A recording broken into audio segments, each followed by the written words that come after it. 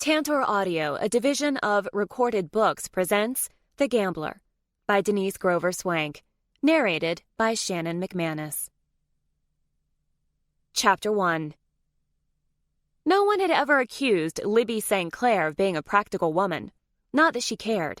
The practical choice was often the safe one, the boring one. Libby St. Clair had also never been accused of being boring. She firmly believed in living life to the fullest. Ironically enough, the fact that she was now preparing to walk down the aisle toward a man she didn't intend to marry was the first practical choice she'd consciously made, even if no one else realized it, especially her two best friends.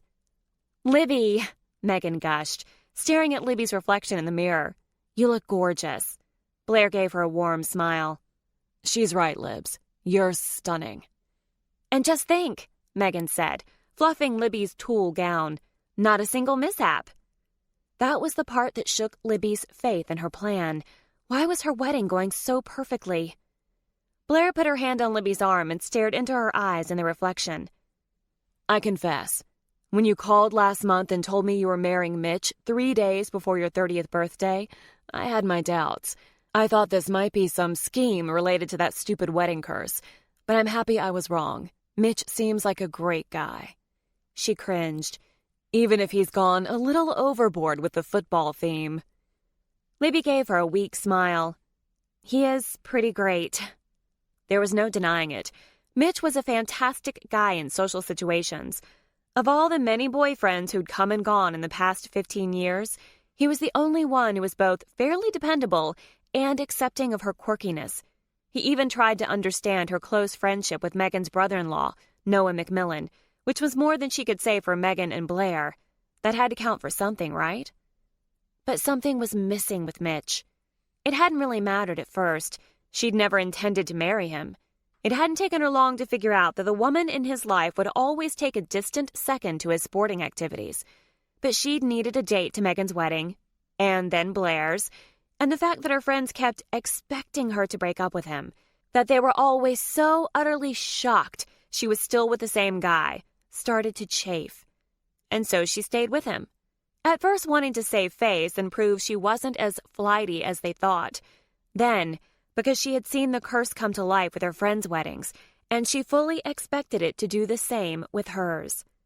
Back when they were kids, the friends had made a pact to find husbands before their 30th birthdays. They'd formed the agreement while in line to see a fortune teller. And mere moments later, Madame Rowena had assured them they would keep the pact. But their weddings would be disasters, and each of them would marry someone other than their intended. The curse. Only Libby had taken it seriously. But there was no denying that Megan and Blair had both gotten married before their 30th birthdays, and neither of their husbands were the men who'd originally proposed to them. And God knew, the days leading up to their weddings had been filled with disaster after disaster. Just like the fortune teller had predicted. "In a week or two, maybe Garrett and I will have you both over for dinner." "Listen to you, Blair Hanson-Lowry," Megan gushed. "Dinner parties with other couples? Marriage definitely agrees with you." The normally hard-assed Blair actually blushed. "Now that Garrett has moved to Kansas City, and we're starting our own practice," her blush deepened. "I just never expected to be so happy." Then a mock scowl crossed her face. "If you ever repeat that to anyone, I'll deny it." Megan gave her a teasing grin, but she knew better than to make a big deal of their friend's uncharacteristic sentimentality. "Just think, when Josh and I move into our house in Lee's Summit next month, all 6 of us can hang together. It'll be like old times." Libby had to admit, Blair looked happier than she had since high school. The curse had changed her life, and Megan's, for the better. So what in the hell was Libby doing wrong? Staring down at her bare left finger, she tried to keep from wringing her hands. Because she'd never planned to walk down the aisle toward him, she'd refused to let Mitch buy her an engagement ring. She'd bought 2 cheap wedding bands at a superstore to avoid suspicion. The best man now had them in his pocket. The door to their room opened, and Josh McMillan, Megan's husband of 5 months, poked his head in the room. "Hey, girls." Megan glanced up in surprise. "Josh, what are you doing here? Why aren't you seated?" Libby looked at him with a hopeful expression.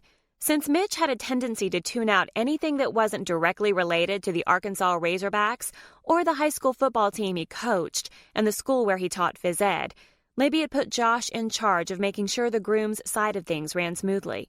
Perhaps this was what she'd been waiting for. Josh walked through the threshold and shut the door behind him. "Libs, I have some bad news." "Mitch didn't show?" She tried to keep the excitement out of her voice. His eyes widened, then he shook his head. "What?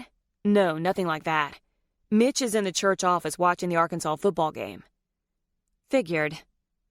"Then what's the bad news?" He grimaced, casting a glance at Megan, then back at Libby.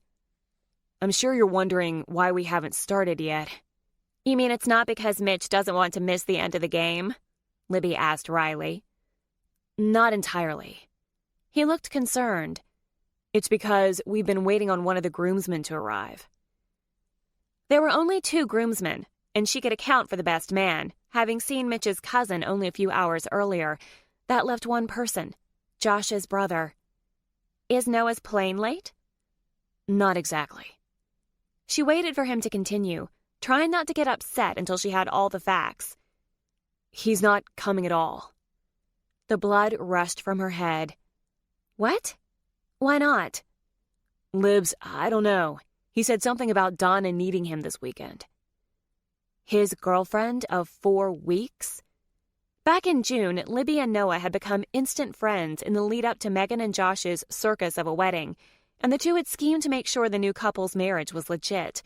Their friendship had grown closer over the following months, and Noah had quickly replaced Libby's 2 best friends as her closest confidant. Noah was a notorious womanizer, and Libby was known for her serial dating. Their relationship confounded everyone they knew. It was so unlike them. But then, maybe that was why it worked. It had only seemed natural to include Noah in the wedding party. After all, Mitch hadn't minded. But he'd suddenly decided not to come? Just on a whim? What the actual hell? Josh gave her a sympathetic look. "Libby, I'm sorry. I warned you he could be unreliable." It was true, but Libby had never seen that side of Noah. Somehow she'd thought their friendship had changed him. It had definitely changed her. Libby put a hand on her hip and narrowed her eyes at the innocent McMillan brother. "Let me get this straight. He agreed to be in my wedding, then he decided not to come because his girlfriend of 4 weeks has something she wants him to do?" In a show of solidarity, Megan crossed the room to her husband and placed a hand on his arm. "Josh has told me stories of Noah's epic fails in the past, but he hasn't acted like this since I've known him, and he's taken on so much responsibility with the merger of Dad's company with Josh and Noah's. Josh really did think he had changed." Libby wiped at the tear falling down her cheek. This wedding might not be real, but Noah still should have been here for her. The amount of grief she felt over his absence caught her by surprise. But what did it matter if they were short a groomsman? The wedding wasn't going to take place anyway. After all, there was no way that the curse would strike for both Megan and Blair and miss her. Her knight in shining armor, her one true love, her soulmate, would show up at any minute to sweep her off her feet and marry her before her birthday on Tuesday. Only, she had no earthly idea who he might be. The only thing she knew was what the lines on her palm told her. He was creative and would shower her with the love she'd longed for her entire life. A cold sweat broke out on her forehead. What if this didn't work? "What do you want to do?" Blair asked, her jaw set. She'd barely tolerated Noah in the past, so these shenanigans weren't bound to make her any fonder of him. 100 people were sitting in that church, waiting for her to walk down the aisle. What the hell was she going to do? Faith. Libby just needed more faith. She'd had enough faith for Megan and Blair when their lives and weddings had begun to fall apart. Since they hadn't seemed to understand what was really going on, Libby had needed to have enough faith for all 3 of them. She gave them a dazzling smile. "Go ahead with the wedding, of course." "What about the missing groomsmen?" Megan asked. Libby shrugged. She refused to show her friends how upset she was that Noah wasn't there. "Have Josh stand in for him." She gave him a pointed glance, disappointment seeping into her voice. "Haven't you spent most of your adult life cleaning up his messes? What's one more?" Oh, Libby. Megan threw her arms around her friend. I'm so sorry. Libby pulled loose. I'm okay. I should have known better. I just thought he was beyond this sort of thing. We all did. Does that mean you're ready? Blair asked, holding out Libby's wildflower bouquet. I guess. Her response drew worried glances from her friends, but she was too busy trying to figure out what she would do if the curse didn't work. No. Stop thinking like that. She just had to believe. Libby reached for the bouquet and took a deep breath. When she released it, serenity washed through her. This was going to work. It had to. Megan gave Josh a lingering kiss, then pulled back and smoothed his lapel, staring into his face with adoration and love. Both Blair and Libby had been jealous of their connection, even if neither woman had ever admitted it. But Blair had found that same deep love and contentment with Garrett. So where was Libby's soulmate? Josh left to get the groom and the other groomsmen up to the altar, while the three girls waited. The door flew open again, this time with more force. Libby's mother waltzed in with a theatrical flounce. They're ready for you, my princess. Irritation set Libby on edge, quickly followed by a stab of guilt as she studied her mother. Gabriella St. Clair was a stunningly beautiful woman. Her rich dark brown hair was thick and long, and her olive complexion was flawless and nearly wrinkle-free, even though she had to be close to 50 years old, not that she'd ever admit to it. Libby had no idea how old her mother actually was, since the elder St. Clair would never confess the year of her birth. Not that it mattered. Gabriella St. Clair's face and body defied time, and she and Libby were often mistaken for sisters. And there was the rub. Gabriella preferred to be seen as Libby's sister than her mother, and often did her best to make sure she was the center of attention. Even now, wearing a form-fitting white dress with a deep V-neck that showed off her ample cleavage, Gabriella St. Clair would not be relegated to the background. Libby's mother glided over to her and grabbed her hand in a dramatic flourish. You are by far the most beautiful bride I've ever seen. Libby gritted her teeth. Thank you, Mama. I am still not sure that boy out there is right for you. That was one of the few things the St. Clair women agreed upon, except Gabriella didn't think Libby should marry at all. Thank you for your concern, Mama. Her mother patted her cheek and looked into her eyes. No talking you out of it? Libby released a short laugh. At this point, if either of her friends told her this was crazy and encouraged her to back out of it, she'd probably do it in a heartbeat. But hearing her mother say it was a whole other thing. I've made up my mind. Well, nothing's forever, sweetheart. Gabriella shot a wicked glance to Blair. And you already have a divorce attorney on retainer. Blair's mouth opened as if on a hinge, but Gabriella was already sweeping out of the room. Blair put her hands on her hips. I can't believe her. Libby shook her head, her anxiety rising. It's my mother. What do you expect? She took a breath. It's time to start. Megan took a step toward her. Maybe you should take a moment. I don't care what she thinks. We've known she's a narcissistic bitch since before I found her and my first boyfriend screwing on our kitchen counter. Why would anything change in the last 15 years? Oh, Libs, Megan said softly. Megan's sweetness was nearly her undoing. Forget my mother. There are bigger things to worry about. I have a date with destiny. Her friends gave her a strange look, but Libby pushed them toward the door, not giving them time to respond. They waited in the church lobby, listening for the musical cue to start down the aisle. Blair went first, followed by Megan. And soon the music switched to the song Mitch had picked for her walk down the aisle, the Razorback fight song. She'd agreed to everything he'd asked for, never once thinking the wedding would progress this far. Libby cast a worried glance toward the front door of the church, wondering where in the hell her soulmate could be. After a good 20 seconds, long enough for the guests in the church to start murmuring in confusion, Libby realized he wasn't going to come walking through the door. Which meant he was inside the church. Relief washed over her at that thought, which was enough to get her through the door and propel her down the aisle. Her gaze swept the crowd, looking for her Prince Charming. But the only real candidate she came up with was Mitch's Uncle Earl, a 42-year-old confirmed bachelor and wholesale fish salesman down in Louisiana. He was a good 75 pounds overweight, and during the rehearsal dinner, Libby and her friends had decided he wore a toupee. He gave her a leering smile when he realized her gaze had landed on him. Then he licked his upper lip, as if he'd just spotted a particularly succulent catfish. She'd rather marry Mitch. Mitch wasn't so bad. Her friends liked him. And if she could learn to overlook the football fanaticism, he was sweet. Sure, Libby had done her level best to keep Blair from marrying a man she didn't love, but there was no denying that Mitch was a better partner than Neil could ever be. Still, Libby couldn't fool herself into thinking she was head over heels in love. After she'd announced her short engagement, Blair and Megan had quizzed her endlessly about her decision. She must have performed the role of the gushing bride-to-be a little too well, because she'd convinced them this was what she wanted. But if she went through with it, it would be until death do us part. While Libby might know the best divorce attorney in the universe, she'd never let it come to that. Unlike her mother, Libby believed marriage was for keeps. So what was she doing? Maybe her white knight hadn't shown up yet. Maybe he'd gotten lost in traffic. Libby just had to keep going and believe it would all work out. But as she climbed the 2 steps up to the altar, panic clawed in her chest.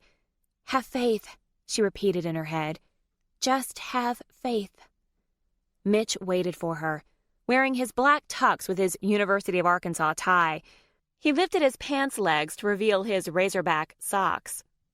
"Eh?" He grinned as he dropped it. "You're going to be the perfect wife, Libby," he whispered. "What other bride would let her groom finish watching a football game before the ceremony?" Then he winked and nudged her with his elbow. "We won, 23-21. Go Hogs!" he shouted, following up with a victory whoop. "Woo, Big Suey!" that his friends joined in from the pews. Megan and Blair's eyes flew open in shock. Welcome to the real Mitch. Her anxiety ratcheted up 5 notches. Why couldn't Megan and Blair read between the lines and realize she wasn't in love with him? Libby had recognized all the signs with the both of them. Were they so eager for her to settle down that they'd give their approval to anyone? She decided to ignore the fact that she'd proposed to him. Her lame attempt to get the curse rolling. Lost in her thoughts, she was shocked to hear the minister ask, "Mitch, would you like to read your vows?" Oh, shit. They were already to the vows? Mitch cleared his throat and reached into his jacket and pulled out a white paper. After carefully unfolding it, he held it up for everyone to see. Oh my God, it's a play diagram. Sure enough, the paper was covered with circles and X's, big sweeping lines and arrows. "Libs, you and me are like when the Razorbacks played Kansas in the Cotton Bowl in 2012. The Razorbacks hadn't beaten the Jayhawks since 1967. They used this quarterback sneak play." He held it against his chest and pointed to it. "And do you know what happened?" She stared at him in shock. What was happening? "They whooped some Jayhawk ass and became the Cotton Bowl champions." Then Mitch and his friends let out another big, "Woo, Pig Suey."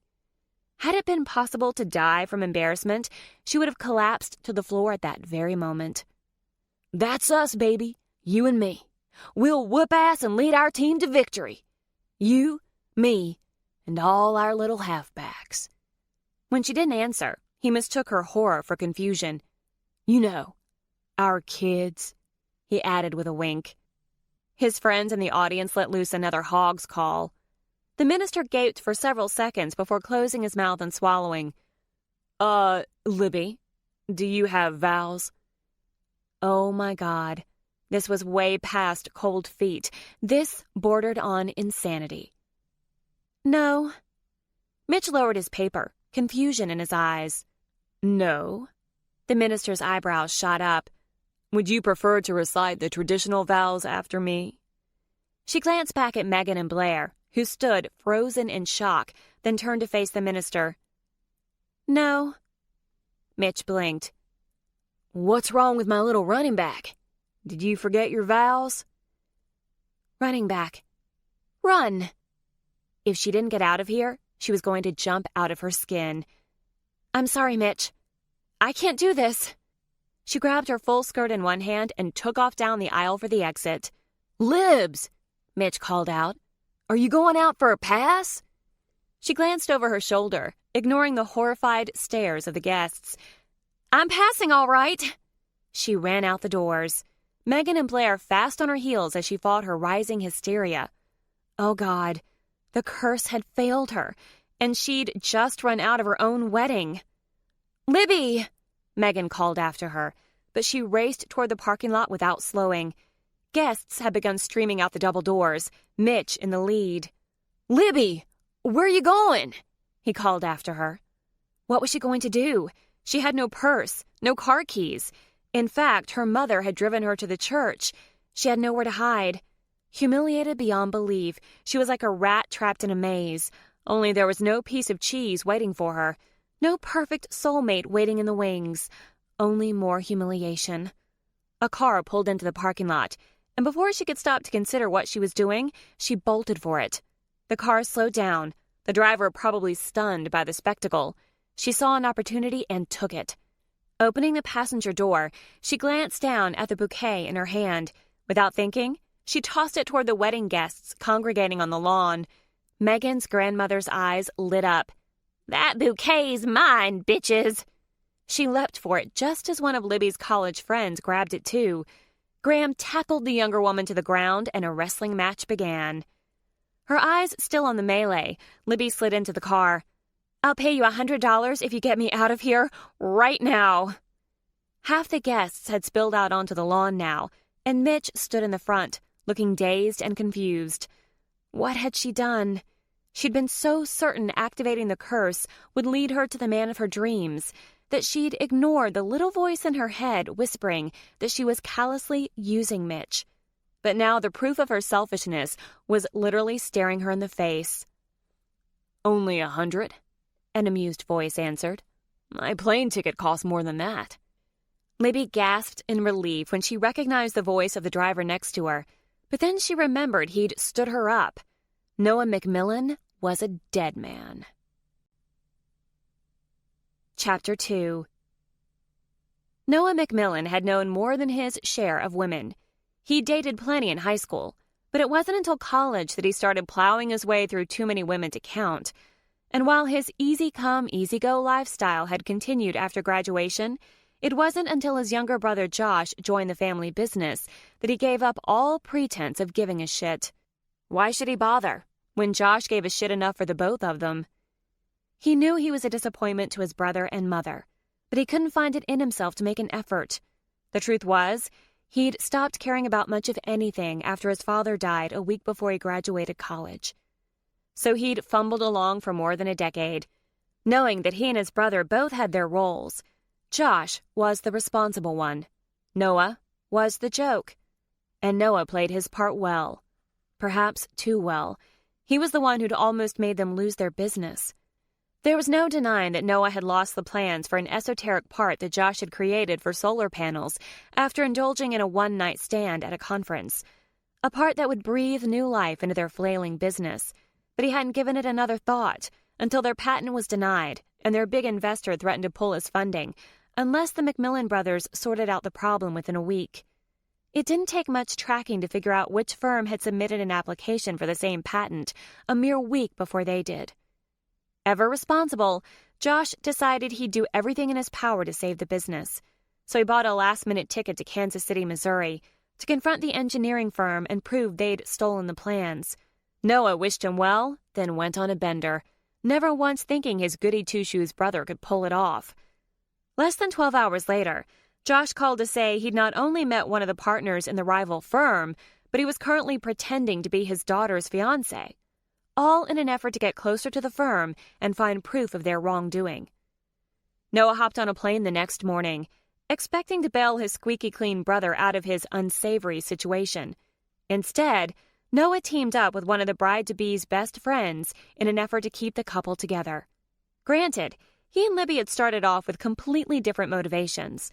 Libby claimed Megan and Josh were perfect for each other, while Noah's sole purpose was to keep them together for as long as it took to get evidence implicating Megan's father's firm. But soon, two things became glaringly obvious. One, Josh had somehow fallen head over heels in love with a girl after only a few days. And, 2, Libby St. Clair was different than any other woman Noah had ever met. Sure, he was intrigued for all the normal reasons the first time he saw her walk into Megan's parents' house. Even a blind man could see Libby was gorgeous. It was hard to look away from her long dark hair, her rich brown eyes, and her clear olive skin. But he'd already pissed Josh off 1,000 ways to Sunday. He wasn't going to risk losing him for good by hooking up with his fake fiancé's best friend. Not that Libby would have hooked up with him anyway. She made it abundantly clear that she had a boyfriend, albeit a mostly absent one. Not that she seemed to mind.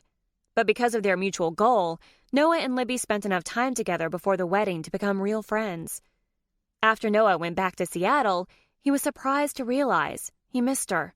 So after he thought up a lame excuse, he called her, thankful when she seemed genuinely happy to hear from him. It would be the first of many near-daily calls over the next 4 months. Josh's efforts were a success. The McMillan brothers not only saved their firm, but they arranged for a merger with Megan's father's office. Josh began traveling to Kansas City, but he hated leaving his new wife at home, and Megan was running out of vacation time to travel with him. The couple had decided to move back to Megan's hometown, but in the meantime, Noah started taking the trips in his brother's place. Even more surprising, he loved the added responsibility. And then there was all the extra time he got to spend with Libby. No one understood their relationship. Not that he blamed them. Hell, some days he didn't understand it himself. A year ago, if someone had told him he'd be friends without benefits with a sexy-as-hell woman who drew the eyes of every man she walked past, well, there was no way he'd believe it. Then one day Libby called Noah after a disagreement with Mitch. They talked for over 2 hours, something Noah had never done with any other woman, whether he was sleeping with her or not. Both were under the influence at the time. Libby had been drinking wine to drown her sorrows. Noah had been drinking beer to quiet his inner demons. "We should hook up, Lib," he said, gaining liquid courage from the 3 beers running through his bloodstream. "We're perfect for each other." She was silent for so long he thought she'd either passed out or hung up on him, but she finally answered, "That's a terrible idea, Noah." The sharp stab of pain from her rejection surprised him. "How can you say that? Look how well we get along." "And that's exactly why we shouldn't," she said emphatically. "You're probably the best friend I've ever had. I don't want to lose you." "But you wouldn't lose me. You'd just get more benefits," he teased in a sultry voice. "And what would happen after we break up?" "Hey, we haven't even had sex yet. Why are you already talking about us breaking up?" "What's the longest you've ever had a girlfriend?" Did he really want to confess that it was shorter than it took bread to grow mold? "My point exactly," she said. Yet he could swear there was a thread of disappointment in her voice. "You're telling me that you're not attracted to me?" he asked in disbelief. She had to realize there was some kind of sexual tension between them, even if they'd both chosen to ignore it. He'd almost kissed her dozens of times, and sometimes he caught her looking at him with a hungry glint in her eyes. "Obviously, I'm attracted to you," she said. "Only a dead woman wouldn't be attracted to you. But what we have is special. Do you really want to throw it away for cheap sex?" He laughed. "I'll have you know that sex with me is not cheap. In fact, a few women have offered to pay to get with this." "Whatever, stud muffin. You know I'm right." Unfortunately, he did. Still, he wasn't prepared for her phone call 2 days later. "I'm getting married." His angry, "You're what?" slipped out before he could stop himself. "Mitch and I are getting married in a month." The defiance in her tone was unmistakable. "A month? What the hell are you thinking, Libby?"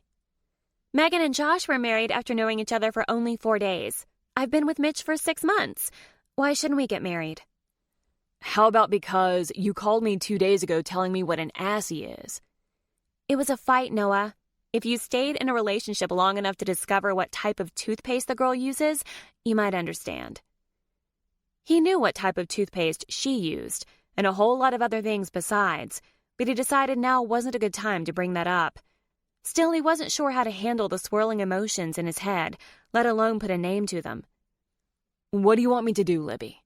Tell you congratulations? That's the typical response, Noah, she spat out. Congratulations. That didn't sound very convincing. You have to give me a damn minute to catch up, okay? His chest tightened as he moved to the fridge and pulled out a beer. It's been 10 seconds. I said a damn minute. How is a damn minute different from a regular one? A grin cracked his mouth, despite his turmoil. No one could rein him back from his emotional spirals like Libby could. He realized he had two choices. He could give her his blessing, or he could continue down the path of belligerence and possibly lose her forever. But he had to give it one more try. Are you sure, Lib? He lowered his voice. I don't think he deserves you. Listen to you, she teased. You're like the big brother I never had. That only increased his turmoil. Big brother? Did she really see him that way? I'm serious, Libby. Don't you want what Megan and Josh have? Who says I don't?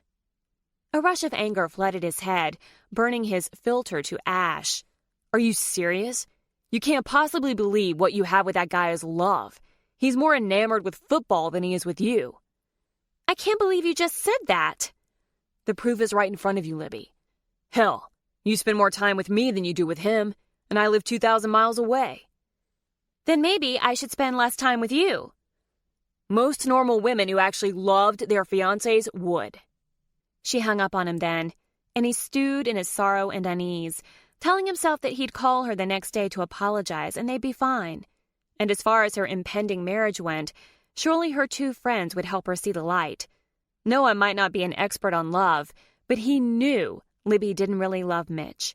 How could she when the guy was so obsessed with football? According to Libby, Mitch had a room in his apartment stuffed so full with football paraphernalia, he could star in an episode of one of those hoarder shows.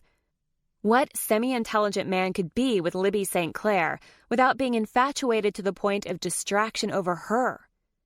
The next morning he called her as soon as he was sure she'd be awake. Lib, I'm sorry. I said some things I wish I could take back. He was surprised by how easily the apology rolled off his tongue.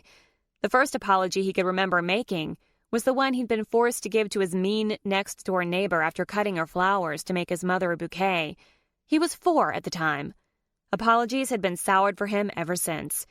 But while he hadn't been sorry about the neighbor lady's flowers, he did regret hurting Libby. She was the very last person he wanted to hurt. Libby didn't respond for several seconds, and his heart thudded against his ribcage. Had he pushed her too far? Finally, she cleared her throat. I want you to be in the wedding. What? Rein it in, Noah. He couldn't lose control again. He softened his tone, then joked, I'm warning you, I won't wear a tacky rayon dress. I'm more of a silk guy.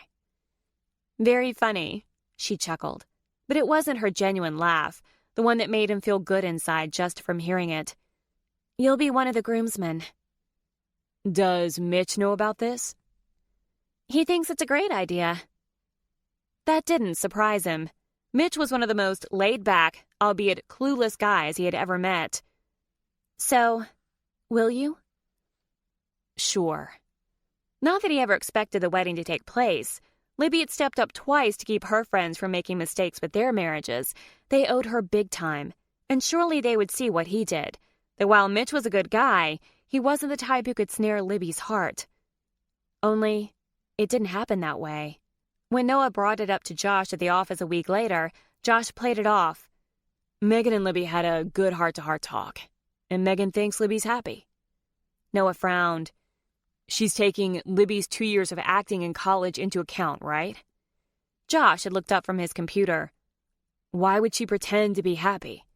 Especially when she was so adamant about making sure Megan and Blair made the right choices. Noah shook his head. I've heard her mention something about getting married before her 30th birthday. Her birthday is next month. Maybe she's feeling the pressure. Libby? Feeling social pressure? Not likely. Josh laughed. If anything, it's that stupid curse nonsense. Noah perked up. What curse nonsense? Josh shrugged. Megan mentioned it right after our wedding. Something about Libby believing all 3 of them were cursed to have disastrous weddings. What does that have to do with her getting married before her birthday? He gave Noah an ornery grin. I confess, my attention was on other things when Megan told me, so a lot of the details escaped me. Noah cringed. TMI, dude. Really? This from the king of TMI? How many of your exploits have I been forced to hear about? That was different. Megan's my sister-in-law. Josh gave him a look of surprise, then continued, Like I said, I don't remember a lot of the details, but I do know Libby totally believes in it. Noah sucked in his breath, trying to quell his brewing nausea. I don't know, Josh. I have a really bad feeling about this. Josh's gaze narrowed. Maybe you need to take a good look at why you have that feeling. What do you mean by that? Maybe you need to examine your own life. Here he was trying to save his friend from making the biggest mistake of her life, and Josh was using it as yet another opportunity to point out what a screw-up he was. He started to walk away, but Josh called after him. How's the Abraham's account coming? So Josh really didn't trust him. Noah stopped in his tracks and turned to face his brother. Great. I have a meeting with Scott next week. You're sure you've got this? I know you went to college with him, but I can help you if you need me to intervene. Noah tried to stifle his irritation. He couldn't really blame Josh for being cautious. After all, he had spent the better part of a decade trying to do as little as possible. Still, it sucked to be treated like a preschooler, even if he deserved it. I think we're good. Josh lowered his voice. Look, Noah, we need that account bad. You know that, right? I know. If you get into any trouble, you'll let me know? Sure, he said, still distracted by Libby and her engagement. That night, he went out with a couple of friends and met Donna at a bar. She was with several friends who joined his group. While it wasn't exactly unusual that he went home with her, he surprised himself by asking for her number and telling her he wanted to see her again. In a way, Josh was right. Libby's impending marriage had made him realize how empty his life was.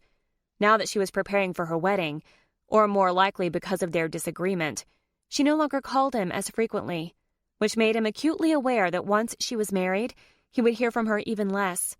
Her absence left an ache in his soul, and his typical one-night stands weren't going to fill it. Donna was conventionally pretty and model-thin, the polar opposite of Libby's exotic beauty and hourglass figure. And while Donna was a little clueless about some things, she was actually a nice woman he could take home to meet his mother. Everyone who knew him was shocked that he'd kept a woman in his life for more than a few weeks, and while he wasn't as over-the-moon happy as Josh, he was trying to be content. For the first time in a long while, he felt like maybe he could stop blustering and be happy. But that wasn't entirely true. Libby was the one who'd made him feel that way, not Donna. Maybe it just took time. As Libby's wedding drew closer, Noah became more and more anxious, and Donna became more and more of a bitch over his friendship with Libby. Noah was supposed to fly out 2 days before the wedding, but Scott Abrahams was a hard man to pin down. He'd postponed their meeting until Friday afternoon, forcing Noah to move his flight to the day of the wedding. But 5 minutes before they were supposed to meet, Abrahams called to cancel. Noah, you know I like your plans, but I'm meeting with someone else next week. I'll be honest. I'll probably sign with them. Noah's stomach dropped. Scott, I'd be more than happy to go over the schematics with you over drinks. I trust your schematics, and I know we go way back, but I think I can get a better deal. No hard feelings. It's just business. He hung up before Noah could press him for more details. Noah felt like he was going to be sick. How was he going to explain this to Josh? His brother was definitely going to blame him for losing the job. He considered waiting until after the wedding to tell him, but that's what the old Noah would do. The new Noah was taking charge. He called his brother before he could change his mind. That was fast, Josh said. There's a reason. He didn't sign. Josh's voice was flat. He canceled the meeting. What happened? The accusation in Josh's voice stiffened Noah's back. Why does it sound like you think I fucked this up? Well, did you? What the hell, Josh? You know I've been busting my ass to get this deal. Still, some inner voice taunted him. You must have fucked it up. You know Josh would have closed the deal without a problem. That voice only pissed him off more. Josh groaned in frustration. I knew I should have sat in on some of the meetings. Noah's irritation only grew. You don't think I can handle a meeting? I'm sure you can when drinks are involved. So now you're accusing me of being a drunk and a slacker. You have to admit, you fit both descriptions in the past. If that's really what you think of me, why the hell am I even working there? Because your name's on the damn building. And that was the crux of it. Noah had never wanted to take the helm of the engineering firm, but after their father's death, it was just expected of him. He'd barely managed to hold it together until Josh took over, even if he'd fooled everyone else into thinking management was easy for him. Of course, he could have left then, but instead he'd coasted along, reasoning that the business owed him for single-handedly running things for a while. But then again, he had no idea what else to do. Maybe this was the push he needed. Then take my damn name off, because I quit. Before Josh could say something else in that condescending tone, Noah hung up. Now what the hell was he going to do? Since he'd remained in town, apparently for no reason, Donna came over to his apartment for dinner. And since he was leaving for Libby's wedding the next day, she was bitchier than usual. To make matters worse, over the last couple of weeks, she'd appointed herself his life coach. She'd started a freelance life coaching business and slowly began offering him unsolicited advice until it had increased to an annoying intensity. Tonight, she dusted off her list of the areas of his life he needed to improve to find inner peace. His apartment was too small. His car was too old. His job too financially limiting. Her list was insulting, but her passive-aggressive approach made it easier for him to ignore. Noah, don't you think you'd be happier if you talked to Terry, my stockbroker friend, about applying for that opening in his firm? You'd make so much more money. The combination of losing the account, his fight with Josh, and the feeling of impending doom that surrounded him like a noxious cloud had him so utterly miserable he couldn't help wondering if she was right. Maybe his life really did need an overhaul. After dinner, he was emotionally beat up, but he couldn't let the Abrahams deal go without a fight. Even if it was time to stop working with his brother, he wanted to just this once prove he was capable of doing something other than screwing up. He sat through as much of Donna's lame rom-com as he could bear before he hid in the bathroom to call Cal, his friend from college who had stayed in contact with both Noah and Scott Abrahams. Sorry to bother you on a Friday night, Cal, but do you happen to know if Scott Abraham still has that cute secretary? The one he's sleeping with? Toby... Ah, Tiffany. Noah heard the smile in his voice. Yeah, she's still there, although I think she's about to cut him loose. Scott says she's been giving him grief about not leaving his wife. Perfect. You don't happen to have her number, do you? Or know her last name? Cal laughed. You probably picked a good time to make a play for her. I don't have her number, but I know her last name is Brown. That's nearly totally unhelpful.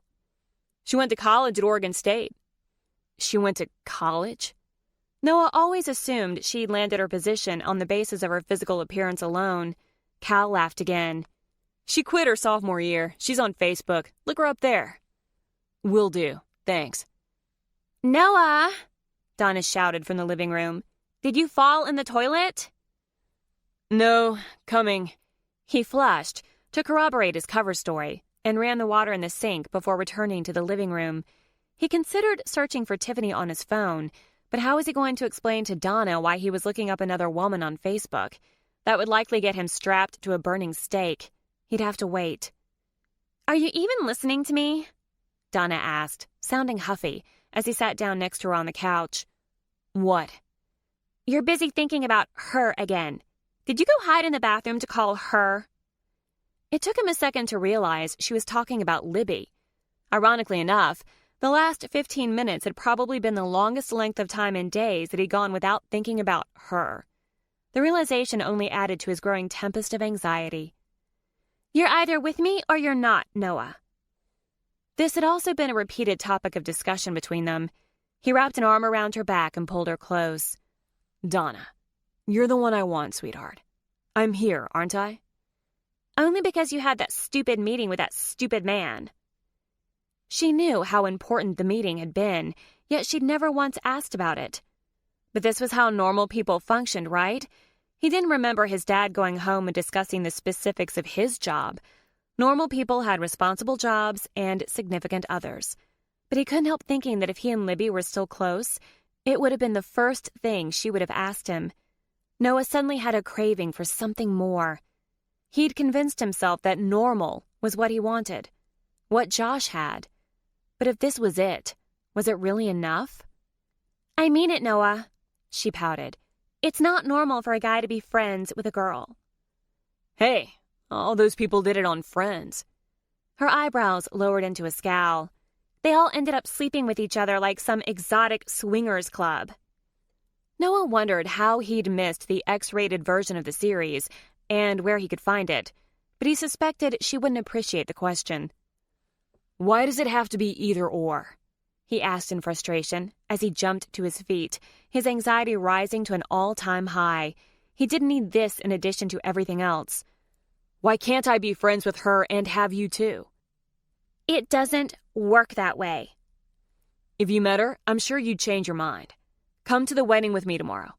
I'll buy you a ticket." He wasn't sure where that had come from, but now that he'd said it, it seemed like a good next step in their relationship. It would show her that she had nothing to worry about, that he was in this for real. She shook her head vehemently. "No, no way. In fact, if you go to that wedding, you and I are done." His eyes widened. "What?" Rising from the couch, she planted her hands on her hips. Her lips pursed like she was trying out for some lipstick commercial. "Donna, I'm in the fucking wedding. I have to go." But even as he said the words, he realized how much he really didn't want to go. "It's her or me, Noah." Then she stomped out of his apartment. Noah was torn. He really wanted to be there for Libby, but he wasn't sure he could bear to watch her exchange vows with the world's biggest Arkansas Razorbacks fan, not to mention the fact that he had no desire to see his brother. He was sick to death of people believing the worst of him, especially since he was trying so hard to change. Besides, if he broke up with Donna, he'd be drowned in a chorus of "I told you so." He wasn't sure he could handle that on top of the rawness he felt about Libby's impending marriage. So after a long, sleepless night, he texted Josh the next morning and told him something with Donna had come up and he wasn't coming. He worried about hurting Libby, but she was marrying Mitch, the man she claimed to love. Why would she care if he came or not? She'd made her choice. It was time for him to worry about his own love life. Donna. He could do this. He could be in a long-term committed relationship. He just needed to make more of an effort. He picked up his phone and called her, mulling over the idea of asking her to move into his apartment. Wasn't that what couples did when they took things to the next level? "Did you decide?" she asked in a snotty tone when she answered. "I'm not going." "Wise choice, McMillan." Her voice took on a husky tone. "I'll be right over." He made a pot of coffee, wondering when he should ask her to move in, after they had sex or before. But when he opened the door for her, apprehension sucked his breath away. Could he really spend the rest of his life with someone who only wanted him if he met the requirements of some checklist? Someone who'd asked him to cut off a close friend? Someone, he suddenly realized, he barely tolerated? He'd rather be alone and dateless for the rest of his life. But something even more shocking hit him, and the realization nearly knocked him over. He didn't want to build a life with just anyone. He wanted it with Libby. And only Libby. He had to get to Kansas City and stop the wedding. Noah put a hand on the doorframe, blocking her entry. "I made a mistake." "I know." She batted her eyelashes. "And you rectified it, so let me in."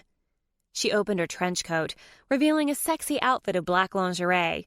He felt absolutely nothing, which only strengthened his resolve. "No, I don't think you understand." Why had he been such an idiot? "Choosing you was the mistake. I'm sorry, Donna. We're done." She dropped the hold on her coat. Her lingerie still exposed as she put her hands on her non-existent hips. "Think long and hard about this, Noah McMillan. You're never going to amount to anything without me. I was probably your one last chance to make something of yourself." Maybe she was right, but he was willing to take that chance. "Then I guess I'll be the low-life slacker I was meant to be, because I'm done." Then he shut the door on her stunned face. How had he been such a fool? He ran to his bedroom to throw some clothes in his suitcase and grabbed the bag with his rented tux. He hadn't canceled his flight, and if he hurried, he could still make it there in time to stop her from making the worst mistake of her life.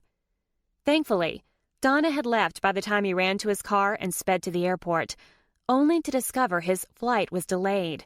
While he waited, he opened his Facebook app and found a Tiffany Brown who lived in Seattle, went to Oregon State, worked for Scott Abrahams, and was in a relationship labeled, "It's Complicated." He sent her a friend request, knowing it was a long shot, in the hopes she could give him inside info about Scott Abrahams and the competition. After a delay on the ground, the plane touched down 3 hours late, which meant the wedding was due to start in just half an hour. But when he tried to call Lib to tell her he was coming and to hold off going down the aisle until he got there, he realized his phone was dead.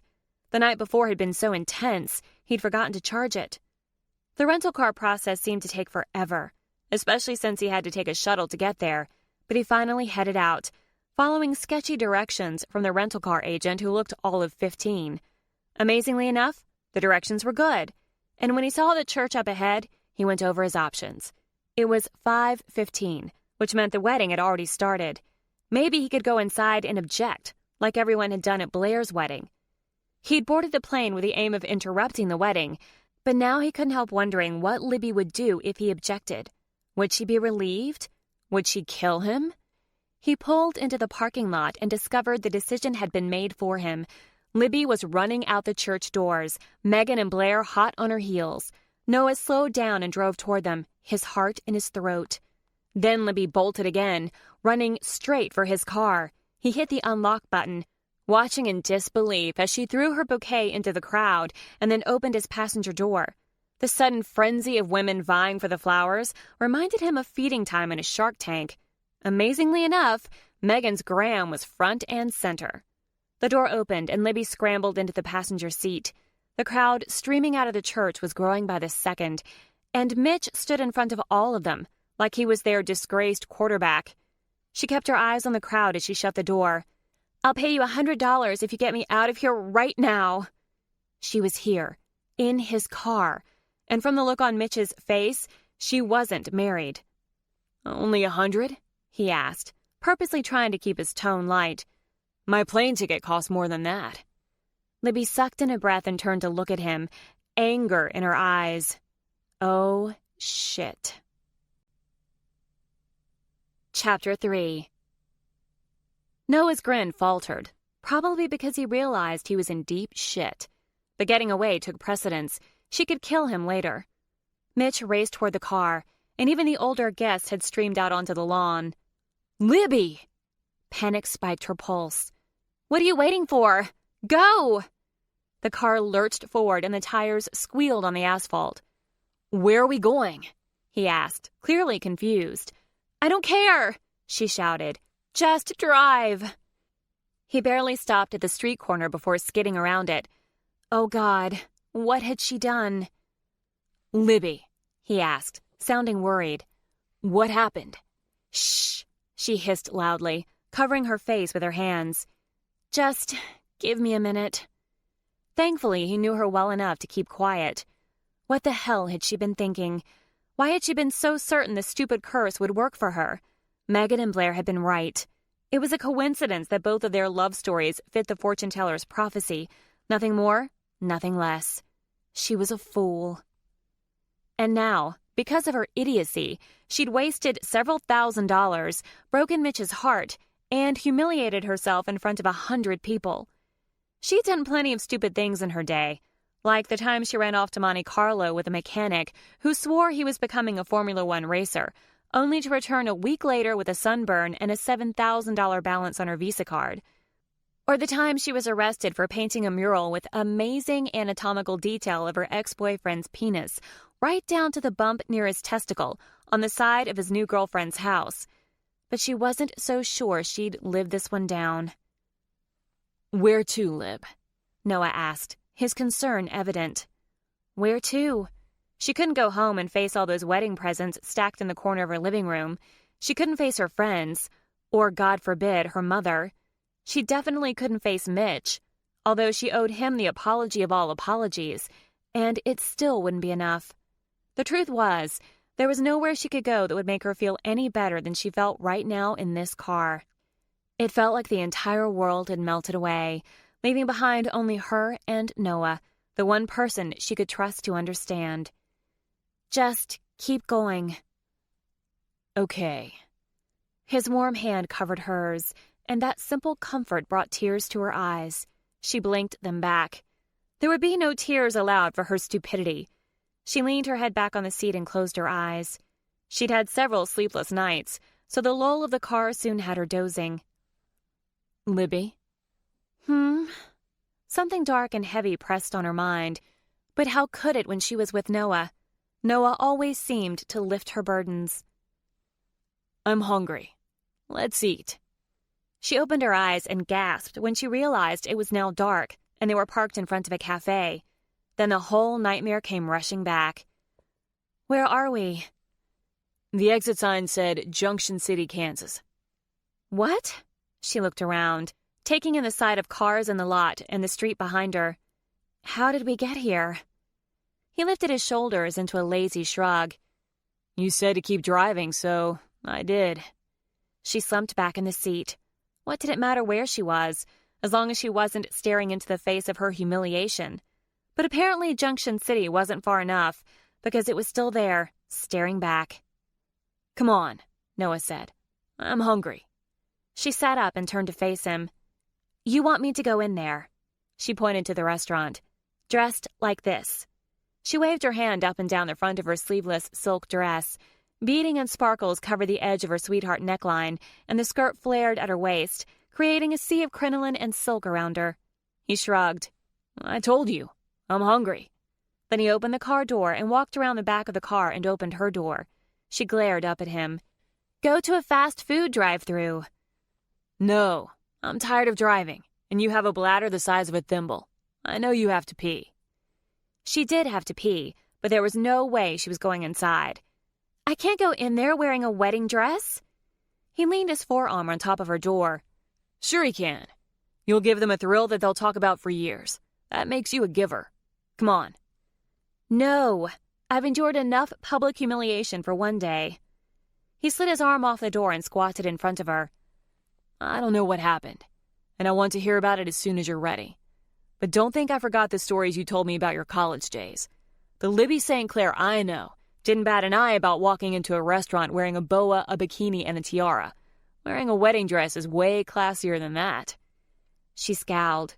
There was that look on his face, the one that told her any argument would be wasted breath. You're going to make me go in there, aren't you? An ornery grin spread across his face. Let's just say you're going in one way or another. He winked. If you make me pick you up, I'll put you in a fireman's hold and tell everyone I'm carrying you over the threshold.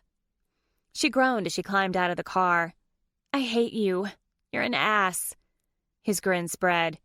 Many women find it endearing. Name one.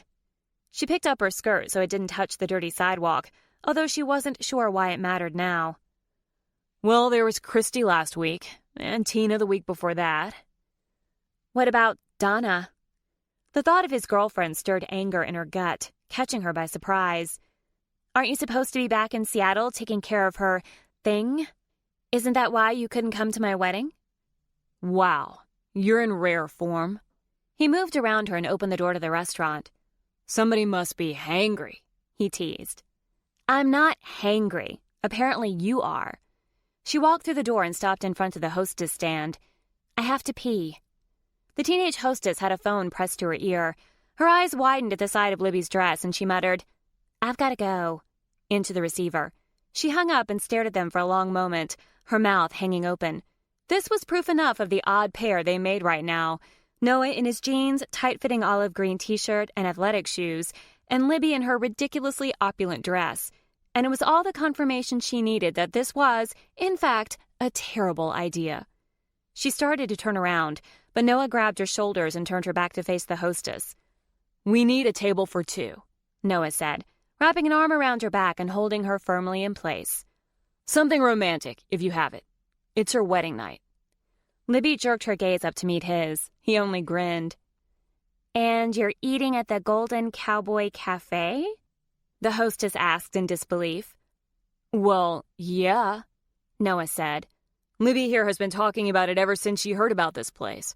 She wanted to forego the reception and drive straight from the wedding in Kansas City to the Golden Cafe. Golden Cowboy Cafe, Libby corrected, still grumpy. See?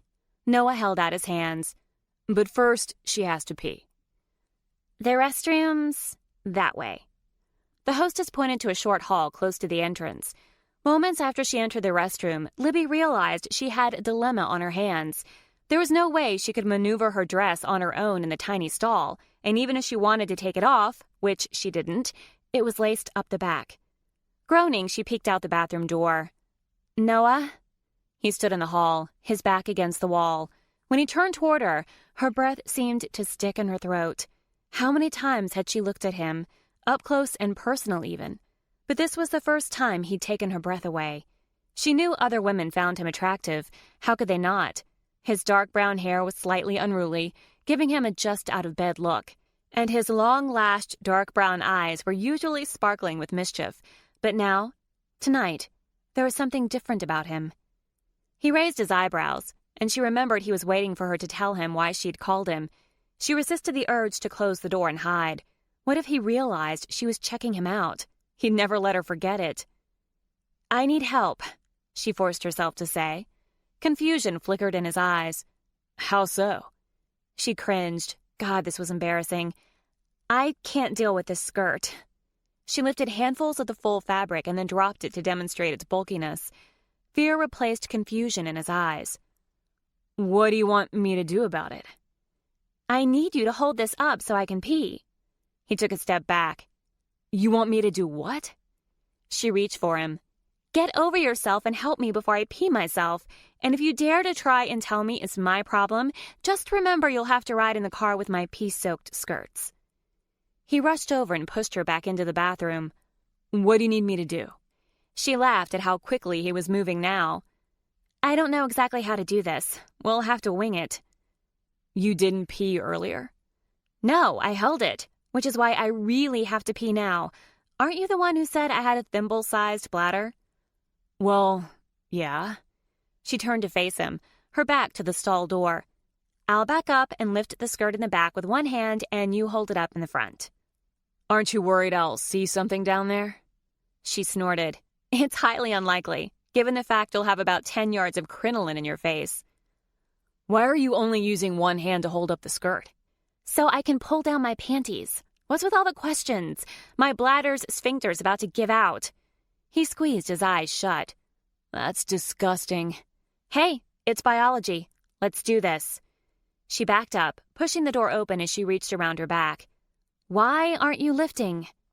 He looked startled as he followed her into the stall. I didn't know we were lifting yet. Well, we are. Do it. He grabbed handfuls and started tugging upward. Why are you still standing? I can't see the damn toilet beneath all of this crinoline, and I'm having trouble reaching my underwear. She could barely make out his expression from all the fabric in her face, but a sly grin lit up his eyes. Lucky for you, I'm an expert at removing women's panties. I volunteer as tribute. You have your job, and I have mine. He shrugged playfully. Just saying.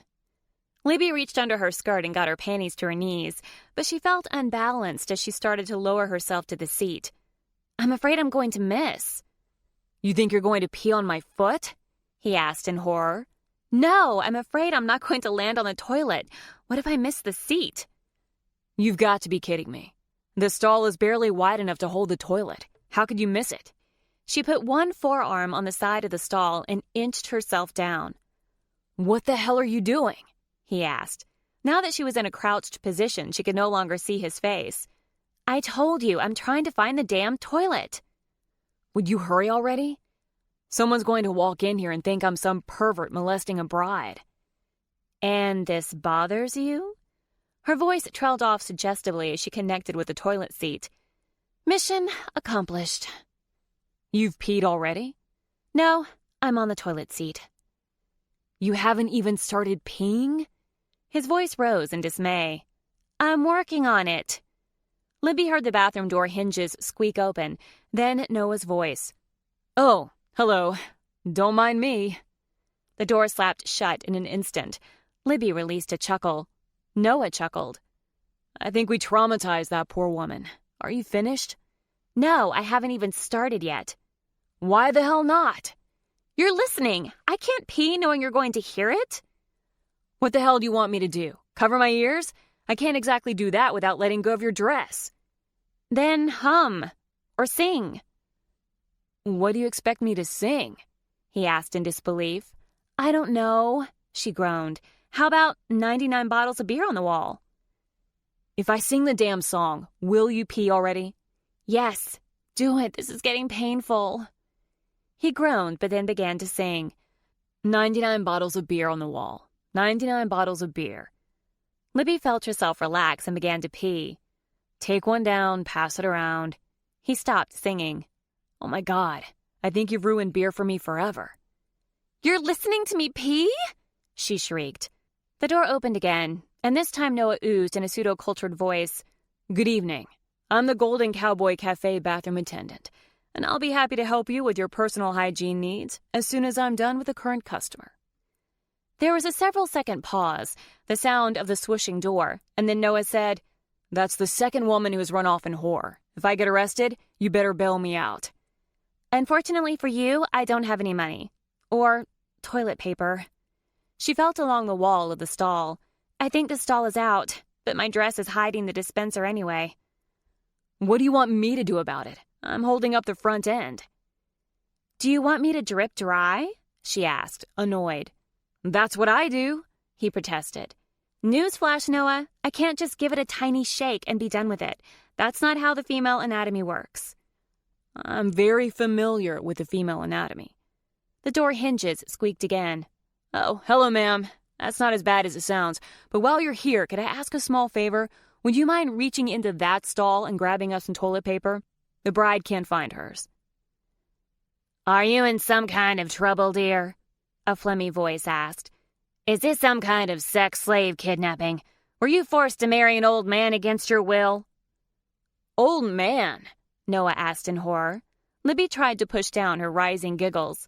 No, ma'am. I'm just a regular bride trying to pee. In the Golden Cowboy Cafe bathroom? Libby rolled her eyes, though she was aware the effect was lost on her audience. Do you think you could grab some toilet paper for me? Noah's hands are full, and I don't think I have any in here. This Sizzler has nicer bathrooms. The door to the next stall banged into the wall. The next time I get married and go out for steak while still in my wedding dress, I'll keep that in mind. Oh, dear, the woman said. I hope you're not one of those polygamists. No, ma'am, Libby said. I couldn't even handle one marriage. I think society is safe from any matrimonial deviancy for me. Noah's hand reached over the top of her sea of silk and crinoline, handing her the toilet paper. Well, good luck, dear, the woman called out. Then her voice tightened in disapproval. And you, young man, the least you could do is take your bride somewhere decent to eat. The Chinese buffet is just down the street. I'll keep that in mind, Noah said in a chastised tone, echoing Libby's previous statement. Several seconds later, he addressed Libby in a whisper. Are you done yet? She stood, careful to keep the back of her skirt from touching the toilet. I'm done. Now back up so I can get out. Her dress tugged her forward as Noah started to lower the skirt, and she laughed when she saw his horrified face. Can we get out of here now? I have to wash my hands first. She glanced over her shoulder at him as she made her way to the sink. Personal hygiene? But then maybe you don't think you need to wash after your little shake. She winked at him in the mirror as she turned on the water. I'll have you know it's more than a little shake. She laughed. I suddenly feel the need to affirm my manhood. The size of your shake has nothing to do with your manhood. He moved behind her, lightly pressing his chest to her back. I'll have you know it has everything to do with my manhood. Too bad for you. I'll never have it confirmed, she teased. A few days before she proposed to Mitch, Noah had suggested a change in their relationship. She'd refused, but not because the offer wasn't tempting. In truth, she'd considered sleeping with him months ago, right after they first met, but she was with Mitch at the time, so she and Noah became friends instead. Now she marveled at everything she would have missed if she'd given in to her initial lust, the late-night talks about nothing and everything, the long walks in the park with her dog Tortoise, all the things she'd never done with a boyfriend. Their friendship was more intimate and wonderful than any of her other relationships, but she knew who she was, and who he was for that matter, and there was no way they could introduce sex to their friendship without ruining it. What they had was worth more than a few days, or months at best, of what was sure to be amazing sex. But knowing it and accepting it were two different things. When she turned off the water and reached for a paper towel, she caught his reflection in the mirror, and from the look on his face, she wondered if he was waging the same war. Chapter 4. Finally done? Noah asked. Let's eat. Libby shook her head in disbelief. You seriously still want to eat here? Of course. I didn't do all of this just to get back in the car. Noah? Get moving. He opened the door to the hall, then grabbed her elbow and guided her out the door. He released his hold as they walked to the hostess stand. Still wide-eyed, the hostess grabbed 2 menus. You're still here. I thought this was one of those TV shows, especially with all those women running out of the bathroom. Nope, just us, Noah said. And we're starving. But remember, we'd appreciate something romantic. Follow me. They walked to the Western-themed restaurant, drawing the attention of every guest and waitstaff in the joint. Noah waved to one family and then pointed at Libby, lifting his eyebrows in a, "Can you believe this?" look. Libby smacked his arm. Stop that. What? I told you that you'd be the talk of the restaurant. It's like being in a parade. Then maybe you should go see the Cotton Bowl parade with Mitch. As soon as the words left her mouth, she regretted them. The mention of her fiancé's name, ex-fiancé's name, reminded her of her selfishness as well as her public humiliation. The hostess stopped and motioned to a corner booth. The seat back was dark-stained beadboard, and a lantern with a candle sat in the middle of the round table. She turned to Noah and grimaced. This is the most romantic table I have. His grin spread from ear to ear. It's perfect.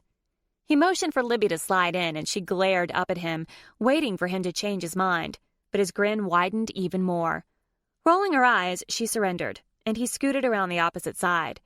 The hostess placed their menus on the table. Can I get you anything to drink? He'll have a beer, Libby said, with saccharine sweetness, remembering his earlier comment in the bathroom. The hostess shook her head. Sorry, we don't serve alcohol. Noah shuddered. Thank God. I'll have a water. Libby couldn't resist a small grin. Water too, please. The young woman looked eager to get away. Your waitress will be right with you. You frightened that poor girl, Libby said, trying to ignore all the people staring at them. Why? Because I cringed when you ordered a beer? No. Me, this dress, you coming on so strong. Please. He scowled good-naturedly. Why would someone be afraid of a wedding dress? I wrestled it and lived to tell the tale. Now you're on the cranky side tonight. She's probably frightened of you. I'm entitled to be cranky. I ran out on my own wedding. The words came out louder than she'd intended, catching the attention of the people at the tables nearby. Not that they hadn't been openly staring in the first place. How did we end up in Junction City? How far are we from Kansas City? About 2 hours. 2 hours? Like I said, we're here because you told me to keep going. Yeah, she waved her hands around in circles. I meant drive around, not take a road trip. He shrugged, looking unconcerned. I made a judgment call. She pursed her lips and stared at the menu without really reading it, berating herself for her mistake. How could she have done this to Mitch without stopping to consider his feelings? Lib. His soft tone caught her attention, and when she looked at him, she was surprised by the seriousness in his eyes. She was used to teasing and humor from Noah, not this resolute side of him. What happened? Did she really want to admit what an idiot she'd been? Wasn't the fact that she was sitting here in Junction City, Kansas on her wedding night proof enough? She opened her mouth, unsure of what exactly to tell him, but their waitress appeared and saved her from speaking. Welcome to the Golden Cowboy Cafe. I hear you two are celebrating your wedding. That's right. Noah's wide smile returned. We decided to make the wedding dinner an experience to remember. She put her hands on her hips. So you came to the Golden Cowboy Cafe. Her tone suggested she was calling bullshit. Noah laid on the charm thick. I hear your fried pickles are to die for. How about we start with those? Then I'll take your 8-ounce sirloin, medium, with a baked potato, and the lovely bride will take the same. Libby started to protest that she could order her own food, but they had eaten enough meals together for him to know what she liked. Besides, hadn't she made enough stupid choices lately to last a lifetime? Might as well let Noah decide on her meal. The waitress walked away and Noah's grin fell, his concern returning. Libby, what happened? I made a stupid decision, okay? Does that make you happy? You tried to stop me and I blew you off. Do you want to gloat now? No. God, no. A tear slid down her cheek and he brushed it away with his thumb. She wasn't prepared for the shot of electricity that zipped through her. Of course, it wasn't the first time her body had reacted to his touch, but in her emotional state, she was worried she lacked the strength to restrain herself. Libby, you're my best friend. I'd rather be dead wrong than see you hurt like this. He left his hand in place, spreading his fingers to cup her cheek. Now, tell me what happened. Should she tell him about the curse? It was obviously a figment of her imagination. No sense looking like an even bigger idiot, but his touch was making it difficult for her to concentrate. Megan, Blair, and I made a pact to get married by the time we were 30. She gave him a sheepish grin. My birthday is next week. His eyes widened in surprise, and his hand dropped. She felt a strange sense of loss without it. Really? He asked, shaking his head. Blair doesn't seem like the type of woman to care about that sort of thing. She's not. We were all 9 when we made the pact. And they seriously went through with it? That's why they got married? She shook her head and released a sigh. No, they forgot about it. It was purely coincidence that they planned their weddings when they did. So they got married according to the pact. His voice trailed off as his eyes met hers and held them. And you felt compelled to do the same. She glanced down at the table. Something like that. Oh, Lib. It was stupid, I know. Idiotic. Moronic. I'm the... Stop. It's so you. I love it. Even if you picked the wrong guy. She narrowed her eyes, waiting for the but. You're kidding. Libby, I've never met anyone with more gusto for life. I love your quirky ideas and beliefs. And I love that you believe in palm reading and pacts made by 9-year-old girls. It's who you are. But Mitch got caught up in this disaster. I literally ran away from the altar. Come on, it's Mitch. How broken up can he be? I'm sure he'll be far more upset if the Razorbacks don't make the Cotton Bowl. She shook her head. Thanks for trying to make me feel better, but what I did was wrong. Okay, it was wrong. You screwed up, but you're owning it. If you're worried about Mitch, why don't you give him a call to apologize? I don't have my phone. I'd give you mine, but it's dead. And in my hurry to pack, I forgot my charger. She shook her head, remembering that he was supposed to be thousands of miles away. Why aren't you in Seattle? You told Josh you weren't coming. He gave her a sad smile. Just like you, I realized I'd screwed up. I raced to make my flight, only to discover it was delayed. That's why I was late. She tilted her head. What about Donna? What about her? I thought you had a thing with her. He shrugged again. I canceled it. If you were planning to come to the wedding, where's your tux? You told me you were going to pick it up in Seattle because you changed your flight. It's in a garment bag in the trunk of the rental car. You didn't expect me to wear it on the plane, did you? She lifted her eyebrows. You do realize you're talking to a woman who's wearing a wedding dress in the Golden Cowboy Cafe. He laughed, and she couldn't help but laugh with him. Still, while she could live with the embarrassment, she couldn't live with the guilt of hurting Mitch. Her laughter faded, and she grew serious. I still need to talk to him. Noah was quiet for a moment. Do you know his number, or is it just stored on your phone? I know it. He slid out of the booth and walked over to the nearby table. The family of 5 sat watching them with great interest as Noah approached him. I have a huge favor to ask. The wife stared up at him wide-eyed, and the husband murmured, Okay. Libby here. He pointed his thumb toward her. She needs to make a phone call. And she got so freaking excited. He stopped and looked down at the 3 kids at the table. Oh, damn. I just said freaking in front of your kids. Oh, shit. I just said damn. Libby started to chuckle, and the wife waved her hand, her gaze shifting back and forth between Noah and Libby. They've heard worse. Go on. Well, she got so excited at the idea of eating at the Golden Cowboy Cafe that she literally ran off and left her phone in Kansas City. Could she borrow yours? If you let her go outside and make a call, I'll stay here as her deposit. You can borrow mine if you'll sit with us as a deposit, shouted a woman who was sitting at a nearby table with 3 female friends. The other women giggled. Sure, on one condition, the wife said, speaking up to get his attention. Okay. I want a picture with the bride. Noah glanced back at Libby, his eyebrows raised in an exaggerated gesture. She hesitated, her stomach protesting the call she was about to make. Sure. Noah studied her for a moment before turning back to the family. Tell you what, let's let the bride make her call first, then she'll be available for a photo after. The wife handed him her phone, which Noah brought over to Libby. After helping her to her feet, he stooped to whisper in her ear. If you don't feel up to taking the photo after you talk to Mitch, I'll get you out of it. I can't let you do that. A strange look crossed his face. Haven't you heard? Not following through and making up excuses are all I'm good for. Now go make your call. When she started to protest his declaration, he gave a slight push to the small of her back. I'll be here if you need me. Libby walked out of the restaurant, drawing another round of curious stares from the diners, but she ignored them and stepped out the door, immediately shivering in the November cold in her sleeveless wedding dress. Sucking in a deep breath, she typed in Mitch's number and waited, feeling like she was going to throw up. He answered on the 3rd ring. Hello? She could tell he was confused by the unfamiliar number. Mitch, it's me. Libby. He sounded worried and relieved. Yeah.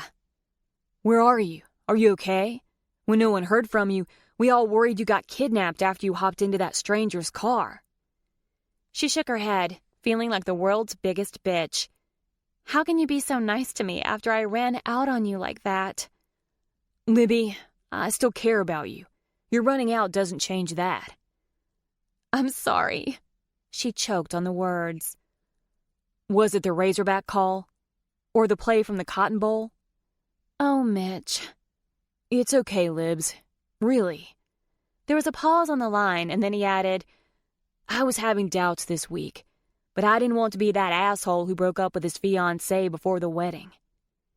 You were? Yeah. He sounded embarrassed.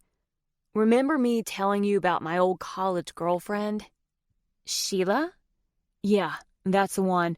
Well, she called me up this week, and I'm sorry. So he'd cheated on her.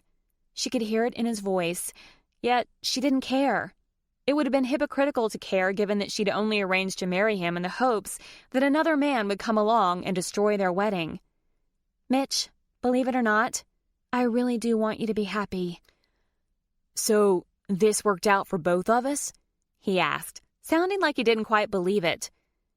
Yeah, she laughed, wiping a tear from her cheek. Karma was a real bitch, but this was what she deserved for treating him like crap. It sounded like Mitch had found his match, and Libby was still alone. I suppose it did. I hope you find what you're looking for, Libby. I knew all along I wasn't it. I should have ended things months ago. But you were like the perfect woman, you know? Gorgeous and laid back, and you didn't even care that I was gone so much. I couldn't understand why we just didn't feel right. But I figured it would all work out in the end. She sighed. Me too. Take care of yourself. And if you haven't already, call Megan and Blair. They're flipping their shit. She cringed. Thanks. She hung up and called Megan, figuring she would probably be the easier to deal with of her 2 friends. Hello? Megan answered tentatively. Megan, it's me. Oh my God, are you okay? Blair's raising holy hell because the police won't put out an Amber Alert for you. Amber Alerts are for children. Everyone's told her that. Not that she cares. She was certain you were kidnapped. Where are you? A sharp wind hit her, making her shiver with cold. Junction City, Kansas. What? How did you get there? Noah just drove. Noah? How could you be with Noah? He's in Seattle. No, he changed his mind and flew to Kansas City, but his plane was delayed, which is why he was late. He was driving the car I got into.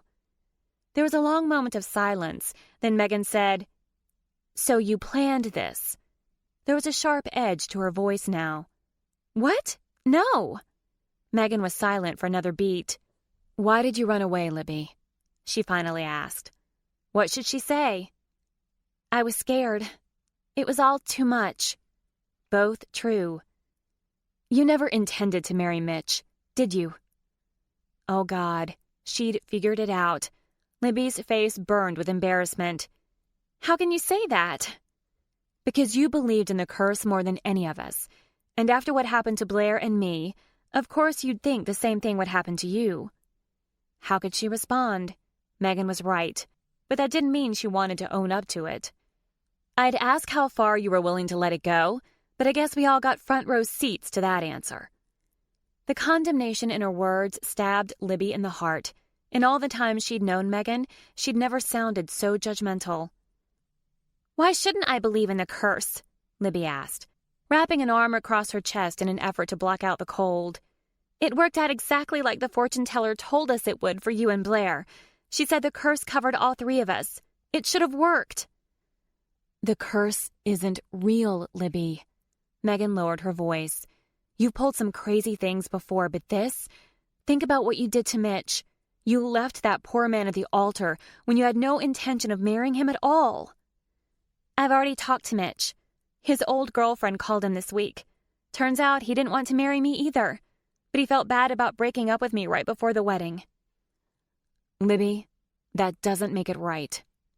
Anger roared in Libby's head. You know what? You're 100% correct. It doesn't make it right. Not even close. I feel like a bitch, and I already apologized to Mitch. But let me ask you this, Megan Vandermeer McMillan. Who stood by you when you paraded a fake fiancé around claiming he was Jay? And who helped you realize that he was the love of your life? Me. That's right, me. She stamped her foot for effect, sending pain shooting up from her heel to her shin. I stood by you because you're my friend. I'm sorry if you think it's too much for me to ask you to do the same. Oh, God, Libby, Megan said, sounding horrified. You're right. I'm so sorry.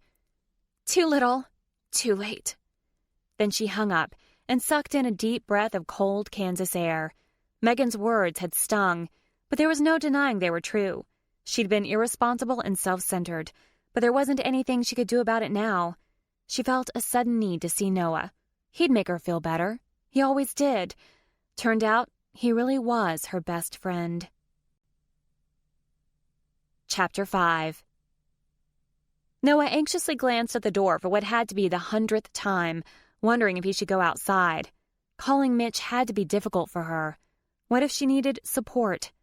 After 5 minutes passed this way, he decided to go after her, if only to give her his jacket. But the door opened, and she walked into the restaurant with a strange look on her face. She stopped at the table of the woman who'd lent them the phone, plastering what he recognized as a fake smile on her face. Do you want to take that photo now? The woman hopped out of her chair and raced around to stand next to Libby, pausing only to hand the proffered phone to her husband. Get up close, Bill. No full body shot. I don't want my fat rolls showing. She turned to Libby. I'm posting this on social media. No one will believe this, so I need proof. Libby's smile widened as she faced the camera. After several clicks, Libby turned to face the woman. Thank you so much for letting me use your phone. If you get a call from a woman named Megan, please tell her I said to go to hell, she said in a sweet voice. Noah's blood pressure began to rise. So she'd called his sister-in-law, and apparently Megan had been a bitch about the whole runaway bride thing. The woman's head jutted back in surprise, and then she laughed. Will do. I'm sure there's a story there. She cast a wicked glance at Noah and winked before leaning close to Libby and whispering something in her ear. Libby's eyes widened and she shook her head, mouthing the word no, but the woman ignored her and sat down with her family. By the time Libby returned to the booth, the fake smile had slipped from her face. Lib, did you get a hold of Mitch? What? She glanced up at Noah. Yeah. And? She released a heavy breath. He's actually pretty okay. He said he was having doubts too. Turns out his old college girlfriend contacted him this week. Her voice trailed off, but he thought he heard her mumble something about a curse working for Mitch. So he's not mad? What? She looked startled. No, he's not mad in the least. But Megan is. She shivered. Yes, I don't know. I hung up on her. Her shaking drew his attention to the goosebumps on her arms, and he remembered she'd been standing outside in 40-degree weather in her sleeveless dress. He scooted around to her and pulled her close, wrapping an arm around her shoulders. You're freezing. She stiffened at the contact, which caught him off guard. He'd hugged her plenty of times before, and she'd never reacted like that. But she instantly relaxed and leaned the back of her neck against his arm. What did Megan say? You're warm. She snuggled into him and closed her eyes. He'd sat close to her more times than was probably appropriate, given the fact she'd had a boyfriend. Somehow this was different. Libby was a stunningly beautiful woman, but tonight, in her wedding dress, she was beyond gorgeous. He'd spent so much time sneaking glances at her while she was asleep in the car, it was a wonder he hadn't run off the road. But now her face was tilted toward him, and her cheeks seemed to glow in the warm light of the restaurant. Strands of her thick, dark hair had worked loose from her non-fussy updo. As she snuggled closer to him, her lips softened, and the worry wrinkles on her forehead faded. He was staring at her long, dark eyelashes when her eyes opened, and he found himself lost in her gaze. He expected her to pull away, but she remained still, her rich, dark eyes staring back at him. She looked so serene, so beautiful. He found himself drawn to her, the force so powerful it was almost magnetic. He started to lean over to kiss her, the instinct so strong it overrode all reason. "Here's 2 steaks for the happy couple," the waitress sing-songed in a happy voice. Startled, Noah jerked upright, and Libby scooted out from under his arm. Had she realized what he was about to do? God, he hoped not. He wanted more with her, but now wasn't the time. A month ago, she'd made it perfectly clear how she felt about them moving past friendship, and he had to confess, she had valid points even if he hoped to persuade her she was wrong. But he'd rather have her in his life as his friend than not at all, and he'd never forgive himself if he screwed it up with her. Let him fuck up everything else in his life, but not this, not her. As the waitress slid their plates onto the table, he was already working on excuses if Libby decided to call him out. "Can I get you anything else?" the waitress asked. "Steak sauce? Ketchup?" Libby looked around the table. "Where are Noah's fried pickles?" The waitress cringed. "Sorry about that. I have to admit, you've got the kitchen staff fit to be tied. They keep poking their heads out the door to get a look at you instead of doing their jobs. They'll be right out." Noah didn't care about the pickles. He only wanted the waitress to leave so he could assess the fallout from his near mistake. When Libby picked up her fork and knife without saying anything, he decided to ignore that it had ever happened. "So you and Mitch are okay?" "Yeah." She kept her gaze on her plate as she sawed on her steak. "He wished me well, but then that's Mitch. He's awesome like that." "Having second thoughts?" "What?" Her gaze jerked up to his. "No, I didn't really love him." A tiny grin twisted her lips. "And if I had to listen to one more Razorback call, I think I may have killed him before our first anniversary. Did I tell you the wedding was Razorback themed?" "What?" He laughed, relieved she'd let their awkward moment pass. "You're kidding." Nope. He wore an Arkansas printed tie and socks.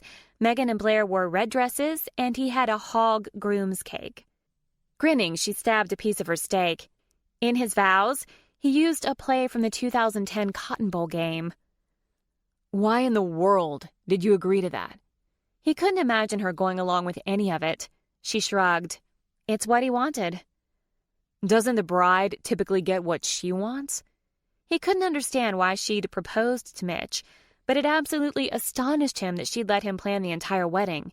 She loved weddings and everything about them, Heck, she'd probably started planning her big day when she was a middle schooler collecting images cut out of magazines. None of this made sense. She shrugged again, not looking up at him. Libby. She lifted her gaze to his. He paused. Yeah, Mitch is a great guy, but he wasn't the right guy for you. He held up his hand in case she started to protest.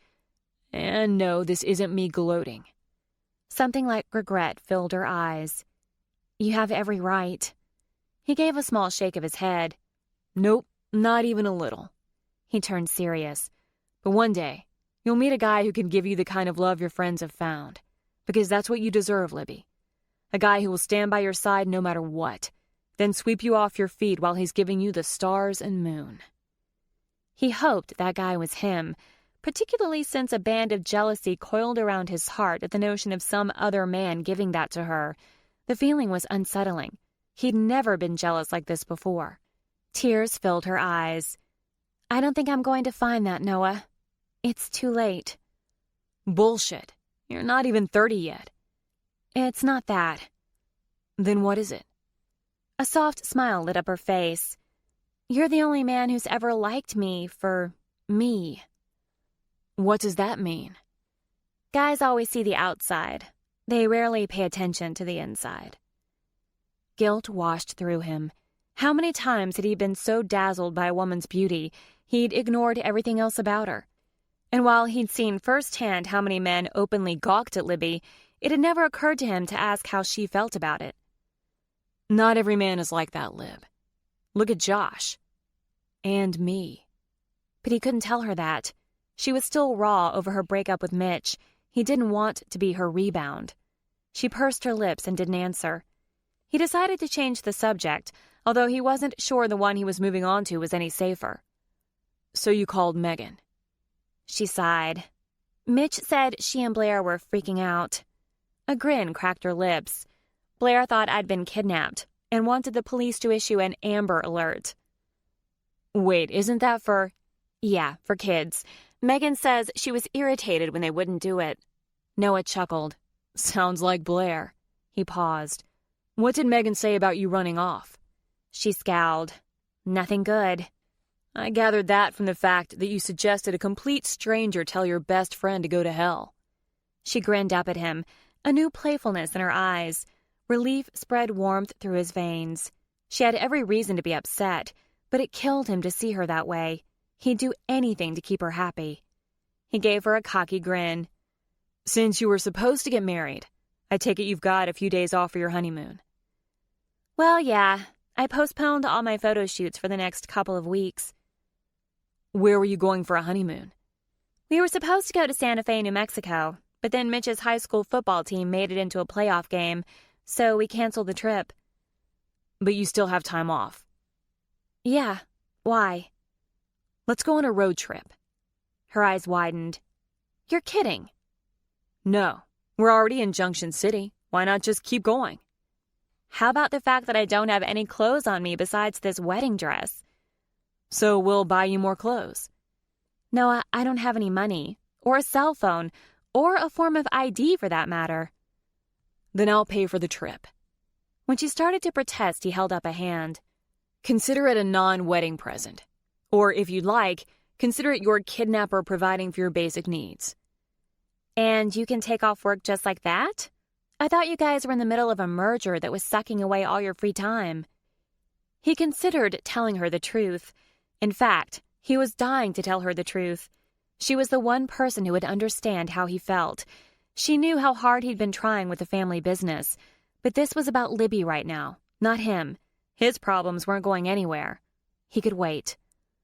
Lucky for you, I took time off. She ate several more bites before looking up at him. So where would we go? He grinned.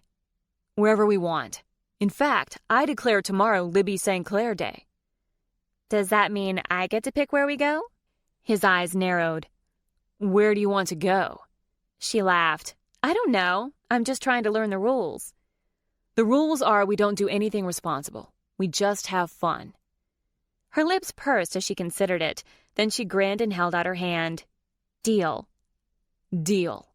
He shook her hand, Holding it a few seconds longer than necessary before releasing it, she leaned toward him. So, where are we going?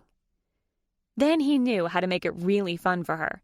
He'd never met anyone who loved surprises more than Libby. I've decided not to tell you. You'll find out tomorrow. You have no idea. I guess you'll find out. She was right, but he'd never admit it. But as long as she continued to look this happy, he'd figure out how to get her to the moon if she wanted to go there. Chapter 6. Over the course of their dinner, Libby relaxed and tried to forget the wedding gone wrong. Several of the customers, and even the staff, grew bold enough to ask for photos with her. Some, like the woman who'd catcalled him, wanted a photo with Noah. By the time they finally left, Libby had taken a photo with almost everyone in the restaurant. The restaurant manager even offered to comp their bill if Libby would let him hang his photo with her by the entrance. When Noah held the door to the parking lot open for her, she felt happier and freer than she had in months, even if she was freezing. Now what? She asked. I think we should find a hotel and stay in Junction City tonight. Your photo session took over 45 minutes, and now you're all over my Twitter feed. Did you have to give them your Twitter handle? Why not? She teased, as he wrapped an arm around her shoulders and walked her to the passenger door. Garrett got his 15 minutes of fame when he was on his way to break up Blair's wedding. Why shouldn't I? Because, Libby St. Clair. Noah leaned close, his breath warm on her cheek. You are a dazzling star, who can't be reduced to a few tweets of you posing for photos in a Kansas steakhouse wearing a wedding dress. Cut the bullshit, Noah. I mean every word. And strangely enough, he sounded like he did. Overcome with gratitude and something else that warmed her insides, she threw her arms around his neck. Thank you. He pulled her close, but slowly, as though she might break. What did I do? You took a miserable night and made it more than bearable. That's what best friends are for, right? She leaned back and looked into his face. Who knew you'd be so good at this best friend thing? A strange look crossed his face. Yeah, who knew? He broke loose and opened the car door. You need to get in the car before you freeze. After he got in and turned on the engine, he turned to look at her. So, find a hotel here in Junction City? Yeah. I saw a sign for a decent-looking place when I turned off the interstate. Let's try it. He pulled out of the parking lot and headed toward the hotel, both of them keeping quiet during the short drive. When he parked in front of the entrance, he turned to her. Wait for me to come around and get you. Why? It's freezing outside, and you're wearing a sleeveless dress. I'm going to pull a jacket out of my suitcase for you. I'll be fine. She pushed the door open and scrambled out, forgetting that it would take more effort than usual with all the material of her skirt. The next thing she knew, Noah was there next to her, offering her his hand. She looked up at him with a scowl. I said I could do it. And I'm sure you can, but why not let me help you? How could she explain to him what she didn't understand herself? She'd always had trouble accepting help from other people, but for some reason, right now she found it even more difficult to accept help from him. He helped her out and she landed against his chest. He snaked his arm around her back and pulled her closer to keep her steady. An unexpected wave of heat washed through her when she looked into his eyes. She'd learned to tame her lust for Noah after months of friendship, so why did it feel like such a struggle tonight? She pulled free and started walking toward the entrance. Noah fell in step beside her, thankfully not mentioning their awkward embrace. There were less than half a dozen people in the lobby, so Libby was less of a spectacle here than she'd been in the restaurant. Noah stopped and turned toward her, looking uncomfortable. Do you want 2 rooms? Libby's heart stuttered. What was the right way to answer that? She didn't want to be alone, but she was too humiliated to admit it. But he misinterpreted her hesitation. He nodded and put his hand on her shoulder. It's okay. I don't mind the extra money. She grabbed his arm to stop him as he started toward the front desk. No, 1 room is good. We can just get 2 beds. No need to spend the extra money. Besides, she added in a rush, you've spent the night in my apartment before. This is no different. But it was very different, and she could see he knew it too. He studied her face with a seriousness she wasn't used to from him. Are you sure? Maybe you just want to be alone. I understand if you do. The last thing I want is to be alone right now." Her voice broke, and she realized that made her sound needy. She'd trained herself years ago not to appear needy. Needy women sent men running to the hills. But this wasn't any man. This was Noah, her friend. That's what friends were for, right? Sadness filled his eyes, and he pulled her into a hug. "Oh, Lib." She was acutely aware that the few people in the lobby and the desk clerk were staring at them like they were a daytime soap, but she just rested her head on his chest for several seconds, amazed by the peace she felt in his arms. Everything seemed so much less hopeless when she was with Noah. He kissed her forehead, then set her loose. "One room it is." Noah approached the front desk and rested his forearm on the counter, ignoring the shocked look on the clerk's face. "We need a room with 2 beds. If possible, the clerk's eyes grew even wider. He shook his head and tried to regain his composure. 2 beds? For your wedding night? She's a kicker, Noah said with a straight face. She kneed me in the groin only a month ago, and now I'm less one testicle. He leaned his forearm on the counter and glanced around. Ignoring the openly staring couple in the lobby, he lowered his voice to a stage whisper. I'll have you know, that was a difficult one to explain to the insurance company. The man's gaze shifted to Libby before swinging back to Noah. He swallowed. We don't have any rooms with 2 beds, sir. Only a room with a king-size bed. Maybe you should go somewhere else. Noah stared down at her with an uncertain look in his eyes, but she nodded her approval. Turning back to the employee, Noah shrugged and said with an air of resignation, We did marry for better or worse, in sickness and in testicular injuries. I only hope she doesn't jostle the prosthesis. How quickly can first responders get here? The clerk still appeared alarmed, but Noah shook his head. Never mind, we'll take it. The clerk refused to make eye contact as he quickly checked them in and handed Noah the room keys. You're on the 2nd floor, sir. Then he tacked on, and congratulations. Although he seemed somewhat uncertain that congratulations were indeed in order. Noah placed his hand on the small of her back and shepherded her toward the elevator. When the elevator doors opened, he kept his hand on her back, even after they were inside. She could feel the heat of his touch through her dress. Determined not to let him know how he was affecting her, she fought to keep her breathing slow and even. Think of something, Libby thought. Think of something to keep your mind off throwing yourself at him. I made you lose your testicle? What other reason could I give him for not wanting to sleep with my beautiful bride? His voice was tight, but his hand remained on her back.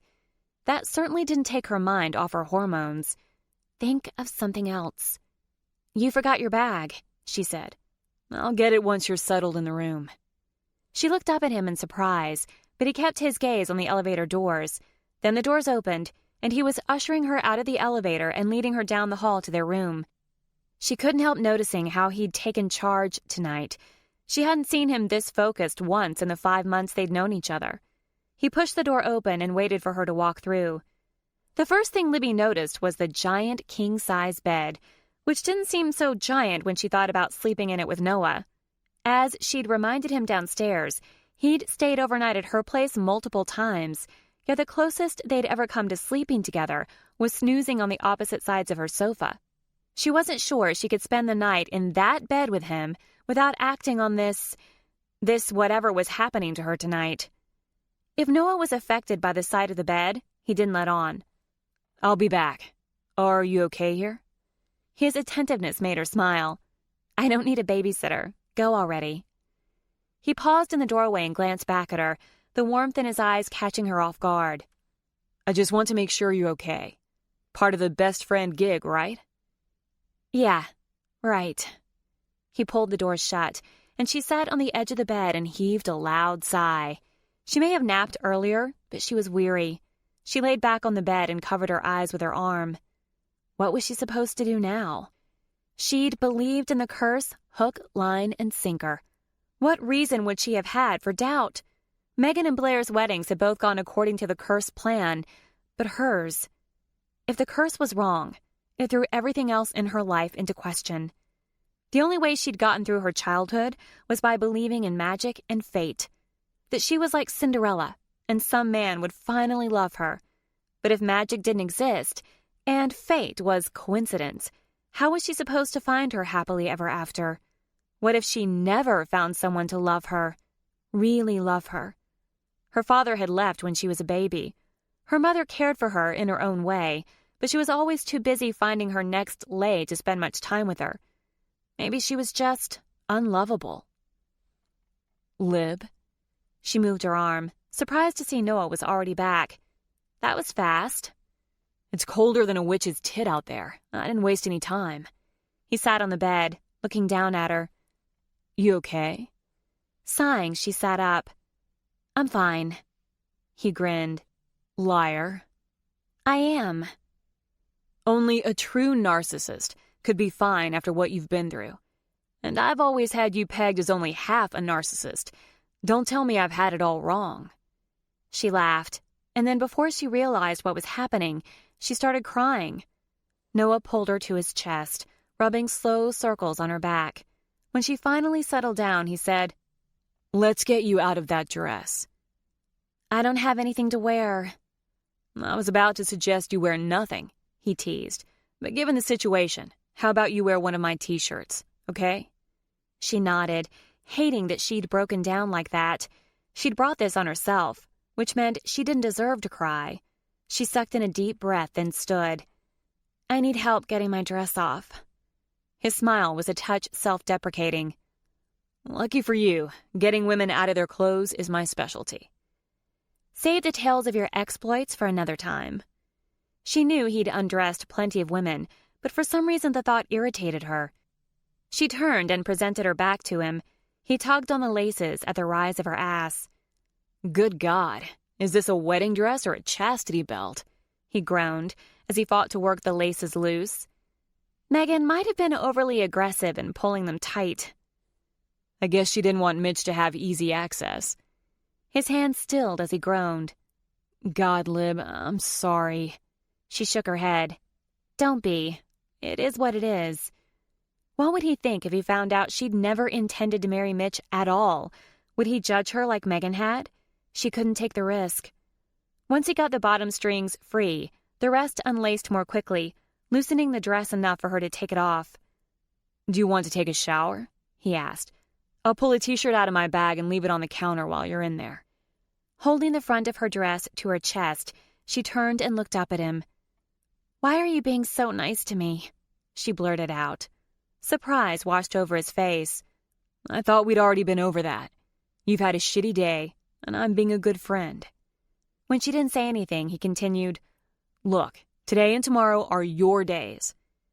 You really plan to make tomorrow Libby St. Clair Day? He grinned. You bet your sweet ass I do. But before you think I'm being chivalrous, consider this. Maybe I'll have a shitty day next week, and then I'll expect you to wait on me hand and foot. Paybacks are awesome. He was almost self-centered enough to make her believe his explanation. Almost. So you're like the ant in the Ant and the Grasshopper story. He held up his hands in protest. If I have to be a bug, I'd rather be a scorpion. She shook her head and moved closer to him.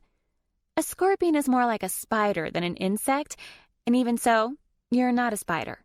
She grinned. More like a roly-poly. Mock anger filled his eyes. You're dead to me, woman. I guess you'll be sleeping in the buff tonight. She reached up and kissed him on the cheek. Thank you. He pulled her into a hug. Always, Lib, he said. I mean it. And she could tell that he did, which made her feel bad for doubting him earlier at the church. Maybe there was hope for Noah McMillan yet. Chapter 7. Noah set his carry-on bag on the bed. When he heard the water in the shower turn on, he stopped unzipping the suitcase and took a deep breath. Libby was in the other room, naked, and his thoughts raced into dangerous territory. He wanted her more than he'd ever wanted a woman. Part 1 of his plan had come to fruition without his involvement. The wedding had been aborted. But now what did he do? Libby had shot down his proposition a month ago. Could he really risk laying it on the line? The thought terrified him. What if she refused to give them a try? But right now, it didn't matter. While he might be ready to give their relationship a shot, she'd only just broken up with Mitch. This was hardly the time to make his feelings known to her. He pulled out a t-shirt and cautiously pushed the bathroom door open. Her wedding dress lay in a giant puddle of fabric on the floor. Lib, I'm putting my shirt on the counter. Thanks. He set it next to her towel, then picked up her dress and carried it out with him, shutting the door behind him. Holding it up in front of him, he studied the silk gown.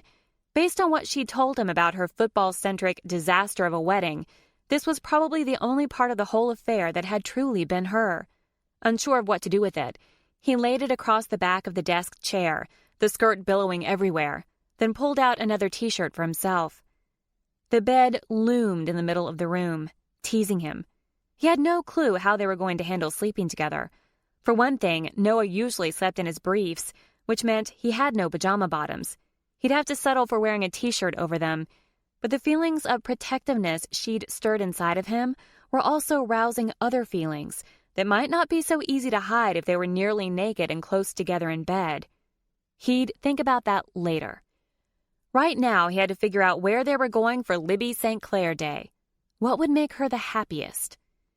He gasped when the answer hit him, and he pulled out his laptop to search the internet for wacky tourist attractions. He'd made a list and mapped a few out by the time she emerged from the bathroom, her damp hair hanging in loose waves over her shoulders and down her back. Her long, sexy legs peeked out from under his shirt, which hung mere inches below the curve of her ass. Every nerve ending pinged at the sight of her, and he resisted the urge to jump up and show her how much he wanted her. He forced himself to act natural. Feel better? Yeah. He slowly stood, trying to be nonchalant. She nodded to his laptop. You working? Working, he teased, even though the reminder that he was no longer employed made his stomach sink. There's no real work allowed on Libby St. Clair Day, only play. I was planning it for us. Her eyes lit up with excitement. What did you come up with? He shook his head and closed the lid. It's a surprise. That's hardly fair. It's perfectly fair. He grabbed his t-shirt and toiletry bag. I'm going to take a shower now. All right. He grinned. There was a cute smirk on her face, the one she always got when she was up to something sneaky. Feel free to try and figure out the password on my laptop. It's unbreakable. Her eyes widened in mock indignation, but she didn't try to protest. She knew he had her figured out. When he emerged from the bathroom 5 minutes later, he found her on the bed, propped up against the headboard on a pile of pillows. The covers were pulled back, but her bare legs were tucked to the side and his computer was on her lap. She looked up, not even pretending to hide what she'd been doing. God, he loved that about her. No luck, huh? He asked smugly. She started to respond, then stopped, lifting her gaze up from his legs to his face. No.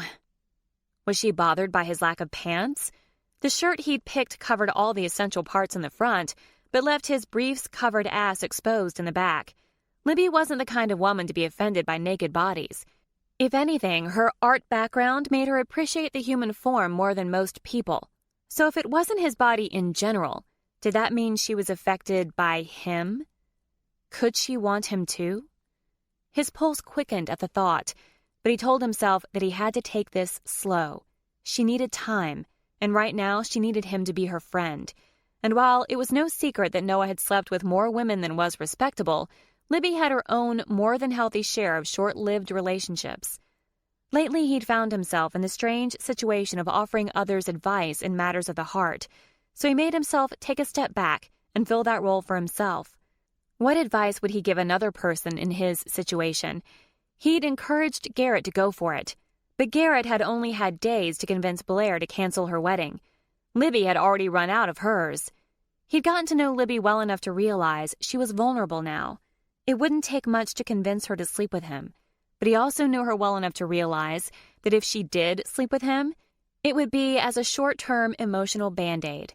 Of course, a short-term fling could blossom into something more, but when they slept together, he wanted her fully committed to making this thing between them work. His thought process stunned him. He'd never before given any consideration to how a woman would feel about sleeping with him, only that she did. What the hell had happened to him? Of course, the answer was simple, even if it had taken him months to figure it out. Libby St. Clair. Noah? She had to wonder why he was just standing there gawking at her. What had they been talking about? Oh yeah, his password. My laptop is more secure than Fort Knox. He moved to the other side of the bed and sat down, trying to act like sitting next to her on the bed they were going to sleep in together was no big deal. Is that a challenge? Her voice rose with excitement. Sure, if that makes you happy. I'd prefer to call it a worthless endeavor. She closed the computer and handed it to him. He set it on the nightstand, worried he'd stolen her playfulness, but while she wasn't bursting with happiness, she wasn't frowning either. He started to slide closer to her, but there was a knock at the door. Libby stiffened, her body tense with anxiety, and Noah slid off the bed. I'll check and see who it is. He peered through the peephole and was surprised to see a hotel employee with a room service tray. You must have the wrong room, he said, opening the door. We didn't order anything. The older man, dressed in black pants and a white, long-sleeved shirt paired with a black bow tie, cleared his throat. Compliments of the hotel. For your wedding night. His eyes shifted to Noah's crotch, but he abruptly lifted his gaze and held out a tray with a bottle of champagne, 2 plastic cups, and a piece of shriveled angel food cake. Noah tried to hide his grin as he took the tray. Is it true? The man asked. Did she... you know? Noah gave a quick glance over his shoulder before turning back and lowering his voice. Yeah, she's vicious in bed. I can show you the foot-long scar if you like. It's still pretty fresh. The man's eyes widened and he turned around, muttering, No thank you, no thank you, before hurrying down the hall to the elevator. Noah carried the tray into the room and kicked the door shut behind him. A foot long?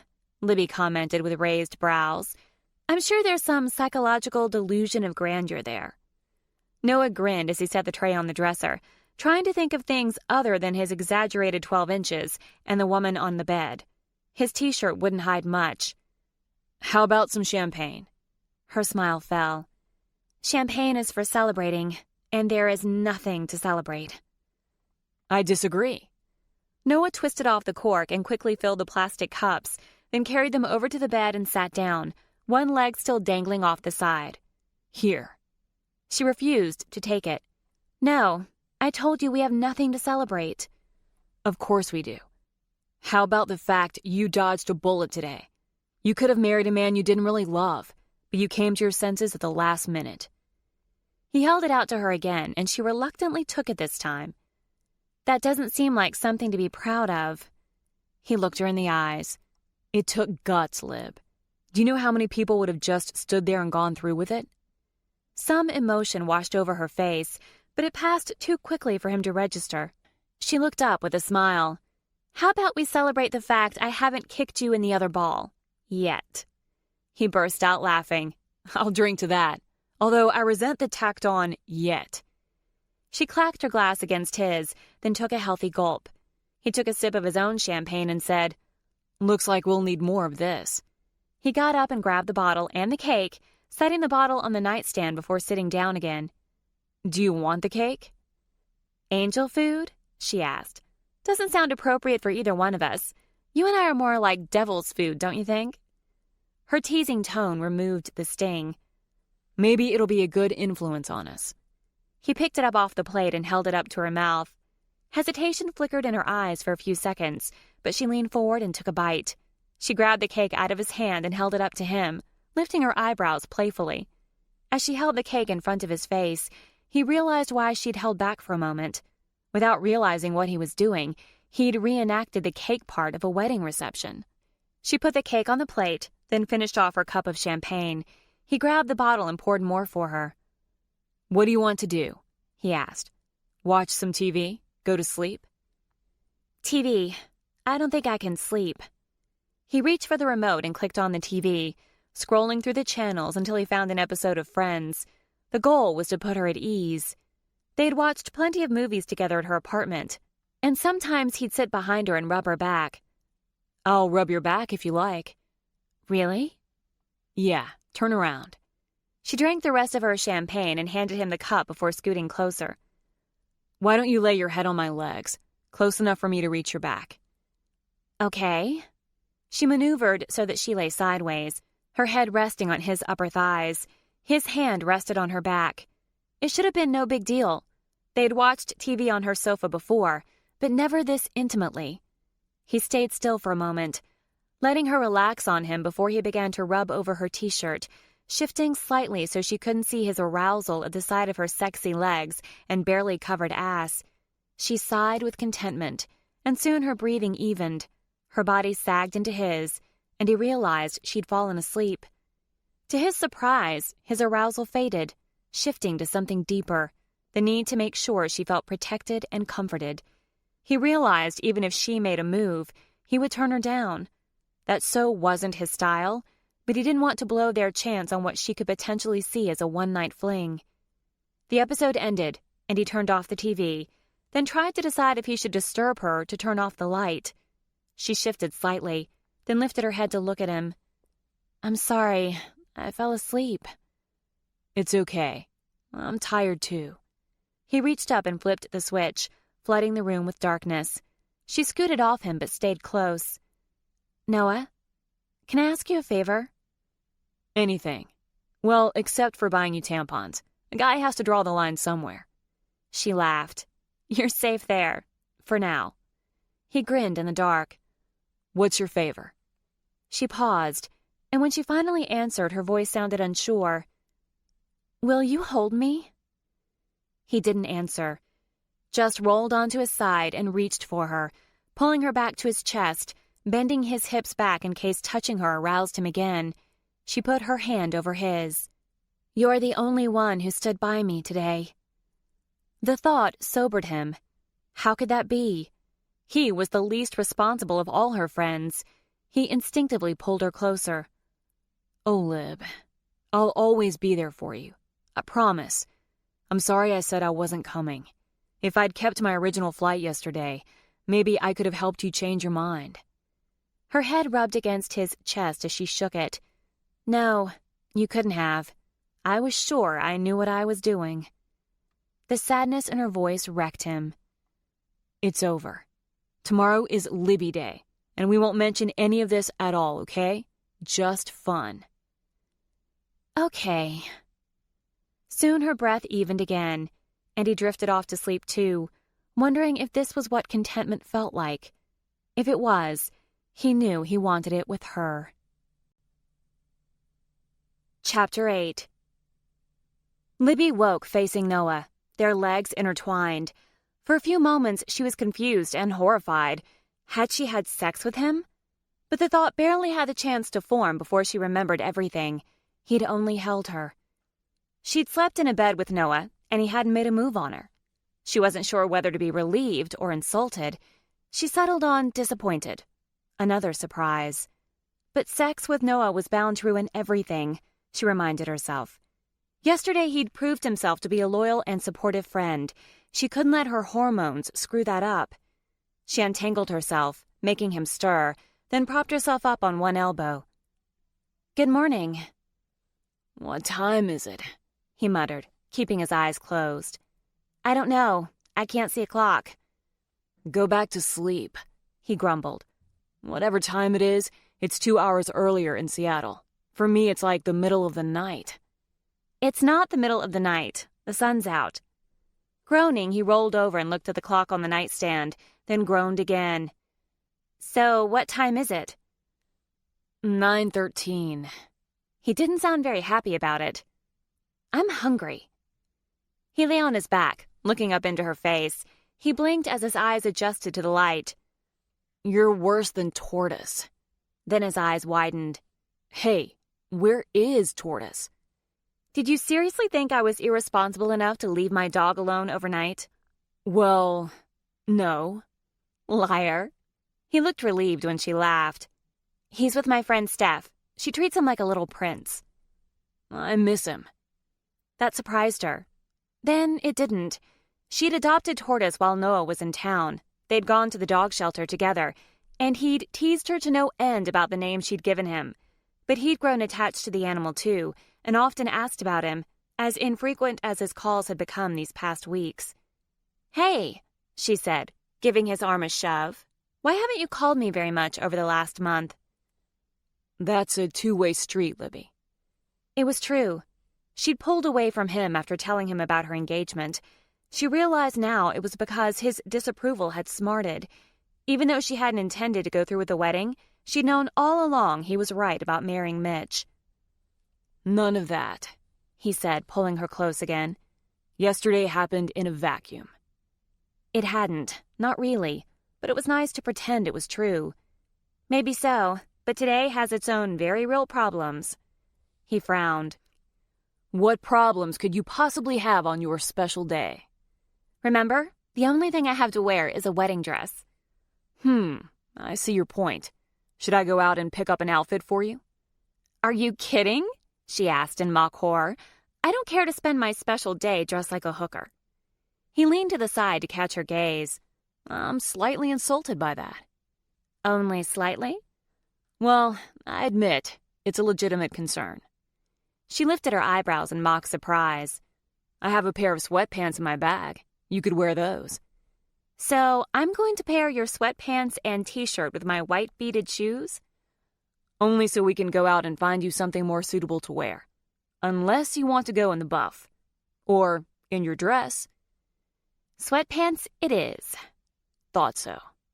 She hopped out of bed and grabbed her bra from underneath the wedding dress on the chair, then slipped into the bathroom and closed the door.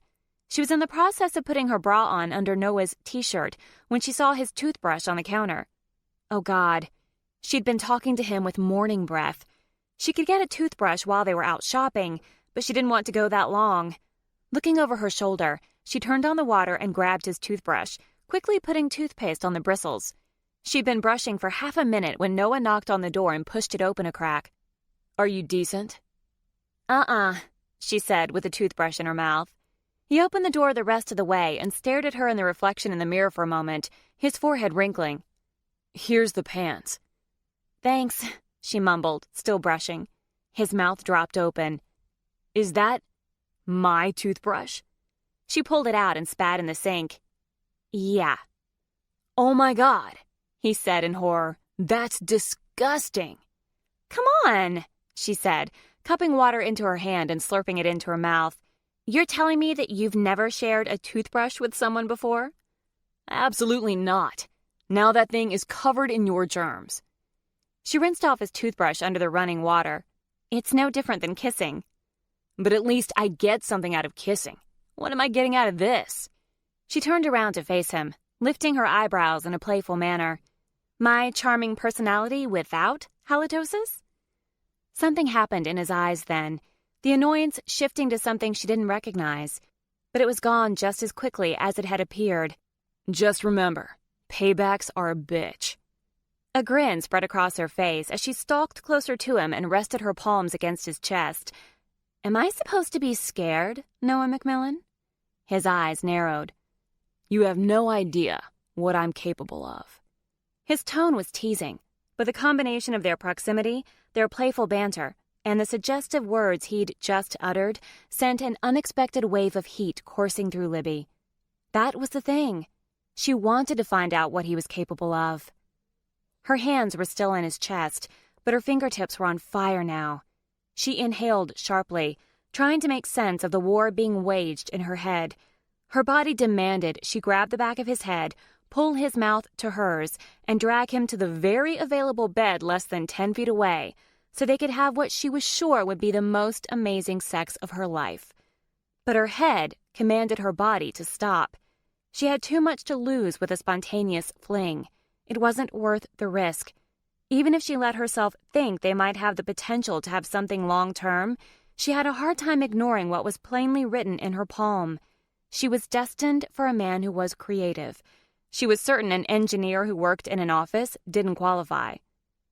Lib? He asked, concern in his eyes. One minute she'd been playing around with him. The next, she'd practically turned to a statue. Her hand glued to his chest. She forced a smile and stepped back. She would not make things awkward between them. She needed Noah. No matter what her heart wanted, her body wanted. She couldn't afford to do anything that would risk pushing him away, especially now. She tugged on the sweatpants in his hand. Thanks. Confusion wrinkled his brow as she pushed him out of the bathroom. I'll be out in a minute. When she emerged several minutes later, he was looking at his laptop again. He glanced up at her with a sly grin before closing the lid. He wanted her to try to wrest his secret plans from him, so she gave him a haughty smile instead. "I'm starving." "Good thing for you they have a continental breakfast here," he teased, packing his computer into his messenger bag. "We can take our things downstairs and leave after we eat." She noticed his bag on the bed, the lid open. He brushed past her and into the bathroom as she turned her attention to the wedding dress he'd arranged on the bed next to it. Noah came back out and packed up his toiletry bag. "What do you want to do with your dress? It won't fit into my bag." "Leave it." He spun around to face her. "You're the one who picked it out, not Mitch, right?" She hesitated. "Yes." "Do you love it?" "What?" He released a sigh, looking embarrassed.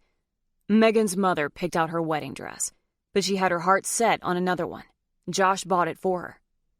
"I know, I was there," she teased. He forged on.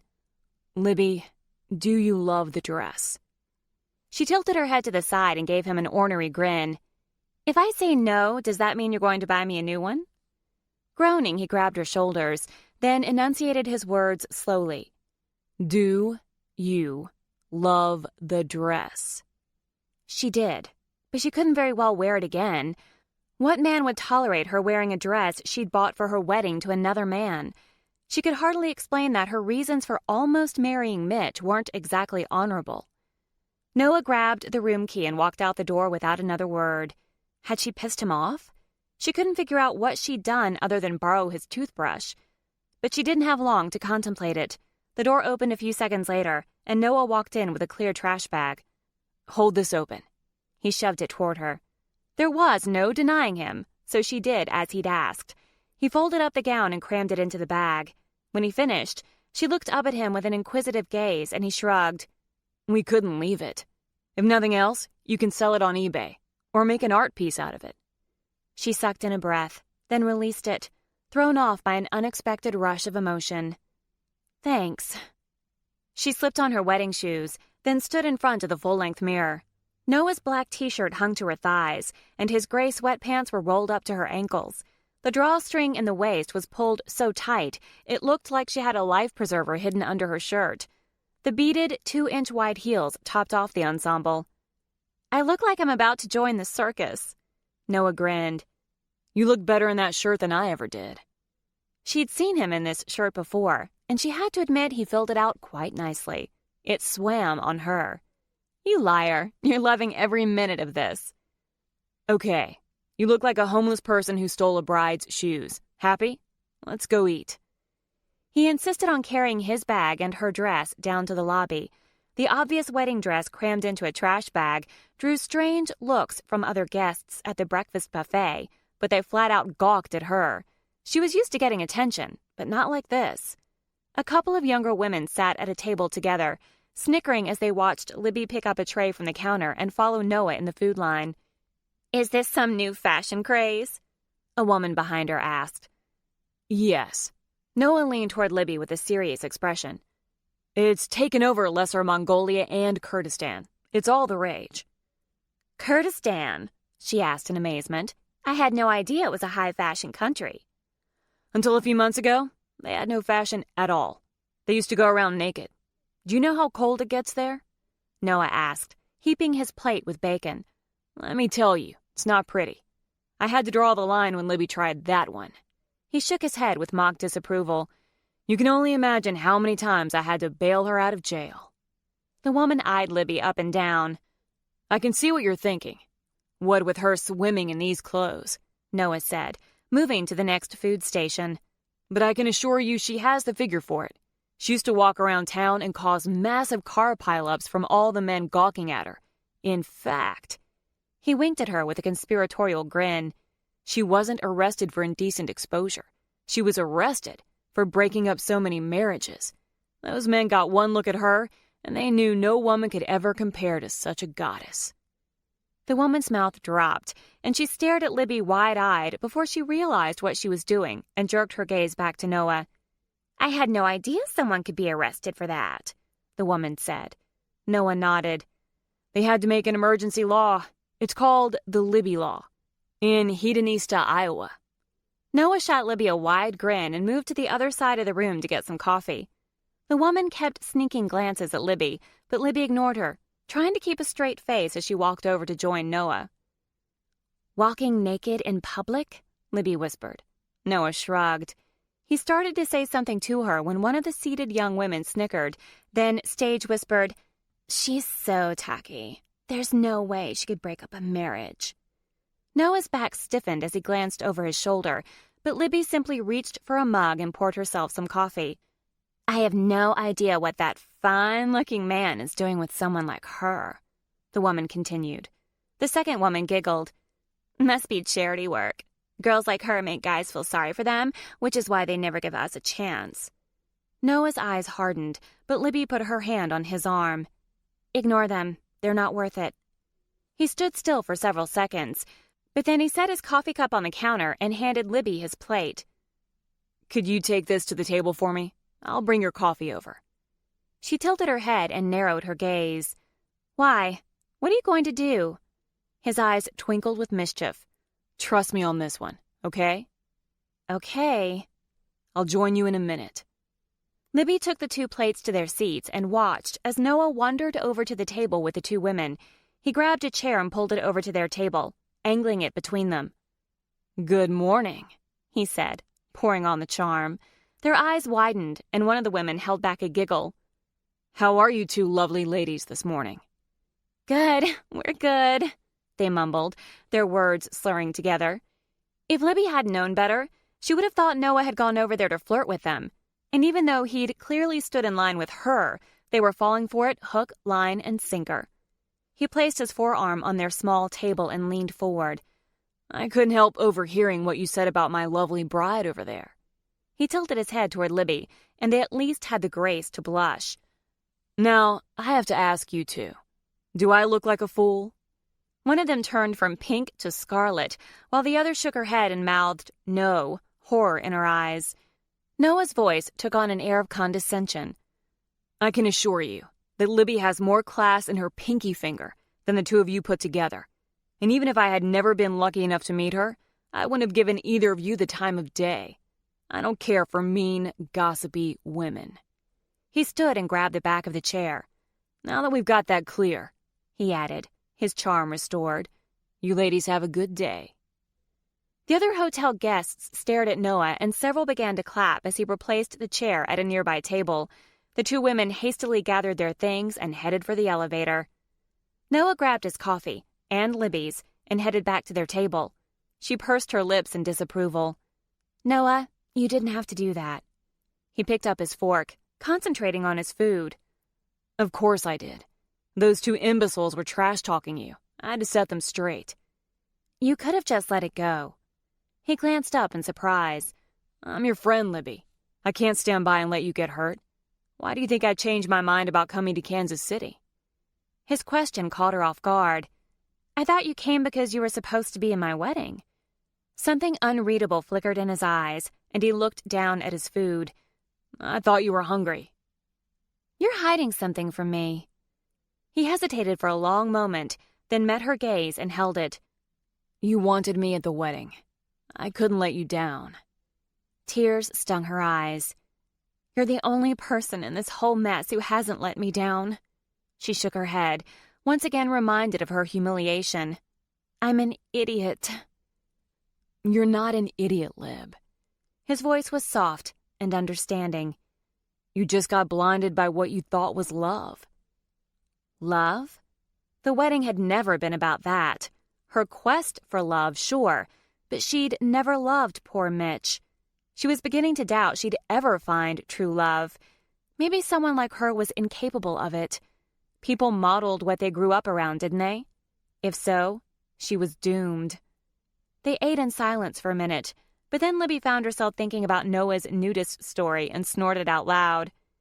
"How'd you come up with the town name so quickly for your nudist story?" she asked. "That was clever." "Well, I am pretty smart." Something in his tone caught her attention. She knew he hated being treated like an idiot, especially by his brother, and she'd seen proof of his intelligence time and time again. He could add huge numbers in a flash, and he was the only person she knew who could divide a 5-digit number by a 3-digit number in his head. While he didn't like to talk about it, she got the impression he'd started at his dad's company when he was really young.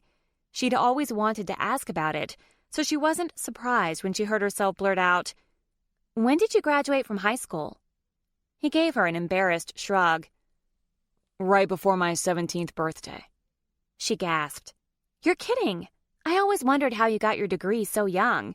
I guess it's a good thing since your father died at the end of your senior year in college." "Yeah." He grimaced at the memory, but he recovered quickly and shot her an ornery grin. "Ready for your big day?" She cradled a cup of coffee in her cold hands. "Where are we going?" She tried, and failed, to keep the excitement out of her voice. She'd loved surprises since she was a little girl, and her abuela would show up on her birthday to take her out for a day of surprises and fun. There had been too little fun in her life when she was younger. He pursed his lips, then said, "Walmart. You can get clothes and toiletries. I can get a phone charger. It's only a few miles away." She started to say something, but he spoke first, a smug look on his face. "They don't have a Target. Yes, I checked." He knew she hated the superstore. "And where are we going after that?" "It wouldn't be a surprise if I told you." "Can you give me a hint?" He laughed. "Let's just say I would never go there if you weren't with me."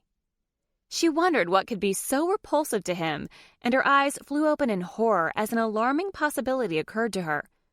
"Oh, God, please tell me it's not the Precious Moments Chapel in Carthage, Missouri. All those little angels with baby faces give me the creeps." He burst out laughing. "That would serve you right for using my toothbrush." "Maybe I'll just hitchhike home." "Not a chance. Now that Megan and Blair know you're under my care, they'll never forgive me if I don't deliver you home safely myself." The thought of her friends sobered her for a moment, but she would sort things out with them later. Today, she was going to have fun. "Here." He handed her his jacket before they stepped outside. "We'll try to find you a coat at Walmart." Then he snickered and led the way out to his car. She would have preferred a thrift store, but on a Sunday morning in a small Kansas town, it wasn't likely they'd find one. So she let him drive to the superstore, which was only a couple of miles away. The selection of clothing was just as abysmal as she'd expected.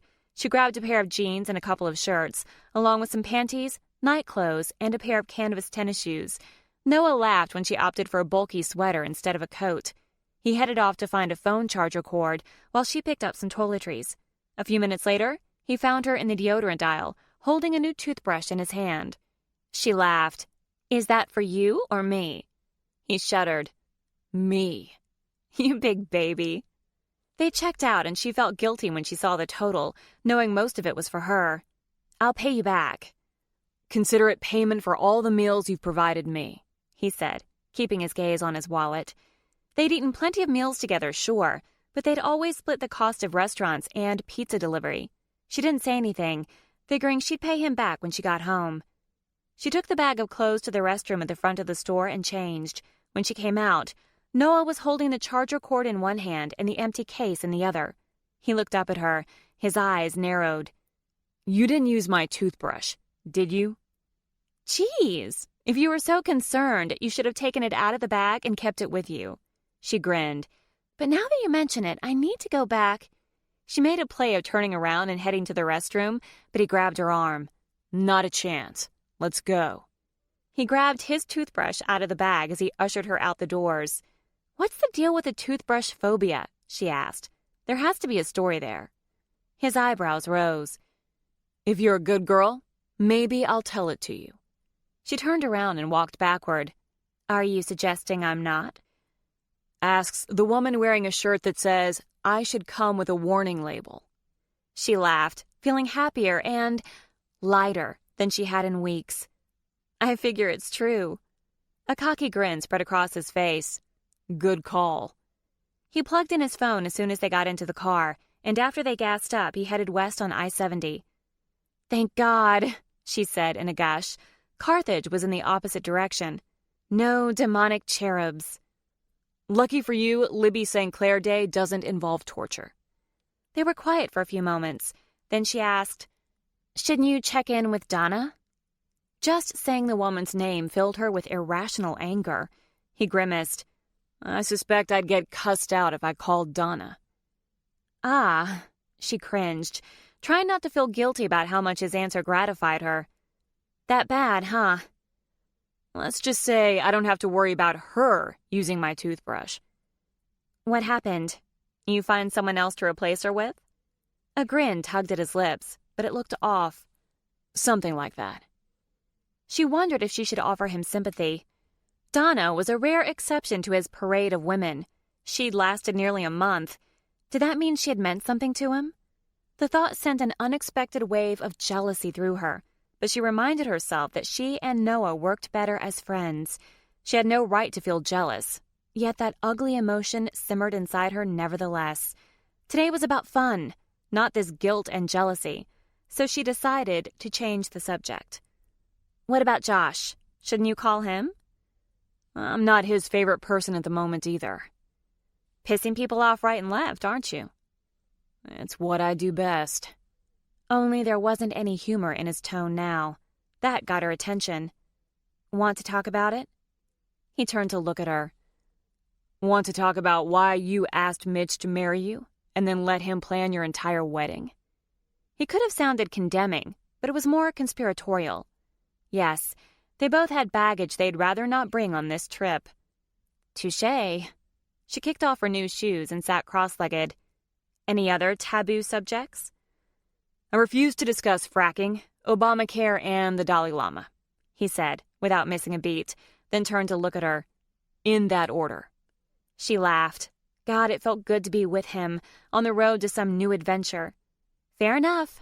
That leaves global warming, campaign fund fraud, and the Mormons. He grinned, and a happy glow filled his eyes. She knew in that moment that he needed this just as much as she did. But why?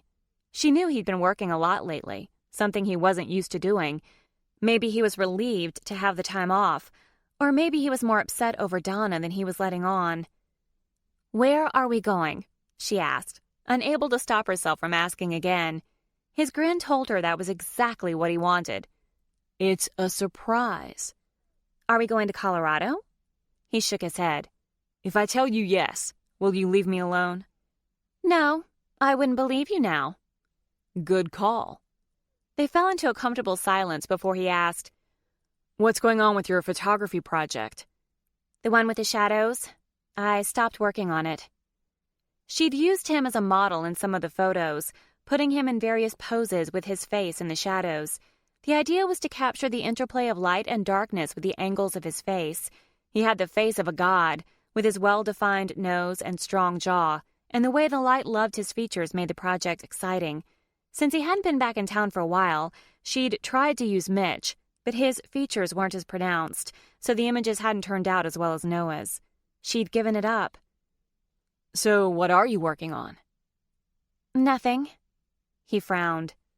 Libby, the exhibit's in 2 months. This is your dream, to be on display in a New York art gallery. I know, she sighed, but nothing seems right anymore.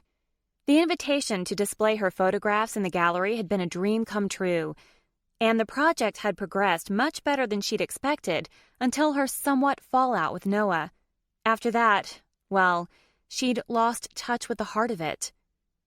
But it was going so well. She shrugged. I'll come up with something else. But she was worried she wouldn't. Lib. He seemed to think over his words for a moment. I know you and I are the type of people who tend to feel suffocated by deadlines, but stick with it. You know it could be your big break. Big break in photography was a relative term. The wedding and family photography paid the bills, but the artistic projects fed her soul. His reminder only made her more anxious. Change of subject? He asked. She nodded, wondering why she was surprised he could read her. He seemed to understand her better than anyone else ever had. Maybe it was because they were so alike. Just another reminder that they were totally unsuitable for each other. How could two completely irresponsible people, who consciously avoided the hard topics, make a relationship work? The thought only made her sadder. Does Tortoise still sleep with that stuffed rabbit? Yes, she chuckled. I couldn't find it last week, and he moped around for 2 days until I pulled it out from under the sofa. She paused. He misses you. We haven't been to the dog park since you were last around. Really? Are you taking him for walks in your neighborhood? He glanced over at her, looking worried. Your neighborhood's sketchy, Lib. It's not safe. Tortoise will protect me. In fact, he did a few weeks ago. What? He sat up straighter. What happened? It was nothing bad. We were outside around midnight, and some drunk homeless guy wandered up. Tortoise freaked out and scared him away. She was playing it off now, but the guy had wigged her out at the time. He'd started calling her names as he zigzagged toward her. Tortoise had released a low growl and bared his teeth, sending the tottering man off. Why are you going outside at midnight? He sounded angry. Calm down, Noah. I had to take Tortoise outside to pee. A scowl covered his face. You need to move. My lease isn't up for another 6 months. Move anyway. She sighed. You know I can't afford it. She paused. And I'm not doing the roommate thing again. Her last one had stolen her credit card. Libby was still cleaning up that mess. Then come to Seattle and move in with me. She gasped. What? Was Noah interested in something more with her? Not just sex, but something serious. Moving in was so many levels above a hookup. He looked surprised by his own statement, but he must have decided to go for it because he shrugged and said, Why not? Seattle has a better artistic atmosphere than Kansas City. Her mind whirled with excitement, and her heart beat furiously, catching her by surprise. Did she want more with him? But my business, my clients... You'll find new ones. She sat there speechless for a few moments, her barely used practical side vying for attention. Knowing Noah, if he were interested in a romantic entanglement with her, he would have already put on the moves.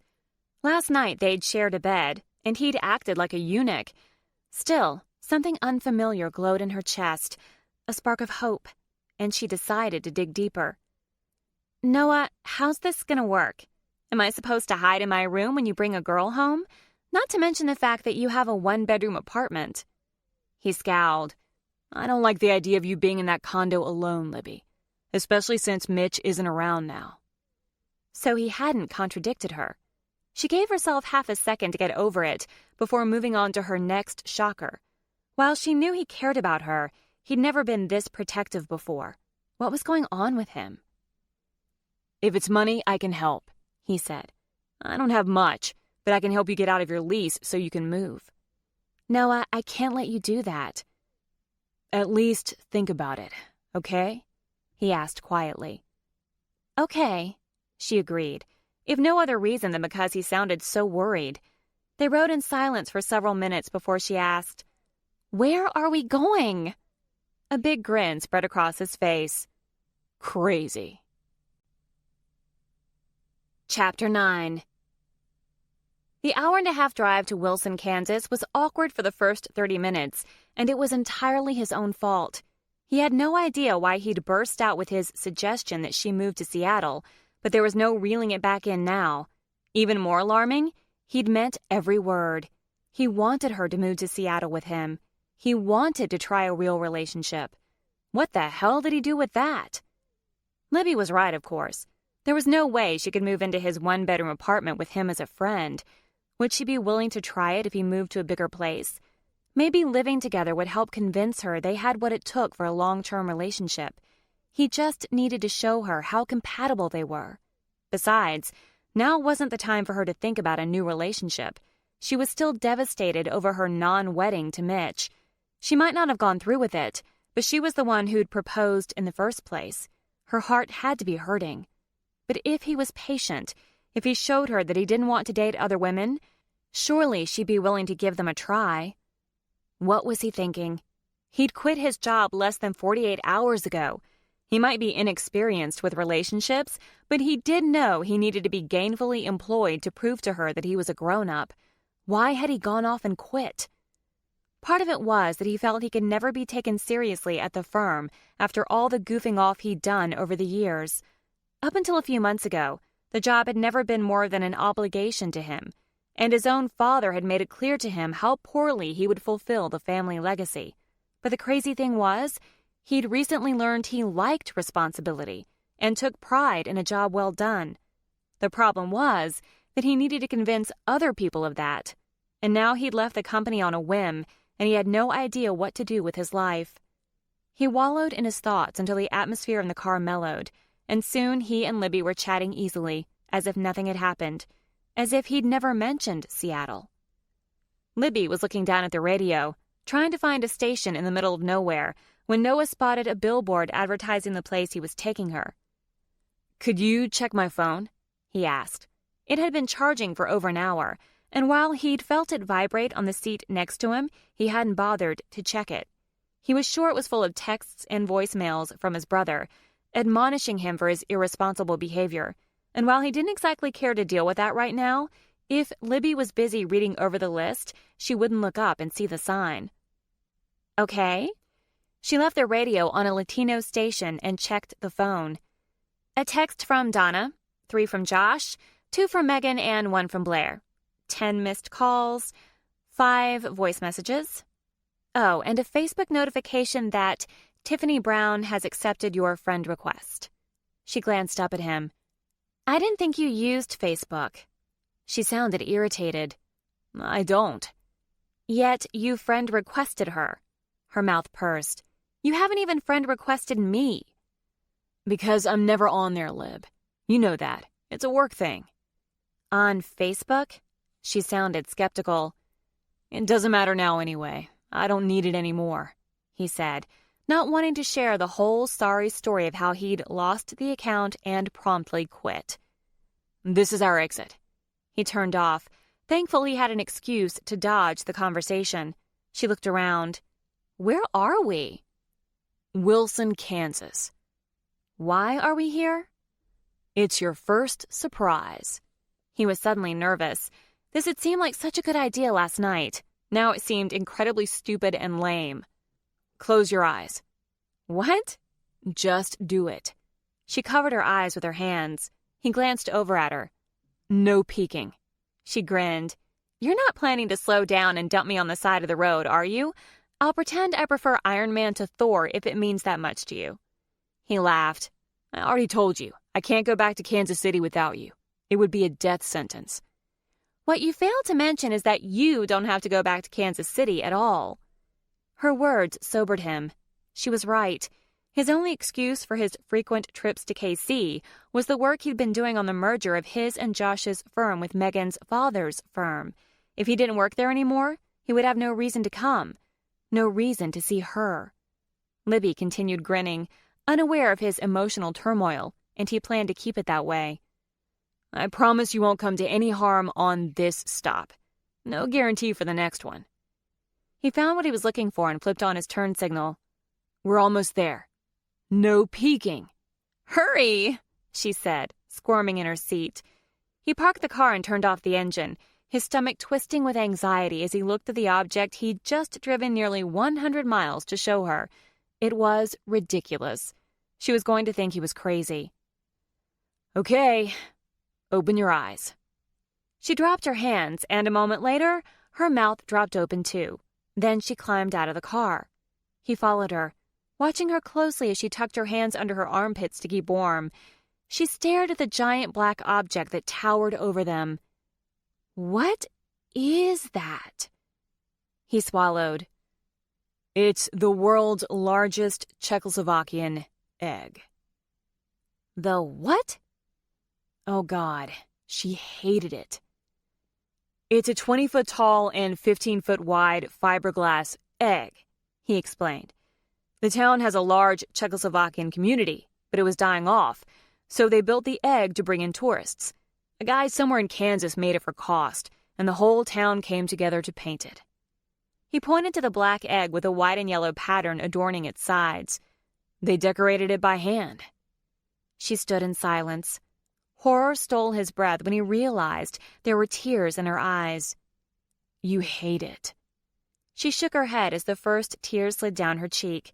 Then she turned to him and threw her arms around his neck, burying her face in his chest. Talk to me, Libby. Why are you crying? He'd wanted to make her happy, but apparently this was just one more thing he'd failed at. "I love it," she mumbled, still clinging to him. "You're crying because you love it?" She pulled back and looked into his eyes. "This is the most perfect gift anyone has ever given me." Her arms still firmly wrapped around his neck, she said, "How did you find this place? What made you even think to look for it?" An older couple walked toward them from the parking lot. They gave Noah and Libby a confused look.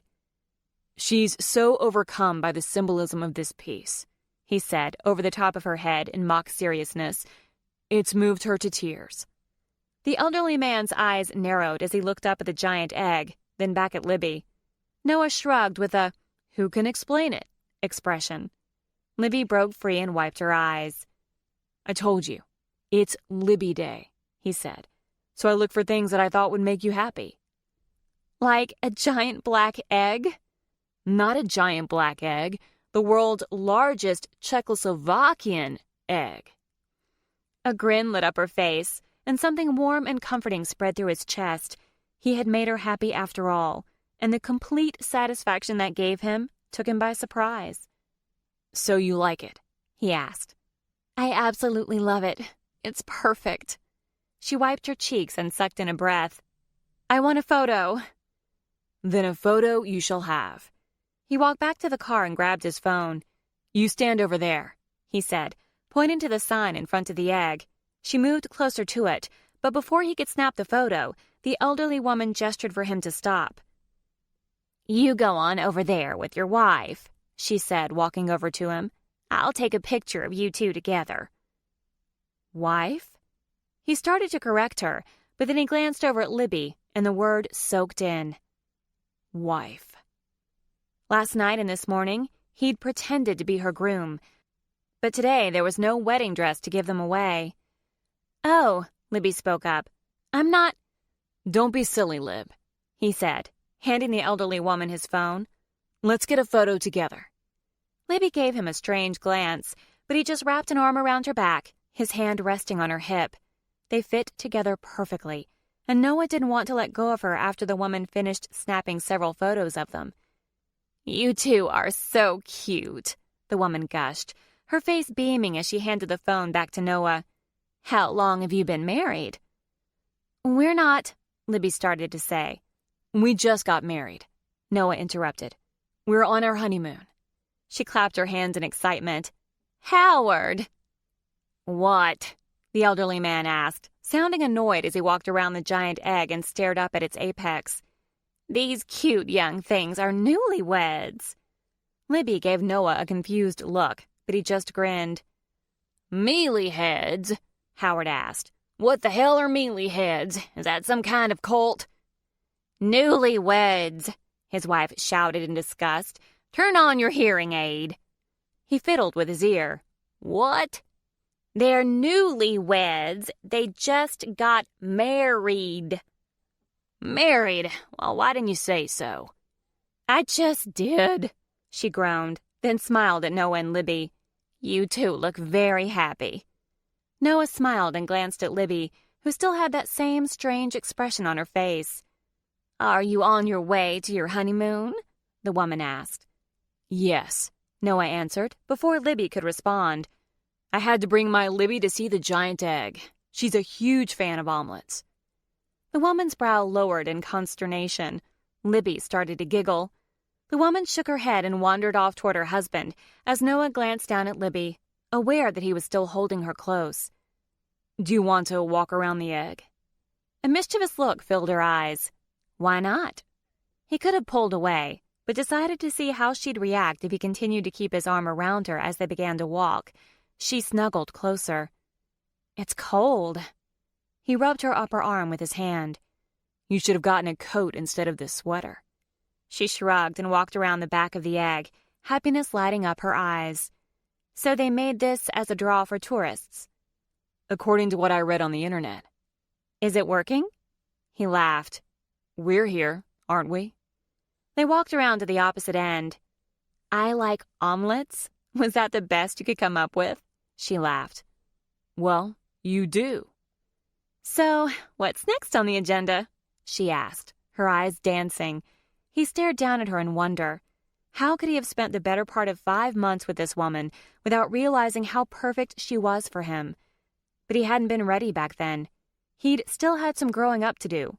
God knew he still did. "Well?" she asked, shivering.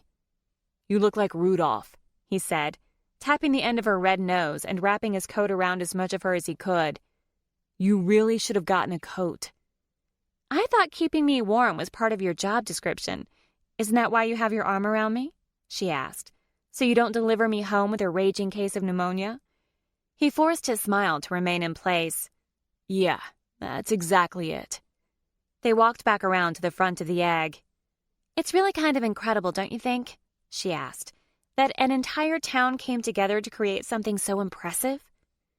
"If you think a giant black egg is impressive."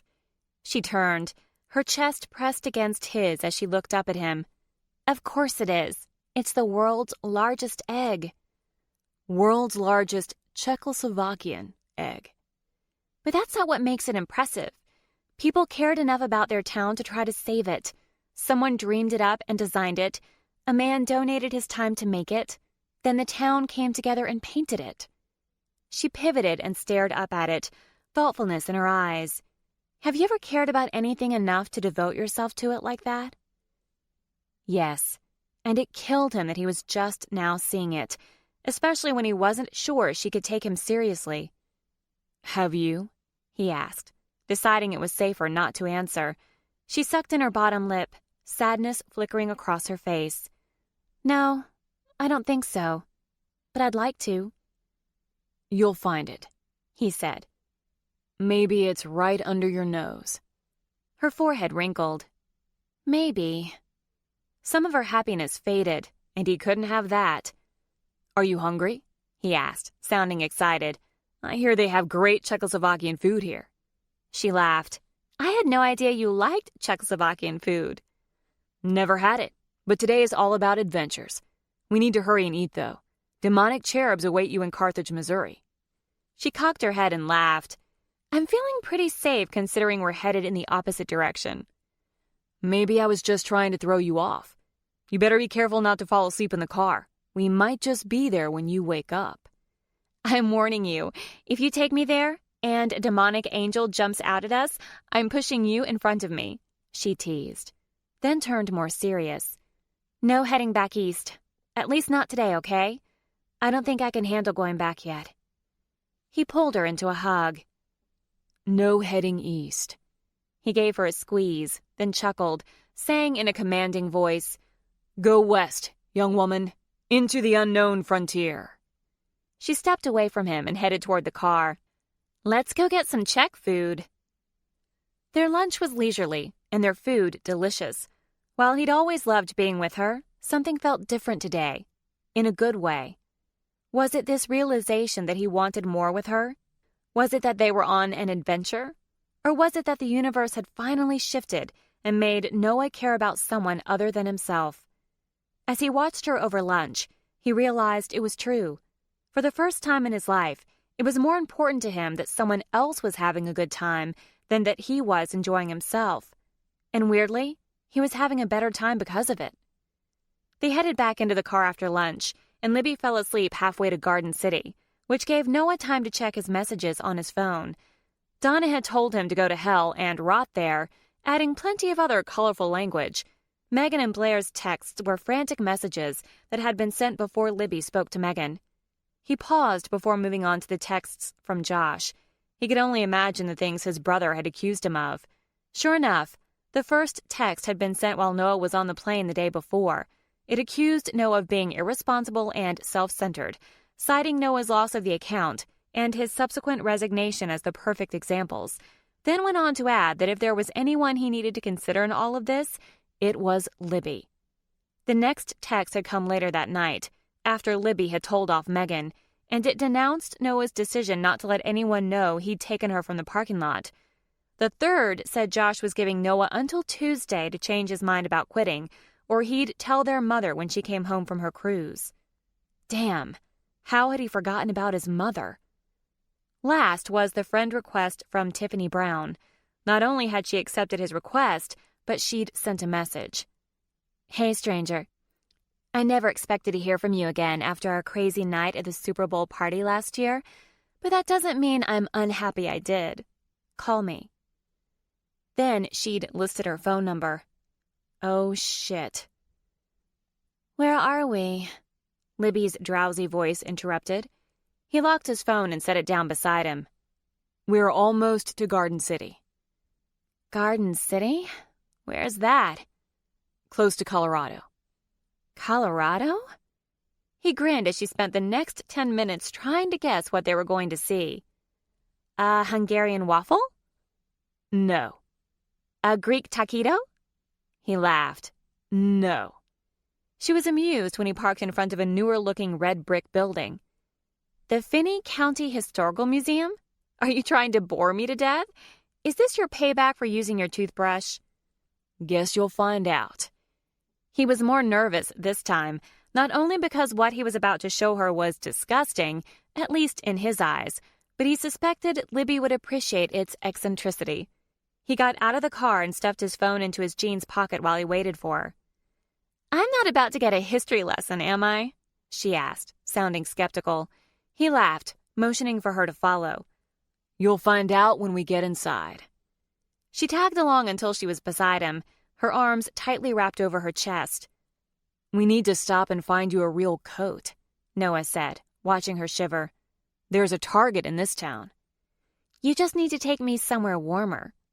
Then she hurried to the front door and went inside. After he paid their small admission fee, they walked into the museum together.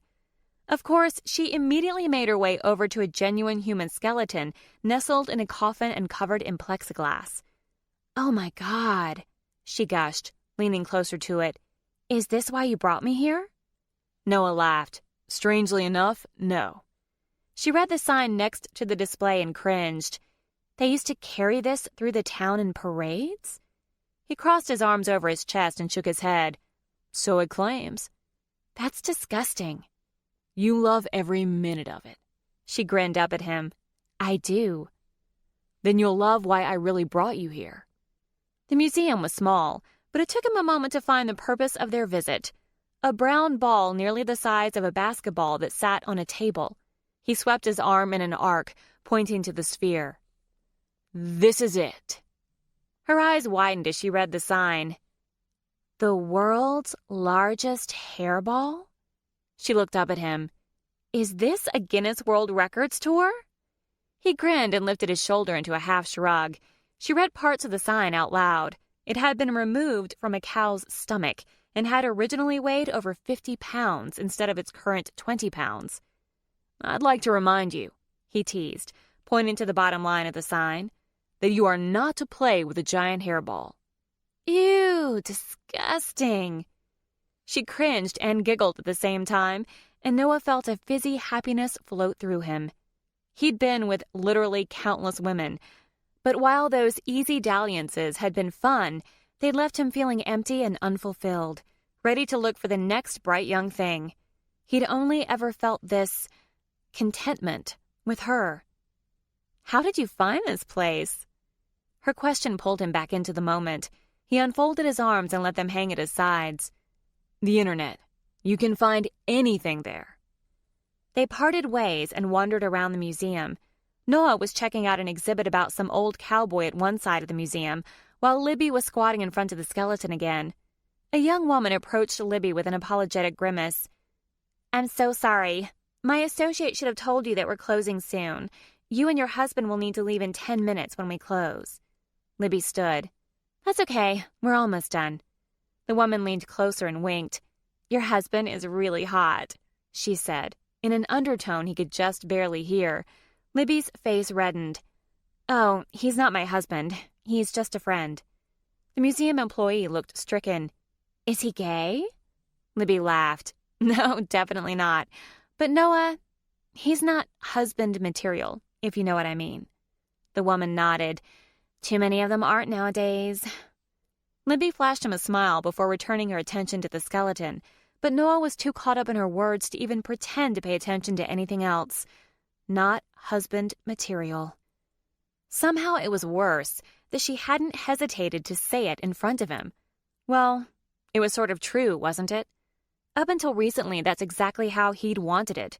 Unencumbered, unattached, unloved. How come he'd never realized he was lonely? Libby was like a warm ray of sunlight, and he wanted nothing more than to bask in it.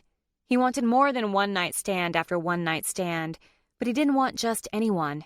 He wanted Libby. He just had to prove to her that he was suitable, that he was the type of man who could be her partner. But first, he had to get his job back, even if it meant crawling back to his brother with a peace offering. The Abrahams account. He pulled out his phone and responded to Tiffany's Facebook message. "I hear your boss is on a work trip this week. Any hint where he might be?" She responded within seconds. "Las Vegas, at that stupid machine convention. I'm going with him. We arrive Monday afternoon." Noah knew exactly where they were going next. Vegas. Chapter 10. Las Vegas? She grumbled in disgust. Why are we going to Vegas? He shrugged as they pulled onto the highway. Sounds like fun. You told me you hate Vegas as much as I do. He grimaced. I thought we could see Hoover Dam. Remember we watched When Fools Rush In, that stupid movie with the guy from Friends? You said you wanted to see the dam after that. True, but that wasn't why he really wanted to go to Vegas. She had no idea how he'd managed to snow so many women. She found him so transparent. He was up to something else. She just didn't know what yet. It'll be fun. If you say so. But she had to admit that anything with Noah was fun. If he wanted to go to Las Vegas, she was willing to give it a shot. They stopped for the night in Liberal, Kansas, only an hour away. She suggested they continue driving, but Noah said he needed to plan out the next day's adventures. I thought it was Vegas, she said over dinner at a barbecue restaurant. That's the final destination, he said, typing into his phone. We can still have an adventure on the way. He'd spent more time on his phone in the last 15 minutes than she'd seen him do in the 5 months she'd known him. That was one of his appealing traits. She'd gone through a ton of men who seemed more attached to their phones than they were to her. Noah was always totally engaged with her. Except tonight. Then the obvious reason hit her square in the face. He didn't want to be there. You don't have to do this, you know, she said, without accusation. You can take me home, or even put me on a bus. His face jerked up, his eyes wide with alarm. Why would you say that? Noah. She leaned closer and lowered her voice. Where would you be right now if you weren't here with me in Liberal, Kansas? He placed his phone on the table and sat back in his chair. If you had gotten married, probably in a hotel room in Kansas City. You weren't planning to take a flight back to Seattle today? No. He frowned. Josh and I were supposed to have a meeting tomorrow. Guilt washed through her. We need to go back. You have to go to that meeting. He shook his head, his eyes hardening. No, we don't. Josh can handle the meeting, and I was owed some vacation time. Just last month you told me that you'd used up all your vacation time. He groaned, then leaned closer. Libby, this is where I want to be. With you. Because you feel sorry for me. He laughed. Sorry for you? Why would I feel sorry for you? Well, other than the fact you're wearing clothes from Walmart. The way he was blowing off her concerns irritated her.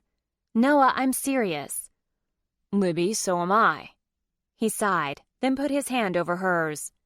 Are you having fun? Well, yeah, but that's not the point. He smiled, that dazzling megawatt smile that usually won him any woman he wanted. She'd been immune to it. Until now. Her insides warmed and her breath caught in her chest as she stared into his deep brown eyes. The point is, he continued, apparently unaware of the impact he had on her. This is where I want to be. With you. There's no self-sacrifice involved. You should know me well enough by now to know that I'm incapable of that particular trait. He gave her a wry grin, and she decided to let it drop even though she didn't agree with his assessment of himself. But she also knew him well enough to know when it was pointless to argue with him. She flashed him a smile. Okay, you've sold me. You want to be here. I want to be here. We both want to be here.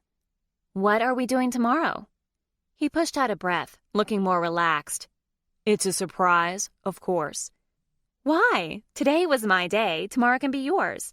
He shook his head. No can do. You don't have a license, so you can't drive. Well, shit. He was right. Where are we staying in Vegas, and when will we get there? Caesar's Palace. I made reservations for Tuesday night. She reached her hand across the table. Let me borrow your phone. Why? I need to call Blair. He hesitated. Why? Since when did you start giving me the third degree? I'm going to see if she'll send some things to me at the hotel. Okay. He tapped on his screen before handing it over. Do you need some privacy? No. She released a mock laugh. That went so well with Megan last time. I need a witness, in case Blair figures out a way to reach through the phone line and strangle me. You don't have to call her, Lib. I can get you anything you need. Like a driver's license? He shrugged. Yeah, exactly. She tapped in Blair's number, her back tense as she waited. McMillan, Blair answered. If you do anything to my best friend, your balls are mine. Libby couldn't help but grin. What's Garrett going to say about you taking another man's balls? Libby, her friend said, her voice thick with relief. Garrett won't say a thing. I have a whole trophy case full of men's testicles. Libby had no doubt about that. Blair Myers Hanson had made a name for herself as a hard-ass divorce attorney, which was paving the way for the new practice she'd opened with Garrett. Where are you, Libs? She glanced out the window. Billy Blue Duck Barbecue? Maybe not so specific. Liberal, Kansas. When are you coming home? She glanced at Noah, but he was staring out the window. I'm not sure yet. Probably not until later in the week. You're spending a week in Liberal, Kansas? Libby chuckled. No, we're on our way to Vegas. Vegas? You hate Vegas. Yeah, well, she swallowed. Noah's taking me on an adventure. He's planning it all, and I'm letting him. So, you're okay? Blair asked in a quiet voice that caught Libby by surprise. Really? Yeah, she answered. I am. You know we're here for you no matter what, right? Megan feels terrible about what she said. It's okay, she said, almost meaning it. Megan had hurt her deeply, but she couldn't exactly blame her for the things she'd said. Talk to us next time, okay? Blair sounded insistent. No judgment, no matter how much Megan spouted off. Not giving her a chance to respond, much less protest, Blair continued. You did it because of the curse, didn't you? She paused. Your birthday? Libby shot a glance at Noah, who was, thankfully, still looking out the window. She suddenly wished she'd asked for privacy. Yeah. She saw no reason to deny it. I know you believe in it, but it doesn't mean anything, Libs. You can still meet an amazing guy and fall in love. You were never in love with Mitch. She hesitated. I was too caught up in Garrett and setting up the new practice to see what was right in front of my face. I let you down. I'm sorry. Libby gasped at Blair's confession. Her friend really had softened. You don't need to be sorry. It's done. Now I'm spending the week with Noah. He flashed her a grin, then motioned toward the restroom with his thumb. Libby nodded. Be careful with him. Libby shuddered, suddenly grateful Noah had just left the table. What's that supposed to mean? We both know what he's like, and you're vulnerable right now. You were seeing Mitch when you met him, but now you're available. And sometimes you don't make good choices after a breakup. Libby would have gotten angry if Blair had said it in a haughty tone, but her friend sounded genuinely scared, and Libby had to admit it was true. She was notorious for making stupid decisions after a breakup. I know you like Noah, but I don't trust him for 1 minute. Libby laughed, but it sounded harsh. You think he plans to take advantage or convince me to sleep with him? Blair's voice hardened. The thought had occurred to me. Newsflash, he could have totally taken advantage of me last night. We slept in the same bed, and I only had on his shirt and my panties. But no worries, he was a perfect gentleman. I'm pretty sure that's an oxymoron when used in conjunction with Noah McMillan. Libby sighed, not wanting to have to defend Noah to her friend. Look, I appreciate your concern, but there's absolutely nothing to worry about. At least Blair didn't seem to be picking up on her disappointment. Still, Blair's worries corroborated Libby's original misgivings about her attraction to Noah. She shook her head. She could mull that one over later. I need a favor. What is it? There was a hint of the old Blair, guarded and wary. Do you know where my purse is? I have it. We didn't know when you'd be back, so I seem like the logical person to hold on to it. Then that's perfect. Can you dig out my driver's license and express ship it to Caesar's Palace and put my credit cards in it too? What? Look, I know it's an inconvenience for you. It's not an inconvenience. I have it in my possession. I can ask my assistant Melissa to ship it. The question is why you need it. Do you really think it's a good idea for me to be traveling around the country with no ID? When you put it that way. But why are you traveling around the country at all? Why not? This is like my last big adventure. I turn 30 in 2 days, and then I'll be old and boring. Let me have one last fling before I leave my youth behind. I'm not even going to comment on the fact that I'm already over 30. But old and boring? You? Libby chuckled. Well, I'll give it a go. Be careful, Libby. Just don't let your heart get hurt, okay? I walked out on a wedding, Blair. I think my jaded heart is safe. I'm not so sure. Just send my stuff to Caesar's Palace in care of Noah. He made the reservation. When are you planning to come home? Blair asked again. Libby hesitated. I don't know. She wouldn't admit that part of her was tempted to take Noah up on his offer to move to Seattle and stay with him, albeit only temporarily. She could room with him until she found her own place. There was nothing for her in Kansas City anymore. And besides, Noah was right. The art scene was much better in the Pacific Northwest. Maybe she needed a change. Maybe it was time to reinvent herself. Chapter 11. It was still early after they finished eating, so Noah suggested a change of plan. They pushed on to Amarillo, 3 hours away. This time the room had 2 queen beds. After Libby got dressed for bed, Noah tried to ignore the tantalizing fact that her pajama shorts and camisole left more parts of her exposed than covered. When he came out of the bathroom, she was already in one of the beds, propped up on pillows, her hair spilled out around her. She was gorgeous. He knew this, yet sometimes when he saw her, she took his breath away. But her earlier words, Noah's not husband material, still rang in his head. He really needed to get Abrahams to sign the deal so he could get his job back and prove himself to Libby. He climbed into bed. You ready to go to sleep? Yeah, was her soft reply.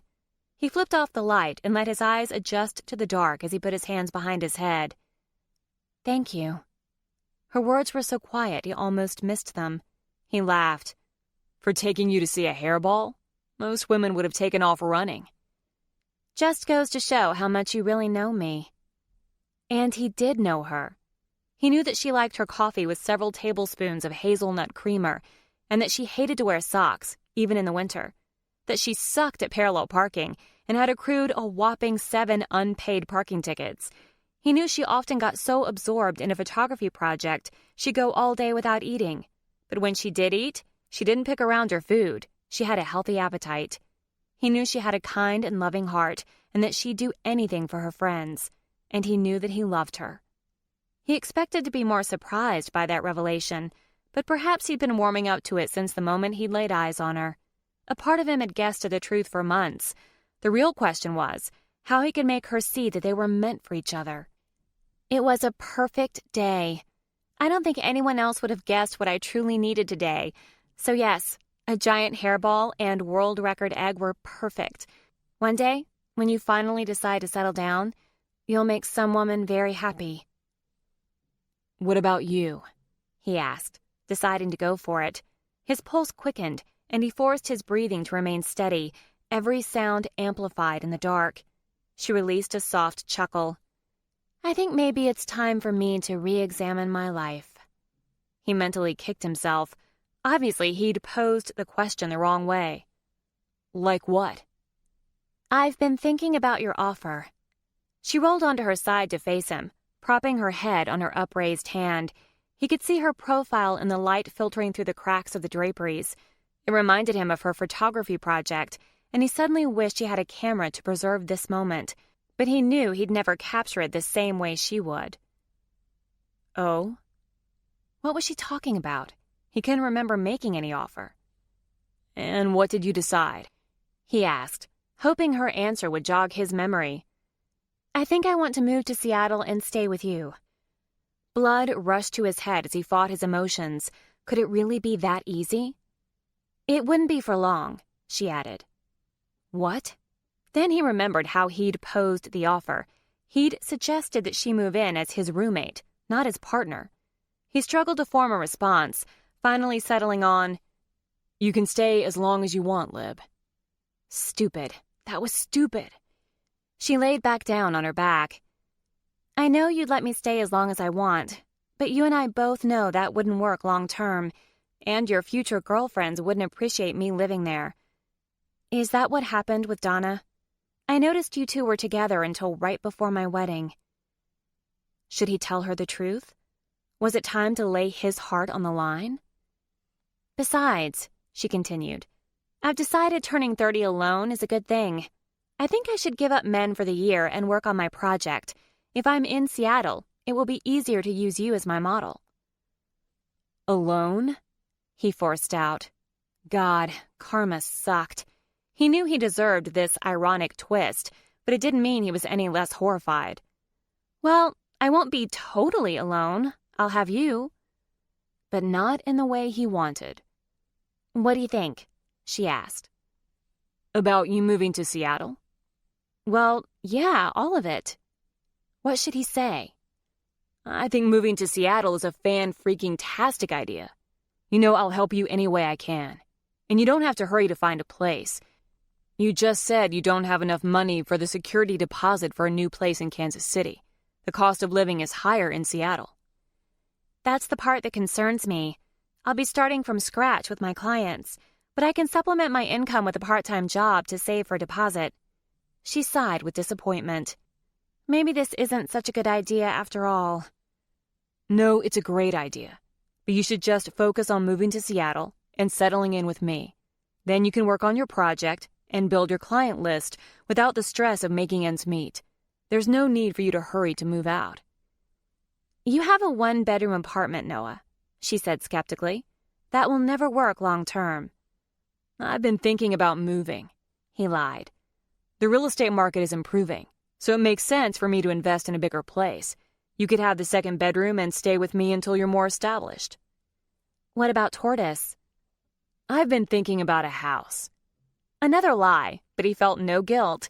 He'd do whatever it took to get her to agree. Then Tortoise would have a yard. We could take him for walks in the neighborhood. Besides, I miss the rambunctious guy. She was quiet for several long seconds. Are you sure? Very. He was more sure about them than he'd ever been about anything in his life. He'd wait for her. A year felt like an eternity, but if she wanted a year, he'd give it to her. Libby St. Clair was worth waiting for. She was silent again. This seems so spontaneous, but it feels right. To me, too. She had no idea. She was quiet again, and Noah soon heard the steady rhythm of her breathing. He lay awake for another hour, repeatedly checking his phone for another message from Tiffany. He didn't know much about Abraham's plans in Vegas, other than he was attending a trade convention that began Tuesday at Caesar's Palace, and he and Tiffany would arrive tomorrow afternoon. But he did know that Abraham's hadn't yet signed a contract with the other engineering firm, which meant Noah still had time. But when he pressed Tiffany for details about his competition, she remained vague and made comments about how excited she was to see him in Las Vegas. This was bound to get complicated. The next morning, Noah woke before Libby, a rare occurrence he attributed to all the uncertainties in his life. For a man used to coasting through life, he suddenly had quite a few things to worry about. The top item on his list lay on her side, facing him. The covers had slipped down, and her skimpy pajama top had shifted while she slept, exposing a generous amount of her breasts. A jolt shot straight to his groin, and he suppressed a low groan. God, he wanted her. and the urge to slip into bed with her was so strong he had to clench his teeth. With women, Noah was used to acting on urges, so this new restraint chafed. His surging hormones insisted on seducing and screwing her, but his heart wanted more. When his head finally chimed in, it told him his heart was right. Libby had an underlying distrust of men, even if she would never admit it.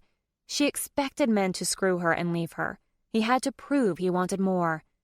He wasn't sure how to effectively do that other than to continue to be her friend, but then he risked that she would never see him any other way. "You're awake?" Her voice was heavy with sleep, and the husky sound of it stirred him even more. "How late is it?" He glanced at his phone. "It's around 6. 6? How long have you been awake?" "Not long." She stared at him for several seconds, with an intensity that made him want to squirm. But just when he was about to break and ask her what she was thinking, she sat up, leaning over her crossed legs. "I suppose you have a plan for today?" she teased. "Of course." "More world record sights?" "Only time will tell." She swung her long legs out from under the covers and stood. Her pajama shorts had been pushed up to the crease where her ass met her thighs. Of course, he knew he was only torturing himself with something he couldn't yet have, but his eyes remained glued to that long expanse of bare skin, his mind drifting to dangerous territory. He imagined those long, sexy legs wrapped around his waist as he plunged deep inside her, his hand in her thick, dark hair while he kissed her. "Noah?" He blinked, only then realizing she'd said something. "What?" A grin spread across her face. "Where'd you go just now? Thinking about our itinerary?" If only that were on their itinerary. "Busy day. A lot to think about." They were ready to get on the road within less than half an hour. His Facebook alert went off while he was loading his bag in the trunk, and he saw Tiffany had sent him a message. "He's meeting Eric tomorrow night for drinks." Shit. He hoped that didn't mean what he thought it did. "Eric?" "The other firm." He had to get there sooner. He had to see Scott Abrahams before he met with the competition. When they were on I-40 headed west, Noah cast a surreptitious glance at Libby. Many of the women he knew took an hour or more to get ready, but Libby could be up and out the door in 30 minutes, looking more gorgeous than all of those women put together. Today, she wore her hair up in a high ponytail. She had on a pair of jeans and a long-sleeved black t-shirt, which made her dark eyes more pronounced than usual. "I'd like to try to get to Vegas tonight," he said, trying to sound casual, "which means we can't stop as much today." "Oh," she said with a frown. "Sure." Damn it. The sooner he got to Vegas, the sooner he could try to win back Abrahams, but in the scheme of things, what was one day? For the business, it could mean everything. Still. "You know what?" he said with a shrug. "Screw it. We'll just take our time." She turned to him with her dazzling smile. "How about you pick a couple of places to stop, and we'll still plan on making it to Vegas by tonight? How long is the drive?" He grimaced. 13 hours. Is that too long for you to do in one day?" She laughed and turned back to face the road. "No. Once a guy I was with drove us from coast to coast in 3 days. I can handle being in the car." Libby had talked about the previous men in her life before, and hell, he'd hung around with her and Mitch plenty of times before the wedding, so the stab of jealousy that seized his gut took him by surprise. He didn't like the idea of her being with anyone else. "Did you make a lot of stops?" She laughed again. "If you're asking if Barry stopped so I could see giant eggs and hairballs, no." "Barry?" He couldn't stop the derision from leaking into his voice. "He was a surfer. Sun-bleached hair, washboard abs. His legs." Her voice trailed off. "You remember his name?" His tone caught her attention. What's that supposed to mean? He forced himself to take a breath and chill the fuck out. Why was he this jealous of some guy who'd obviously meant nothing to her? "Nothing, sorry. I haven't had enough coffee." She frowned and shifted in her seat. "I flew out to LA to meet a friend. I met him on the beach, and the next thing I knew, I was on this cross-country trip with him and his friends, their surfboards strapped to the top of their van." "Van?" He forced himself to laugh. "A regular Scooby-Doo adventure minus the ghost mystery." "What about the mask disguise?"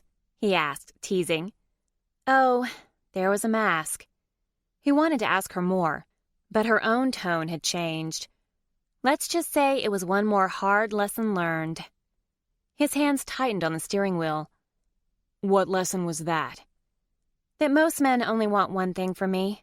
They see my boobs and my mother's Colombian ancestry, and let's just say I'd always suspected as much, but that trip confirmed it.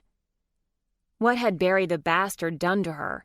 He had an urge to find the prick and beat the shit out of him. How long ago was this? She sighed. Between my freshman and sophomore years of college. Oh my God, Lib. You were a baby. She laughed. It seems like that now, doesn't it? Now that we're supposedly adults. She was right. His own college years seemed like a lifetime ago. Back then, he thought he would live forever and could get away with anything. She shrugged, trying to act nonchalant, but he could tell it was forced. Turning 30 has convinced me it's time to grow up. I would say growing up is overrated, but I guess we can't all be Peter Pan. She reached over and stroked her hand down his arm, her touch sending tingles of sensation shooting through him. You've been trying. You've inspired me. His eyes flew open in surprise. I've inspired you to grow up? Yeah. She leaned closer. Megan's told me what Josh has said about you. Nothing good, I'm sure. He wanted Libby to base her opinion of him on her own experiences, not on half-truths and opinions she'd learned about in a game of telephone. You've changed, Noah.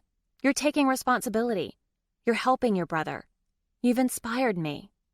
He shook his head and said bitterly, I'm no inspiration to anyone.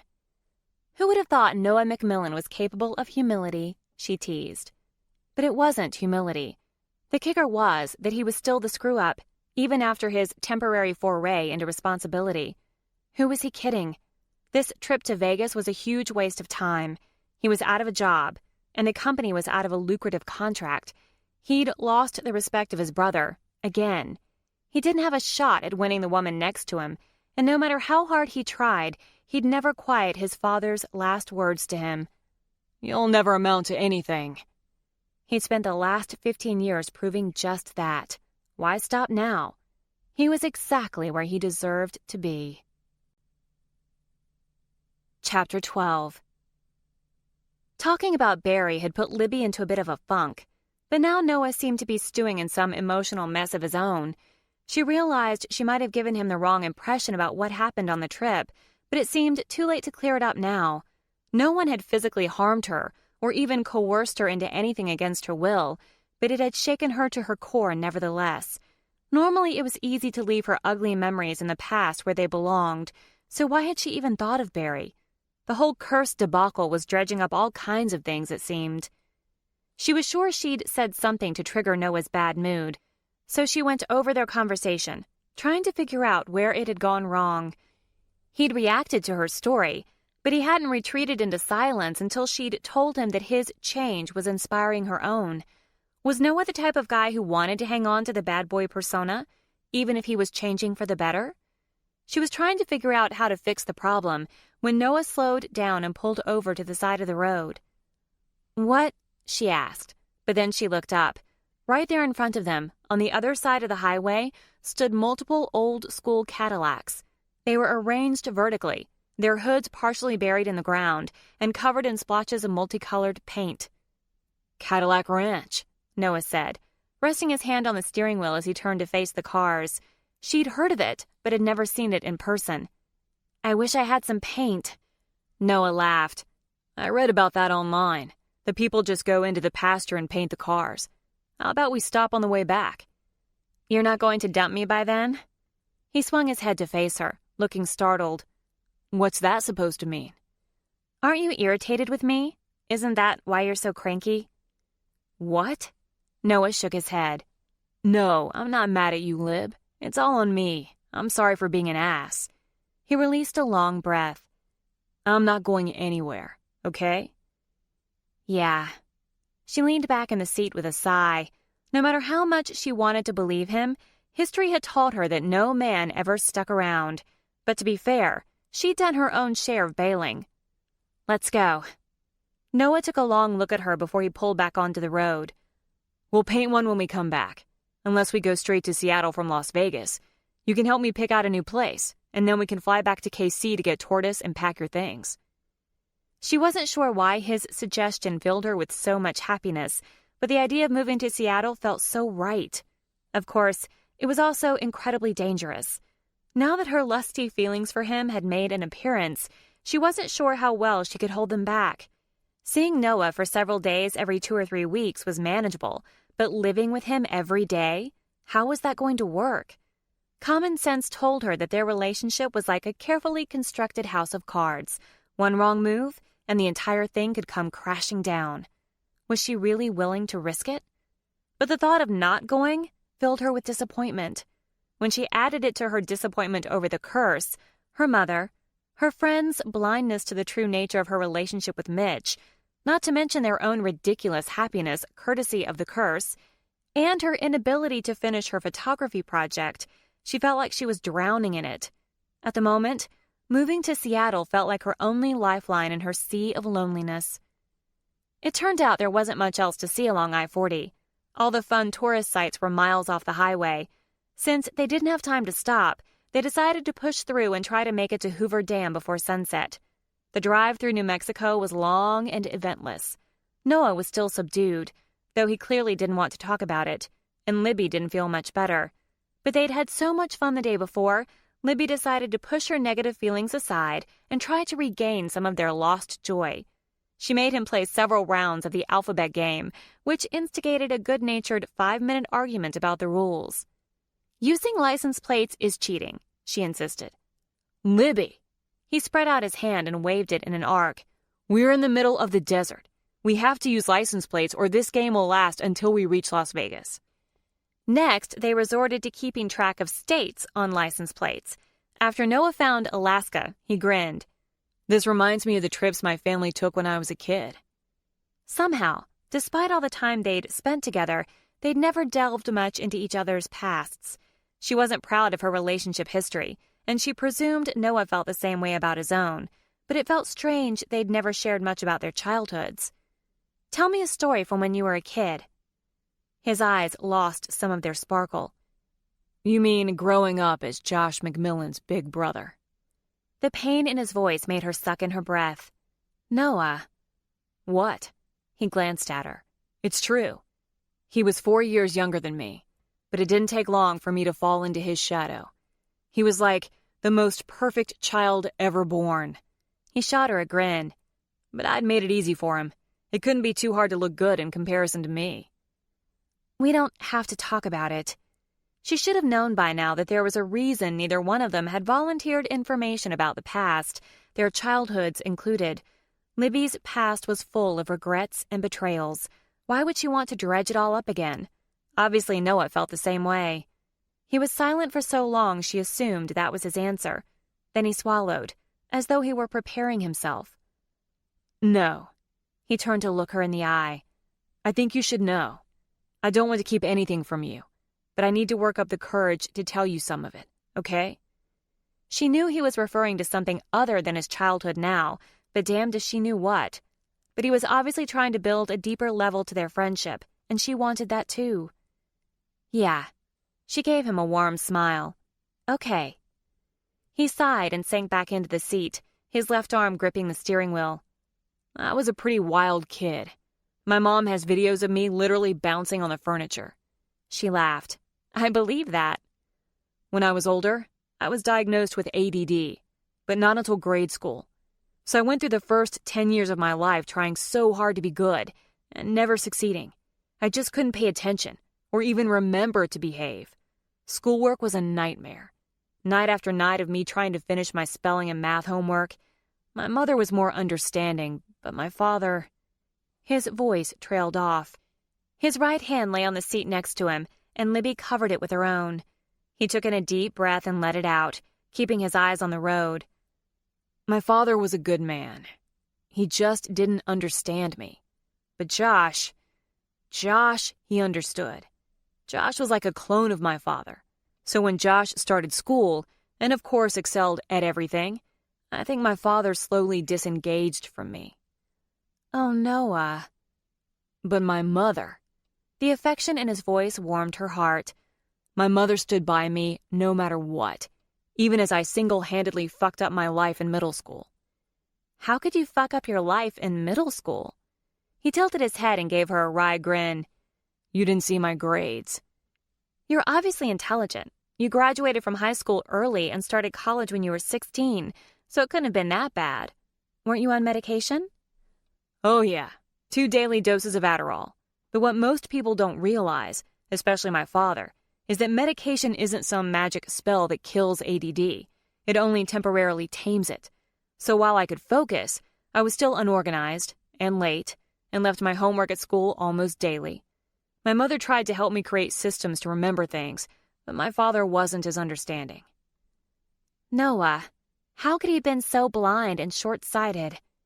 He turned his hand over beneath hers and curled his fingers around her hand. Libby, I don't want you to get the wrong idea. My father was a good man. He just didn't understand me. And Josh was so much easier for him to relate to than I was. I think he finally decided to leave me to my mother's devices and focus on Josh. But you were his son, Noah. He just gave up on you? She asked in dismay. He shook his head. It's not as harsh as it seems, Lib. He stopped trying to discipline me for my grades and behavior in school. He still loved me. He just gave more attention to Josh. And really, it ended up being a good thing. My mother was much less heavy-handed, and it made all of us closer in a way. It's just not right, Noah. He squeezed her hand. Maybe you're right.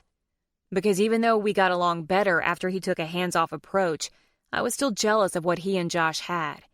Don't get me wrong, I love my mother, but part of me still craved my dad's attention and approval. Of course you did. When I was properly medicated, and trust me, it's hard to properly medicate a teenage boy, I could finally focus on my work, and I discovered I was really good at math, at a near-genius level. It helped that all my math classes in high school were in the beginning of the day, when I was good and dosed. By the time we figured out I would graduate early, my father took notice. Craving his attention, I told him I had decided to major in engineering, just like him. Did that make him happy? Ecstatic. I was finally becoming the son he wanted, not the screw-up he tolerated. Noah. No, it's okay. It wasn't his fault. You know, I'm not sure I ever want kids. I don't think parents realize the power they hold. I've screwed up everything else in my life. I sure don't want to screw up my kid. He frowned, and his shoulders slumped. He was so wrong. He'd be fantastic with kids, even if he didn't realize it. And maybe the way his father had messed him up would prevent him from making the same mistake. But now wasn't the time to convince him. So you majored in engineering for your dad. But did you like it? By the end of my sophomore year, I wasn't sure if I was in the program because I wanted to be there or because I wanted to make my father happy. But Dad was already talking about me joining his firm. His partner was thinking about retiring around the time I graduated, so I could fill his shoes. But the more my father talked about it, the tighter the noose was pulled around my neck, squeezing the life out of me. I felt like it had been decided for me. Did you at least tell your mother? A soft smile eased the hard lines on his face. My mother figured it out before I even said a word. But when she gently brought it to my attention in high school, I told her she was wrong. I was willing to discuss it with her later, of course, but I still wasn't ready to give up my new relationship with my dad. And then my dad died. His tone told her there was a lot more to that story, and she questioned whether she should push him to tell her. But she could tell he'd been carrying this burden around for a long time, and he needed to share it. If he was like her, and she knew they were much too much alike for their own good, he wasn't used to sharing this personal, intimate information with the women in his life. It was a good rule of thumb never to share personal information with someone who won't be around long, but she sensed that this wasn't something he'd told anyone. It had to be hard when your dad died, but at least you were getting along with him, right? No regrets. He swallowed and looked uncertain. But we weren't getting along. Her eyebrows lifted. Did you tell him that you didn't want to take over? No. He shook his head, pressing his lips together. Now he looked like he was about to be sick. We don't have to talk about it, Noah. No. He turned to glance at her, and the fear in his eyes caught her off guard. I want you to know, even if Even if what? I run off screaming? She turned in her seat to face him. Don't you think there's a reason we haven't told each other much about our pasts? I've done a lot of things in life I'm not proud of, too. And you and I... She waved her hand back and forth between them. We get each other. It would take a lot to make me run off screaming. It's not like you killed anyone, did you? His face paled and he gripped the steering wheel tighter. Oh, God. What had he done? Her head raced through the possibilities. He couldn't have killed someone in cold blood. She knew him. He wasn't capable of it. But until fairly recently, he'd lived an irresponsible life. A DUI wasn't outside the realm of possibility. She squeezed his hand. There is nothing you can tell me that will make me run from you. We're friends, right? Friends stick together. You can tell me if you want. Or you can wait and tell me later. But I'm here. I promise. I'll listen without judgment. Don't be so sure of that. His words were bitter and full of self-loathing. She stiffened her back and said forcefully, Try me. He took in several deep breaths. He was waging some inner war, so she held on to his hand and squeezed, letting him know he didn't have to deal with it alone. He came to visit me at school, Noah said quietly. Your dad? He nodded. I had no idea he was coming. I was only about an hour and a half away, so it wasn't a long trip. He swallowed nervously, but she could tell he was settling into the idea of telling her. His partner had given him a retirement date, and I was preparing for my senior finals. So Dad had brought some papers. He stopped talking for a moment and took another breath. He had added me to the firm, as a partner. It was dated to take effect after I graduated, but I'd been doing so well in school, and he thought I'd stopped taking my Adderall. For some reason, that made my accomplishments more real to him then. Had you really stopped taking your Adderall? His mouth twisted to the side. Let's just say I wasn't getting it through legal means. Why? He shrugged. Part of it was me. I hate how it makes me feel. Sure, I can focus, but part of me feels dead inside. Like everything is too stable. Like I lose part of me. As stupid as that sounds. No, I'm an artist, I get that. I need the emotional highs and lows to do my work. Yeah, well, an engineer needs slow and steady, not a fuck-up like me. After I stopped taking it my freshman year, I could tell I was screwed. But I knew I'd disappoint my dad if I went back on it, and he'd know if a doctor prescribed it to me since I was on his insurance. He glanced at her. Like I said, my dad hated me relying on medication to do well in school. And honestly, I don't know that he would have offered me a partnership if he thought I had to live with it for the rest of my life. Her anger started to rise. You're kidding.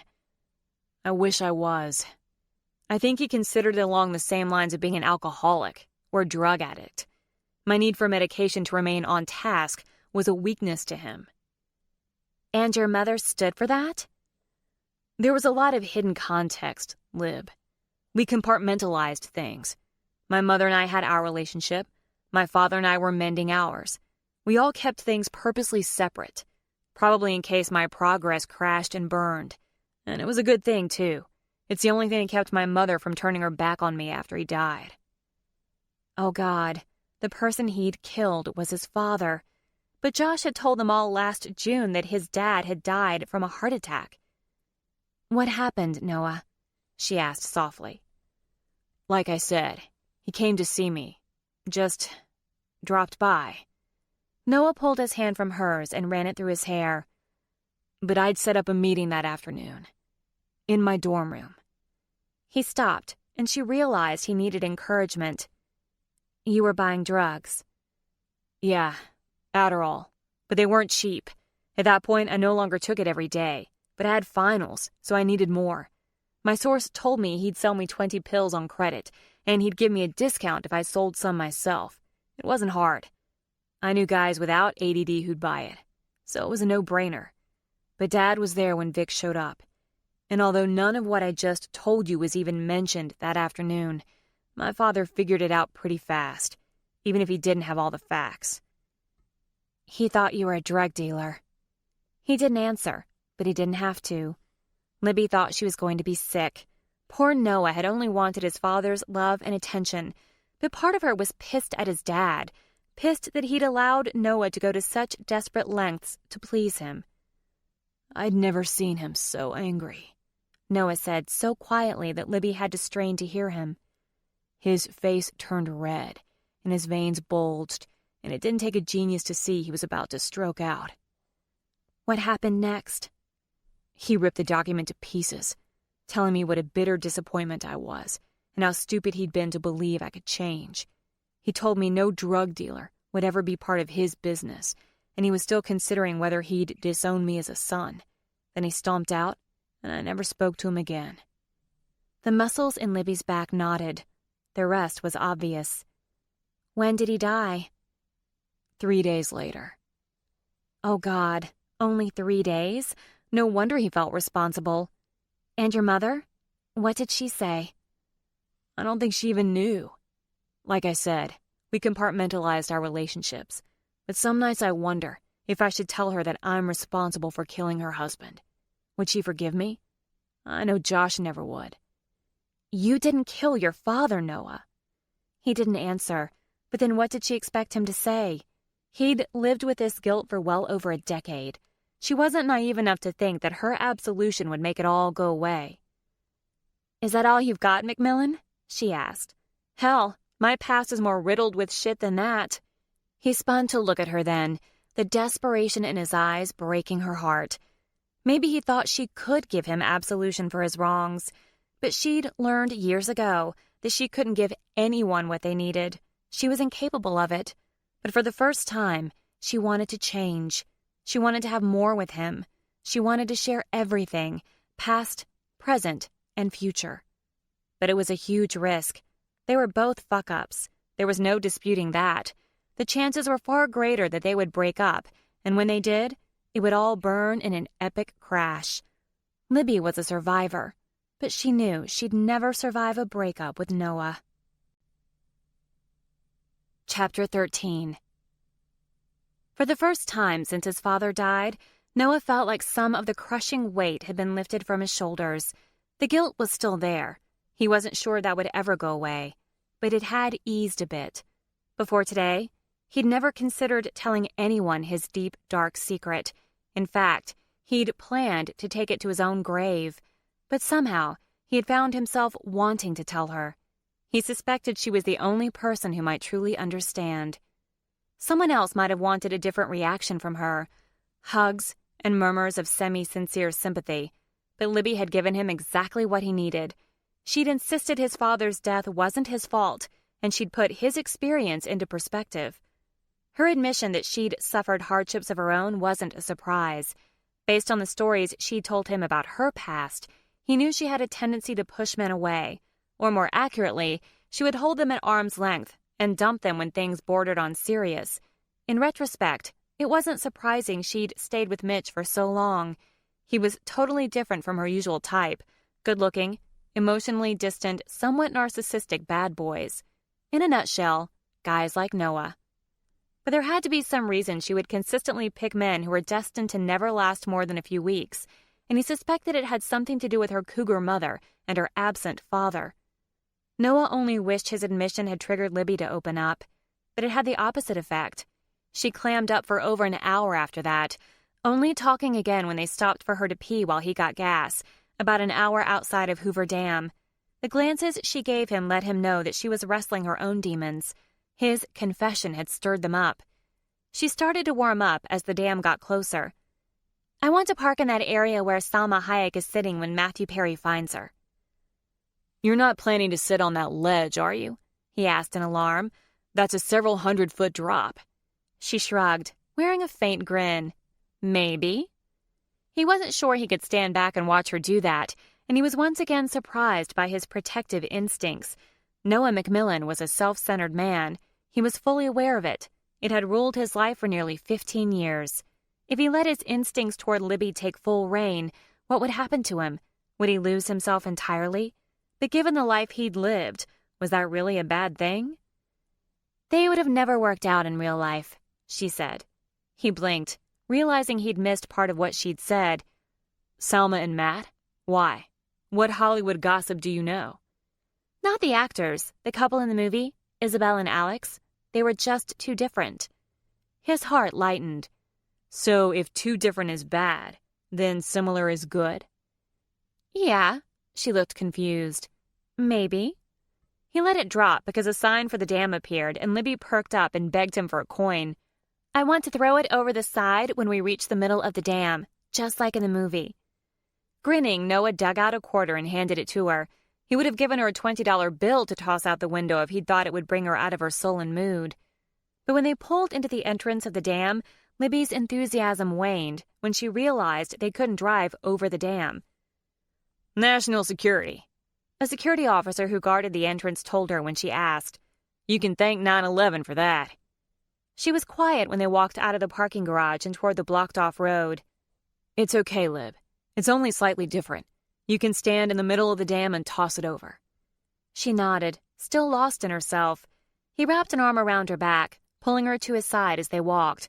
When they reached the middle, she stopped and looked over the edge. The water's a lot lower than in the movie.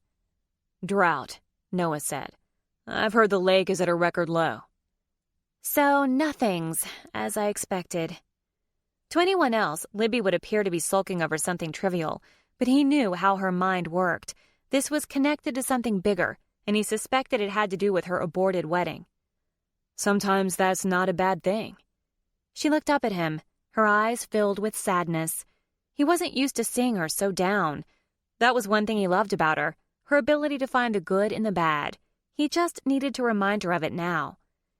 You know that whole saying about God closing a door and opening a window? Or is it closing a window and opening a door? He tilted his head and raised his eyebrows playfully. Or maybe it's like Alice jumping down the hole to Wonderland. She grinned. I get what you're saying, but I'm turning 30 tomorrow, and look at my life. He put his hands on her shoulders. Yeah, look at it. You have 2 great childhood friends who love you enough to hunt me down and skin me alive. Who were completely oblivious to the fact I didn't love Mitch. He'd give her that. It had ticked him off, too. Okay, so they've been a bit self-centered and clueless lately. But you have a career you love. Which doesn't pay shit and interferes with the whole responsible adult gig. Hey, I saved the best for last. You have me. A strange look filled her eyes, and for a second he thought she was going to reach up and kiss him. Instead, she wrapped her arms around his back and pressed her cheek to his chest. Yeah, I have you. Libby, you know you can talk to me. I know something's bothering you. It's my birthday. I had a wish I was sure would come true, but it didn't. Now I'm questioning everything. Sometimes questioning everything is good. It puts you on the right track. Didn't he know that firsthand? Meeting her was what had made him question everything, and he didn't want to go back. Look at you. She lifted her head and grinned up at him. Noah McMillan, life coach. Maybe I'll make it my new career. Worry flickered in her eyes. Is something wrong with your old one? The wind blew her hair into her face. Without thinking, he reached up and tucked the strands behind her ear. It's always good to keep your options open. She nestled her cheek against his chest, and they stood like that for nearly a minute. He marveled that he could be this close to her without planning on how to get her into bed. Not that he didn't want to get her into bed, but that wasn't what she needed. Was this real love? Being with someone and somehow getting something from it, even if sex or talking wasn't part of it. For the first time, he got what people meant about growing old with the one they loved. In the scheme of his life, this was such a small moment, yet every preconceived notion about love was being chucked over the edge of the dam.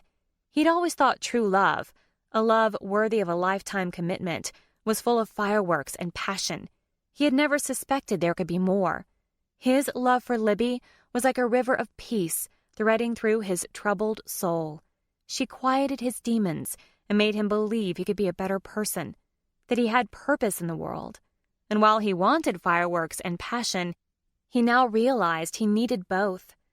He kissed the top of her head, letting his lips linger longer than he should have. He expected her to back away and break the moment, but she hung on tight. I want to throw the coin together, she said. I want to share our wish. He wanted to share more than that, but it was a start. What if we wish for different things?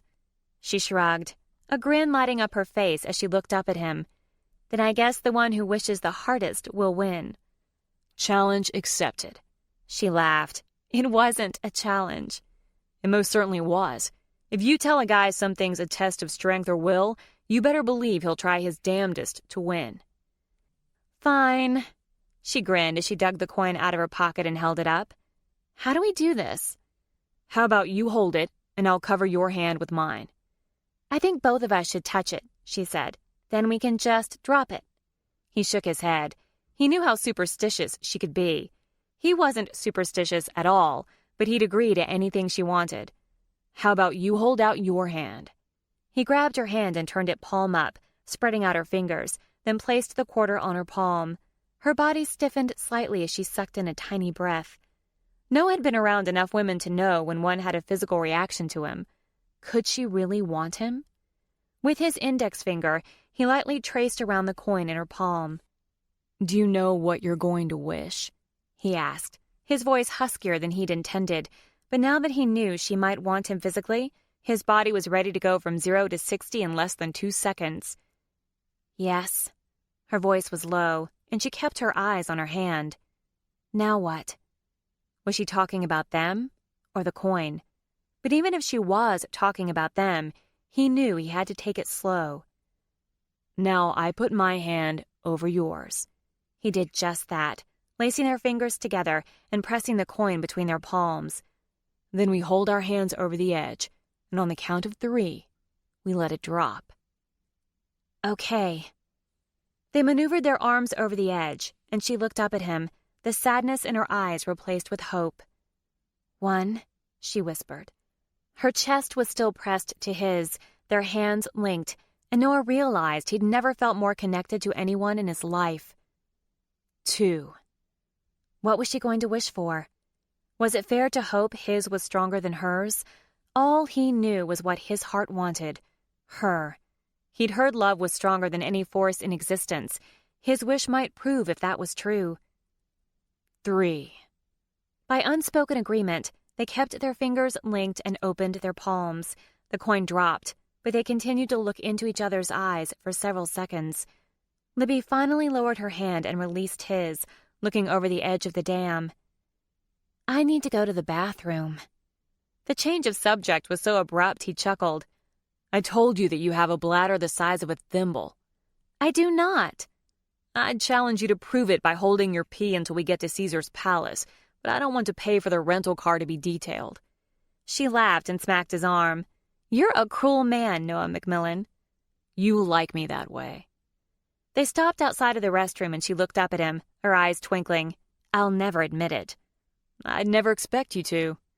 She continued to stare up at him, and he wondered what she wanted. Did she want him to make the first move? But he couldn't. Not yet. Then she disappeared into the bathroom, and he pulled out his phone to call his brother. Noah suspected her 30th birthday wish was to be married, but it didn't make sense that she would care this much about a pact she and her friends made when they were kids. Other than Mitch, Libby had made no real attempt at a relationship. The goal of getting married by a set date didn't fit her behavior over the last decade. He hoped Josh knew something that could help him understand what was going on with her. I'm surprised to hear from you, Josh said, sounding condescending. Has something happened to Libby? Nothing has happened to Libby. Noah tried to remind himself once again that he'd earned his brother's distrust. But I am calling about her. If this is about her driver's license, Graham's bringing it. Bringing it? Josh laughed, but it sounded like he had something up his sleeve. Megan's grandma caught Libby's bouquet when she tossed it while running to your car. Graham heard you were going to Vegas, so she decided to head there herself to find a man for a quickie wedding. In fact, she's probably checking into Caesar's palace as we speak. And Megan's mother let her? She may be in her 70s and she may be a bit eccentric, but she's not senile. Knickers really couldn't stop her, Josh said.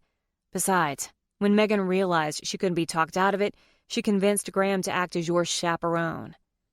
Our what? You don't mind Graham hanging around, do you? Noah heard the challenge in his brother's voice.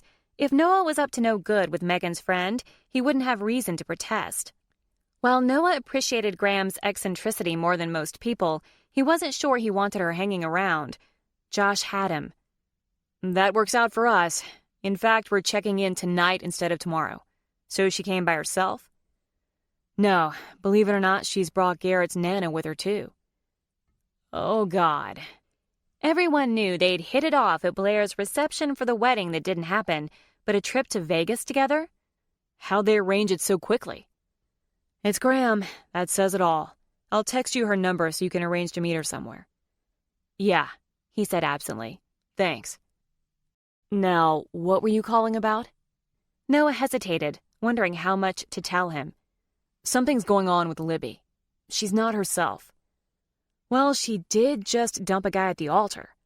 He shook his head, wondering how much to tell of what he knew. It only took him a millisecond to realize he didn't want to break her trust. He'd play dumb. No, that's not it. It's something else, something bigger.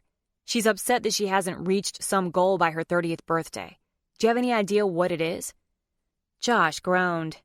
It's that stupid curse. Yes, Noah said, getting excited. This sounded exactly like something that would motivate her. When we talked about Libby getting married, you said something about a wedding curse, but you didn't remember the details. That stupid curse and pact have been about the only thing Megan and Blair have talked about since the wedding. Noah glanced toward the restroom door, wondering how much time he had left. So enlighten me. Honestly, I'm not sure I should tell you anything. You should ask her yourself. The bathroom door opened and Libby came out, but she stopped to say something to a little girl who was walking out with her mother. Noah started to panic. He hadn't learned anything. Josh, what about the curse? This is important. They all made a pact when they were girls. Megan and Blair didn't even remember it, let alone take the curse part seriously. Libby was heading toward him now. The pact is the curse? No. The pact was that they were all supposed to be married by 30. A fortune teller cursed them. She told them their weddings would be a disaster, and each of them would end up marrying someone else, the person they were destined to marry. Thanks. He hung up, still dazed as he watched her make her way to him. Libby had asked Mitch to marry her. She'd tried to set the curse in motion. But whom had she wanted to marry instead? Could it be him? But maybe not. Blair had broken up with Garrett years before her wedding to Neil, and Megan hadn't even met Josh until the week of her wedding.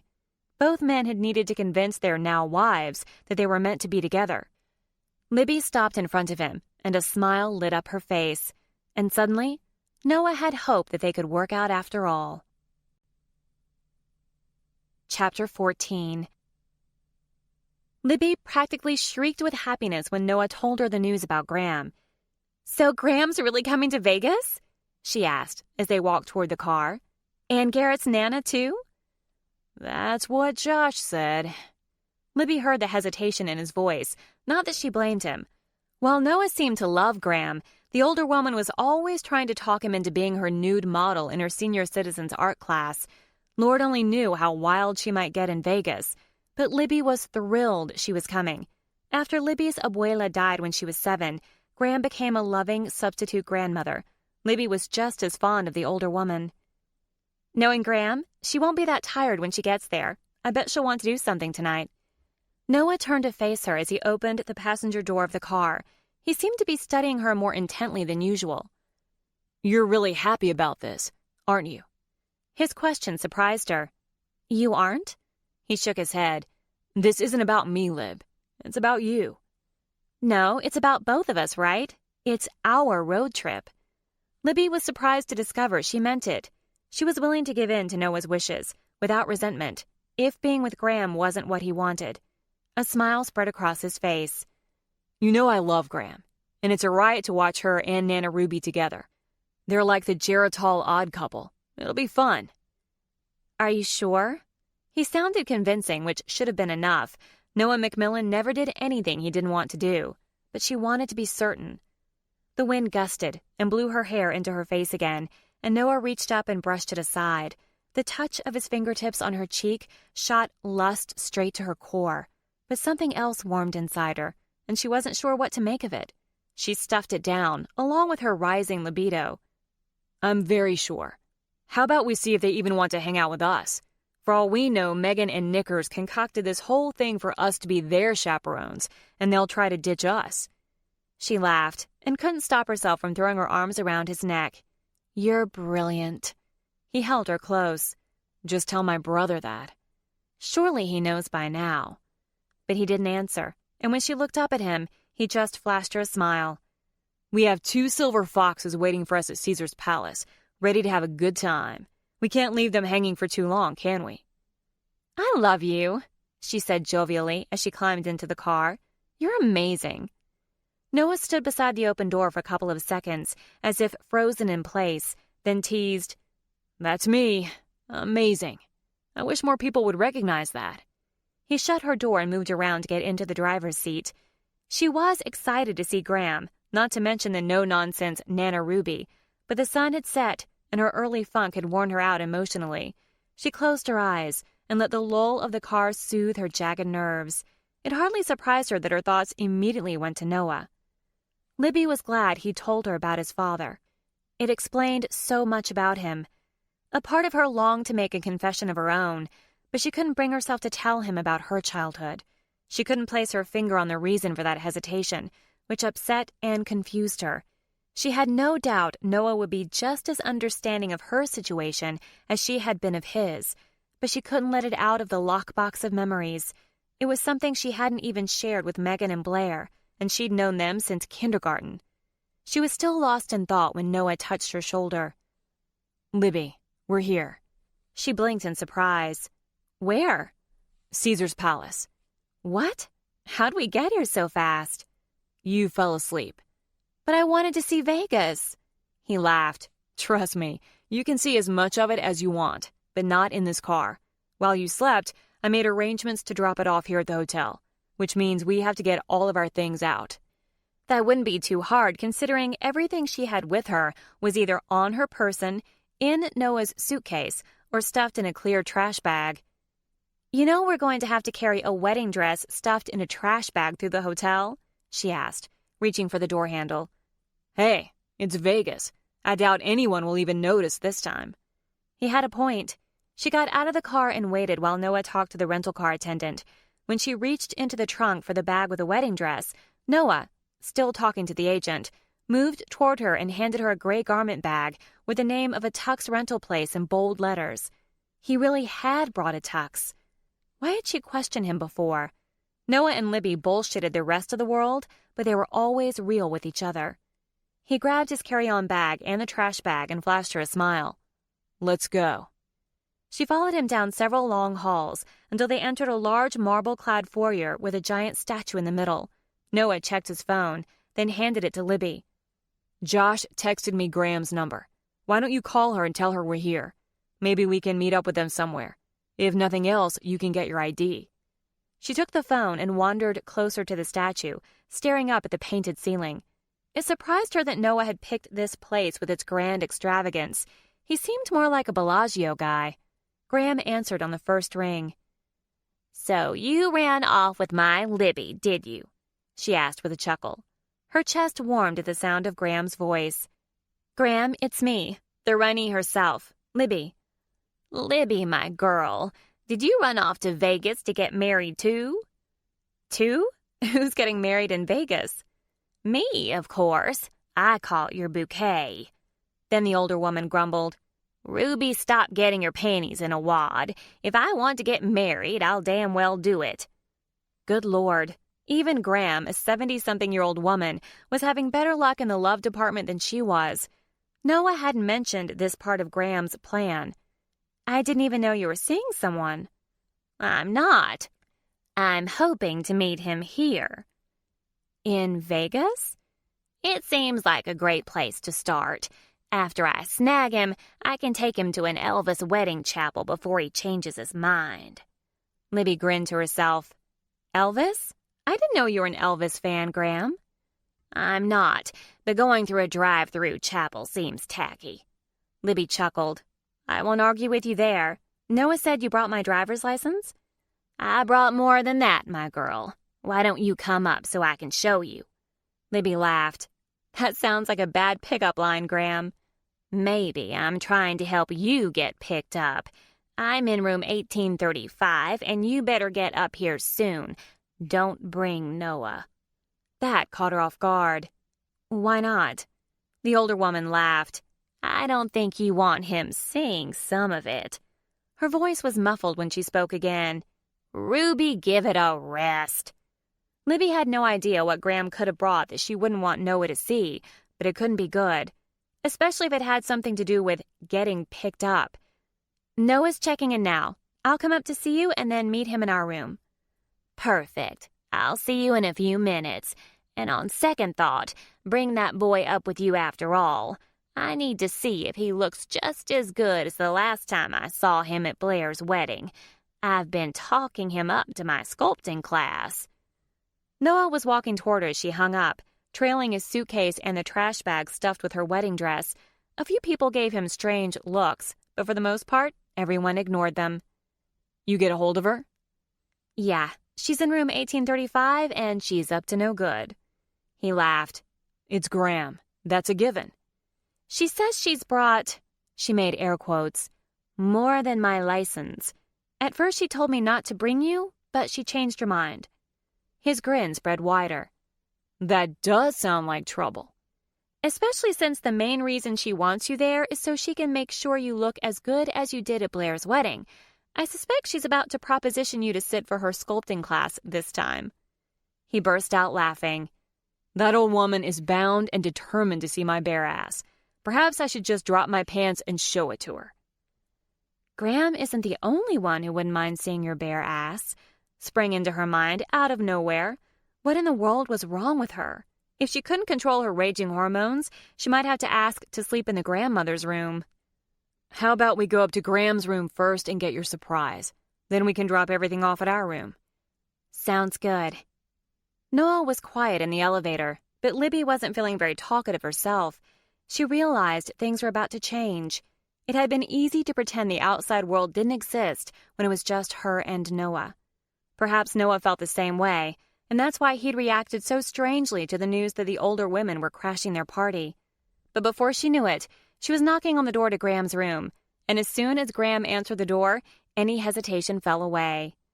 "I'm so glad you didn't marry that giant teddy bear," Graham squealed, pulling her into a hug. "That boy wasn't the man for you." Libby hugged her back, instantly feeling better.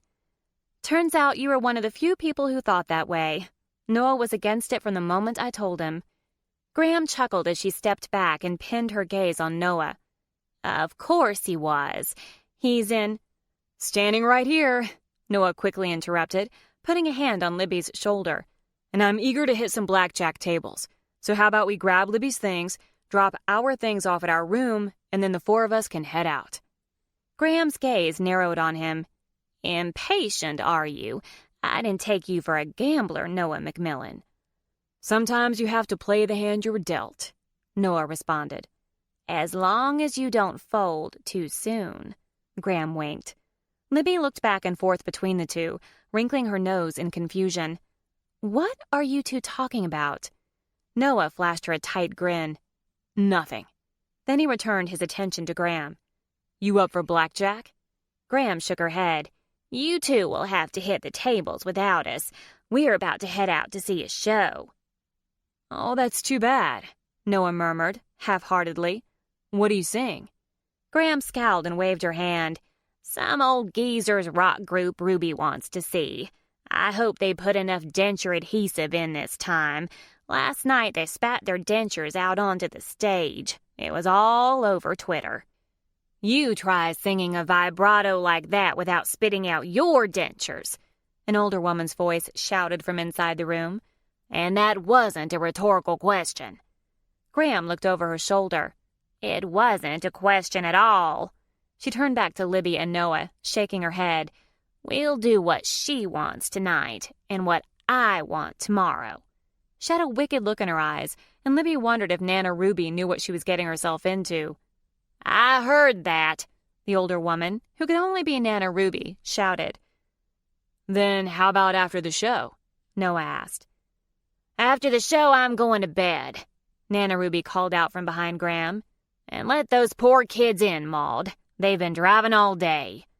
Graham ushered them into the spacious room with 2 beds.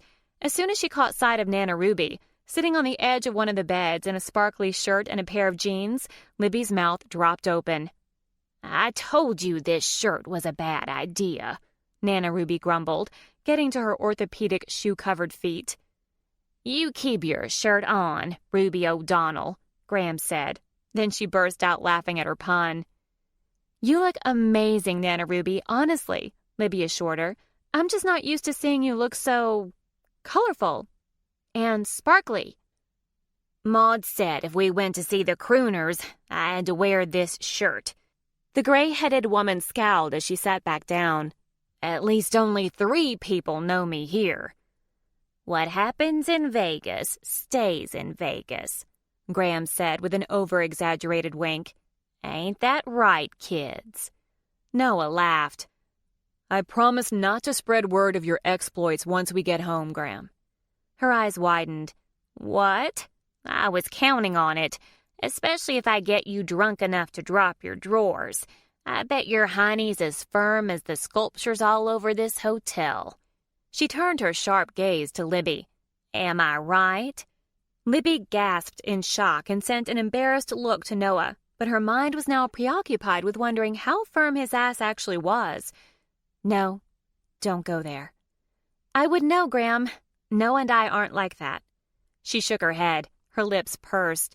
"Well, that's a damn shame." Libby's face flushed, and she forced herself not to glance at Noah to gauge his reaction. He moved up beside her, and she was very aware of the warmth and nearness of him when he settled a hand on her shoulder. "You said you brought Libby more than her license?" "Yeah." Graham picked up a black carry-on bag and set it on the bed. "I went to your place with Megan to pick up some clothes." "Oh, God," Libby mumbled under her breath. "Please tell me Megan picked them out." Graham laughed as she patted the bag. "I took some liberties." Noah's shoulders shook with suppressed laughter.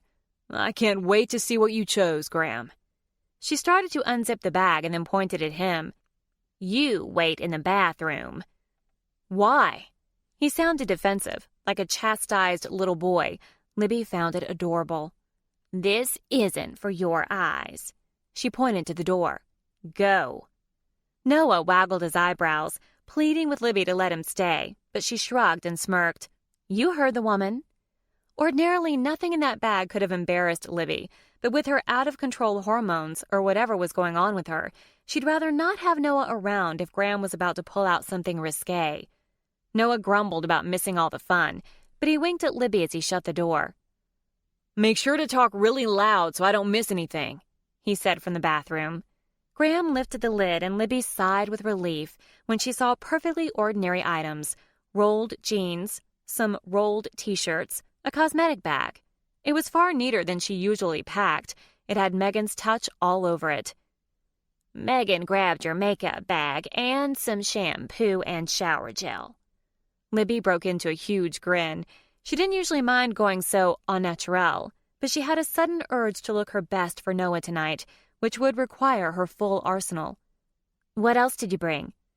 Graham gave her a mischievous glance as she pulled out several slinky cocktail dresses. "For you to go out with Noah." Libby's pulse picked up at the thought of wearing the black beaded dress with its neckline that plunged farther south than an Antarctic expedition. "Graham!" Nana Ruby shook her head and mumbled something about pneumonia under her breath. Next, Graham pulled out the lingerie Megan and Blair had given her for her honeymoon, a black lace bra and panties, and an ivory baby doll with a lace bra, a sheer lace skirt, and matching G-string panties. They were French and quite expensive, but she reminded herself that she had no business wearing them here in Vegas, even if the thought of Noah's reaction made her skin flush. She had to pull herself together. She feigned a sigh of impatience. "In case you've turned senile since Saturday, and I know you haven't, you know as well as I do that this is a road trip, not a honeymoon." The older woman shrugged and tossed a pair of red lacy panties onto the bed. "Then there's this." She held up a sexy silver barely there negligee. Graham? That's not mine." She winked. "I know. It was my wedding gift to you. I hope you don't mind that I unwrapped it and put it in with your things." "Since there was technically no wedding, you don't need to give me anything at all. You should return it." Graham waved her off. "You need this." Need it? No. That nightie would get her into trouble faster than she could charge up her visa in an art store. "I've sworn off men for the next year. I won't be needing that anytime soon." "Sworn off men?" Graham asked in dismay. "Leave the poor girl alone, Maud," Nana Ruby muttered, shaking her head. "She doesn't need a man. A year off might be good for her." "Poppycock!" Graham exclaimed, waving her hand around as if she were physically batting away nonsense. She turned to Libby. "Why would you give up men? Have your ovaries shriveled up? Are you having hot flashes?" She was having hot flashes, all right, but not the kind Graham was talking about. "No, Graham. Let's just say I keep making stupid choices with men. Maybe it would be best if I took some time off to focus on me. Then I can figure out what kind of guy I want." It was far easier to figure out what she didn't want. Some version of Josh, Garrett, or Mitch. She'd be bored in 10 minutes if she married a responsible, rule-following, white-collar guy. And that was the problem. The men who weren't like that were the ones she'd wasted the last 12 years, okay, 15 years if she included high school, of her life on. Men like that didn't stick around. And she couldn't begin to untangle the knot of complicated feelings she had when she thought about Noah. But Graham was like a bulldog with a peanut butter-filled treat. "A year? That's ridiculous. What if you meet the perfect man for you, your soulmate?" Graham's words sobered her. "I don't think I have a soulmate." "Pfft." Graham waved her hand. "I know for a fact you have a soulmate." Libby needed to change the subject fast. There was no way she wanted to spend this entire trip in some existential funk. "What else is in there?" Graham put everything back except the black dress. "Oh, you know, this and that." She leaned toward the bathroom door and shouted, "Noah, you can come out now." Damn it, how much had he heard? Why hadn't she taken into consideration that he could probably hear every word? Of course, she'd already told him about her celibacy plan, but she still didn't like the thought of him overhearing their conversation. He emerged from the bathroom grinning ear to ear and looked around the room. What? No Chippendale dancers? No collapsible stripper poles? Libby couldn't suppress her giggle. Given that it was Graham, those things were entirely too possible. "This girl doesn't need Chippendales when she has you," Graham said. Nana Ruby made a sound like she'd started to choke. If only Libby could get Graham to choke her words down. "I've seen her dance," Graham said, holding up the dress. "She doesn't need a stripper pole. But this is a lucky dress. If you want to win at the tables tonight, you should make sure she wears it." "Graham," Libby protested. The dress wasn't much better than the lingerie. Probably worse. At least if Noah saw the lingerie, it would likely be with the purpose of removing it. The dress was pure provocation. She had one way out of this. "Noah isn't superstitious, Graham. He doesn't need luck." "That's not exactly true." Noah wrapped his arm around her back and rested his hand on her upper arm.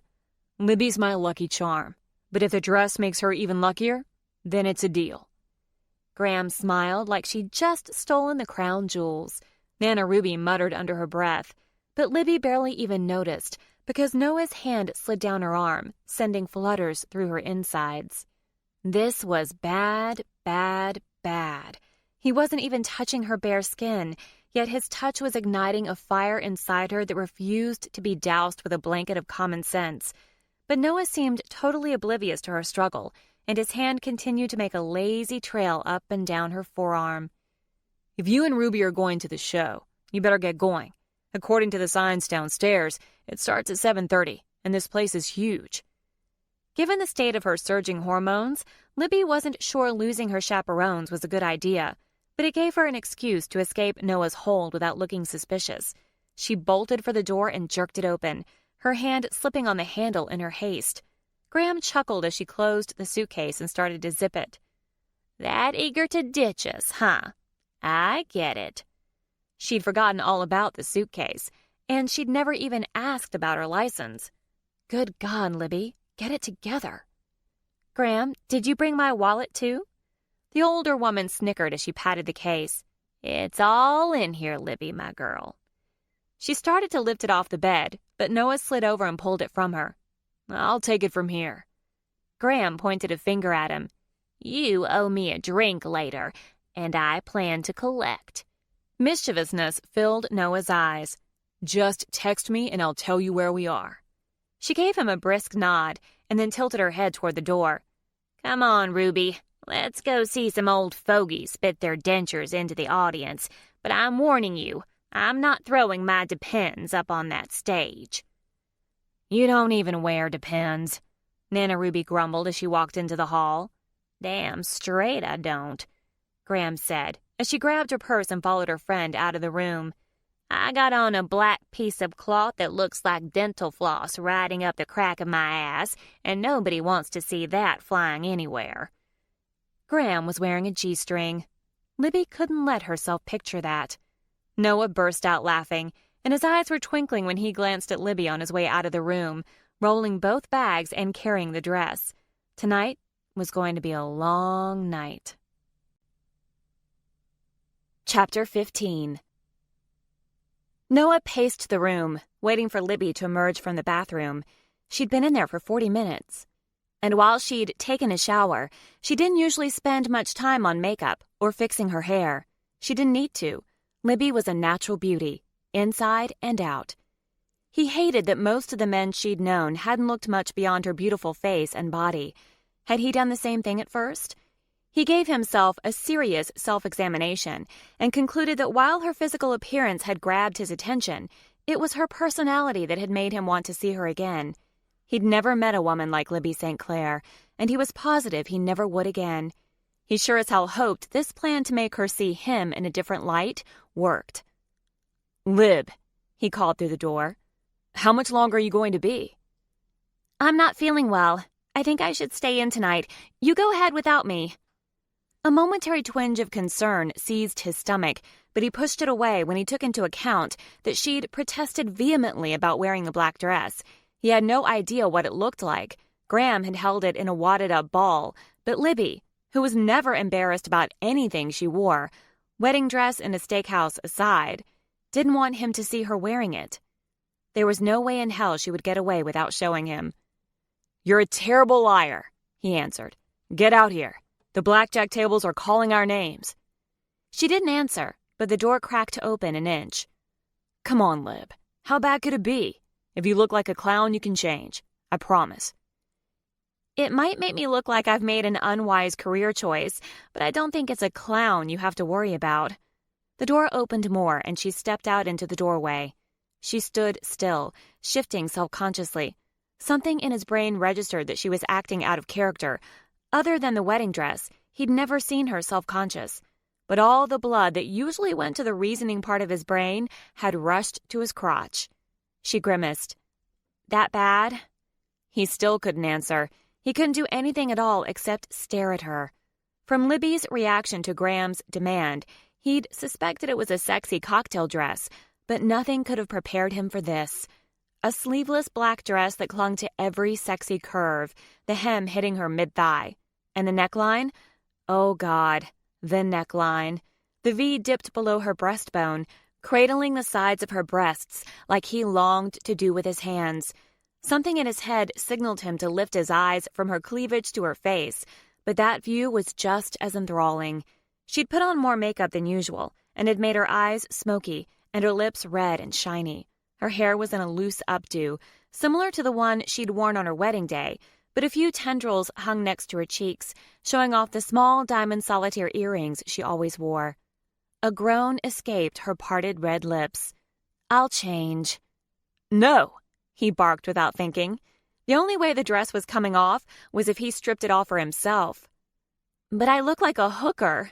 She put a hand on the door jamb and jutted her hip to the side. If anything, she looked even sexier. Get your shit together, Macmillan. He didn't trust himself near her, yet his feet propelled him forward anyway. No, Lib. You definitely do not look like a hooker. But Any further protest died on those gorgeous, full lips as she stared up at him. He stood directly in front of her now, and it took every bit of self-control he possessed to keep from pulling her into his arms and kissing her. But it wasn't time for that. He still needed to prove himself. "You're wearing the tux," she murmured. Her gaze locked with his as her fingers played with his lapels. It was a delicate, fluid gesture, like they'd been together for years, and placing her hands on his chest was the most natural thing in the world. He let a slow, lazy smile spread across his face. "I might as well get my money's worth out of it." He winked. "Thanks for picking black instead of powder blue." She cringed, but then a grin lifted the corners of her mouth. "I wanted mauve." Her shoulder lifted in a delicate motion that held him captive. "But I did let Mitch pick out everything." "Well, thank you, Mitch," he murmured, trying unsuccessfully to keep his voice light. Her gaze dropped to her hands and she stiffened slightly, as though realizing what she'd done. He expected her to jerk her hands away, but she kept them in place, her palms flat and her fingers splayed. "I think I should change." Her words were soft and uncertain. "No, Lib. You should definitely not change." Damn it all to hell. His body was resisting this untested concept of self-control, and his voice had taken on a sultry tone. To his surprise, she pressed herself against him, only slightly, but enough to tell him that she was ready and willing. God help him, so was he. "Don't fuck this up, Macmillan." He took a step back. "So now that we've settled that, let's go play some blackjack." Confusion swept over her face, and perhaps a bit of hurt, but she gave him a wavering smile. "Okay." Graham hadn't thought to pack Libby a purse to go with her dress, so she left her faded Indian print bag in the room. Noah stuck her license in his wallet in case she needed it, and reached out a hand to her. "Let's go." She hesitated before taking it, but then she let him thread his fingers with hers. He knew he was sending her a confusing mix of signals. Part of him needed to know that she wanted him physically as much as he wanted her, but his gut told him the time wasn't quite right yet, not if he wanted his plan to work. They walked to the elevator hand in hand, and when the doors opened, he released her and followed her into the car, moving his hand to the side of her hip. She gave him an inquisitive glance, but the 7 other people in the elevator stopped her from asking questions. She was taller tonight, wearing shiny black fuck-me heels that spiked his lust even higher. Libby St. Clair was the sexiest woman he had ever known, and he had no idea how he was going to keep his hands to himself all night, let alone sleep with her in the king-size bed in their room. God help him. The door opened and a well-dressed middle-aged man stood in the entrance. His gaze landed on Libby's face and quickly zoomed down to her cleavage. Noah's hand tightened on her hip, and he locked eyes with the asshole as the guy made a move toward Libby. The look in Noah's eyes made him hesitate and alter his course. Libby's body sank into Noah's side, and he glanced down to see if she'd noticed the silent exchange between him and the fucker who was now sneaking glances at her ass. If she had, she didn't let on. The top of her head hit right under his chin, and the smell of her shampoo filled his nose. Jasmine and a faint hint of apples. It was her scent, and he realized now that he'd missed it the last couple of days. The complimentary hotel toiletries she'd been using smelled fine, but this was the essence of Libby St. Clair. The elevator reached the first floor, and Noah kept his arm around her as the doors opened, then ushered her into the hall and toward the gambling area. Several people from the elevator followed them, including the guy. The fucker was still checking out her ass. Noah tensed, about to turn around and confront the bastard, but Libby looked up at him, her mouth pursed in disapproval. "I have no idea what's gotten into you tonight. Just ignore him." His eyes widened in surprise. "Yes, I know when guys are checking me out. It's a survival skill," she teased. "Ignore him." "But..." She pulled him aside and waited until the guy passed them, giving Libby a slight backward glance before rounding a corner. Noah jerked against her hold, but her fingers dug into his sleeve. "Noah, I think it's sweet how you've taken on this protective role, but beating the shit out of someone in my defense isn't going to help a thing." She gave him a dazzling smile. "Now come on, you've promised to spot me a few games of blackjack." Sweet? Protective role? He forced himself to calm down. surprised at how outraged he was on her behalf.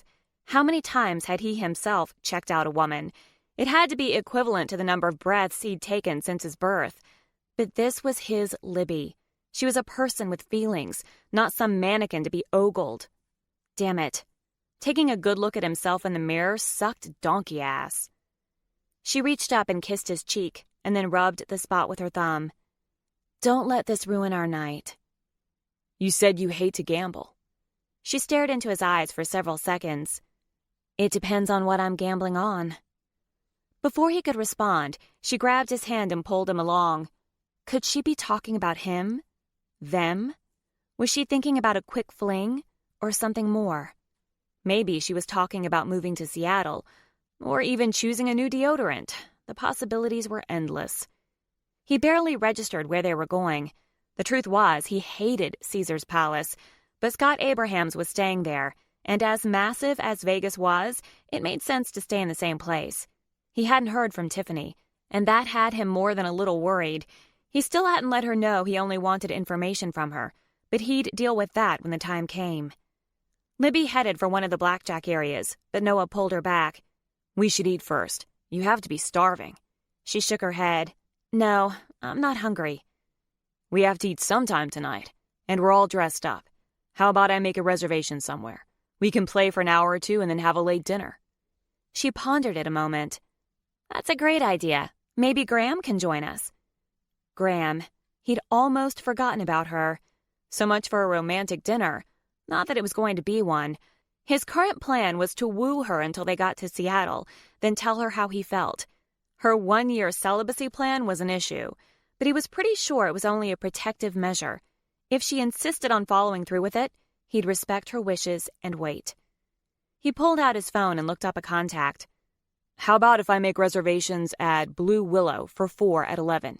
If Nana Ruby decides not to come, it'll be no big deal to go from 4 to 3. When she seemed to hesitate, he added, I ate there last time I was in Vegas, and it's pretty nice. But is it expensive?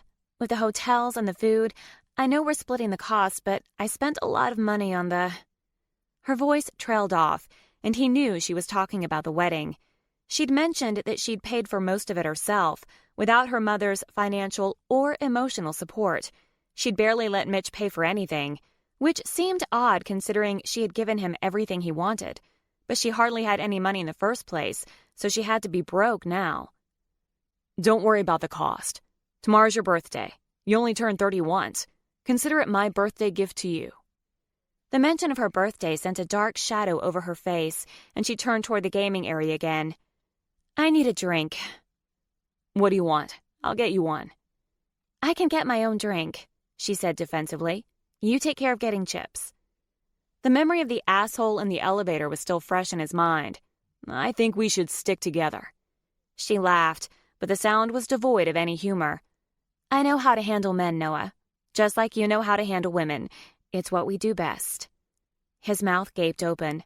It was the truth, but it was hard to hear it put so bluntly. She shoved his arm. Go on. I'm going to flag down that waitress. What do you want? Beer wasn't going to cut it tonight. Gin and tonic. She lifted her eyebrows, but something was still off. Going for the big guns tonight, huh? She cut off his response by flagging down a departing waitress. When she noticed he was still standing there watching her, she mouthed, Go, with an exasperated look.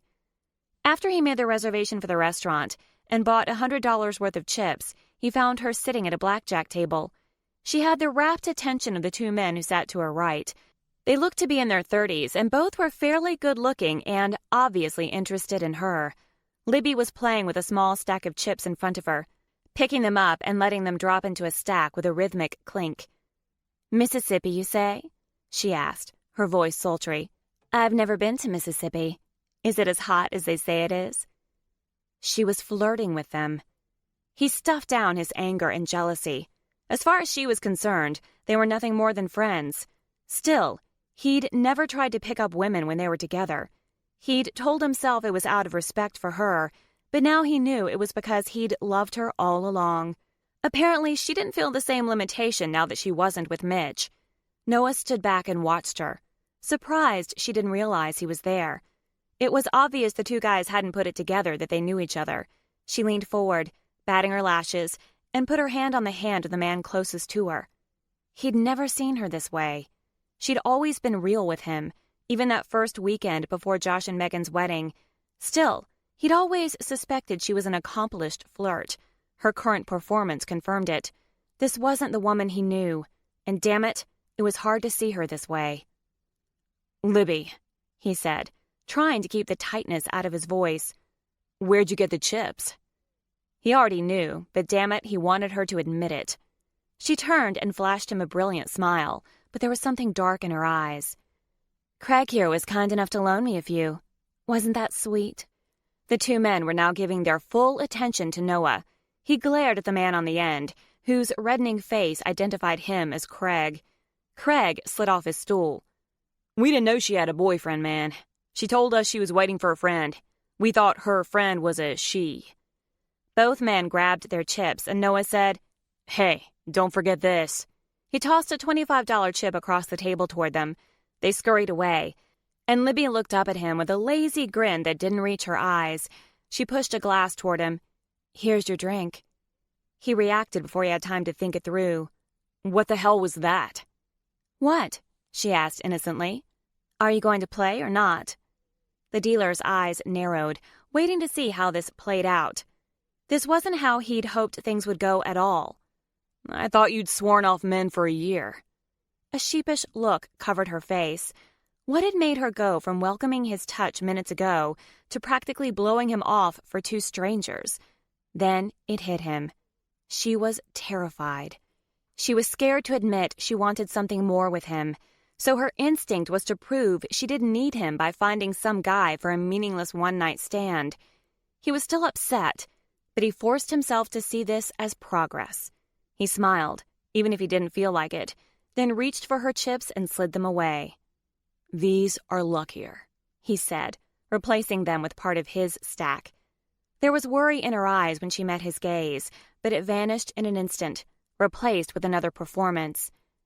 "And what do you have for luck?" His smile turned more genuine. "You." Then he added, "Graham said your dress was lucky, remember?" She nodded and turned her attention to the table. They put some chips down and the dealer dealt them their hands. After 15 minutes, Libby was $20 richer and Noah was ahead by 50. "I told you it was our lucky night," Noah told her with a wink. A waitress passed their table and Libby got her attention. "Another mojito, please?"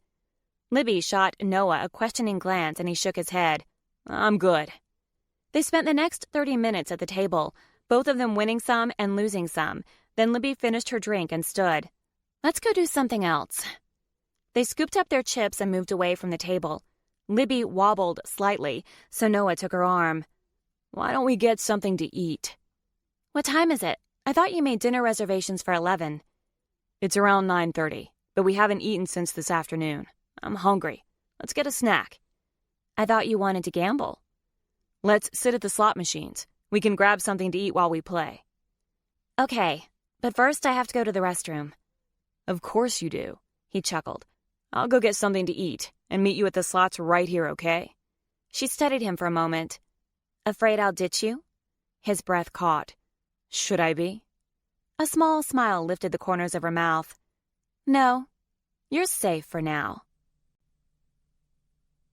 Chapter 16. Libby went into the restroom and took care of her business, then washed her shaking hands and looked at her reflection. Why had she flirted with those guys? It wasn't like she was interested. But if she was going to act on this impulse to sleep with someone, it would be better to do it with a stranger she'd never have to see again than to sleep with Noah and lose him forever. But it made her feel slimy and unworthy of Noah's friendship. She wasn't sure why his reaction to those guys had surprised her. She couldn't ignore what was right in front of her face. Noah wanted to sleep with her. There was no misinterpreting that. She wasn't sure she could be strong enough for the both of them. He was waiting at a slot machine with a bowl of nachos and a couple of bottles of water. She sat down next to him, grinning. "You realize how ridiculous this is, right? I'm wearing this dress, and you're in a tux, but we're sitting here eating chips covered in processed cheese in front of dollar slot machines." He grabbed a chip and took a bite. "It's kind of more us, don't you think?"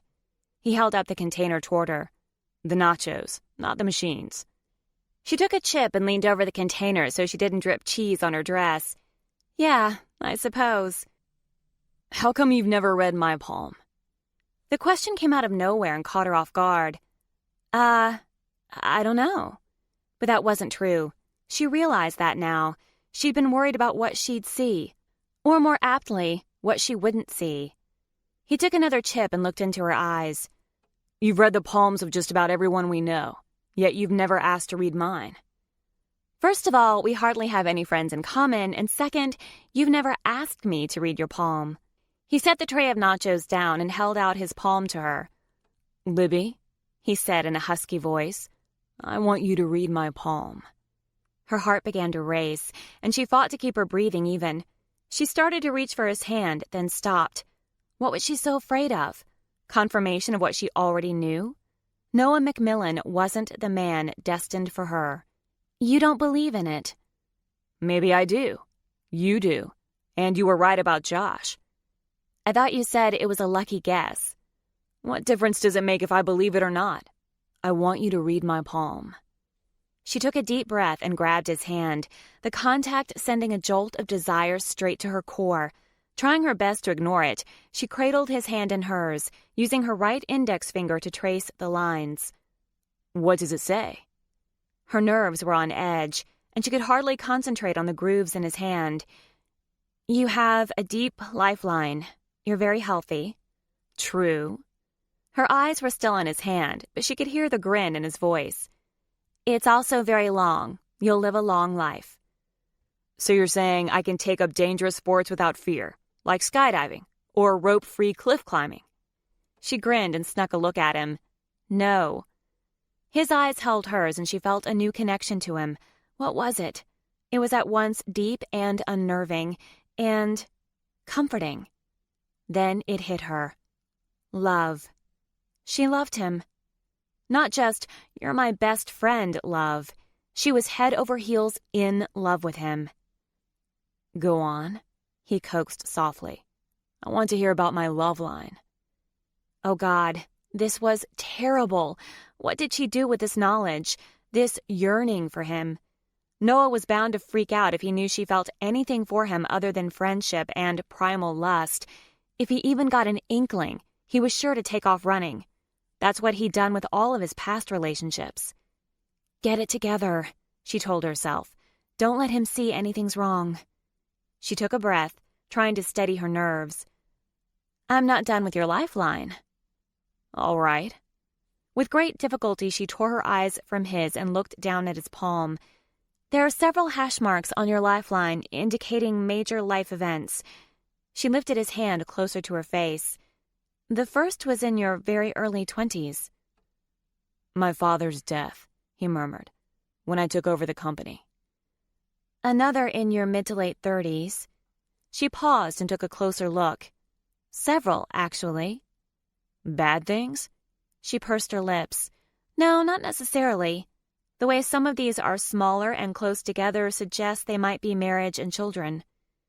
Nausea stirred in her gut as she thought about him with someone else, a wife who wouldn't understand their relationship, and would be right not to. She took another breath, hoping her hands didn't start to shake, and decided it was safer to move on. This is your headline. The pad of her index finger rubbed over the line running above his lifeline. You're very intelligent. She glanced up at him through her lashes. But we knew that already. A gleam of reassurance filled his eyes. He always joked about being an idiot and a fool. It shocked her to realize that part of him actually believed it. His academic achievements in his teens and in college notwithstanding. See how it curves and is so long? She asked, waiting for him to look. That means you're a creative thinker and a problem solver. Creative thinker, but not necessarily creative. What did she make of that? And my heart line? Why are you so insistent on your heart line? She was scared to study it. I want to know what my future holds. Sometimes surprises are good. What does it say? He prodded. She dragged her gaze from his again. She'd looked into his eyes for months without feeling this way, though she'd noticed from the start they were the perfect color, a warm golden brown. Why was she so drawn to them now? It says... Noah's phone rang and they both jumped, caught by surprise. He groaned and reluctantly pulled his hand from Libby's. I better check to see who it is. Then he groaned again and rejected the call. Anything important? She asked. He frowned. No, just some work thing. Shouldn't you take it? No. His answer was firm as he held out his hand. Are you going to finish with my love line? She gave him a sad smile. We both know how that one goes. No, Lib. You don't. Was he right? Could they really work? Because she knew that's what he meant. The real question was what he wanted. A quick fling or something more? What if he didn't run away from her if she told him she loved him? Could she really take the risk? She was terrified. She'd lost so much. She couldn't lose him, too. Why did you propose to Mitch? What? Libby. He was more insistent. I know about the curse. She looked up at him, blinking in confusion. What? The curse. You told me about the pact, but Josh told me about the curse. Humiliation burned her face. What do you know? I know you want to uphold the pact you and your friends made when you were girls, and I also know you believe you were cursed by a fortune teller. She closed her eyes. And? I'd rather hear it from you. His voice was soft and understanding. Her eyes opened. You want to hear that I asked Mitch to marry me so the guy I was supposed to marry would show up? Who was supposed to show up, Libby? Tears filled her eyes. It's stupid, I know, but the fortune teller said our weddings would be disasters, and each of us would marry someone other than our intended. She sucked in a breath. It worked for Megan and Blair, so why wouldn't it work for me? Especially since I was the one who believed in the curse the most. So I proposed to Mitch, expecting him to show up. His eyes hardened. Who, Libby? Who did you expect to show up? Her voice broke. I don't know. His shoulders sagged. Then he took her hand and cradled it between both of his. She gave him a half shrug. Megan met Josh on that plane, and Blair never thought she'd see Garrett again. Neither of them expected to marry the men they married. Megan didn't even know Josh. She paused. I thought something like that would happen to me. So that's why you let Mitch plan the wedding and wouldn't let him pay for it. He seemed to be saying it more to himself than her. You never wanted to marry him? You must think I'm a total bitch. He slowly shook his head. No, Lib. I love that about you. That I intentionally hurt Mitch? She asked in disbelief. No, that you believed in something so much, you risked everything to make it happen. Fat lot of good it did me. Tomorrow's my birthday and look where I'm at. You're with me. He studied her face as he wiped a tear from her cheek. Libby, did you ever really think about who you were supposed to marry? She shook her head, but a little voice inside her head was screaming that the answer might be right in front of her, but her palm told her differently. Which did she believe? The curse or the lines on her palm? Could she believe in one without the other? She swallowed the lump in her throat. It doesn't work that way. I wasn't supposed to know. Think about it now. Tomorrow's your birthday. Who are you supposed to marry? Was he saying what she thought he was? The curse isn't real, Noah. His gaze held hers. I think it is. You're not superstitious, she whispered. His finger lightly traced her jaw, sending shivers of need down her spine. I am now. She wanted this more than she'd ever wanted anything in her life, but now that she might actually have a shot at it, the fear that she would screw it up terrified her. She jumped off the stool. I want to play poker. His eyes widened. Poker? Right now? Yes. You hate poker. I want to play anyway, but I need another drink first. She flagged down a waitress and ordered another mojito. Noah watched her for a moment before ordering another gin and tonic. Her life was shit. She might as well get drunk.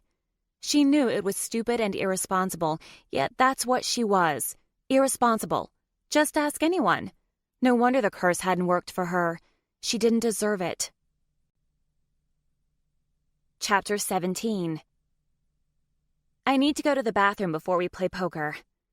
She'd had several drinks, and she really did have to pee often, but he recognized what she was doing. He held on to her hand when she tried to pull away.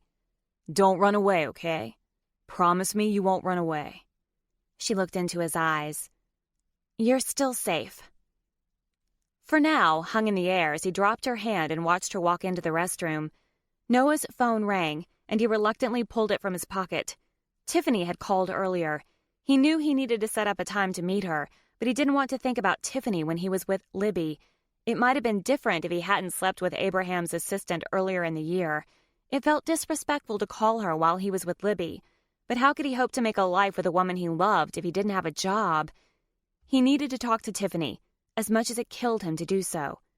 But Tiffany wasn't the person on the other end of the phone. Noah wasn't sure whether to be irritated or thankful. "Hey, Graham, I thought you were at that old geezer's show. They spit out their dentures already?" She released a belly laugh. Ruby was snoozing in her chair. "I was not," Garrett's Nana shouted. Graham snorted. "Yes, you were, old woman. I can't help it if you have the napping hours of a farm hand." "I own a damn farm," Ruby protested. "Why do you think I used that analogy?" "Graham," Noah asked, "am I on speakerphone?" "Seemed easier this way." She cleared her throat. "Obviously we left. How are things going with you and Libby?" "Fine. She's in the restroom." He couldn't very well tell her what was really going on. "Fine," she barked. "Is she wearing that little black thing?" Yeah." "And things are just fine?" "What does that mean?" "It means I don't know what it's going to take to get the two of you to hook up if that dress didn't do the trick. Do I have to lock you in a room?" "Is it that obvious?" "Of course it's obvious," Ruby cut in. "A camel dying of thirst in the desert would spit his last sip of water to put out the damn fire between you two. Why do you think we're really here?" That rattled around in his head for a few seconds. "So," Graham demanded, "what the hell are you doing to get the girl?" "Maybe Libby should be the one trying to get me," Noah said. "I thought you were a feminist, Graham." "Damn straight I am, but you and I both know that girl's even more of a commitment phobe than you are." "I said that too," Ruby shouted. "Commitment phobe? But she planned a wedding," Noah said. "She believes in the curse." Ruby laughed. "Boy, you got a lot to learn, don't you?" "Yes, ma'am." His voice rose, uncertain that was the right answer. "Good boy. Admitting you don't know everything is the first step to pulling your head out of your ass." He couldn't help but laugh. "Libby's like a kid who wants to go to the amusement park and ride a roller coaster," Ruby said. "She's excited to get there, but she starts to chicken out before getting on the ride. She just needs some encouragement." Noah grew indignant. "I'm not pushing her to do anything she doesn't want to do." "You take me for an idiot, boy," Nana Ruby barked. Noah jumped, even though the woman was on the phone. "No, ma'am." "Nobody said anything about dragging her onto the damn ride and tying her in." "Unless she's into that 50 colors of gray BS stuff," Graham said. "Then she might like to be tied in." "It's BDSM," Ruby corrected. "Not BS." "Oh, yeah, that's what Megan said. How'd you know?" Graham asked. There was a pause before Ruby answered. "I might have read it." "Might have?" Graham asked. "How did you might have read it? Did you whack your head and get amnesia after you finished?" "No, damn it," Ruby shouted. "Okay, I read it. Then I joined maturesingles.com. "And?" Graham encouraged. "I met a man. Are you happy? Don't you dare tell those prude daughters of mine that I found a man who's into spanking." "Okay," Noah interrupted. "That's TMI." "Only if she leaves her jaw open too long for oral sex," Graham said. "Do you, Ruby?" "Oh my God, Graham!" Noah shouted, drawing the looks of the people around him. He He wasn't sure he'd ever get that mental image out of his brain. That's TMJ, not TMI. Oh, then what's TMI? Too much information, Ruby supplied. How'd you know that? Graham asked. I got a Twitter account. I have one too, and I still didn't know that. My grandkids taught me to use it, Ruby added smugly. Huh, Graham said, then returned her attention to Noah. So is Libby into BPM? I give up, Ruby groaned. I don't know if she is or not. It hasn't come up in discussion. Noah's face was burning. I haven't even kissed her yet. What? Graham shouted. Maybe he's old-fashioned, Ruby said. That seemed to appease Graham since she swung the conversation a different direction.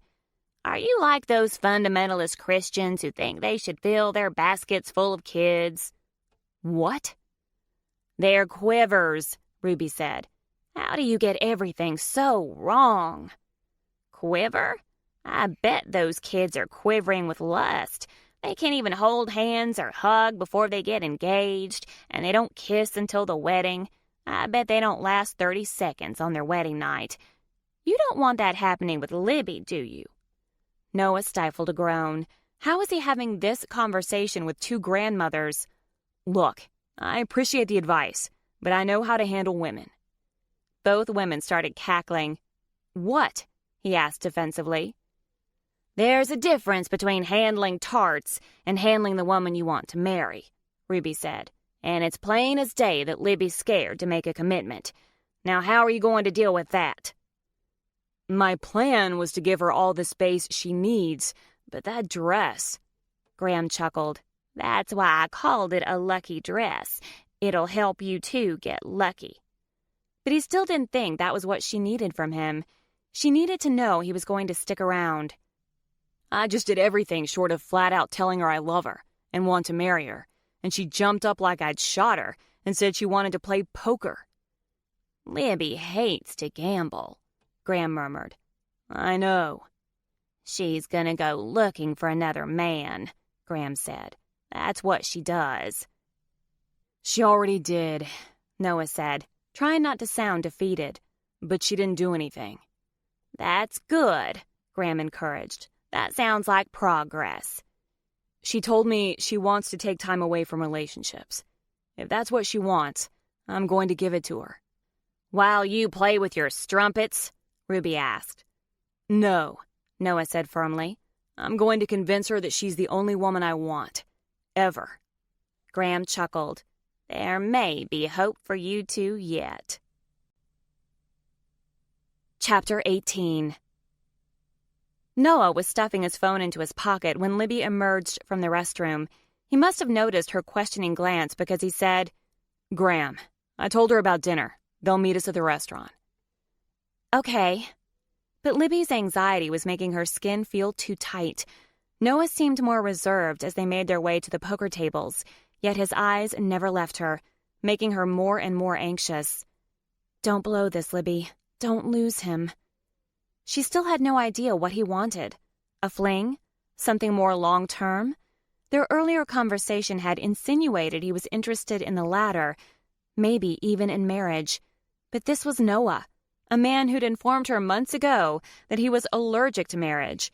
She would have chalked her confusion up to the alcohol she'd consumed, but she couldn't do that since she'd barely even had a buzz all night. The drinks here must be watered down. She knew she should just ask him, lay all the cards on the table. But when she started to ask, her throat squeezed tight. They sat at a table with another couple and a middle-aged man with a Texas drawl. Noah was right. She hated poker.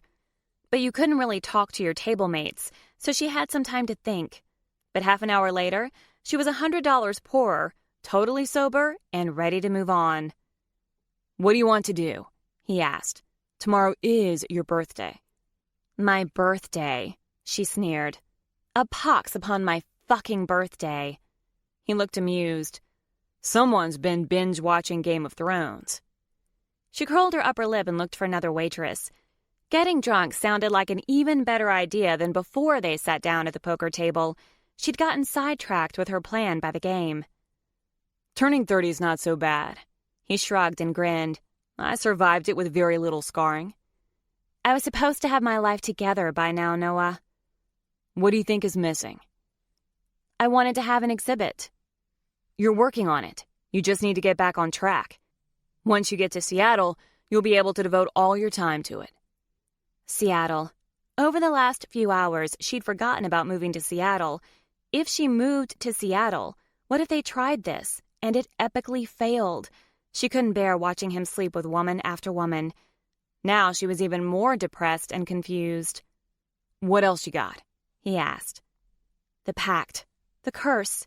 She knew it was stupid and juvenile, but she thought it might mean someone would love her enough to stick around. Libby. His voice was gentle and coaxing. Why are you so upset about turning 30? My life sucks giant donkey balls. He chuckled. How giant? Anything like the Czechoslovakian egg? Because those would be some impressive balls. She swatted his lapel. Don't make fun of me, Mr. I have my life together and I had a fucking girlfriend, but I don't need her because I'm sexy and all the women in the world throw themselves at my feet. That's a very long name, he murmured. It's really weird that I don't remember changing it. And where's this line of women? It's the men who are lining up for you, Libby St. Clair. Who cares? She didn't want to talk about all the women he'd screwed. Then she had an idea. It's my birthday. I want to play a game. Hesitation filled his eyes. What kind of game? A drinking game. She grabbed his hand and led him to the counter of a nearby bar. As soon as she had the bartender's attention, she ordered 6 shots of vodka. Noah cringed and rubbed the back of his neck. You're planning to get totally shit-faced, huh? At least it's not tequila. Vile stuff. Back in college, she'd lost a few nights to tequila. So what's this game? He asked. She laughed at the fear in his voice. Truth or dare? His eyes widened slightly before focusing on her. Okay. He didn't sound any less fearful. But I have to warn you that this seems like the wrong place for it. It's kind of a classy joint. Maybe we should go somewhere else. She shook her head. Nope, this is us. All dressed up fancy, but keeping it real. The bartender started to pour the shots, and when he finished, Noah stopped him before he walked off. Can we have some shot glasses with water? Say 6. And a draft beer. Sure. The guy shook his head, muttering something about weirdos as he left to fill the glasses. Libby was about to pounce on him, but Noah held up his hand in defense. Since I've turned 30 and become an old geezer, he teased, I'll pass out after 3 shots. Let's make it last longer. Where's the fun in drinking water? We'll mix them up, so we won't know if we're drinking vodka or water. Like a drinking Russian roulette game. Okay. She had to admit it was a good idea. And the beer? Hey, beer goes with everything. So how's this work?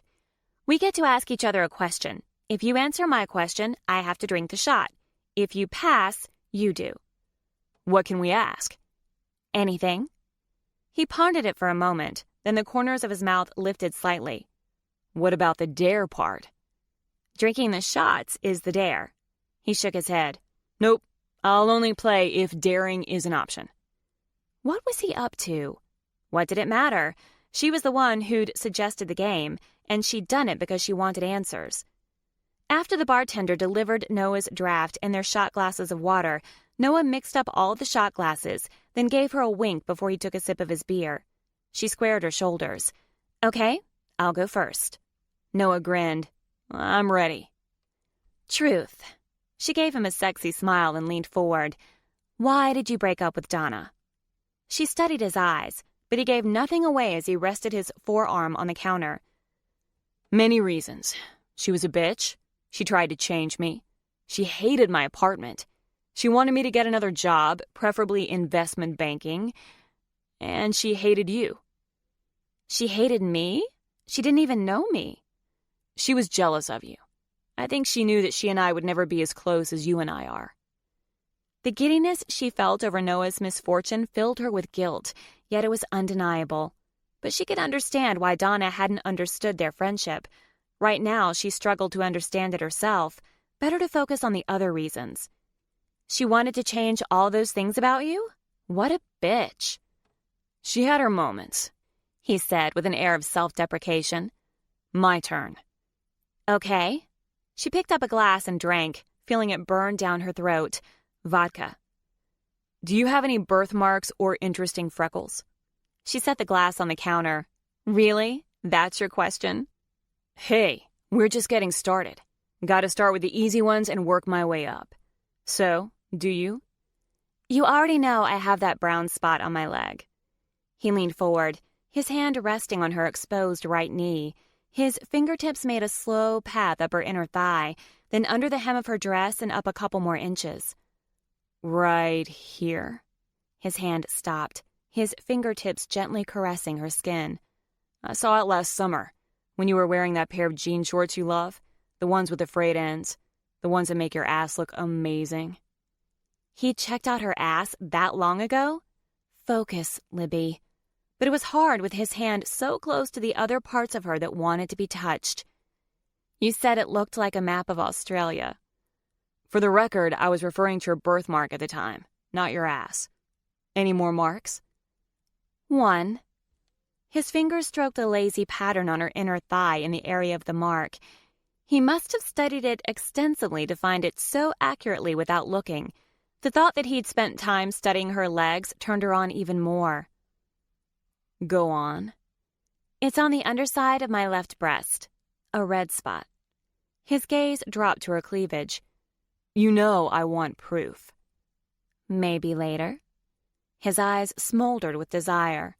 I'm going to hold you to it. What were they doing? They were ruining everything. That's all of them, she forced out, as she slid a shot glass toward him. He removed his hand from her leg to lift it to his lips. This is a dangerous game, she thought to herself, but she was tired of fighting the way she felt for him. This wasn't just untethered lust she felt. She wanted to sleep with him. Alcohol would give her an excuse. He downed his shot. I want to dare. She laughed. Nope, I get to pick. Truth. His gaze drifted to her lips, making it hard for her to concentrate. How old were you when you lost your virginity? A slow smile spread across his face. 16. In the back of my car with Penny Lindquist. Was she your girlfriend? For about a week. Apparently she had a crush on me, and when she found out I was graduating early to go to college, she propositioned me. You're kidding. Nope. Thus began a long line of women in my life. For a moment it looked like he was about to say something more, but then he grinned. My turn. I have to drink first. She grabbed a random glass and gulped it down, regretting the move. Vodka. Noah turned his smoldering gaze on her. Dare. I don't want to dare. You get one anyway. He leaned forward again, his eyes hooded and darker than normal. She sucked in a breath, sitting back on her stool. What is it? Kiss me. Her gaze landed on his lower lip, and her heart pounded against her chest. She couldn't remember the last time she'd been this nervous about kissing a man, but this was Noah. There were so many reasons to think this through more, but the alcohol was beginning to cloud her judgment. Are you sure? She asked him quietly. Very. But only one kiss. Only one? Was he testing her first? Did he want to see if she was a good kisser before deciding whether she was worth the risk? Did it matter? She wanted this too. So what was holding her back? He sat on his stool, his right forearm draped along the counter. His legs were separated, so she spun to completely face him and tucked her legs between his. She leaned toward him, her face inches from his. You didn't say what kind of kiss. How do you know I won't give you an innocent peck? I don't. The anticipation of what you'll do is part of the thrill. She touched his lower lip with the tip of her finger, skimming it lightly while she held his gaze, their lips inches apart with only her finger separating them. His tongue darted out to lightly lick her finger, and an electrical current shot to her core. He grabbed her hand and kissed her fingertip before pulling it down to his lap. Are you going to torture me all night, Libby? He asked, his voice deep and husky. Or are you going to kiss me? Is this torture for you, Noah? She asked in a whisper. You have no idea. She moved her hand to his cheek and lowered her mouth to his, her tongue resuming the path her finger had taken. He gasped into her parted lips before she pulled his bottom lip between hers, raking her top teeth across it. He tasted of beer and vodka and the promise of so much more. His hand was suddenly on her neck, pulling her closer. The kiss deepened, and her seductive playfulness vanished, replaced with want and raw need. And then he pulled back, his breath coming in quick pants, his eyes wide with wonder. That was by far the best dare I've ever given. She had a new appreciation for the dare aspect of their game, too. She picked up a shot glass and held it out to him. A grin lit up his face. We are so going to regret this in the morning. Was he talking about the kiss, the drinking, or both? But they'd just boarded this runaway train, and she didn't see any way off at this point. We'll worry about that tomorrow. I want my 29 years of living to go out in a celebration. Truth. I want a dare, just like the one I gave you. You don't get to pick either. Truth. His eyes danced with playfulness at her response, relieving her anxiety that he'd be upset with her. What deep, dark secret do you want to know this time? Have you ever been in love? His playfulness faded slightly. Once. That surprised her. From what he'd told her, he'd never been with a woman long enough to fall in love. Who was she? He shook his head. You're not going to tell me? Why not? Was it Donna? Had he cared for her more than he'd let on? He picked up the shot glass.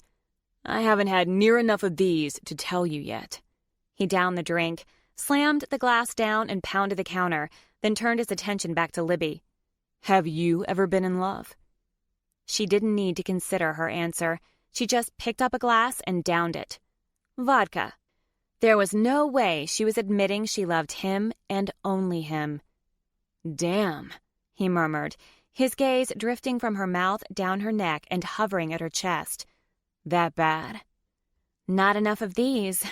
She waved the empty glass and set it on the counter. The whole thing was making her sad, and she didn't want to be sad. Tomorrow would be sad enough. She tilted her head to the side and grinned. I think it's time for a dare. His eyes lit up, which didn't surprise her. He was more a dare man than a truth man. That thought sobered her. Man after man had lied to her, but she'd always counted on Noah to not be on that list. But what if she'd gotten that wrong, too? Do you tell me the truth? She asked. Surprised, the words blurted out without a filter. Maybe this drinking game had been a bad idea after all. His head jutted back in surprise. What do you think I'm lying about? She waved her hand wildly. Nothing. Anything. So you're not accusing me of lying about anything in particular, or just in general? She was ruining their fun again, but she had to know. Everybody lies, Noah. Parents lie to kids, the tooth fairy, Santa Claus. People tell little white lies to make someone feel better. Yes, your singing voice is beautiful. Your baby is the cutest thing ever. But I'm talking big lies. He took her hand in his. I have never lied to you, Libby. At least not intentionally. That didn't make her feel any better. He grunted and pulled her hand closer. I told you I was coming to the wedding. And then I said I wasn't. Maybe you saw that as a lie, but it wasn't. I truly intended to come when I said I would. I simply changed my mind. Then you changed it back again. So you could actually say I lied about not coming. She shook her head. This was so confusing. What she really wanted to know was if she could trust him, but she couldn't ask him that. What was he going to say? No? But he'd always been there for her. The late-night calls, the long talks, the encouragement with her photography. Maybe she should just trust the feeling in her gut, the one that told her she could rely on him. What's the dare? He took a sip of his beer and then set the glass on the counter, rubbing his hands together in anticipation. I'm ready. She grinned. You have to stand up and sing. What? He said with a laugh. There's no music in here, Lib. Her grin turned smug. You were the one who wanted a dare. He shook his head, took another gulp of beer, and stood. I want you to sing like a virgin, she said, laughing.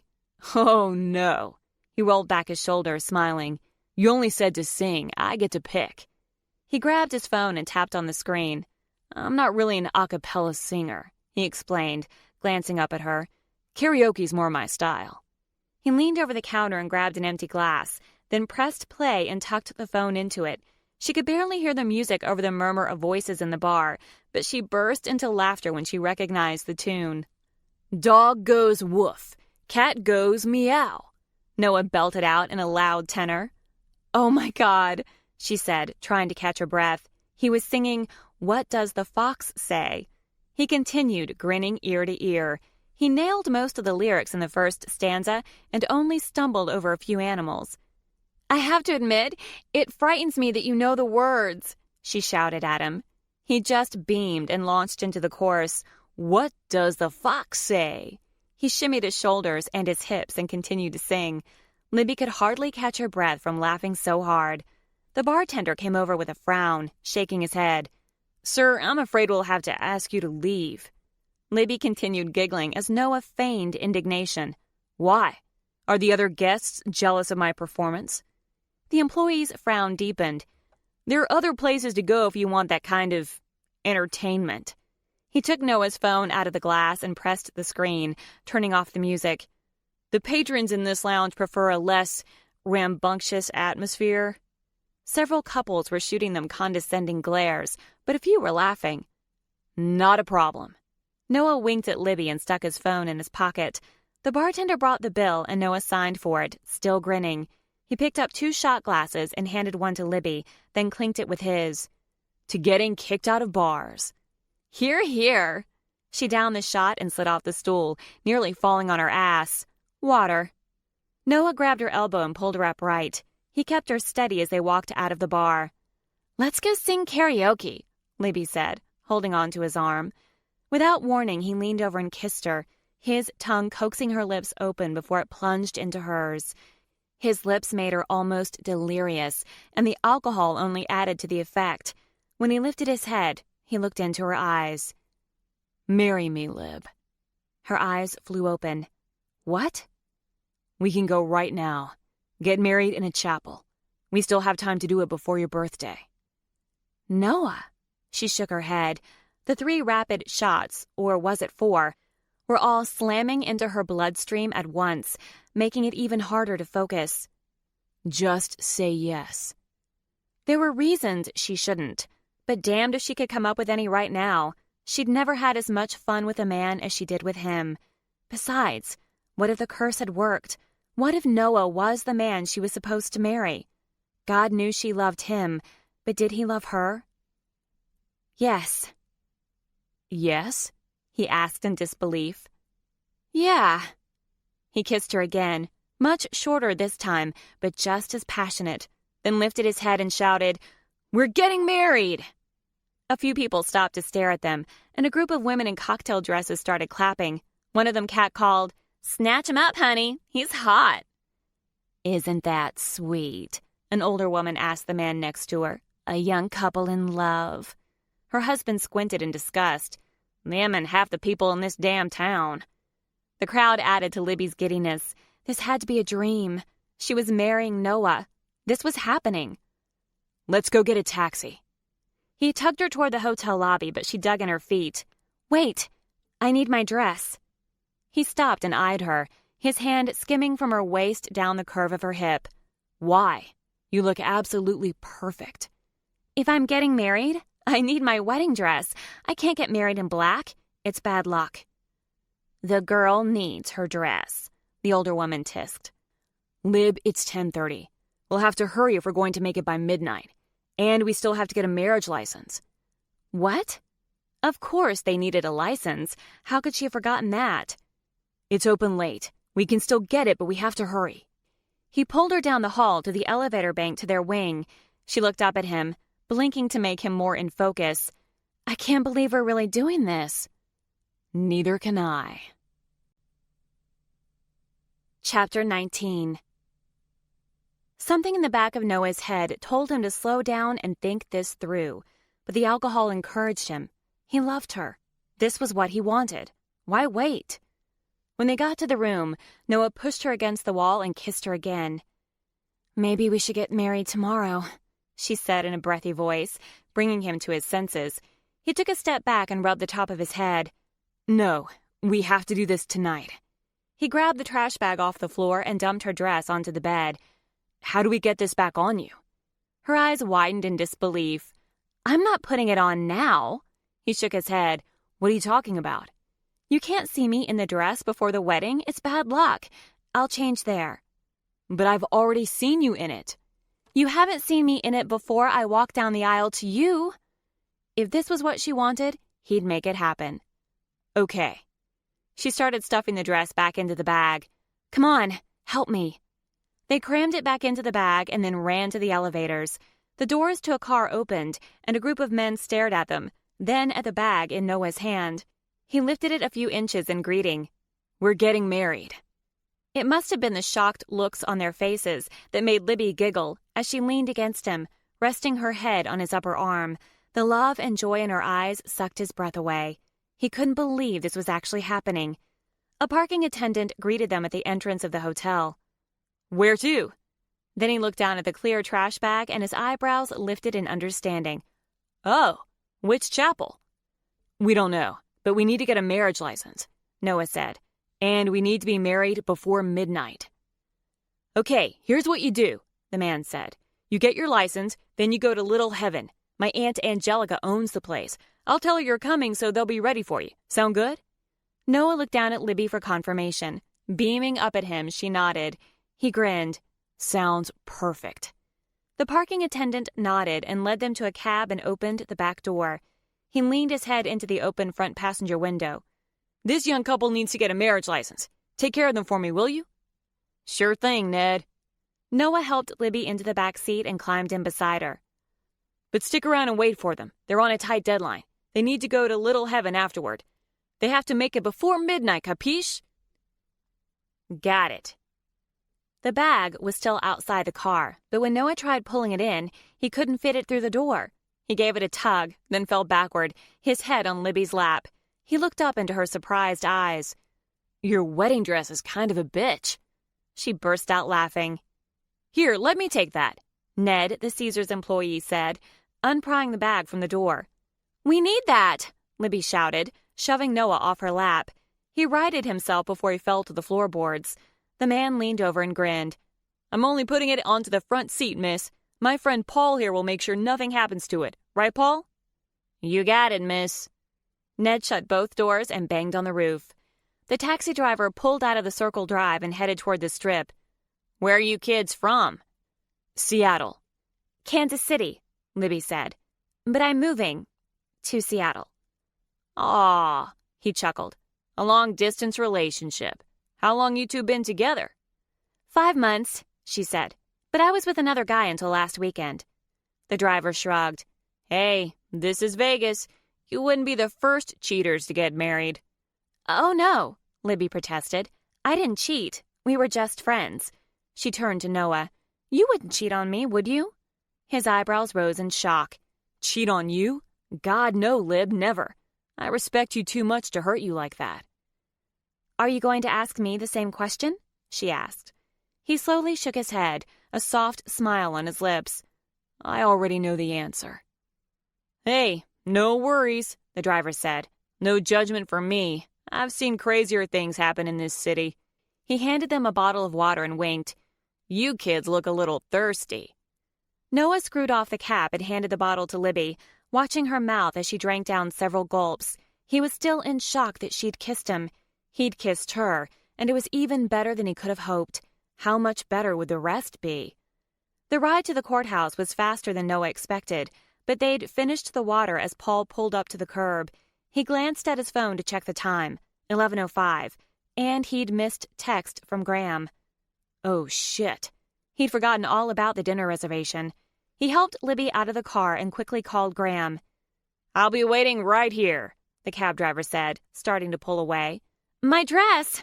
Libby shouted. Noah lowered the phone from his ear. "We're not getting married here, Lib. Just picking up the license." "But what if he drives off with it?"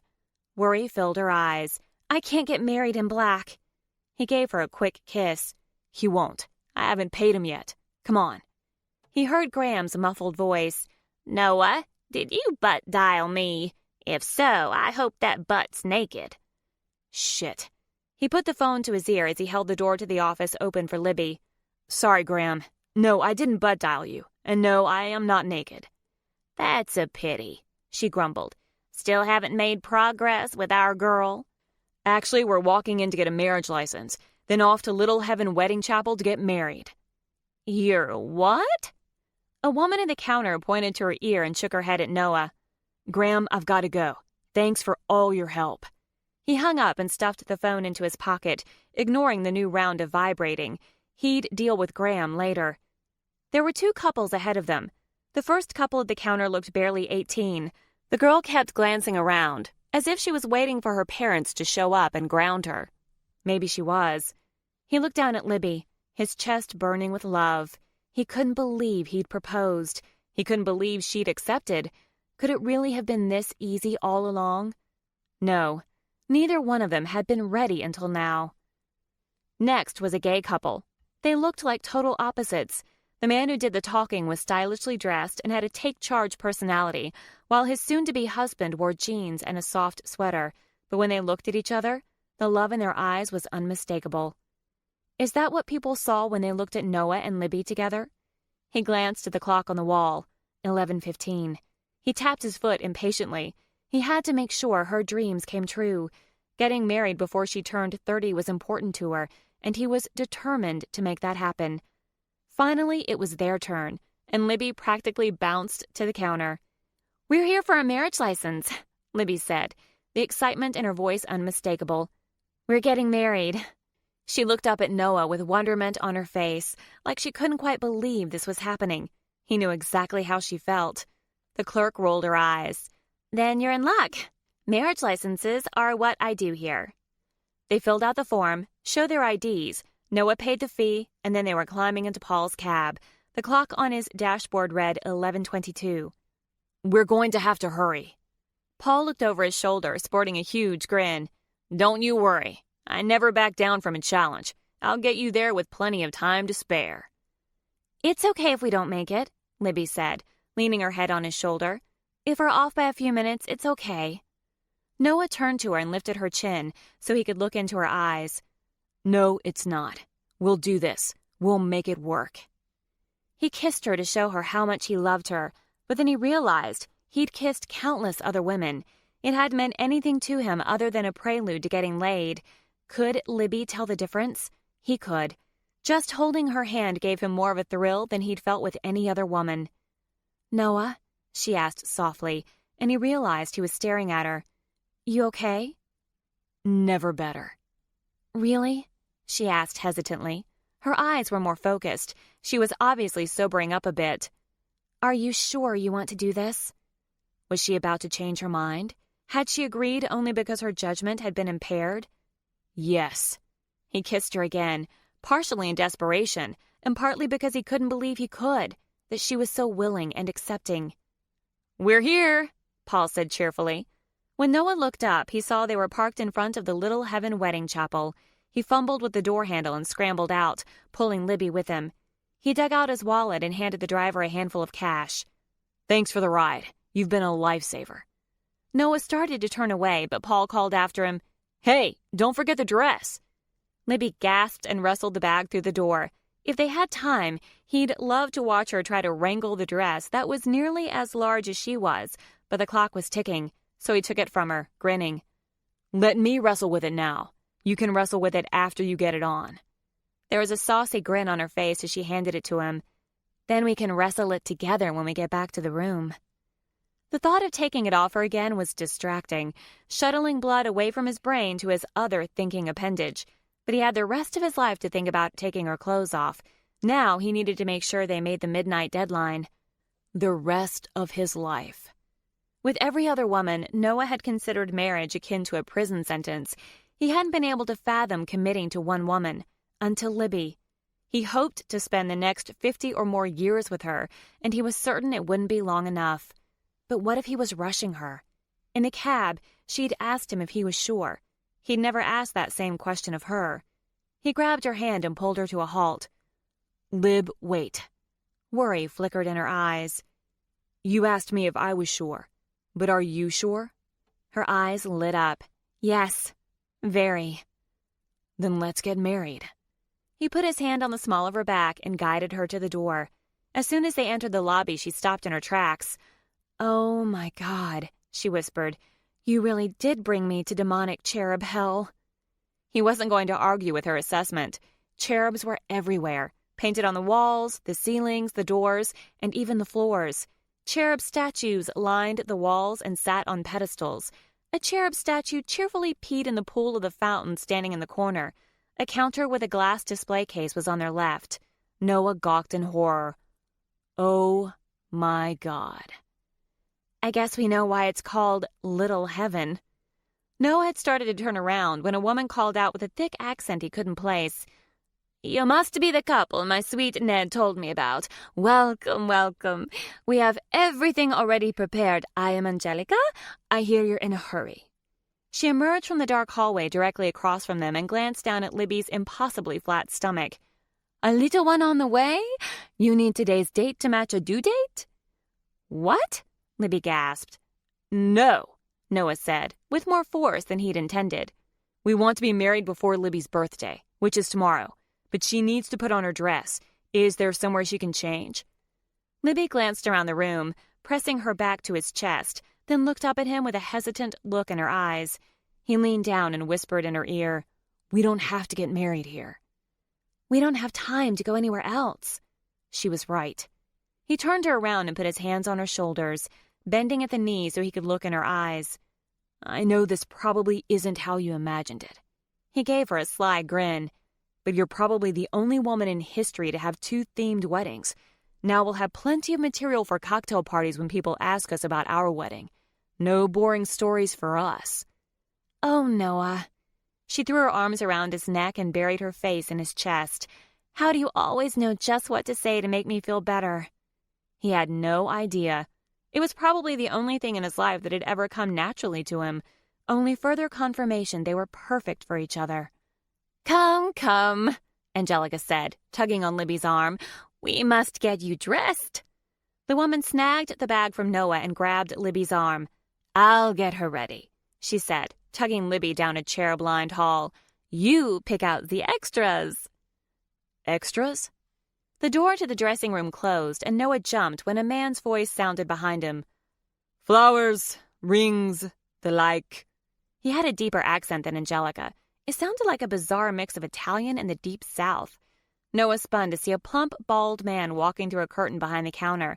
The man tightened the sash of his white satin robe. Had he just gotten out of bed? "I'm Tito, and I'll be happy to assist you. So what will it be?" the man asked, his voice sounding like it was on autopilot.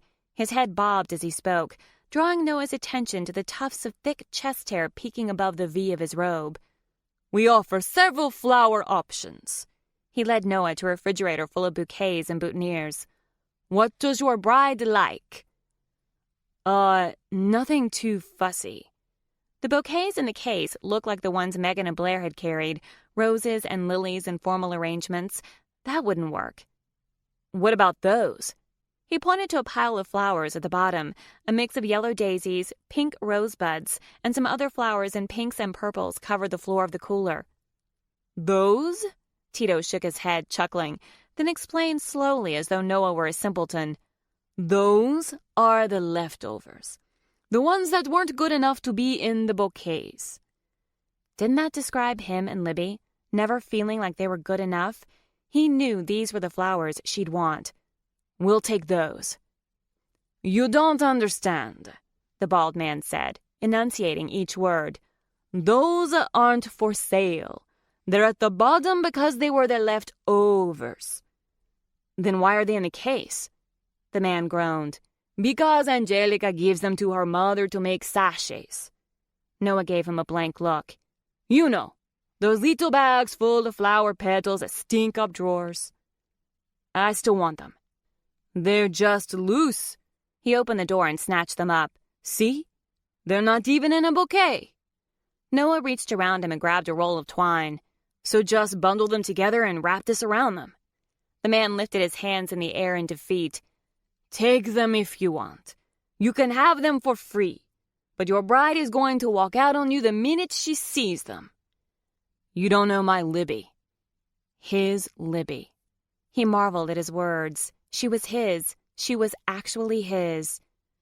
Do you have rings? Oh, shit. We don't have anything. No wonder Libby had been so stressed over the last month. Even if Mitch had come up with the ideas, he knew she'd organized it all. Turned out there was a whole lot more to this wedding planning gig than 2 willing participants. Not to worry. A smug smile lit up the man's face. We can take care of everything. He moved over to a glass case full of rings. We have a nice selection of rings over here that will fit anyone's budget, from the bare basics to the high rollers. Noah seriously doubted high rollers got married here unless they were drop-dead drunk. But the selection ran from simple gold and silver bands to large diamond rings that he suspected might actually be cubic zirconia. Let me see those. He pointed to silver bands, his and hers. The larger band was thick, and the smaller band daintier, but both were smooth silver with tiny beading at the edges. After the bouquet decision, I'm not surprised, the man grumbled under his breath. These are part of our budget selection. Noah had to admit the design wasn't much, but he was certain Libby would love them. He'd get her a diamond engagement ring later, from a more reputable place. The man's gaze zoomed in on Noah's crotch, and then moved slowly up his chest and stopped at his face. What size are you? What the hell was he talking about? Cup size? Then it dawned on him. I already have a tux. See? I'm wearing it. Not for the tux.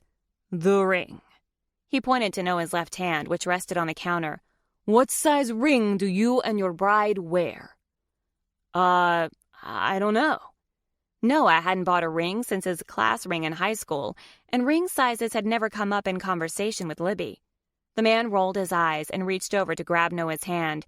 He shoved the ring on Noah's left ring finger. This is all so sudden, Noah joked, and I'm already taken. Tito scowled and moved the ring around on Noah's finger. Lucky for you, it fits perfectly. Now we'll see if the other one fits your bride. What else do I need to get? Noah asked, glancing over his shoulder at the door and wondering what was taking her so long. He reminded himself that the dress was a monster to maneuver. They'd be lucky if they were married by midnight, but he couldn't shake the worry that she might change her mind. Professional photography, minister, music. We have to pay for music? The man gave Noah a look that read, cheap bastard. We have a deluxe package that will provide it all and include a few extras. Fine, yes to all of it. The man grinned and then turned to his cash register to total everything up. That will be $999. Noah knew he was getting screwed, but he handed over his credit card willingly enough. He'd pay a hell of a lot more than that to marry Libby. He wanted it to be perfect for her, but he reminded himself that there were demon cherubs watching their every move. What are the extras that come with a deluxe package? Tito smiled as he handed Noah the receipt. Our top-of-the-line service, including an audience. Noah put his credit card back in his wallet. Wait, an audience? We're ready, Angelica shouted from behind the door. A sigh of relief escaped Noah's lips, and he started for the dressing room, but Tito stopped him. Where do you think you're going? To see my bride. He shook his head. Oh, no, you aren't. Give me that ring and march yourself inside the chapel and wait up front. He pulled the ring off his hand and handed it to him. But you don't want to see her before she comes down the aisle? He picked up the bouquet Noah had tied together with the twine. I'll give this to the bride. He leaned to the side, partially covering his mouth. And I'll give you a heads up if she takes off after seeing it. Ha ha, Noah mumbled. But his nerves were kicking in now that the majority of the alcohol had left his system. Libby had to be sobering up too. What if he was wrong about the flowers? What if she changed her mind about everything? He really wanted to talk to her one last time, but as much as it killed him to admit it, Tito was right. Given how superstitious Libby tended to be, he didn't want to press his luck by forcing his way in to see her. He pushed on the double wooden doors that bore a placard reading Holy Seraphim Chapel, took one step inside, and froze, completely unprepared for what he found there. The chapel looked like it had been cobbled together by a drunken construction worker fired from Caesar's palace. They had tried to emulate European chapels with a domed ceiling, Corinthian columns, and stained glass, but on a much smaller scale. The effort had failed miserably. The back wall was encased in an arch, and a backlit stained glass window filled most of the space. It might have been pretty, if not for the design. The panes were covered with the figures of grown men sporting short, stubby wings and flowing fabric wrapped around their Johnsons, which made them look like they were wearing diapers. Naked women surrounded them, gazing up in adoration.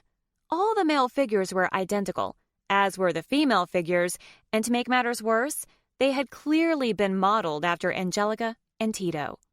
Oh, fuck. Crooked columns held up the arch, and the platform floor in front of the window was painted of faux gray marble, as was the short aisle leading to the altar. The front of the room had held Noah's attention so long, he realized he'd missed the rest of the chapel. There were 3 arched niches on either side, all filled with concrete angels, which thankfully bore no resemblance to the 2 owners. The insides of the arches appeared to have been spray-painted a metallic gold. The mural on the ceiling was composed of multiple scenes of a naked angel bearing a remarkable resemblance to Tito, although Noah was certain the artist had over-exaggerated the man's penile girth and length. Angelica was there too, with wings this time, and there were multiple images of her and Tito in the throes of passion. One particularly memorable composition showed the 2 fornicating on a bench in a garden, with Tito thrusting from behind wearing a shit-eating grin. Holy hell, some things couldn't be unseen. Noah took several hesitant steps down the aisle, telling himself that Libby would probably love it. He suspected she was the only person on the planet who would. It wasn't until he stepped onto the small platform that he realized the back row of folding chairs was occupied by 6 men, most of whom appeared to have been plucked from a holding pen at the police station. One man wore a grungy knit cap and slurped from a can of Campbell's soup, while another leaned his head against the wall, releasing a small snore. "We're all ready!" Angelica sing-songed as she entered the chapel through the double doors, her hands pressed together at her breasts as if in prayer. "Your beautiful bride is ready. Shall we begin?" He nodded, finding it difficult to push out a yes. His chest was so tight with nerves he could hardly breathe. He noticed a clock on the wall over the entrance, the hands in the shape of angel wings. 11:49. At least Libby hadn't taken off yet. Angelica glided over to a stereo system in the corner and pressed a button. Music poured into the room, and the double doors swung open as if by magic. Libby filled the doorway, Noah's bouquet in her hands, looking more beautiful than he'd ever seen her. Their eyes locked, and everything else fell away. However strange and unconventional this was, it was right. It was them. The first lines of the song Teen Angel played on the speakers overhead, the original recording from the 1950s from the sound of it. "Oops, wrong song," Angelica murmured, pressing a button that stopped the music. "That was from the last couple." Libby's eyes widened, and she held back a giggle. God, he loved her. Tinny piano music filled the room, reminding Noah of something from the 1980s. Then he realized it was something from the 1980s. His mother had listened to this song over and over when he was a kid. Angel Eyes. Was it destiny that they played his mother's favorite song? Angelica gave Libby an exasperated look. "Well, what are you waiting for? Tito's about to start singing." Sure enough, Tito's voice floated around them, but there was still no sign of Tito. "Girl, you are looking fine tonight, and every guy has got you in his sight." Noah had no idea where Tito could be, but he didn't care. Libby was walking toward him with a soft smile on her lips. But then she stopped halfway down the short aisle, her eyes wide and her mouth slightly agape. His heart skipped a beat. Had she changed her mind? Sensing movement behind him, he looked over his shoulder. Oh my God. Now he dearly regretted paying for the top-of-the-line service, and to his horror, he now realized why Tito had been wearing a robe. A hole had opened in the arched ceiling, and a pair of bare, hairy legs dangled from the opening. Tito continued to sing, putting emotion into his words as he belted out the rest of the stanza. Noah considered grabbing Libby and running the hell out of there. But his feet were frozen as the horror continued to unfold. The lower part of Tito's abdomen was now visible, including his fabric-draped groin. Libby burst into hysterical laughter. Angelica planted her hands on her hips and gave Libby a dirty look. Shh! Libby covered her mouth and gave up all pretense of walking gracefully down the aisle, instead rushing over to Noah as he stepped off the platform to meet her. She grabbed his arm and whispered, "What in the hell is happening?" "I have no fucking idea." His gaze had found its way back to the still-emerging man. Tito's bare chest was now visible, as was the small golden harp he held in his hands. He dropped another couple feet, then remained in place as his feet began to kick the air. "I told you, no demonic angels, Noah," Libby whispered. His stomach clenched and he turned to apologize, but her grin spread from ear to ear. "Did you request this?" "You actually think I would?" he asked in dismay. "Asked the man who took me to see a giant hairball," she countered in a whisper. "Shh!" Angelica hushed louder. One of the homeless-looking guests sat up and pointed. "Hey, that man's wearing a diaper." Angelica stomped her foot. "Shh!" But Tito was too caught up in his performance to notice the commotion. He kept belting out the song as he descended, and to add gravitas to the occasion, the front of the chapel darkened, and 2 spotlights flashed on, bathing Tito's now visible and very hairy chest with a warm glow. As soon as his shoulders cleared the space, 2 wings unfurled from his back, both covered in white and silver feathers with sparkles that caught the lights. One of the wings caught on the wire holding Tito in the air, tilting him sideways. His arms flapped and his legs kicked as he hung there, suspended 3 feet off the ground. He released a little yelp, but almost immediately continued to sing and strum his harp. Libby broke into giggles again, burying her face in Noah's arm to muffle the sound. A true showman, Tito jiggled enough to free his wing and landed gracefully on his feet. Without missing a beat, he turned his attention to Libby, crooning with even more earnestness as he repeated the chorus. "Hey," another man in the back shook the snoozing guy next to him. "You gotta see this." The younger man roused, then blinked. "Dude, what was in that weed?" "I don't know, but we gotta get some more." "Shh!" Angelica snarled as she grabbed their arms and pulled both of them out of their seats. "Hey, I want to see the show," one of them protested, but she pushed them out through the doors. The 4 remaining men looked startled. "I think I should get a refund on the deluxe package," Noah mumbled. Libby giggled again. "Is this guy performing the ceremony?" "Meet Tito, and I'm thinking that's a yes." "Oh my God, we're getting married by a man wearing a diaper." "Nothing but the best for you, Libby St. Clair." He grinned. "At least it's not a skirt. And in case you're wondering what's underneath." He motioned his head toward the ceiling. Libby looked up and gasped, followed by a new round of giggles. Tito finally stopped singing and cast an unamused glance at Noah and Libby. "You'll have to come up onto the stage so I can perform the ceremony." Oh, crap. How much time had they lost to Tito's theatrics? "What time is it?" "What?" Tito asked. "Is it midnight yet?" "It's 11:55, Angelica shouted from the back of the room. "Tito still has time for another song." "How about Tito sings after he pronounces us husband and wife?" Noah asked, trying to curb his impatience. He took Libby's hand and helped her onto the platform in front of Tito. "You're carrying the bouquet," Tito said, scrunching his nose. "I tried to convince him to use a real one." Noah started to explain, but she smiled up at him. "It's beautiful, but you don't have a boutonniere." "I don't need one, Lib." She gave him a short scowl. "Yes, you do." Angelica climbed up onto the platform, taking photos with a small click-and-shoot camera, but from the looks of it, She was putting more of Tito in the frame than the bride and groom. Libby ignored her and plucked a daisy from her bouquet and stuffed the stem into Noah's coat pocket. It's not perfect, but it will do. It fits this crazy wedding. She looked up at him, her face radiating happiness. It fits us.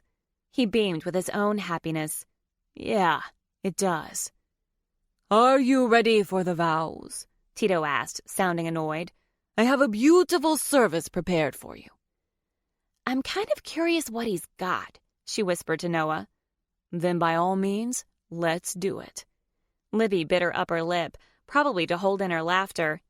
Yes, we're ready for the vows, but can we do our own after? Well, I guess. Tito sounded miffed, but he lifted his chin. He leaned over and set the harp on the floor. Angelica, the vows lighting. Angelica had been moving around getting photos, but now she hurried to the back corner. Tito was still spotlit in his golden glow, but two softer spotlights now shone on the floor in front of him. He curled his fingers and motioned for Libby and Noah to move to their positions. I feel like I'm in the plot of a horror movie, Noah muttered, and it doesn't end well. Libby burst out laughing again. Tito's forehead furrowed into a deep frown, but he took a deep breath and lifted his hands at his sides, holding his arms horizontal to the ground, palms up. A light shot out from behind him, putting him in silhouette as a bright light surrounded him. He closed his eyes. And lo, I descend from above to join you two in holy matrimony. Libby grabbed Noah's hand and held tight. Do you, Elizabeth? He pulled the top of his loincloth away from his stomach and looked inside. Noah leaned close to her and whispered, If he takes that thing off, I'm leaving, Lib. She lifted her hand to her mouth and bit the side of her index finger. Deal. Tito looked up and cleared his throat before returning his arms to their previous positions. Do you, Elizabeth Gabriella St. Clair, take this man, Noah Michael Macmillan, to be your husband? She looked up into Noah's face, her eyes dancing. I do. To have and to hold in the angel's glowing light. She took a deep breath, her shoulders shaking with suppressed laughter. I do. Will you stand by his side until his aura fades? She grinned. I will. Will you let his wings spread wide so that he can take flight? She tilted her head and gave Noah a mischievous grin. It depends on where he's flying off to. Tito's head jutted back in surprise. Oh. I'll take it, Noah said, squeezing her hand. I'm not planning to fly anywhere without her. Tito looked confused by the alteration to his vows. Noah Michael Macmillan, do you take Elizabeth Gabriella St. Clair to be your wife? The words filled him with more hope and joy than he thought possible. I do. To have and to hold in the angel's glowing light. Her eyes twinkled with mischief. God, he loved her. He never suspected he could ever love anyone this much. I do. Will you stand by her side until her aura fades? He shook his head, lifting his hand to cup her cheek. Her aura will never fade.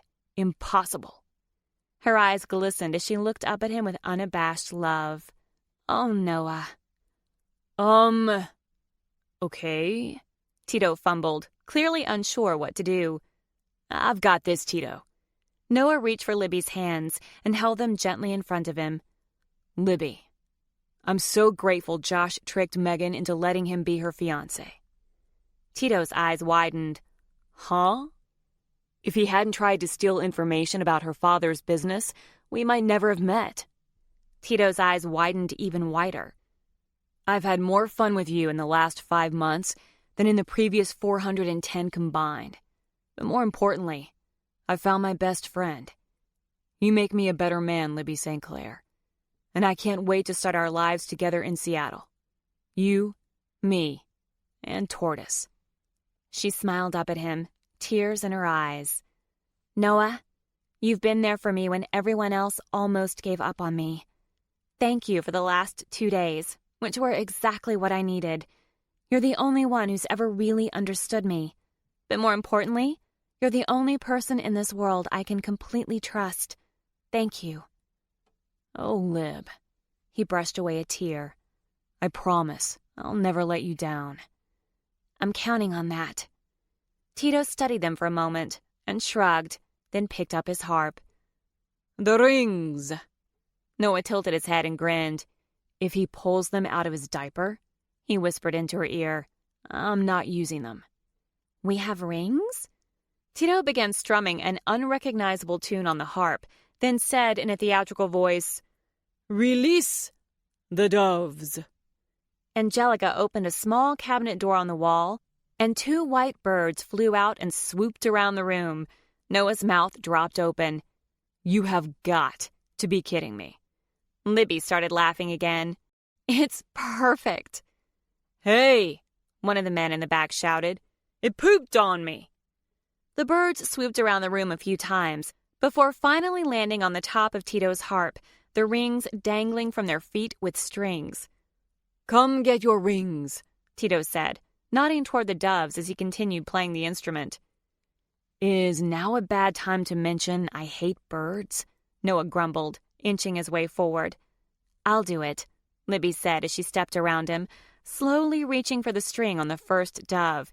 She handed Noah the ring, hers, then untied the other ring and moved back in front of him. The back doors burst open, spilling light into the darkened chapel, and Noah wondered what Tito and Angelica could possibly have planned next. Startled, the birds went crazy, flapping their wings and taking off into flight, swooping over their heads. Noah put a protective arm around Libby and pulled her to his chest, but then he realized the 2 older women standing in the doorway had nothing to do with the Little Heaven Wedding Chapel Deluxe package. "Sweet baby Jesus!" Graham shouted. "No," Nana Ruby said in disgust. "That's not Jesus. It's just a hairy man in a diaper." Tito stopped strumming and shot them a glare. "I'm sorry, but we're in the middle of a service. Feel free to sit and watch or wait in the lobby, and we can marry you next." Ruby snorted. "He thinks we're getting married." Graham chuckled. "You got it wrong there, Mr. Diaper Man. She's got herself a man who's into BMI, and I'm on the prowl." She paused and took in the mural on the ceiling. "Although, I may have found him." She turned back and appraised Tito with a gleam in her eye. "Is this one of those Costco things? I didn't know you kids were into that." Noah burst into laughter. "I think you mean cosplay, Graham. And we're not. This is everything that comes with the deluxe package." Graham nodded, as though that explained everything. Tito shuddered and looked down his nose at Noah, which was difficult since Tito was a good 6 inches shorter. "You know these women?" "They're our grandmothers," Libby explained with a shrug. "Kind of." Tito waved them forward. "Then come in and sit down. We're in the middle of their vows." "Wait," Libby said, holding up her bouquet. "You're not here to object to the wedding, are you?" "Object?" Graham asked in disbelief. "Why would we object? I've been shipping you 2 since you first laid eyes on each other. And I could see your connection at Blair's wedding shower from my sorry excuse for her grandson, Neil," Ruby added. "Let's get this going." The 2 women sat down as Tito lifted his arms and stared up at the hole in the ceiling. "Let us resume." "What time is it?" Noah asked. Nana Ruby looked at her watch. 11:59. Noah grabbed Libby's hand and shoved the ring on her finger. "Lib, if you don't like this, we can get you a new one." Then he held his hand out to her and she slipped the other ring on his finger. "It's perfect." Noah turned to the shocked Tito. "Quick, declare us man and wife." Tito looked dismayed. "But we have more service first. We haven't gotten to the dancing angels yet." Libby's mouth dropped open. "Dancing angels?" "Maybe later," Noah shouted. "Declare us man and wife." Tito shook his head. "Okay, I declare you man and wife. You may—" Noah pulled Libby into his arms and placed a hard kiss on her mouth. "Kiss your bride," he finished in defeat. "You ruined the wedding." Libby pulled back and stared into Noah's face. No, it was the most perfect wedding ever. Chapter 20. We did it, Noah said, beaming. Happy birthday, Libby. She stared into the face of her husband. Noah's my husband. I can't believe we did it. Worry wrinkled his forehead. Are you sorry? Their decision had been impulsive. They'd made it while they were drunk. Noah hadn't even said the words, I love you, yet she knew he did, just as she knew they hadn't made a mistake. She shook her head. No. Say cheese, Graham said, holding up her phone. Tito stood behind them, posing with his harp as Graham and Angelica snapped photos. We need a picture with you and Nana Ruby, Libby told them. Angelica, can you take a photo of all of us? Photos are included in the deluxe package, Noah said, when Angelica started to balk. Come on, Graham, Noah said. I gotta send this tweet first. She tapped on her phone and looked up at them with a grin. Done. They spent the next 5 minutes taking photos. Libby insisted the paid wedding guests be in the photos, and Noah found the 2 men who'd been kicked out sitting on the floor in the front room and invited them back in. Tito took center stage for all the photos. One of the men kept grabbing at Tito's loincloth, and the pseudo-angel kept smacking his hand away. Libby giggled through it all, wondering how everything could be so perfect. Then, just as Noah predicted, a bright light shone from the hole in the ceiling, and Tito rose back up into the air, his wing catching on the edge of the hole. Angelica, lower me back down! Angelica kept pushing a button on the wall by the stereo system. It's stuck! Noah ushered the 3 women toward the exit, snagging Libby's hand in his as they moved. Let's get out of here. Tito, Angelica cried out, hurrying toward the platform. I'll get the ladder, baby. How'd you 2 get here? Libby asked the grandmothers after they'd made it into the lobby. We took a taxi, Nana Ruby said, covering her mouth as she yawned. It's waiting for us outside, and I think I need to get back and go to bed. I haven't been up this late since Nixon was in the White House. Graham curled her upper lip. That's a crock of bullshit, and you know it. You were up late on that cruise you went on last summer, the one with the used tire salesman convention. Nana threw up her hands in exasperation. That was one night, and I was drunk besides. She leaned closer to Graham. And when I told you last week, you said you'd carry it to your grave. I haven't given up anything, you old fool. You've given yourself up. Never mind. Nana released a huge groan. Maud, it's time for both of us to go back and go to bed. Graham didn't look pleased. I wanted to take Noah and Libby out for their wedding dinner and wedding cake. I suspect they have other things on their mind, Nana said with a sly grin, especially after what Noah told us earlier. Libby swung her gaze up to her new husband. What did you tell them? Noah gave the 2 women a small shove toward the front door. Thanks for coming to the wedding, and I'm sorry about the dinner reservation. Let's try it again tomorrow night, say around 8. They nodded as they hurried into their waiting taxi, Graham pausing to shout, You kids have fun! Noah and Libby stood outside Little Heaven, still holding hands. She glanced up at him, surprised to see he was staring back at her with a look of amazement on his face. What? She asked, feeling self-conscious. He slowly pulled her into his arms. I can't believe you're mine. A slow smile spread across her face as warmth filled her chest. He kissed her, but this time it wasn't full of fire and passion. It was soft and gentle, like a welcome home. Tears burned her eyes and she smiled up at him. Let's go back to the hotel, Noah. He nodded and was about to flag down a taxi when Paul, the cab driver who'd brought them there, pulled up to the curb. He leaned across the front seat and looked up at them through the passenger window. I figured you 2 would need a ride after you got hitched. Thanks, Noah said, as he opened the back door for Libby. He gathered up her skirts and helped her into the car. Then he settled in beside her and took her hand. Where to? Caesar's Palace. Sure thing. Paul glanced at them in the rearview mirror as he started toward the hotel. Did you get the big show? Noah laughed. Yeah, I got the deluxe package. He tilted his head with an amused gleam in his eyes. You could have warned us. And spoil the surprise? Nah. But I'm surprised Tito and Angelica didn't see you off. Tito likes to walk couples to the curb strumming his harp. Libby broke into giggles. Tito was a little stuck when we left. Tried to go back up in the ceiling, huh? He shook his head in sympathy. He hasn't got that one perfected yet. Paul pulled up in front of the lobby and the parking attendant, Ned, greeted them and opened their door. Did you go to Little Heaven? We sure did, Noah said as he helped Libby out of the back. It was a wedding you'll never forget, am I right? He asked. Not even when we're old and senile. Noah grinned and leaned over to pay the cab driver. Good luck, Paul said, sliding over in his seat and poking his head out the passenger window. Getting hitched is the easy part. Staying hitched takes work. But I've been married to my Annie for nearly 40 years, and I wouldn't trade a single day for all the money in the world. Thank you, Libby said, giving him a small wave. What room are you kids in? Ned asked, as a group of 3 women climbed into Paul's cab. We'll send up a little congratulatory gift. Noah took Libby's hand as he gave him the number.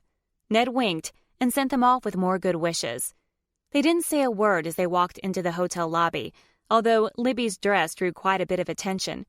She realized she was still holding the bouquet, so she lifted it and motioned as if to throw it. A group of women saw her and started squealing with excitement as they formed a group. Laughing, Libby turned her back to them and threw the flowers over her shoulder. I got it again, Graham shouted. A collective groan echoed inside the marbled foyer. Libby spun around to see the older woman lift the bouquet over her head like she was a champion boxer. How? Noah laughed and shook his head in disbelief. She and Nana Ruby walked in the door just as you threw it. I never would have believed it if I hadn't seen it with my own eyes. He called over to the 2 women. Maybe you really are destined to get married in Vegas, Graham. Libby had to wonder if Noah might be right. Congrats, Graham. I can't wait to meet your groom. Nana Ruby scowled. Don't encourage her. The 2 grandmothers wandered off in the opposite direction, which was probably for the best considering several of the younger women in the crowd looked like they wanted to tackle Graham. They walked to the elevator in silence. The only sounds around them were the voices of the people passing by and the swish of her skirt. A sudden sense of dread filled Libby as she thought about the taxi driver's words. To her horror, she realized he was right. She'd spent so much time thinking about getting married, she hadn't stopped to consider marriages could be ended. They might be married now, but he wasn't permanently attached to her. He could walk away at any time. Blair and Garrett's profession was proof enough of that. Noah's hand squeezed hers. Lib, you okay? The elevator door opened, and she was surprised to find an empty car. They walked inside, and she kept her gaze on the doors as they closed, her stomach tying into knots. Lib, talk to me.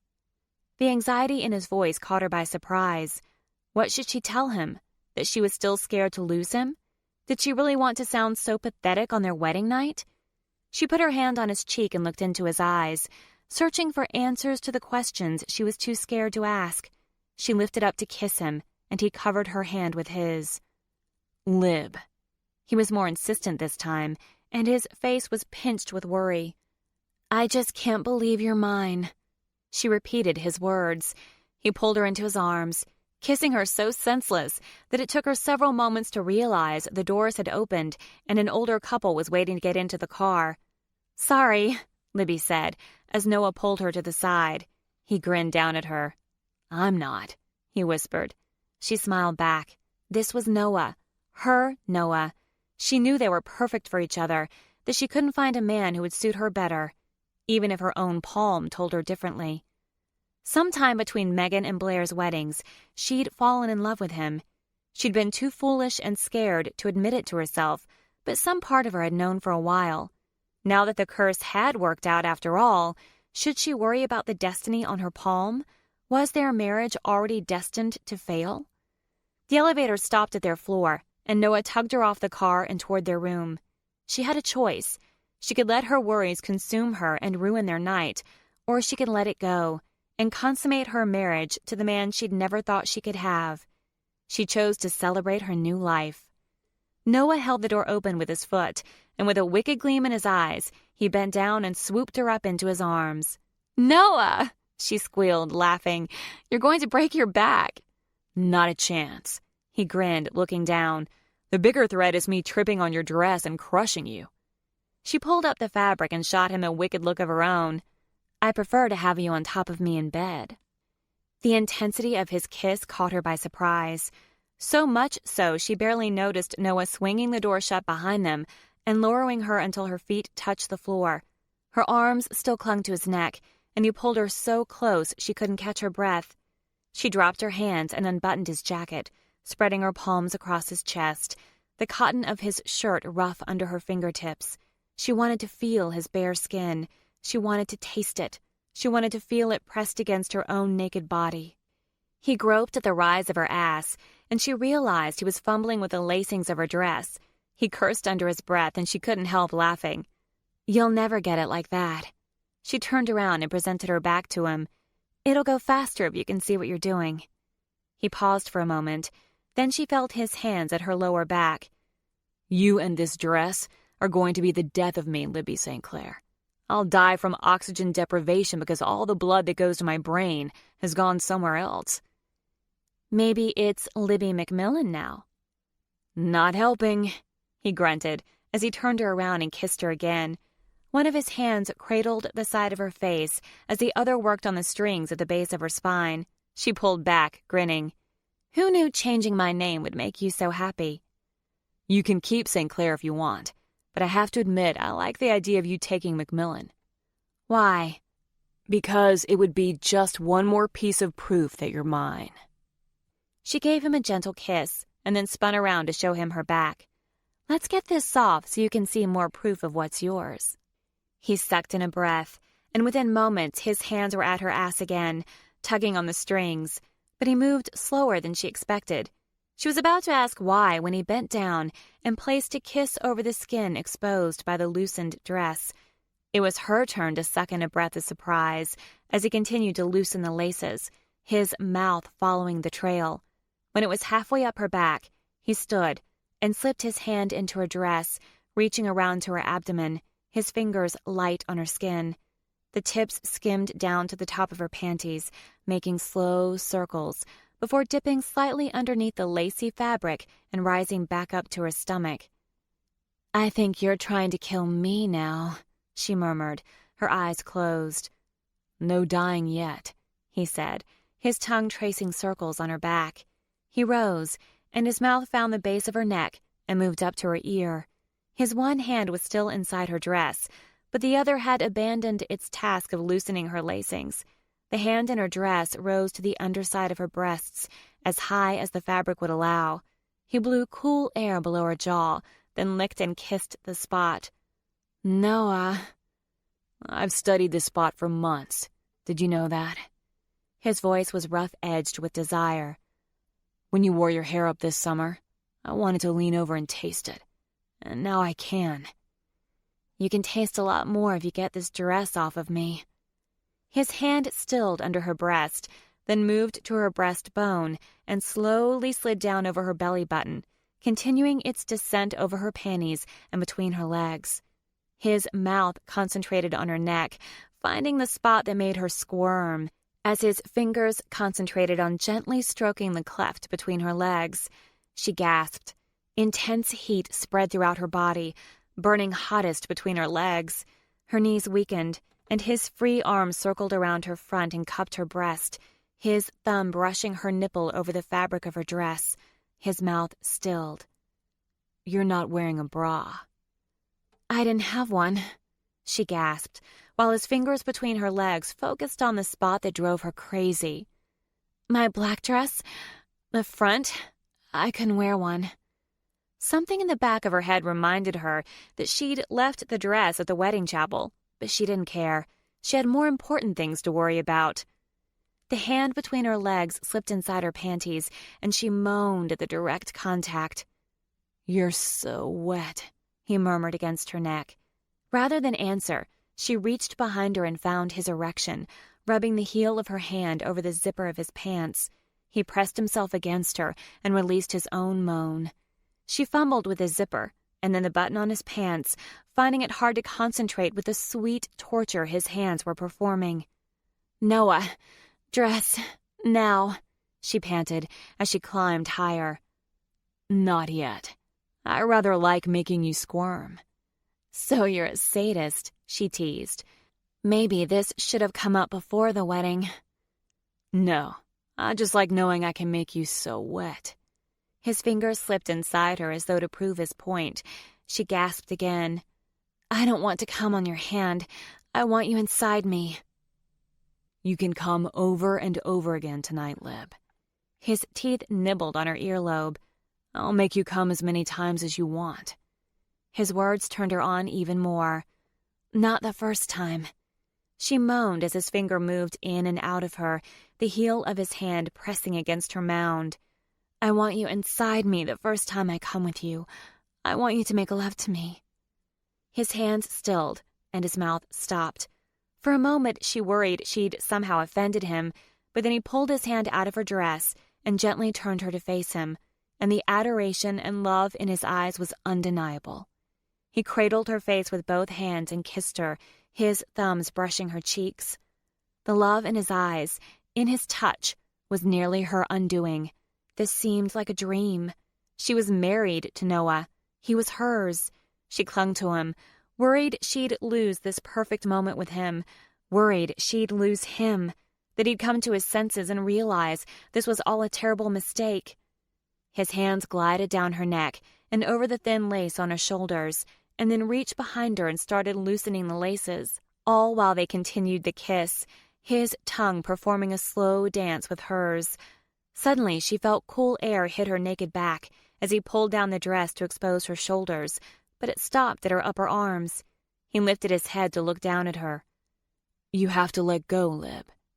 She hadn't realized she was clinging so tightly to him, but she couldn't bring herself to let go. He cupped her cheek and whispered, "Trust me." But he wasn't just talking about what they were doing physically. He was asking her to hand him her heart. He reached up and pulled her hands down, kissing her knuckles and skimming kisses over her wedding ring. Then he lowered her arms to her sides and continued the task of undressing her. He was slow and precise, lowering the dress a few inches at a time, pausing to place kisses on her shoulders, her collarbones, over the swell of her breasts, in the valley of her cleavage. She watched him until she was lost in sensation, closing her eyes so she could enjoy the feeling of him worshiping her.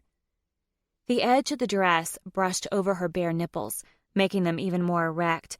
Then his mouth found one, and his fingers teased the other. She moaned, tangling her hands in his hair. The dress lowered to her waist, his mouth following, then over her hips. After it fell to the floor, leaving her in a puddle of silk and crinoline, his mouth continued its descent, placing kisses over the band of her panties. He rubbed his chin over her mound, and she moaned again. Need coursed through her, stronger than she'd ever experienced it. He rose and stood in front of her, and as they stared in each other's eyes, his hands reached behind her and started pulling pins from her hair. "God, Libby, you're so beautiful," he whispered as he removed the last pin and her hair tumbled down her back. "I love your hair up so I can see your sexy neck, but right now, I want it down." He kissed her again, still gentle but more insistent than before. She realized she was completely undressed except for her panties and her heels, while Noah was still completely clothed. She reached inside his jacket and pushed it over his shoulders, letting it fall to the floor. Breaking free from his kiss, she looked into his dark eyes as they watched her, the expression in them turning her on even more. She was surprised her fingers made quick work of his bow tie, letting it hang loose as she quickly freed his buttons and pulled the shirt free of his pants. She slid her hands inside his open shirt, placing kisses over his chest and the trail of hair leading to the top of his pants. His chest and abdomen were even more gorgeous than she'd imagined. Her hand followed behind her kisses, partially satisfying her need to touch as much of him as possible. She looked up at him, her breath coming in shallow pants at the hunger and lust in his eyes. His zipper was undone, so she turned her attention to the still fastened button. Once it was free, she knelt in front of him and tucked her thumbs into the waistband of his briefs. She slowly slid the fabric of his pants and briefs down over his sexy hip bones, her fingers gliding over his skin. His underwear slid down his erection, and she left open-mouth kisses over his shaft as she made her way down to his scrotum. When his pants dropped to his ankles, he reached over and put his hands under her arms, pulling her up, her bare chest against his. His hands were everywhere as he kissed her with a hunger she answered. Then they were on the bed, and his mouth and hands were driving her to the brink of madness.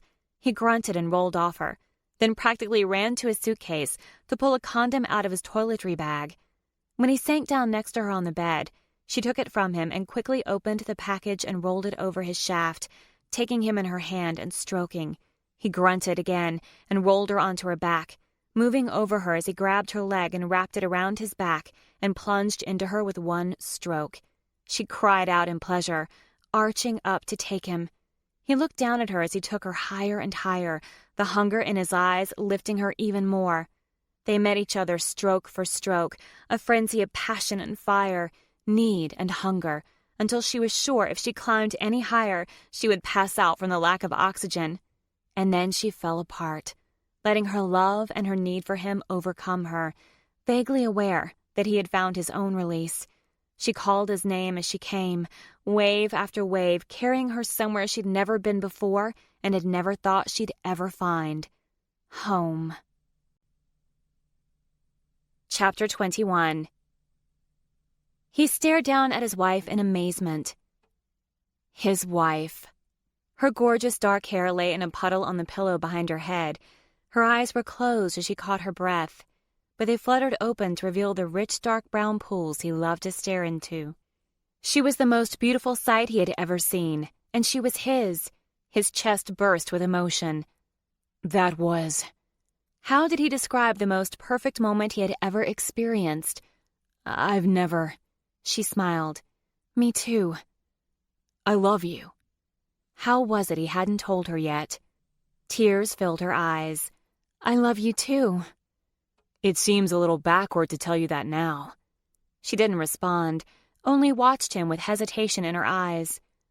I love you, Libby McMillan.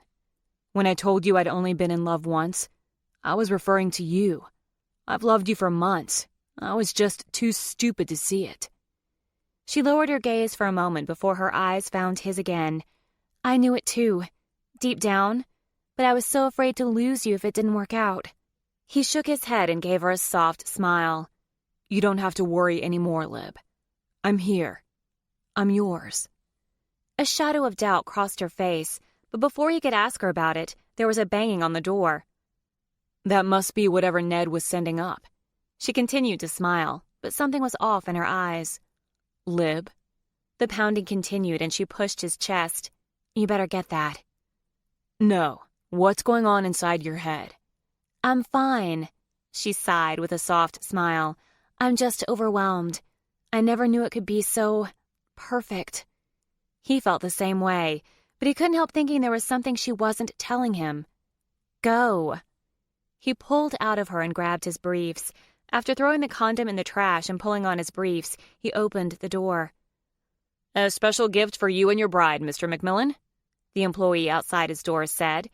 His hand rested on the handle of a room service cart that held a covered plate, a silver bucket with a bottle of champagne, and 2 champagne flutes. Although I can see you've already gotten started. The man started to push the cart into the room, but Noah blocked his path, saying with more force than he intended, I'll take it from here. There was no way this man was coming into the room where Libby lay naked in their bed. The employee snickered, and Noah had an unexpected urge to throttle him, though he had no idea where in the hell that feeling had come from. But he realized it was just another manifestation of his need to protect her from every possible threat, realistic or not. Still, this pervert would have to come through him first to get to her. The employee had the good judgment to relinquish the cart. Just set it outside your door when you're done, Mr. McMillan. Thanks. He rolled the cart into the room and stopped short when he saw Libby sitting upright, her legs curled to the side, completely naked. He realized he probably looked like a fool staring at her like that, but not finding it in him to care. "You're so gorgeous, Libby." "You're not so bad yourself. If they'd sent a woman up with that tray, the sight of those abs and pecs would have melted her." "You didn't melt," he reminded her. "Ha! Only because you were already holding me up." Her gaze moved to the cart. "More champagne?" she asked with a laugh. "If we tour the country with my wedding dress, we'll get all the champagne we want." "I'll get you champagne every day if you want it." She laughed again, and he reveled in the knowledge he'd get to hear it every day for the rest of his life. "We need to make a toast." He grabbed the bottle and started working on the wrapper and the cork. "As long as we aren't toasting to you not kicking me in either of my balls, I'm all for it."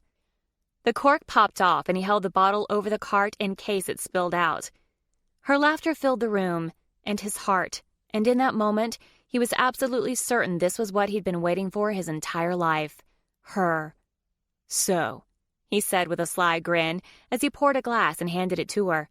"About those delusions of grandeur you mentioned." She took the glass. "Are you referring to the foot-long remark at the hotel in Junction City, or the little shake insult in the bathroom at the Golden Cowboy Cafe?" He poured himself a glass, and she patted the mattress next to her. He sat down next to her and leaned in for a kiss. "Both." A sparkle filled her eyes. "Let's just say I have nothing to be disappointed about." He held up his glass, his heart filled with more happiness than he knew he deserved. She lifted her glass to his. "It only seems appropriate that we toast your manhood." He burst out laughing, nearly spilling the champagne. "It's not nearly as huge as Tito's, but hey," she shrugged, "it's no small thing." She winked, and he grabbed the back of her head and kissed her, deep and passionate. Then she leaned back and hoisted her glass. "It's not officially a toast until we drink the champagne, you know." "Then, by all means, let's finish the toast." But she didn't drink when he did. He didn't have time to ask her about it because she slowly straddled his lap and took the flute from his hand and set it on the nightstand. He got hard again in an instant, and a Cheshire cat grin spread across her face. "I thought you said we needed to drink the champagne for the toast to be complete." She lifted a delicate eyebrow. "Oh, I intend to drink it." She placed her hand on his chest and pushed him back on the bed while she straddled his legs. His heartbeat ratcheted up, and his breath became shallow as he anticipated what she might be planning. She held her glass over his abdomen and poured a small dribble of the cold liquid on his chest, making him suck in his breath as it spread across the hollows of the muscles of his abdomen. Libby leaned over and pressed her mouth to his stomach, licking and sucking up the liquid. "So, we've completed the toast?" he asked, his voice strained. "Oh, no," she purred, her mouth continuing its task. "We're drinking to your manhood, remember?" She sat up and poured more champagne on his erection, then set the glass on the table. His erection jolted in response as her lips covered the head and took him into her mouth. "Oh, God, Lib." He grabbed handfuls of her hair as her tongue and lips sucked and licked, her hand cupping his balls. Within half a minute, he was dangerously close to coming again. "My turn."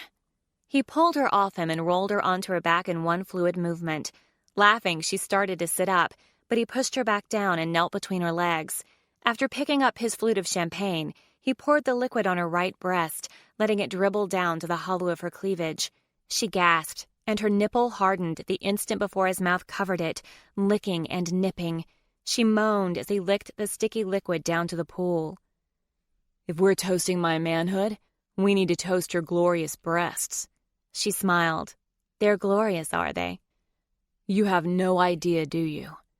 He poured more champagne on the left nipple, his erection throbbing as her nipple pebbled. His tongue lapped the pool between her breasts and then worked its way up the peak to her nipple. "They're perfect. Not too small, not too big. They fit in my hand with a little bit left over. They're soft." His lips skimmed her creamy skin. "And they are so responsive."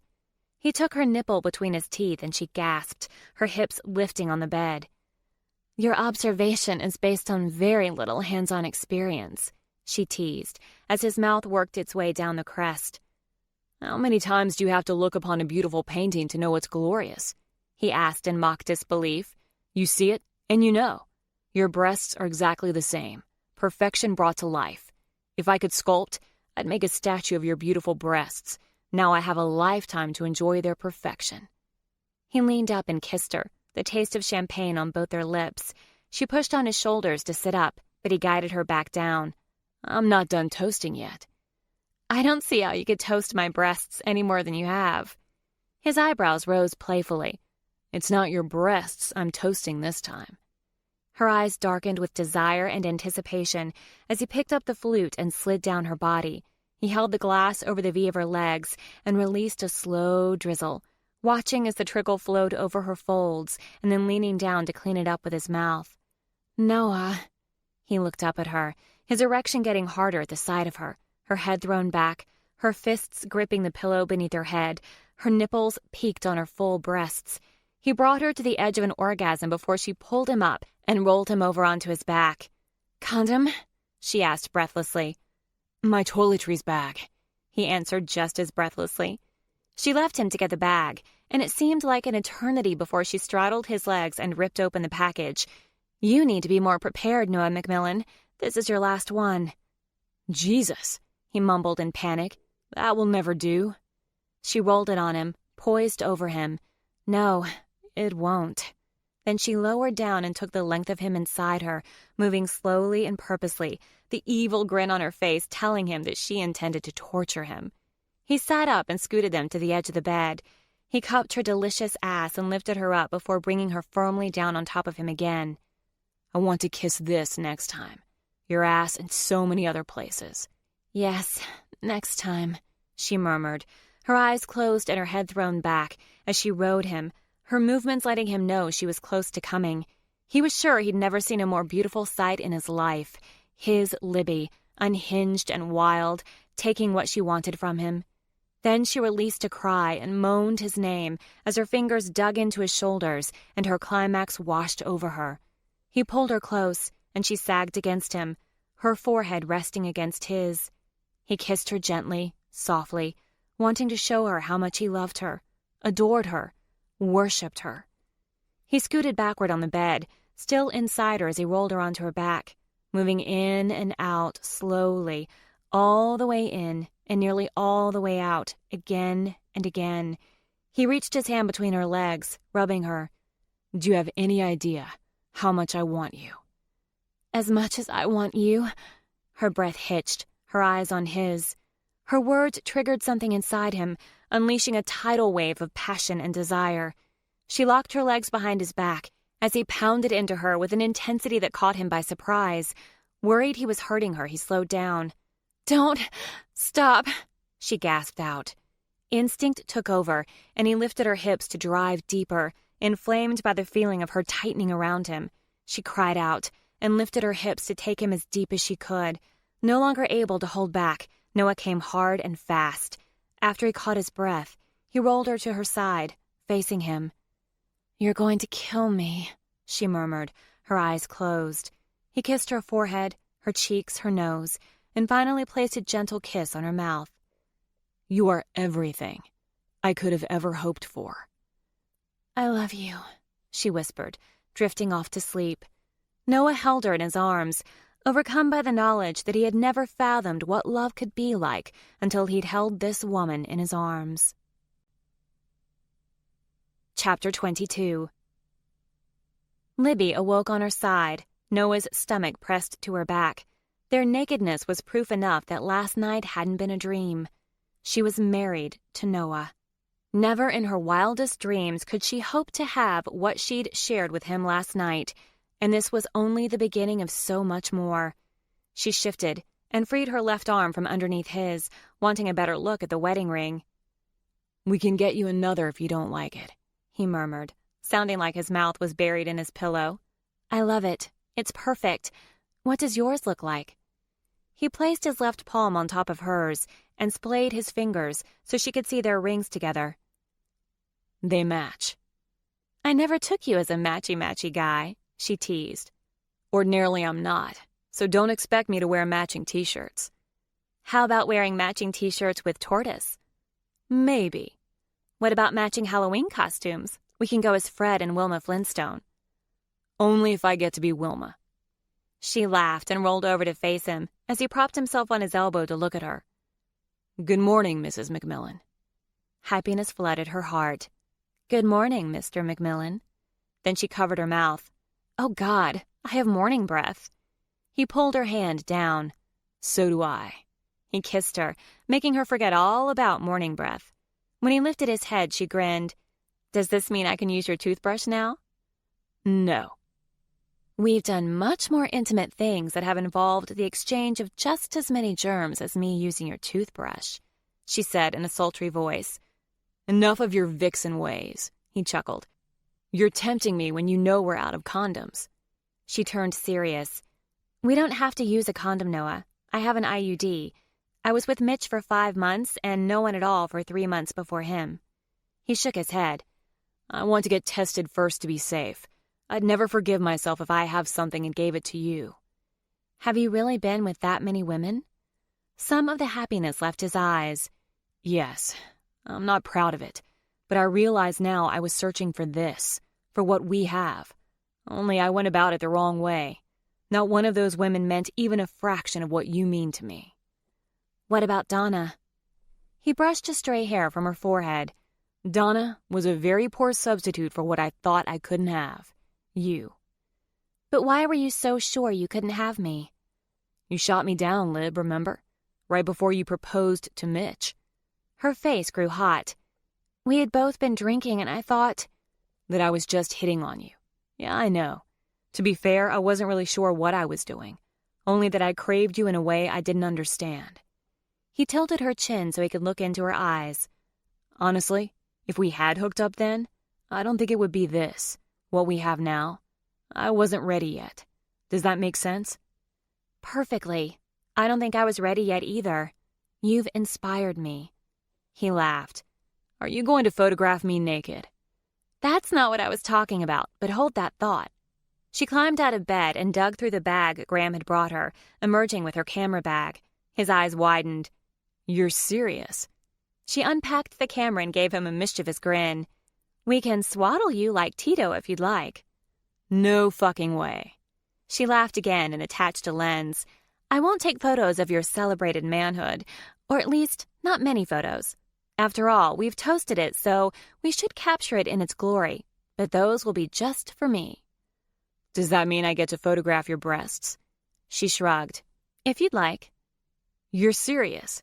he asked in disbelief as he rolled onto his back. "They're only breasts. It's not like you're going to show them around to all your buddies, are you?"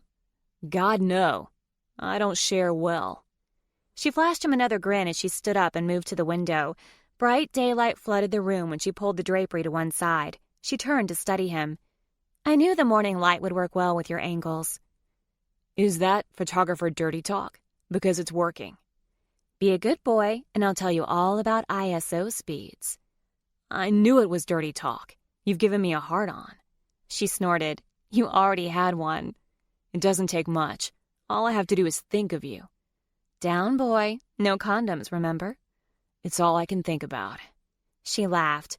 "Roll onto your side and prop up on your elbow. Yes, just like that." He held the pose, looking up at her.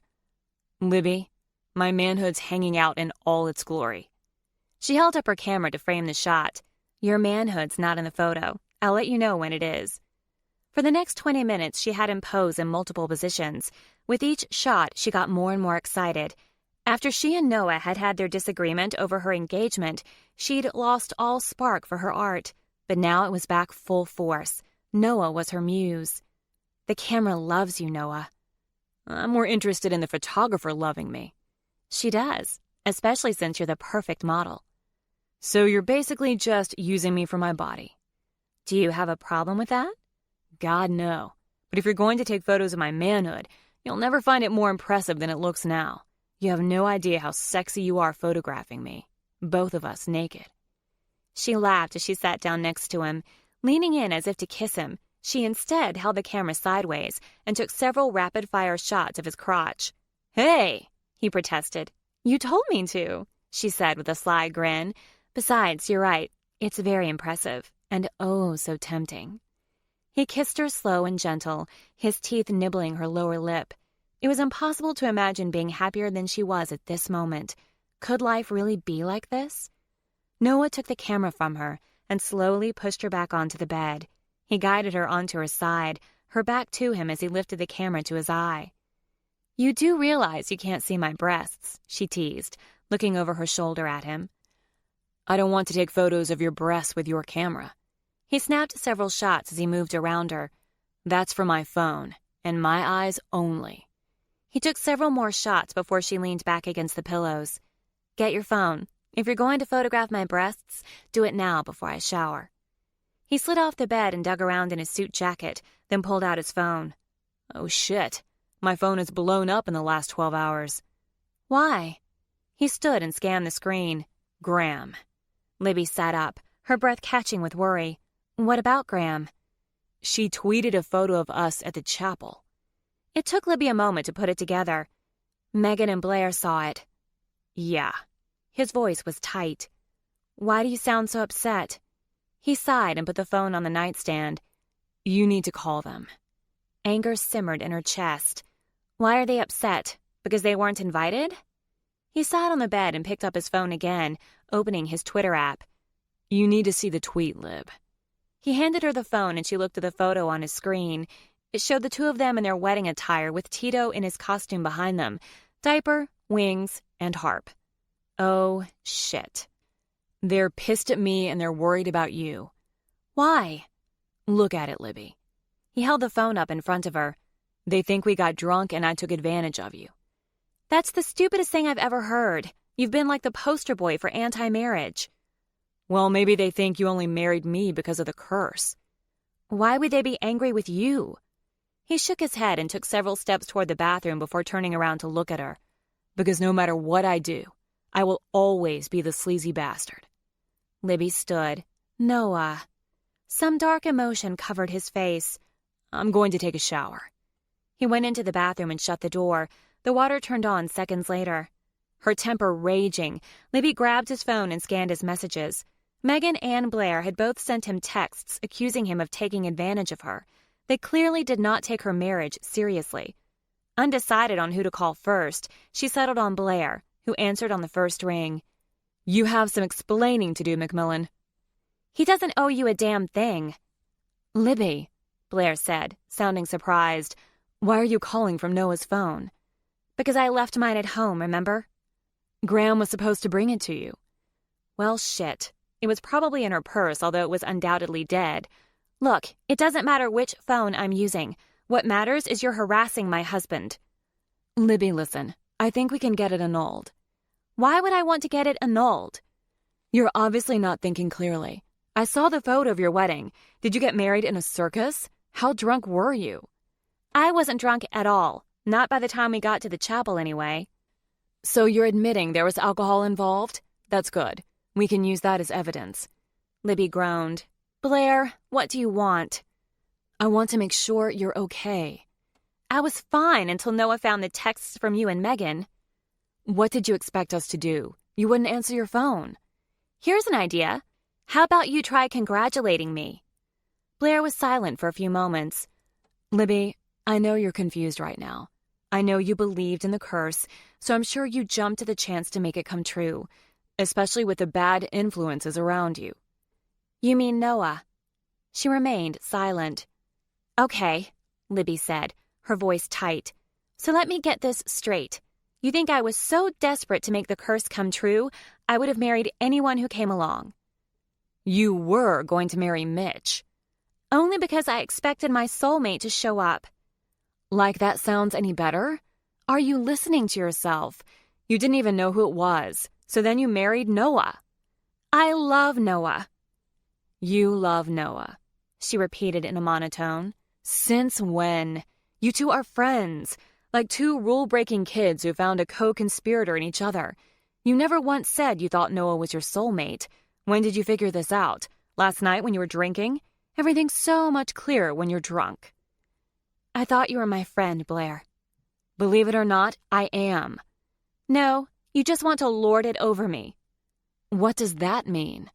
"You and Megan love that I'm the irresponsible head-in-the-clouds screw-up friend. That way you both can feel superior to me." "That's ridiculous." "Is it?" "Libby." She sounded irritated. You have a pattern, and if you would just hop off the Libby Whirlwind Express for a moment and take a breath, you would see it too. You never handle a breakup well, and you always make some stupid decisions you regret later. That is exactly what you're doing now. Fear bubbled in her chest, stealing her breath. Blair was right about her previous breakup behavior. What if she was right about this too? But there was no way in hell she'd let Blair know she'd gotten to her. Libs.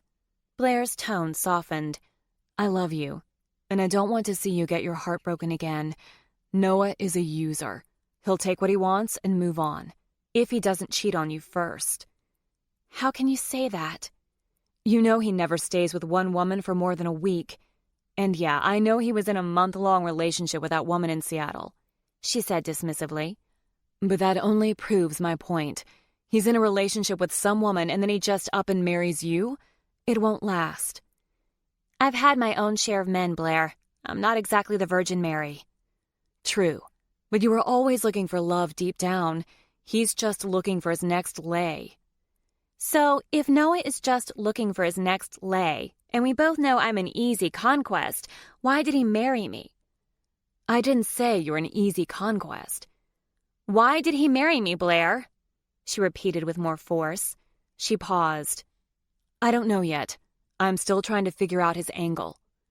Well, figure it out without me. She hung up and scowled at the phone in her hand, wishing she could throw it against the wall. Megan would want to hear from her too, but she couldn't deal with her right now, especially since the claws of Blair's accusations were sinking deeper and deeper into her head. What if Noah got tired of her? The feelings she had for him were so much deeper and more intense than anything she'd experienced before. But what if it wasn't the same for him? There was no denying he was a good friend. Could he have married her, in part, to make her feel better? And worse, what if this was just another of Libby's many desperate attempts to find someone to love her? Was she really that pathetic? But then she thought about everything she had shared with Noah, both before and after their wedding. She could trust Blair, or she could trust Noah. Which one would it be? The temptation to go to him swept her into the bathroom. He was leaning against the wall of the shower, his forehead buried against his arm. His hair was wet, and water dripped down his muscled back. He really did have the face and body of a god. No woman had ever held enough of a lure to keep him for very long. Why did she think she could? He heard the door open and looked up, anguish on his face. Who did she choose to trust? Staring into his eyes, it was really no choice at all. She stepped into the shower and pulled his mouth to hers, pressing her body against his chest. His arms were around her back, pulling her close, his mouth hungry and desperate to claim hers. His hands were everywhere, and so were hers, seeking, demanding, begging, claiming. He grabbed her ass and lifted her against the shower wall, entering her as she clung to him. There were no words. Their bodies said everything that needed to be said. She came quickly, Noah following right behind her. She buried her face against his chest, still shocked that he was really here with her, that he was hers. She would believe what she held in her hands, the proof in front of her eyes. Her friends could go to hell. Chapter 23. Noah, Libby murmured against his chest, then looked up into his eyes. I'm so sorry about my friends. Her words sent a new jolt of fear through him. He stiffened and started to pull out of her and put her down, but she locked her legs around his back and tightened her hold on his neck. Don't shut me out, please. The fear in her voice caught him off guard. He rested his forehead against hers and her body relaxed. I love you. I don't care what they think. He shook his head. They're your friends. Of course you care what they think. I'll admit that Blair infuriated me and hurt me with her judgmental attitude. Her voice wavered. But she doesn't run my life. In their eyes, I will never be good enough for you. They will always be waiting for me to fuck up so they can tell you I told you so. She flashed him a tiny smile. That will be a lot harder to do with them in Kansas City and me in Seattle. I can't ask you to give up 25 years of friendship for me. She grabbed his face and looked deep into his eyes. Don't you see?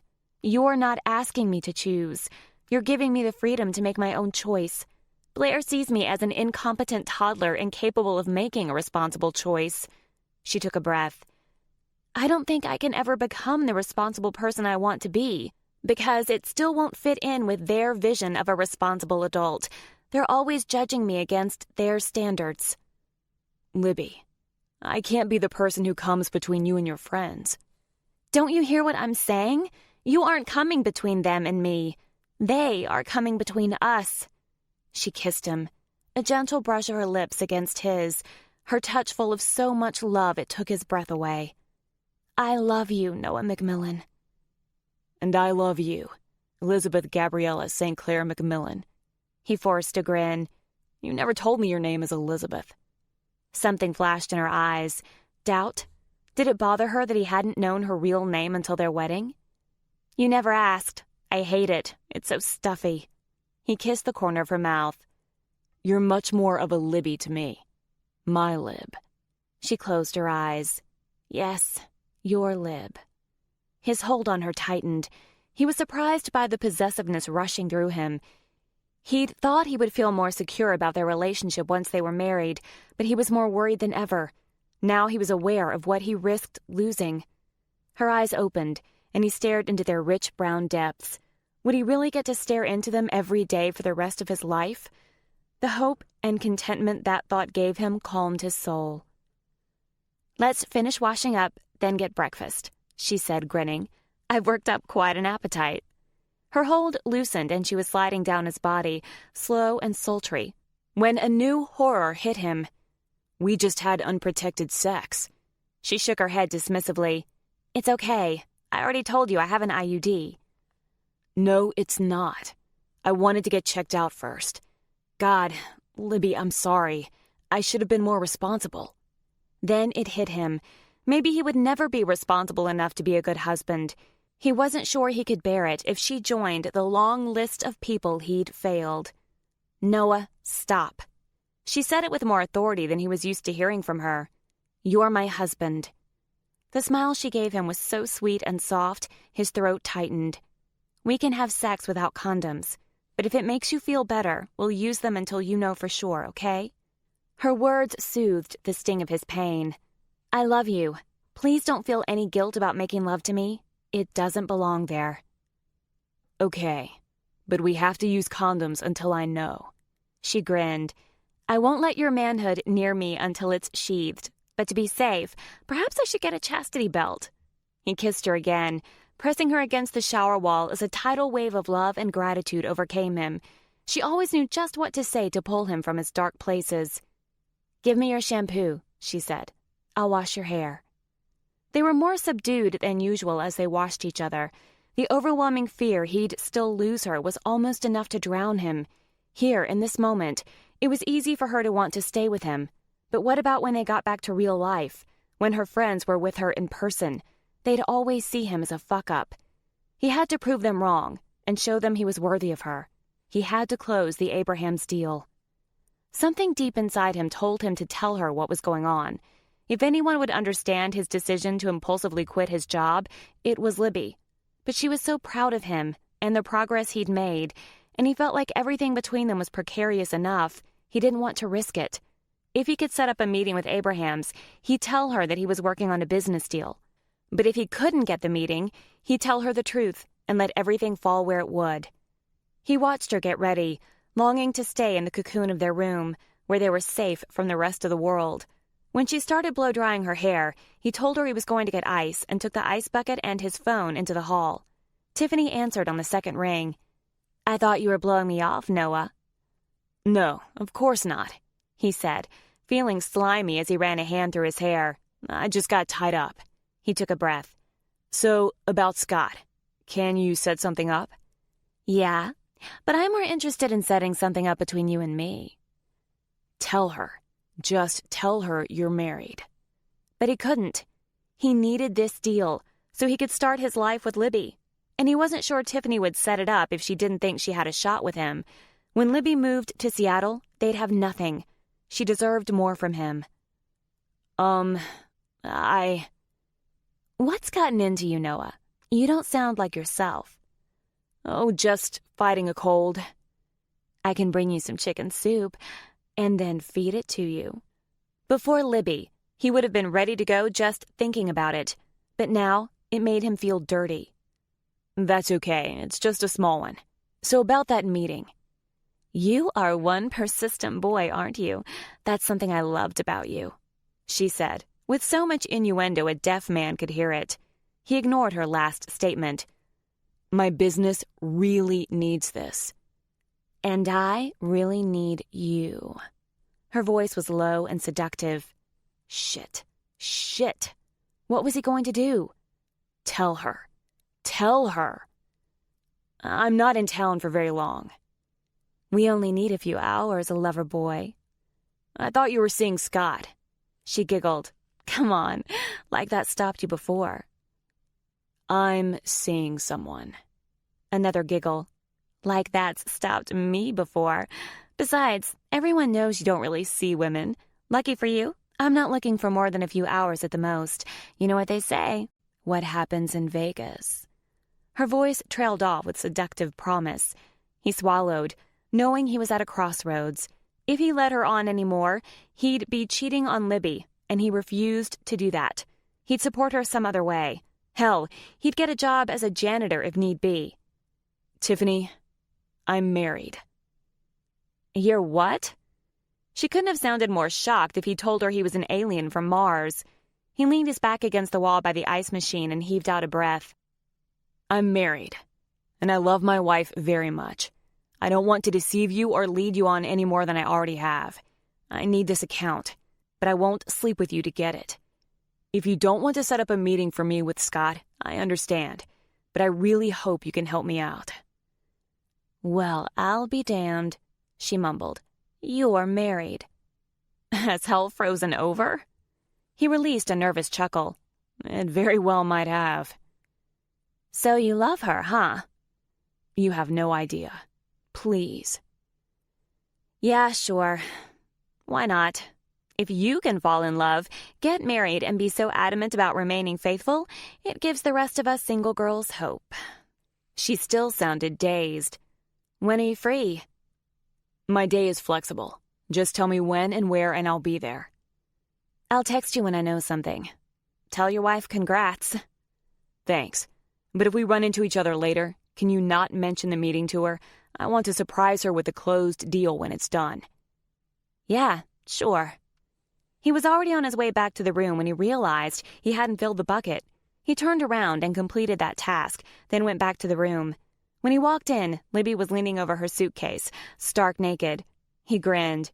You have no idea how happy I am that you aren't self-conscious about your body. It makes me consider becoming a nudist. She laughed as she pulled a black sweater from the bag. I figured this is how God made me. Besides, gravity isn't my friend. One day, the girls will go south. She glanced up at him. I hope you're prepared for that. Libby, you will always be beautiful to me, even when you're 9 months pregnant with our baby someday. He hadn't meant to say that last part, but as soon as the words left his mouth, he knew it was true. Libby would be an incredible mother.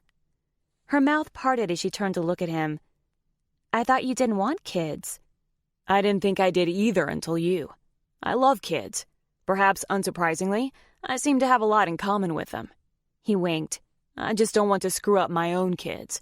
But how can they be screwed up with you as their mother? Then he stopped. Unless you don't want kids. She shook her head, smiling with tears in her eyes. No, I do. And you married me thinking I didn't? I want you more. Kids are bonus. He pulled her into his arms and kissed the top of her head. Finish getting ready, and let's get some lunch. It's after 11 o'clock, so I think it's past breakfast. How about I call Graham and see if she and Nana Ruby want to join us? Really? Her eyes widened in shock. I thought you'd be upset with her after the whole Twitter incident. He sighed. Blair and Megan were going to find out the ugly details at some point, and Graham meant well. If we invite her to lunch, she'll know we're not angry with her. If she even knows things are a mess back home, she might be totally oblivious. She stiffened in his arms. You think our wedding was ugly? I think our wedding was perfectly us. But we both know that your friends, especially Blair, would have been horrified and offended by it. He bent at the knees to look in her eyes. I suspect you got an earful when you called them earlier. I only talked to Blair, and it was enough. I'm sorry. She shook her head, and her eyes lit up with fire. Their loss. But it only proves that other than Tortoise, there's really nothing left for me in Kansas City. I want to move my things to Seattle as soon as possible. I love you, Lib. I hope I'm worth the grief. A soft smile spread across her face. I'm not sure I'll ever get tired of hearing you say you love me. If I said it as many times as the feeling hits me, I suspect I'll annoy the hell out of you. But I'm willing to take the risk. She placed a kiss on his lips, her eyes sparkling with happiness. I like the sound of that. Why don't you call Graham while I get dressed? He nodded and watched her ass as she dug her jeans and underwear out of the bag. It was a good thing he was out of condoms, or he'd suggest they order room service instead. He pulled up Graham's number. Hey, Graham. I'm surprised you and Libby are still speaking to me. Megan's about to birth twin cows. She sounded more subdued than usual. He shrugged, even though she couldn't see him. Libby says it's their loss. We love that you got a photo. For all I know, it's one of the only ones. We were supposed to get professional photos, but Angelica broke the camera. So unless one of the homeless guys had a camera, I'm pretty sure that didn't happen. I'm not sure why they have their panties in a wad. I thought it was a lovely service. Thanks, Graham. We loved it too. Say, I know we talked about having dinner tonight, but we were wondering if you and Nana Ruby wanted to join us for lunch instead. Sounds good. Then we can go see Donnie and Marie tonight. He laughed. You want to see Donnie and Marie? Nah, it seemed like a good compromise. Ruby's a little bit country, and I'm a whole lot of rock and roll. What Ruby doesn't know is we're going to a strip club after. I'm hoping to meet my Mr. Right. Well, okay then. That works out well. Do you have a preference where we eat for lunch? That Food Network guy has a restaurant here. How about we eat at his place? Sounds good. Can you be ready to meet us there at noon? I'll see if I can get reservations. We'll see you kids there. It's a date. He hung up and grinned. Libby stood in front of him wearing a pair of jeans that clung to her hips and a black sweater with a V-neck that dipped into her cleavage and knit fabric that showed off her generous breasts. It didn't help matters that he knew she was wearing black lingerie underneath. I'm ready to go. What are we going to do for the next 45 minutes? He pulled her into his arms, groaning.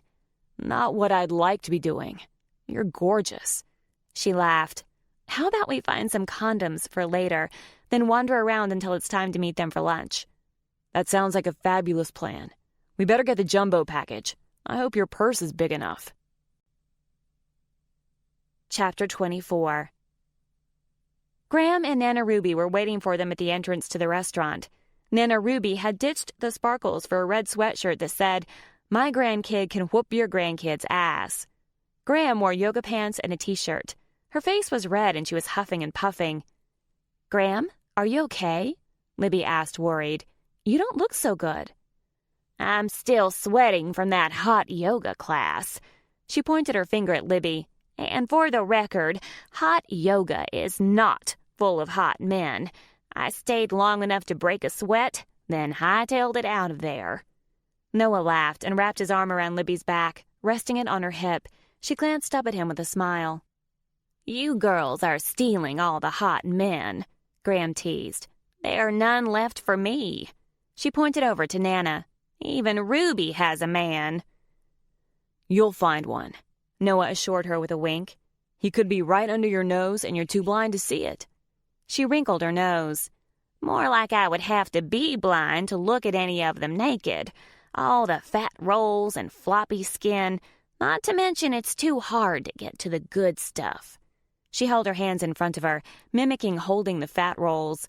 Libby cringed at the thought. Good God, Maud, Nana groaned. We're about to eat. Thanks for coming to our wedding, Libby said. You have no idea how happy we were that you were there. Graham patted her arm, her eyes soft with affection. I wouldn't have missed it for the world, Libby, my girl. Libby gave her a hug, happy that she and Noah had support from someone. The hostess led them to their table. After they ordered and their food was served, they talked about the wedding and Libby's friend's reaction. I understand why Blair's carrying on, Graham said, sawing on a piece of steak. "She's always had a stick up her ass, but I'm disappointed in Megan." "To be fair," Libby said, sipping from her water glass, "I haven't talked to Megan." Graham scowled. "I have." Well, that confirmed that. "How long are you kids staying in Vegas?" Nana asked. Libby turned to look at Noah, surprised by the blank look on his face. He studied her face. "I found a potential client is here. I'm hoping to have a chance to meet with him." "Oh, okay." When had he found that out? He hadn't had his laptop out, but then again, he only needed his phone to check his email. "I'm hoping to see him this afternoon. We could leave tonight or tomorrow." He leaned over and kissed her temple. "I'm eager to get Libby moved to Seattle." Graham looked surprised. "You're moving to Seattle?" Libby gave her a sheepish look. "We decided on that a couple of days ago, before our wedding." Graham leaned forward, her eyes glowing.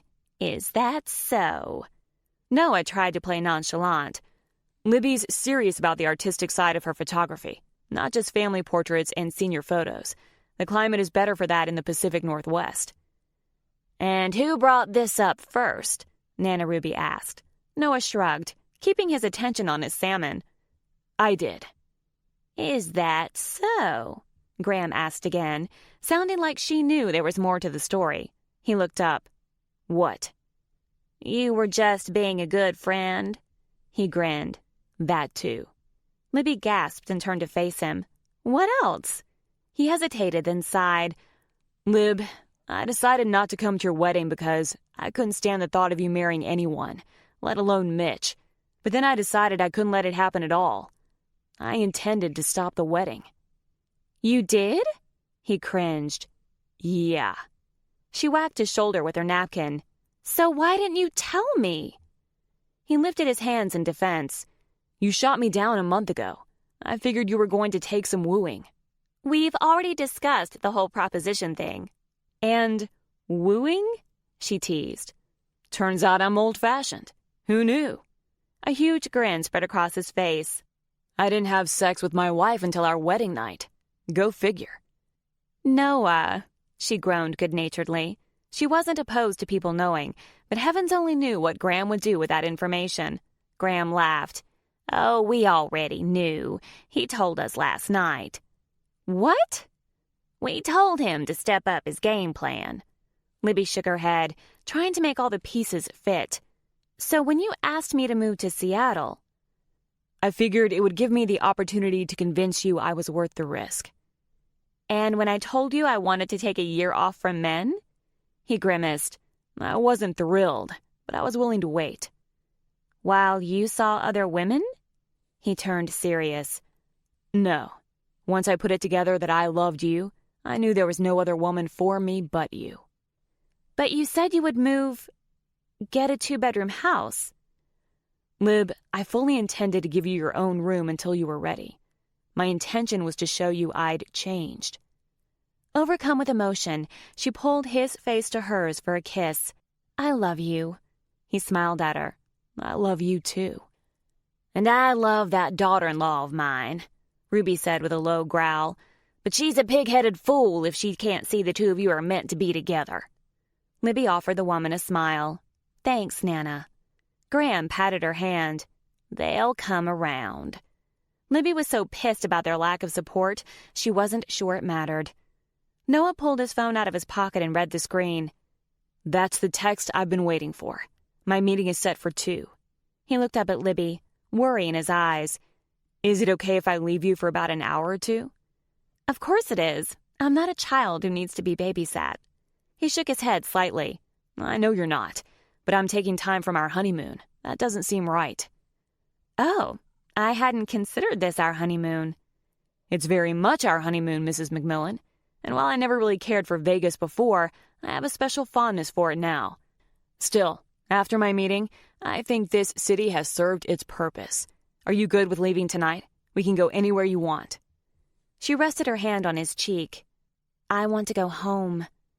His smile fell slightly and she realized he misunderstood. "Our home. In Seattle." He kissed her again, and when he finally lifted his head, Libby's face burned with embarrassment. He'd practically devoured her in front of the grandmas. "If only I were 20 years younger," Graham murmured. "You'd still be too old for him," Nana said sternly. "It wouldn't matter," Graham said with a grin. "He'd still only have eyes for our girl." They finished lunch, and while Nana and Graham invited Libby to walk the strip, Libby turned them down. "I think I'll grab my camera and see what I can find to photograph." The two women left, and Noah and Libby went up to their room. Noah opened his laptop and studied the screen, his leg bouncing as he read. "Noah, why are you so nervous?" He looked up at her and blinked. "What? I'm not nervous. Just a regular meeting." He was lying. Why was he lying? All the doubts from earlier came rushing back. She knelt in front of him. "I need you to promise me something, okay?" "Anything, Lib," he answered, with an earnestness she was still getting used to. "I need you to promise to tell me the truth. You know I've had a history with men who have been untruthful. I need to know I can trust you." "You have to know I'd never purposely hurt you." "I know, but this is a deal breaker for me, Noah. I need you to always tell me the truth." He looked into her eyes, an uncharacteristic seriousness setting into his jaw. "I will. I promise." "Thank you." He pushed out a breath. "This deal is important. I've been talking to this guy in Seattle and getting the runaround. I found out he's here, so I'm hoping to seal the deal this afternoon. With the merger, the business needs this." She kissed him and smiled. "That wasn't so bad, was it? Why would you hide that from me?" "I don't want you to worry." "Noah, we're married now. If you're nervous, then it's my job to worry. Just like it's your job to be nervous when we go to New York for my exhibit." He pulled her onto his lap, evoking a surprised laugh from her. "You've decided to finish your project?" She grinned. "Let's just say this morning's photography session inspired me." He lifted his eyebrows in mock recrimination. "I know it's a New York exhibit, and they're much more liberal there, but I strongly discourage using the photos of my penis, no matter how impressive they are." She laughed. "You've ruined my theme. I plan to photograph the penises of men all over the country. I could group them by region. Or would it be better to organize them by length?" "The only penis I plan to let you near is mine." He looked up from his laptop. "And if I had more time, I'd let you get even closer to it now." "Later," she murmured. "I know we've paid for the room tonight, but I'd still like to go home this evening if it's okay with you. I'll book us tickets when I get back from the meeting." He grinned.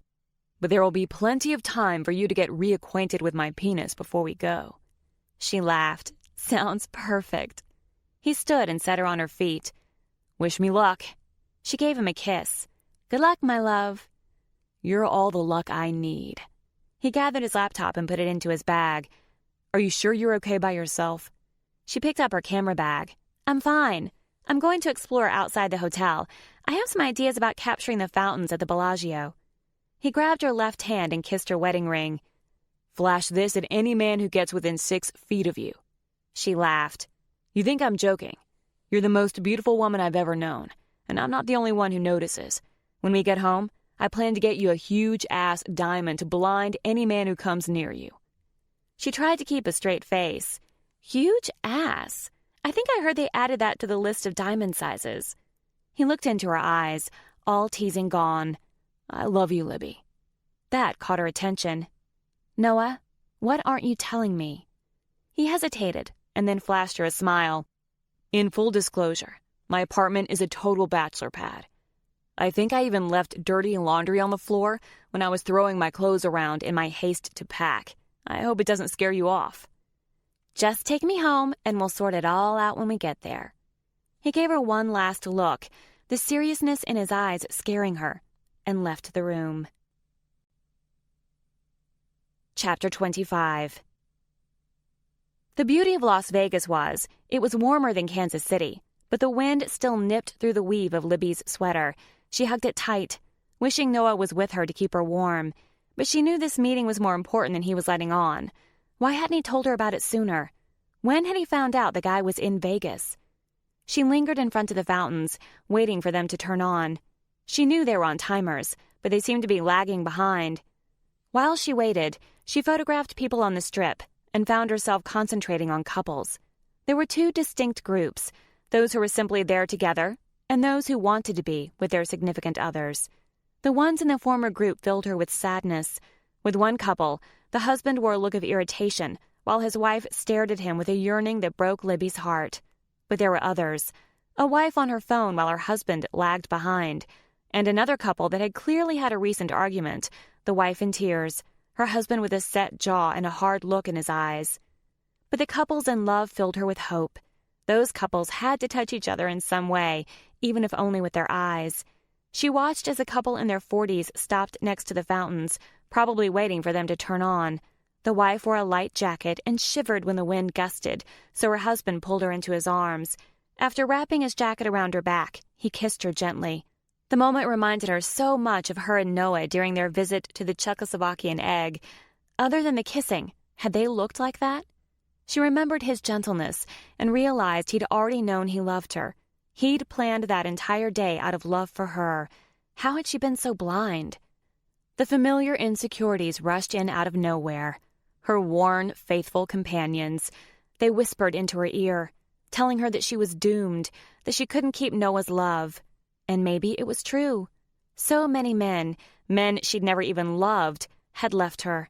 And if her string of lost lovers wasn't proof enough that she might be unlovable, her parents were icing on the cake.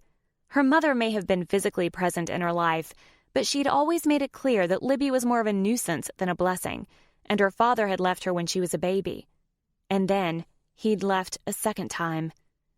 The memories she'd never shared with anyone, not Megan, not Blair, and not even her mother, washed over her, sickening in its clarity. He showed up at their front door one day after Libby came home from school. Her mother was still at work. She wasn't supposed to answer the door when her mother wasn't home, but she recognized him from the photo she kept in her underwear drawer. She pulled it out often enough that she would have recognized him anywhere, even if he now had wrinkles around his eyes and streaks of gray in his dark hair. She'd dreamed of this day since she was little.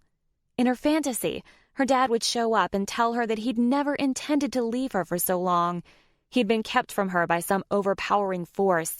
He'd been in a coma. Or he'd been lost on a deserted island. Or he'd been held prisoner by pirates. And now that he'd come to his senses, he'd searched high and low for his little girl. But suddenly, there he was, standing on a front porch, glancing at the landscaping under the picture window with a look of disgust as he pushed the doorbell repeatedly. Libby's stomach tumbled with nerves, and she swallowed her nausea as she opened the door, prepared for him to swoop her into his arms and shower her with love. He eyed her up and down dismissively before looking over her shoulder into the living room.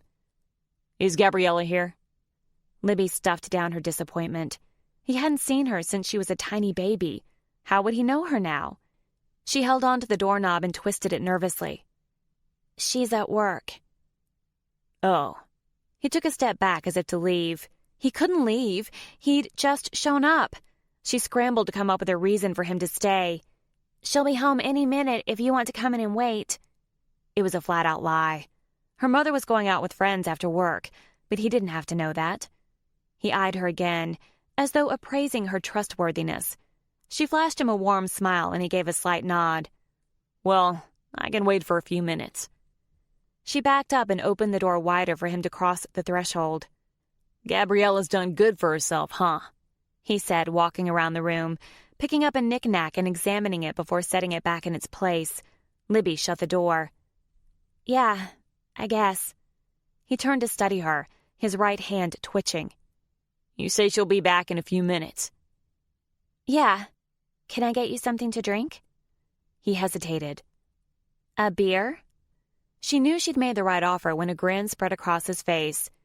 "Yeah, sure. Gabby still drink Miller Lite?" I think she has Corona and Boulevard." He sat on the sofa and crossed his legs, releasing a sharp laugh. "That's Gabby. Always thinking she's better than where she came from."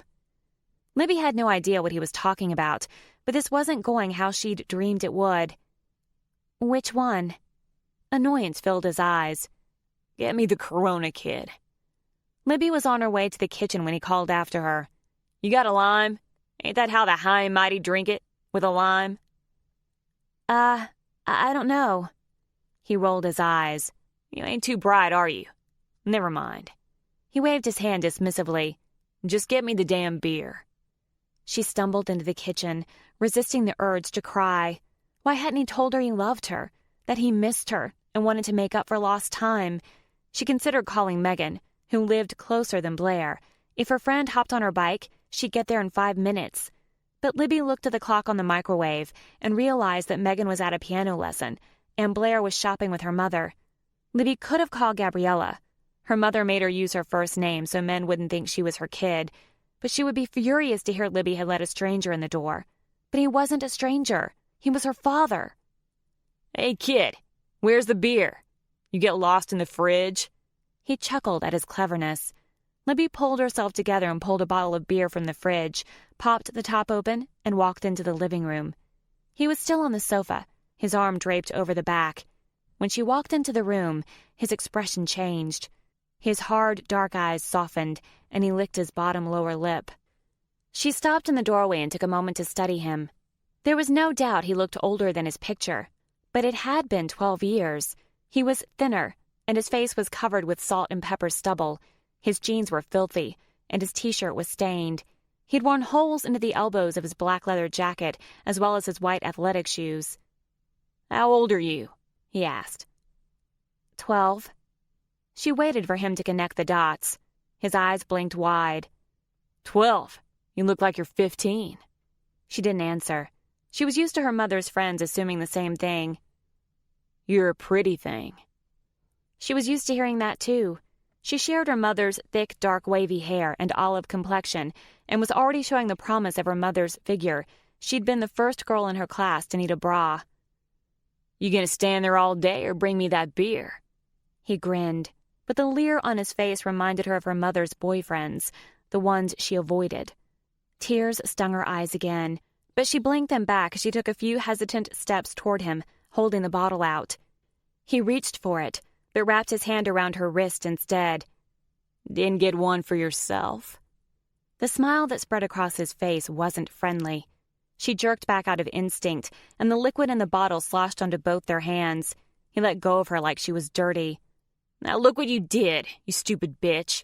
He jerked his hand back, and for a moment she thought he was going to backhand her, but then he dropped it. Libby took several steps back, still holding the bottle in her hand, prepared to use it as a weapon if need be. He licked the beer off his hand and leered at her. Why don't you come sit by me? This man might be her father, but she wasn't stupid. I don't think so. He gave her a look that said, suit yourself, then glanced around the room. Your mother keep any money in the house? No. She was pissed, and she didn't try to hide it. He grinned. Not even in her room? Under the mattress, maybe? He got up and made a move toward the hall, but Libby moved faster and blocked his path. I don't think so. A sneer covered his face. Let me teach you a few things about life, Elizabeth. Her breath stuck in her chest. He knew her. He knew her, and yet he was still being an ass. He laughed as if reading her thoughts. Yeah, I knew you were Gabby's brat. I'm yours, too, she pushed out, barely audible. He released a short bark. By no choice of my own. I gave her the money to get an abortion, but she used it to go to Mexico for a week. What? He towered over her.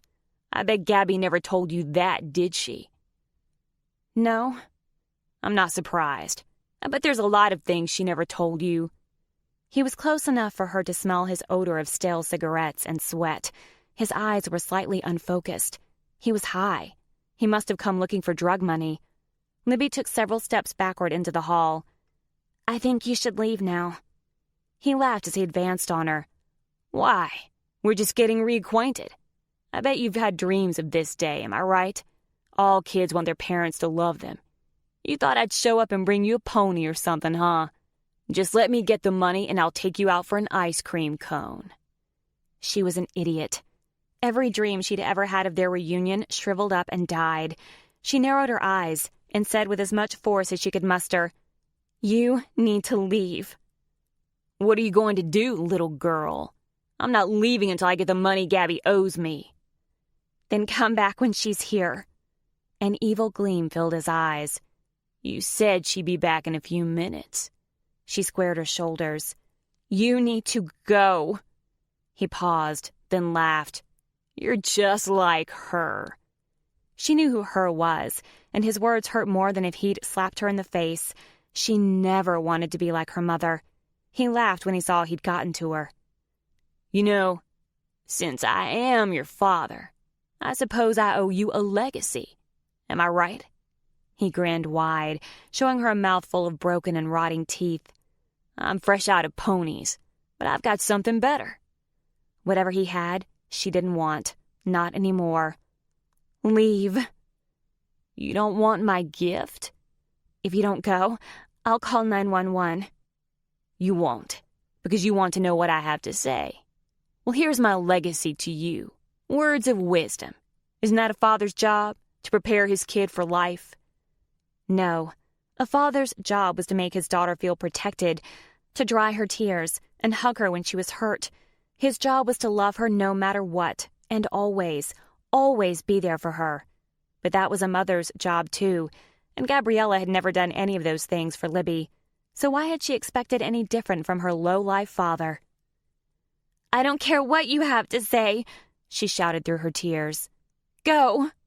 He laughed, a harsh, bitter sound that sent a shiver down her spine. Men will only be interested in one thing, Elizabeth. Your body. He touched her cheek and slid it down her neck. She slapped his hand away with enough force to push it off her. He released a peal of laughter. You got some fight in you, girl. That comes from me. That'll serve you well. But you got things from both of us. Get the hell out of my house. He ignored her, leaning so close she could smell his rotten breath. Your mother and I, we're both fucking messes. And guess what, girlie? You got our genes. So let me give you a heads up no one ever gave Gabby. No man will ever really love you. They'll want your body and your looks, and they'll lie through their teeth to get you. But when they've used you up, they'll move on. That's what I did with your mother, and every woman ever since. And your mother? She's the same. Libby shook her head. No. She ain't been with one man longer than a few months, am I right? She gripped the beer bottle so tight it was slippery in her hand. And don't be thinking you can escape it. You're just like her, from your face to your fiery temper. The sooner you accept that you'll never keep a man, the less heartache you'll have. He stood up straight. So there you go, Elizabeth. My legacy for you. Get used to a lonely fucking life. He backed up into the living room and kicked a chair, making it fall over backward. Get used to being alone, because no one fucking wants you. Not me, not your mother who planned to abort you. No one. Without a second thought, Libby swung the bottle into the side of his head, beer and glass spraying everywhere. You're lying. Someone will love me. Someone who deserves me, and that sure as hell isn't you. Now get out of my house, you fucking loser. He stumbled backward, looking dazed. She pushed his chest as hard as she could, and he lurched toward the door, blood streaming down the side of his face. She opened the front door and shoved him onto the front porch. If you ever come back here, I'll kill you. She slammed the door shut and locked it, pressing her back against the wood and fighting the sob lodged in her throat. When she heard his car start and pull away, she slid to the floor, her tears bursting loose. After she'd cried herself hoarse, she decided she had a choice. She could let the asshole who'd contributed half her DNA steal her dreams, or she could give him a big fuck you and believe in them more. She chose her dreams. She ran to her room and dug out his photo, which she set fire to in the kitchen sink. As his image burned, she burned any hope of a relationship with him with it. As far as she was concerned, he was dead. Already a firm believer in magic and destiny and fairy tale endings, she latched onto them even more. She was determined that every boy and then man she met was the one, the exception who would prove her father wrong. In high school, she wrote off the broken relationships to immaturity and youth, but it was the cross-country road trip with Barry, the surfer, that made her question her real destiny. By the time they hit New Mexico, it was clear that she was a short-term relationship for him. He would never take her home to meet his mother. Had her father been right? Was she so screwed up no one could love her? And until she met Mitch, a long string of one-night stands and month-long relationships seemed to support that idea. But then Megan's wedding reminded her of the curse, and she was sure that was her destiny. That was why her soulmate hadn't shown up yet. It just hadn't been time. So she kept Mitch around to spur her own substitute groom. And to her surprise, he turned out to be Noah. Only she wasn't sure why she'd been surprised. She was glad they'd started out as friends. Otherwise, she doubted she would have spent the time to get to know him so well. And she knew he loved her. She could see it in his eyes. But she had to keep in mind that he was still Noah.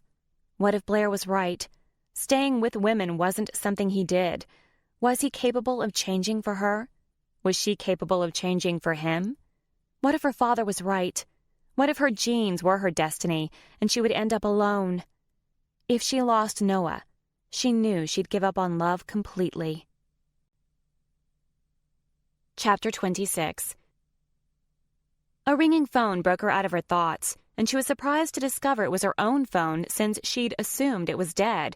She dug it out of her purse and stifled a groan when she saw the name on caller ID, Megan. Figuring she might as well get this over with, she answered before it went to voicemail. Hello, Megan. Don't hang up on me. I'm not going to give you a hard time. Libby didn't quite believe that, but she decided to hear her out. Okay. First, I want you to know that I do believe you and Noah love each other. Blair has a hard time seeing it, but it's been clear as day to Josh and me. So why do I hear a but in there? Megan paused. I just wish you two had slowed down a bit and talked things through more, but that's not who you are. You're impulsive. That didn't come through as a compliment, so I'm presuming that's your but. Libs, you know I love you, and I want you to be happy, but there are things you need to think about with a marriage. Logistics. What are you talking about? Where are you going to live? I'm moving to Seattle. Even though Noah quit his job? She blinked, sure she'd heard Megan wrong. What are you talking about? Libby, Noah quit his job on Friday. She hesitated. I take it he hasn't told you. She didn't respond. Her silence was answer enough.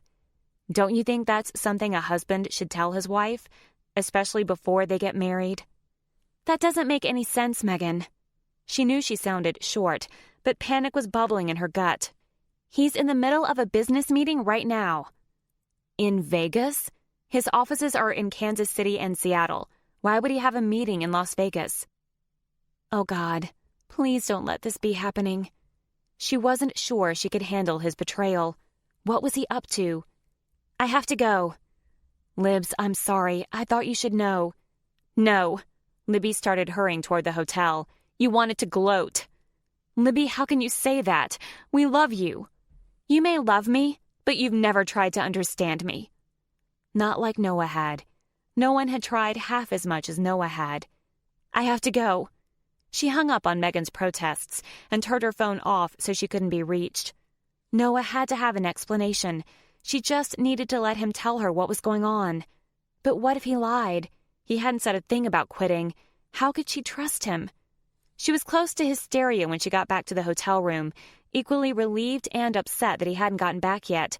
She packed up the few things she had removed from her suitcase, then began to pace the room, waiting for him to come back. Out of the corner of her eye, she saw a light blinking on and off on the room phone. She ignored the message, worried Megan or Blair had found out which room they were in. But what if it was Noah? He didn't know her phone was working, and besides, she had just turned it off. With shaking fingers, she typed in the code to hear the message, sucking in a breath when she heard a woman's voice. Noah, sorry to call you on this phone since I know you're trying to keep this from your wife. Libby heard a hint of jealousy in the word. But just in case you didn't get my message, come to room 1470. No. God, no. She held the phone in her hand for several seconds, shell-shocked. What was she going to do? She found herself in the elevator before she realized what she was doing. Think this through, Libby, she told herself as she pressed the button for 14 on the number bank. Once you do this, it can't be undone. But what couldn't be undone?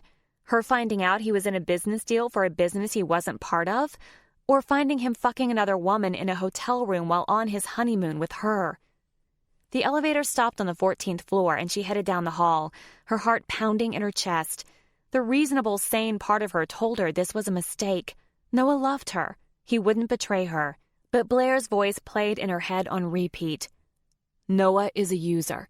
He'll take what he wants and move on, if he doesn't cheat on you first. Her father's voice joined the party next. No man will ever really love you. They'll want your body and your looks, and they'll lie through their teeth to get you. But when they've used you up, they'll move on. Not Noah. Please, God, not Noah too. Anyone but Noah. Then knock on the door and find out. Her body had been on autopilot while her mind was busy taunting her, and she found herself in front of the door to room 1470, her hand suspended to knock. What if he wasn't in there? What if he was? What should she do? She'd put it together as it played out. She rapped on the door and took a step back, preparing herself for what was on the other side.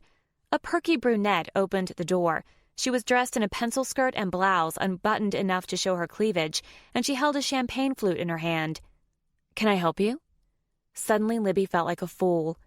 I'm sorry, I think I have the wrong room. That's okay. I thought you were room service, the woman said, then looked over her shoulder. Noah, it's okay. The food's not here yet. Noah. White spots danced in front of Libby's eyes. She shoved the woman aside and marched past her. Noah sat on the made bed, a champagne flute in his hand. His face paled the moment he saw her, and he jumped to his feet.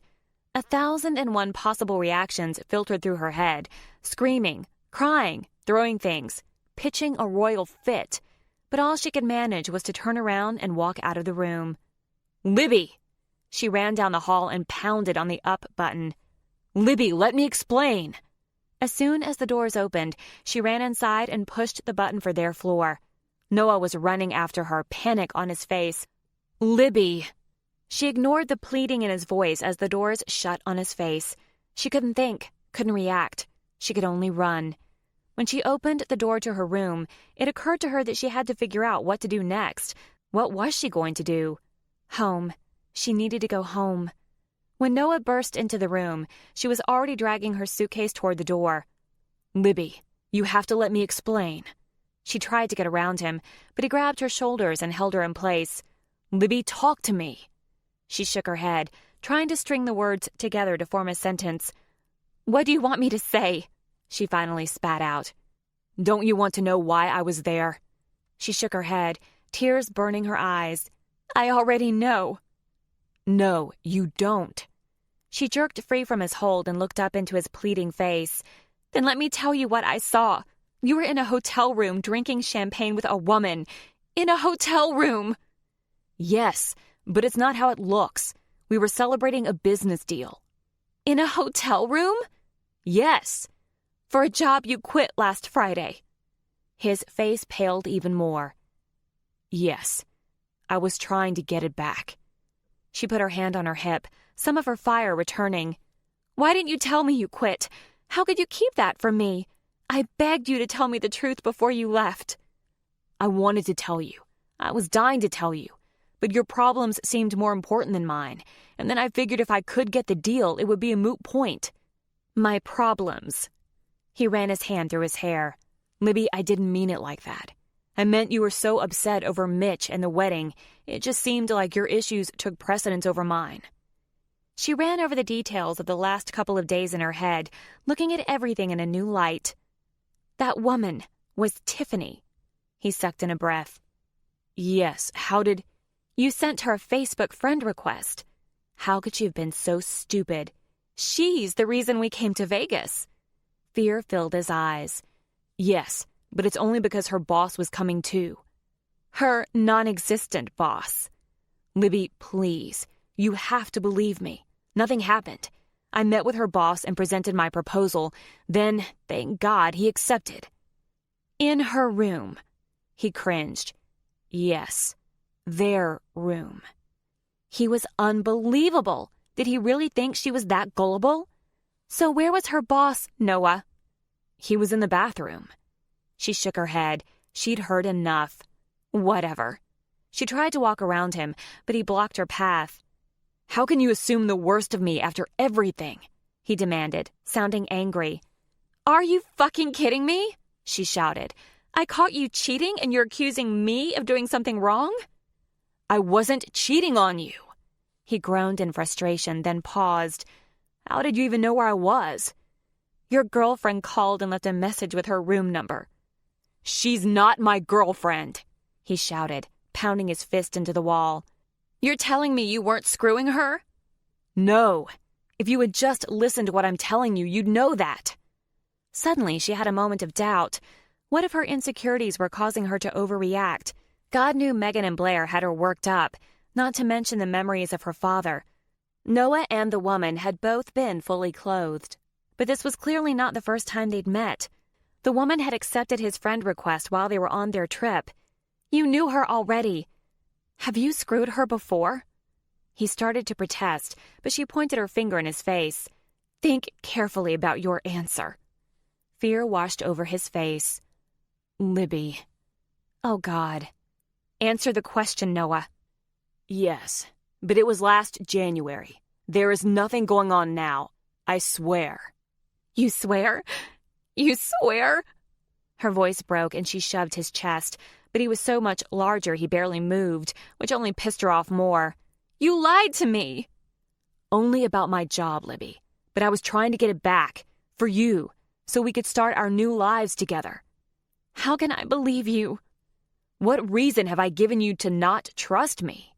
He grabbed his head with both hands. "Oh my God, Libby. I love you. Can't you see how much I love you?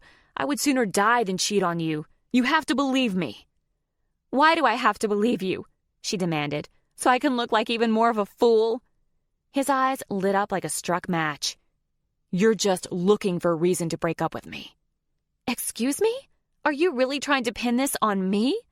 "I've never given you a reason to not trust me. Not one."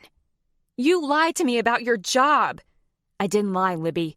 I just hadn't told you because I was hoping to get it back. You kept telling me how proud you were of me, and I knew I needed to get my job back to take care of you. I didn't want you to look at me with the same look of disapproval I always see in Josh's eyes. I was planning to give the stupid account to Josh as a peace offering. For us." She shook her head, more confused than ever. "This is what you do," he said, his voice tight with anger. "You sabotage your relationships so they'll never work out. It's a self-fulfilling prophecy." "Are you kidding me? You think you have me all figured out, Mr. I sleep with every woman I can so I don't have to commit." "You're wrong about one thing," he said quietly. "I made a commitment to you." "I wished you'd never committed to me at all." His mouth dropped open. "You don't mean that." "You are incapable of making a commitment, Noah McMillan, and I refuse to stick around so you play me for even more of a fool." He couldn't have looked more hurt if she'd pulled out a gun and shot him. "My father was right," she said, her voice breaking. "No man will ever stay with me. They lie to get what they want, and once they get it, they're gone. I'll save you the trouble of slamming the door in my face." She grabbed the handle of her suitcase again. "I'll just leave first." She rolled her case into the hall, fully expecting him to follow her, but he didn't. Disappointment sucked the air out of her chest, making her lightheaded. What was she so upset about? She wanted him to leave her alone, right? She hit the button for the elevator, silently pleading with him to follow her, to fight for her, to convince her she was wrong. Then she heard him call out to her. "I thought you said you hadn't seen your father since you were a baby." She turned around to see him standing in the hall outside their room. "I guess that makes us both liars." The elevator doors opened, and she walked inside with her suitcase. When she turned around, Noah stood in the hall about 30 feet away. "Don't leave me, Libby. Please." "Wrong answer," she whispered, but damned if she knew what the right one was. Then the elevator doors closed, Noah's pain-stricken face disappearing behind it, and she felt more alone than she ever had in her life. Chapter 27. The elevator doors closed, and Noah felt the bottom of his world drop out, the sucking void threatening to swallow him whole. Did he run after her? Did he let her go? "You don't deserve her," the little voice in his head told him. "You don't deserve to win her back. This was how it was always going to end." Somehow he found himself back in their room. The bed was made, the used towels replaced, all evidence of her was gone. It was as though the last few days, the absolute best days of his life, had never happened. He wasn't sure he could go on without her. What the fuck did he do? Part of him was devastated that she thought the worst of him. He wanted to be angry that she didn't trust him, but how could he blame her? She was right. He'd never told her about quitting. How had she even found out? What did it matter? She knew he'd kept something huge from her, so why wouldn't she think he was cheating? The kicker was that he'd closed the deal. Scott jumped on board as soon as he listened to Noah's spiel. Turned out the competition had flaked out anyway. Tiffany had ordered a room service lunch for her and Scott, and to celebrate, they'd opened a bottle of champagne. And then, much to Noah's misfortune, Libby had arrived at the exact moment Scott was in the bathroom. Would she have been this upset if she'd seen him? Maybe not, but he'd still kept the job situation from her. The phone in his pocket vibrated and he pulled it out, praying it was Libby calling to tell him she'd changed her mind. It was Tiffany. "Noah, did you get the misunderstanding resolved?" "No," he said, his voice breaking. "Would it help if I called her and explained?" "Would it?" He shook his head even if she couldn't see it. "No, I think it would make things worse." "I'm so sorry. I should never have called your room." He wanted to be angry with her, but he just couldn't find the energy. "Let me do something, Noah. Tell me what to do." "There's nothing to do." "She probably just needs time to calm down. Then you can work it out." He wasn't so sure that was possible, that look on her face. "Well, congrats on the deal." "Thanks." But now it was all for nothing. He'd mostly done it for Libby, and now she was gone. He knew he should be happy to have helped the business, but he couldn't muster much emotion for that either. He considered leaving. He'd found a flight to Seattle for that night, but what if she changed her mind and came back? So he didn't leave the room for the rest of the night. He found her wedding dress in the closet, puddled on the floor. Hope rushed through him. She loved the dress. Maybe she'd come back for it. He ordered room service in the evening and steadily drank all the bottles in the minibar. By 3 a.m., he knew it was hopeless and passed out on the bed. When he awoke, she was the first thing on his mind. The wedding dress wasn't next to him on the bed where he'd left it. Had she come back? He bolted upright and looked around the room, but the only thing he saw was the room service tray and half a dozen empty mini bottles of alcohol. The dress lay on the floor. He must have kicked it off in his sleep. Libby was really gone.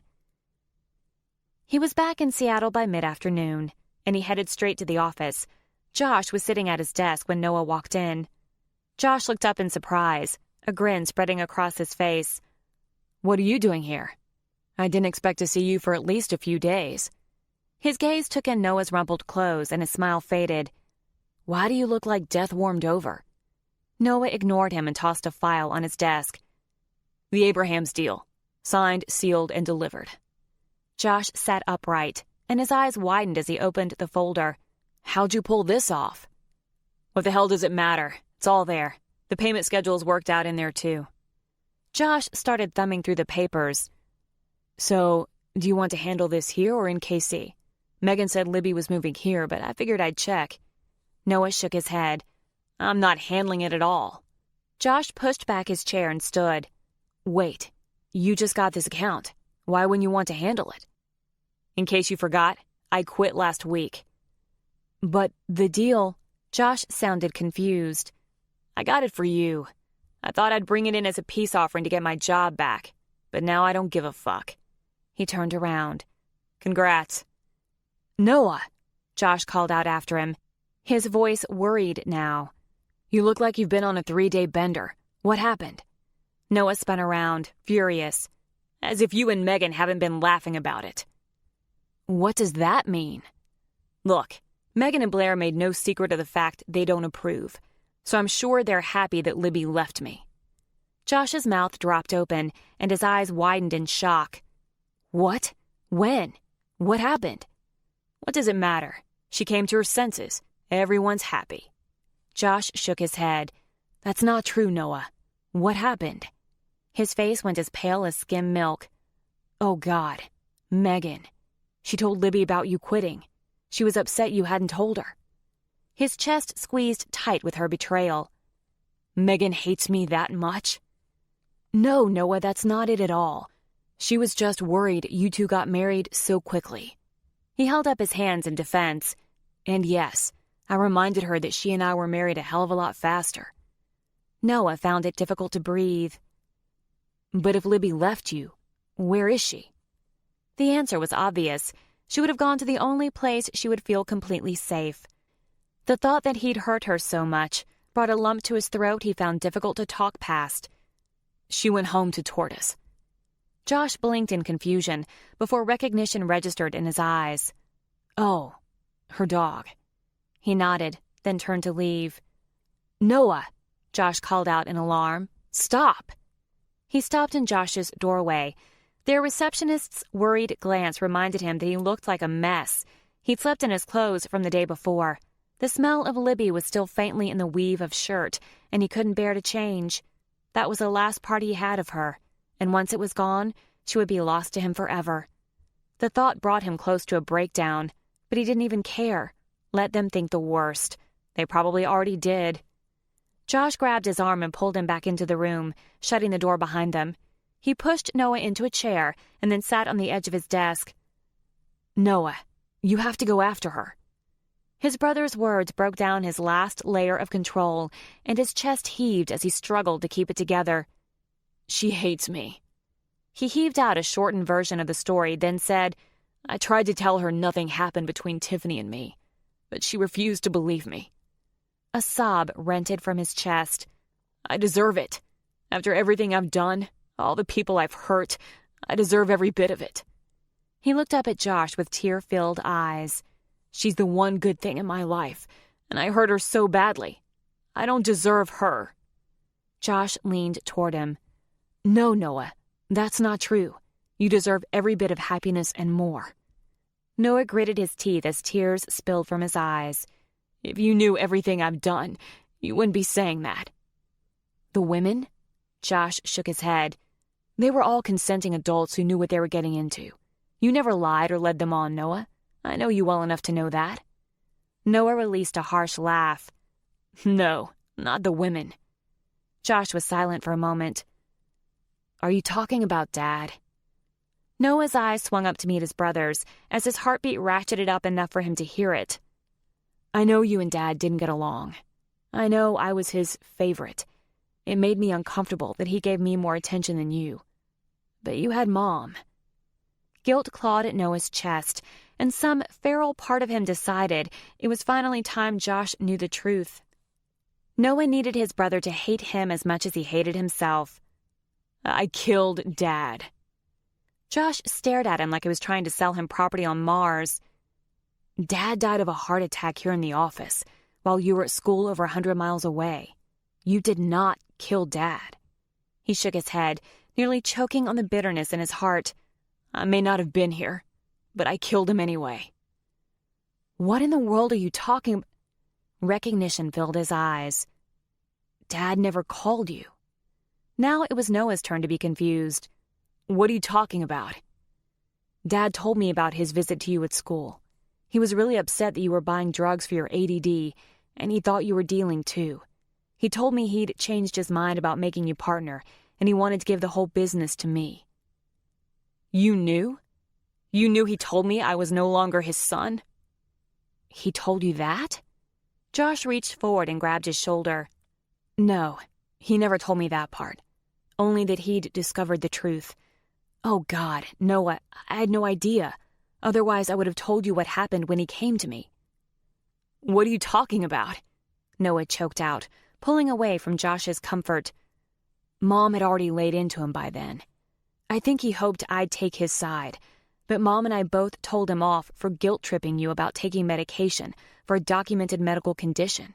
Would he deny insulin to a diabetic? Mom told Dad he'd forced you into it.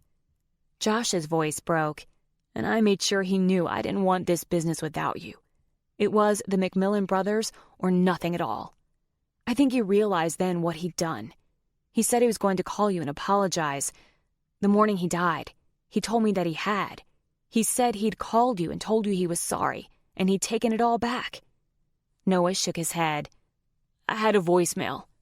I discovered it after I found out he died. His voice cracked. I heard his voice, and I deleted it. I couldn't bear to hear him berate me from the grave.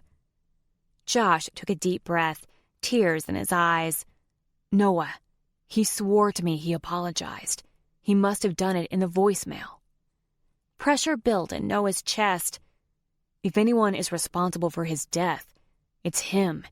He didn't exercise or take care of himself. Maybe when he realized how much he'd hurt you, his grief pushed him over the edge. Noah leaned forward, covering his face with his hands. Could that be true? Josh put his hand on Noah's back. He said he was going to call you and apologize, and that was a full day before his death. I guess I got so caught up in my own shock and grief that I never thought to ask you if he had. Plus, you never mentioned it, so I guess I thought it was resolved, and I didn't want him to hurt you any more than he already had. It was all too much. Libby, his father. He jumped to his feet, intending to run far, far away, where it didn't matter, but Josh stood and pulled him into a hug. I'm so sorry, Noah. I see things a lot more clearly now, and I'm sorry I've been such a prick. You really came through with this Abraham's account, even after I treated you like shit. For what it's worth, your job would have been waiting for you whether you brought in the account or not. Noah pulled free and shook his head. I don't know what I want anymore. The one thing I wanted most in the world is gone. Josh grabbed his shoulders, his fingers digging deep. She's not gone. You just have to fight for her. I still think she's better off without me. He turned around and opened the office door. You two are perfect for each other, Josh said, his voice tight. Noah turned to face him in disbelief. I saw it the night of my wedding. I know Libby was with Mitch, but she never looked as happy with him as she did when she was with you. Megan and Blair didn't get it, and honestly, I never tried to explain it to them, because I figured they'd amp up their campaign to warn Libby off you. But I could see you were meant to be. The day you told me she was engaged, I think you might have misunderstood my response. When I told you to examine your own life, I meant it was time for you to realize you loved her. I worried if I told you straight out, you'd resist it, so I kept my mouth shut. I'm sorry for that. He rubbed the back of his neck. God, I'm sorry for a lot of things, Noah. His voice cracked when he spoke again. Can you forgive me? Noah stared at him, dumbfounded. He had no idea Josh was willing to give up the business if he wasn't included. He'd spent the majority of his life feeling like he was failing his brother. It never occurred to Noah that Josh felt the same way. Josh pulled him into a bear hug. I love you, Noah. You think you don't deserve happiness, but you are so wrong. And besides, did you ever consider that Libby is probably telling herself the same thing? That you are the happiness she doesn't think she deserves? Noah broke free, panic welling in his chest and making it difficult to breathe. He wanted to be that man for her. But he'd screwed up after less than 24 hours of marriage. A zebra couldn't change its stripes. What made him think he could be any different? No, I'll only hurt her in the end. More than I already have. And I can't live with that. He jerked the door open and strode through the office toward the exit. Noah, where are you going?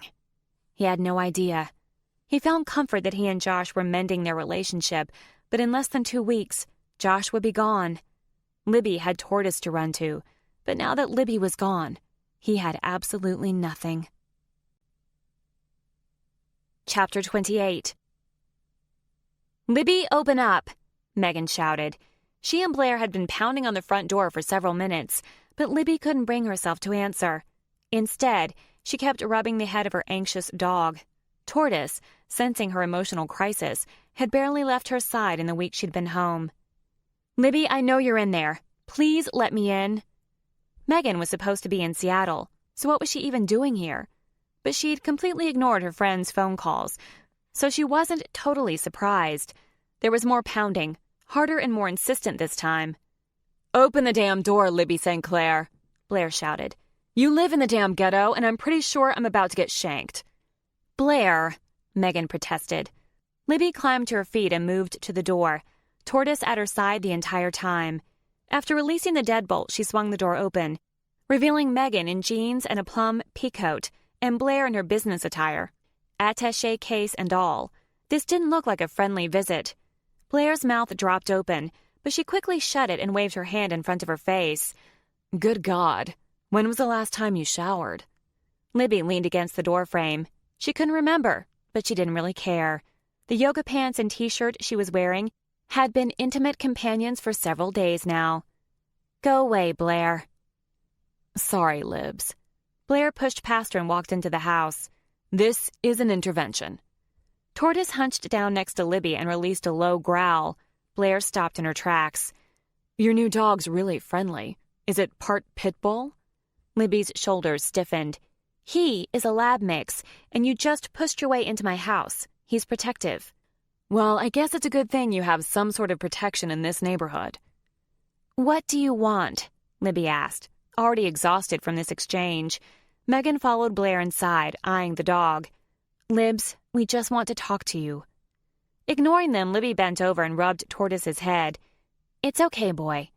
Then she stood upright and headed back to the sofa, where she plopped down next to her nest of pillows. Let's get this over with. Say whatever it is you have to say, then get the hell out. I'm sure you feel vindicated. Tortoise sat on the floor in front of her, keeping his gaze on Libby's friends. Megan shut the door and eyed the messy room. She opened the lid of the pizza box on the coffee table and cringed, then carried it into the kitchen. That's not why we're here. Obviously. Blair grabbed a kitchen chair and dragged it into the living room in front of Libby. Sarcasm won't help. Nothing will help. She hadn't meant to sound so defeated, but it was true. Megan sat in the overstuffed chair between Libby and Blair. We're worried about you. This isn't like you. You expect me to be all sunshine and rainbows? Sorry to disappoint you there, too. Libby, Megan said apologetically. Enough, Blair barked, pulling a legal pad and a pen from her case. I'm here to get the facts. Are you legally married to Noah? You saw the photo, she sneered. What do you think? Blair put the notebook on her lap. From what little information Josh was able to get from Noah, you left him less than 24 hours after your wedding. Did you mail the marriage license to the courthouse? Libby stared at her in shock. Was there a marriage license? Well, of course.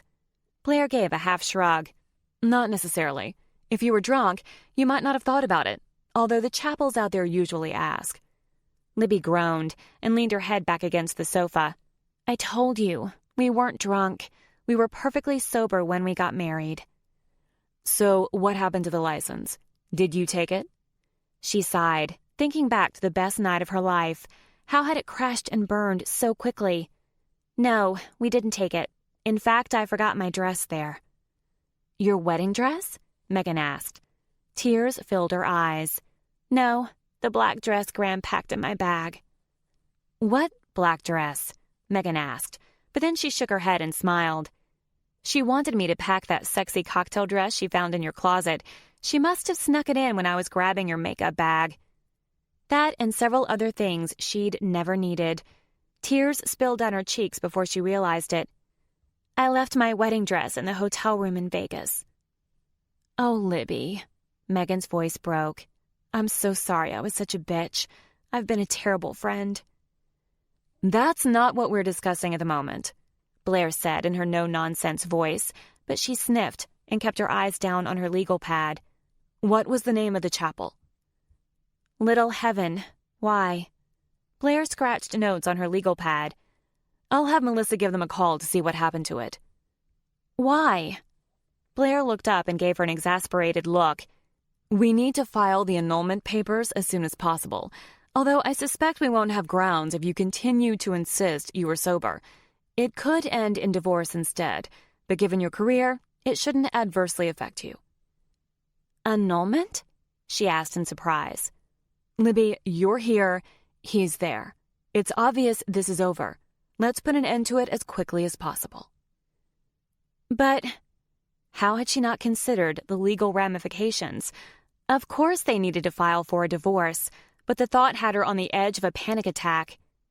Do you have a physical address for Noah? Why? Her voice sounded as panicked as she felt. Blair shrugged again, writing on her notepad. It's okay. I can use the address of their office in Seattle. It's probably better to serve him there." "Serve him what?" She looked up and rolled her eyes. "Divorce papers, of course." "But—" More tears fell. Blair looked up and pinned her gaze on Libby, although Libby could barely see her through her tears. "Do you love him?" "Blair," Megan admonished, as she sat next to Libby and pulled her into a hug. Megan stroked her hair. "Libs, do you love him?" She nodded, breaking down into sobs. "Then why are you here instead of Seattle?" "Because I'm so stupid," she forced out.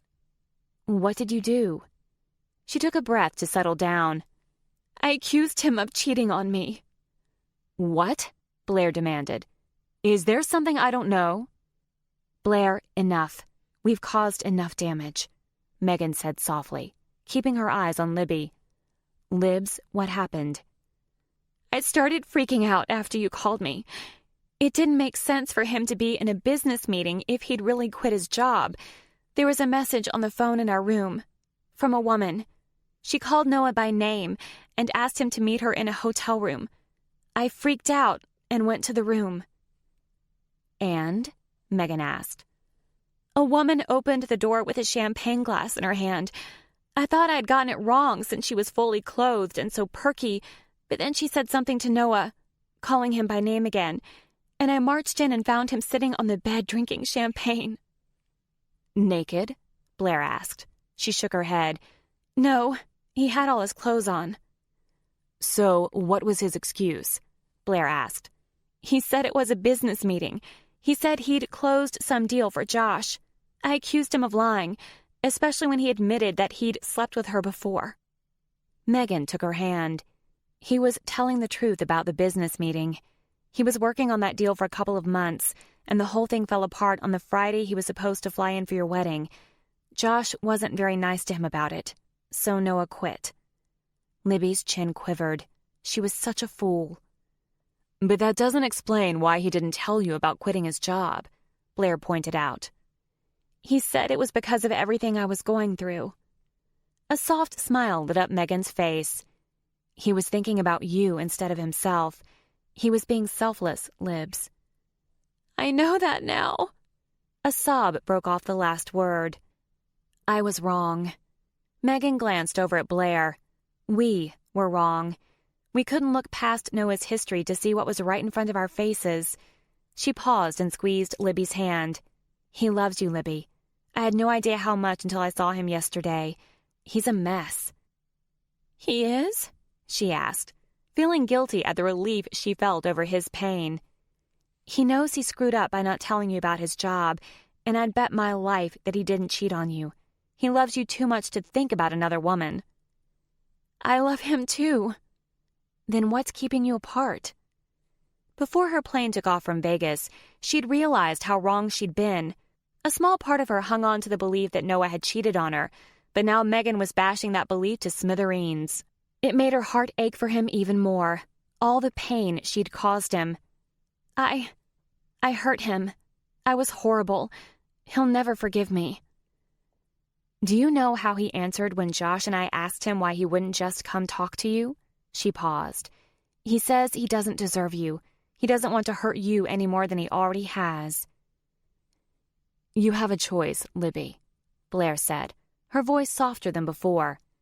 "You can keep running away from love, or you can live your life with a man you clearly love, a man who loves you just as much."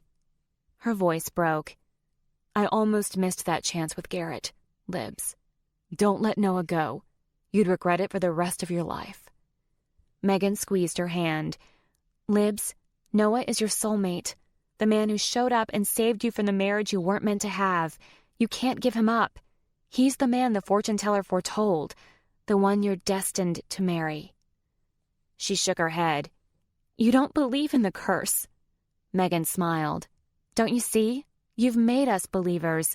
We were just too obstinate to admit you were right. There is magic in the world."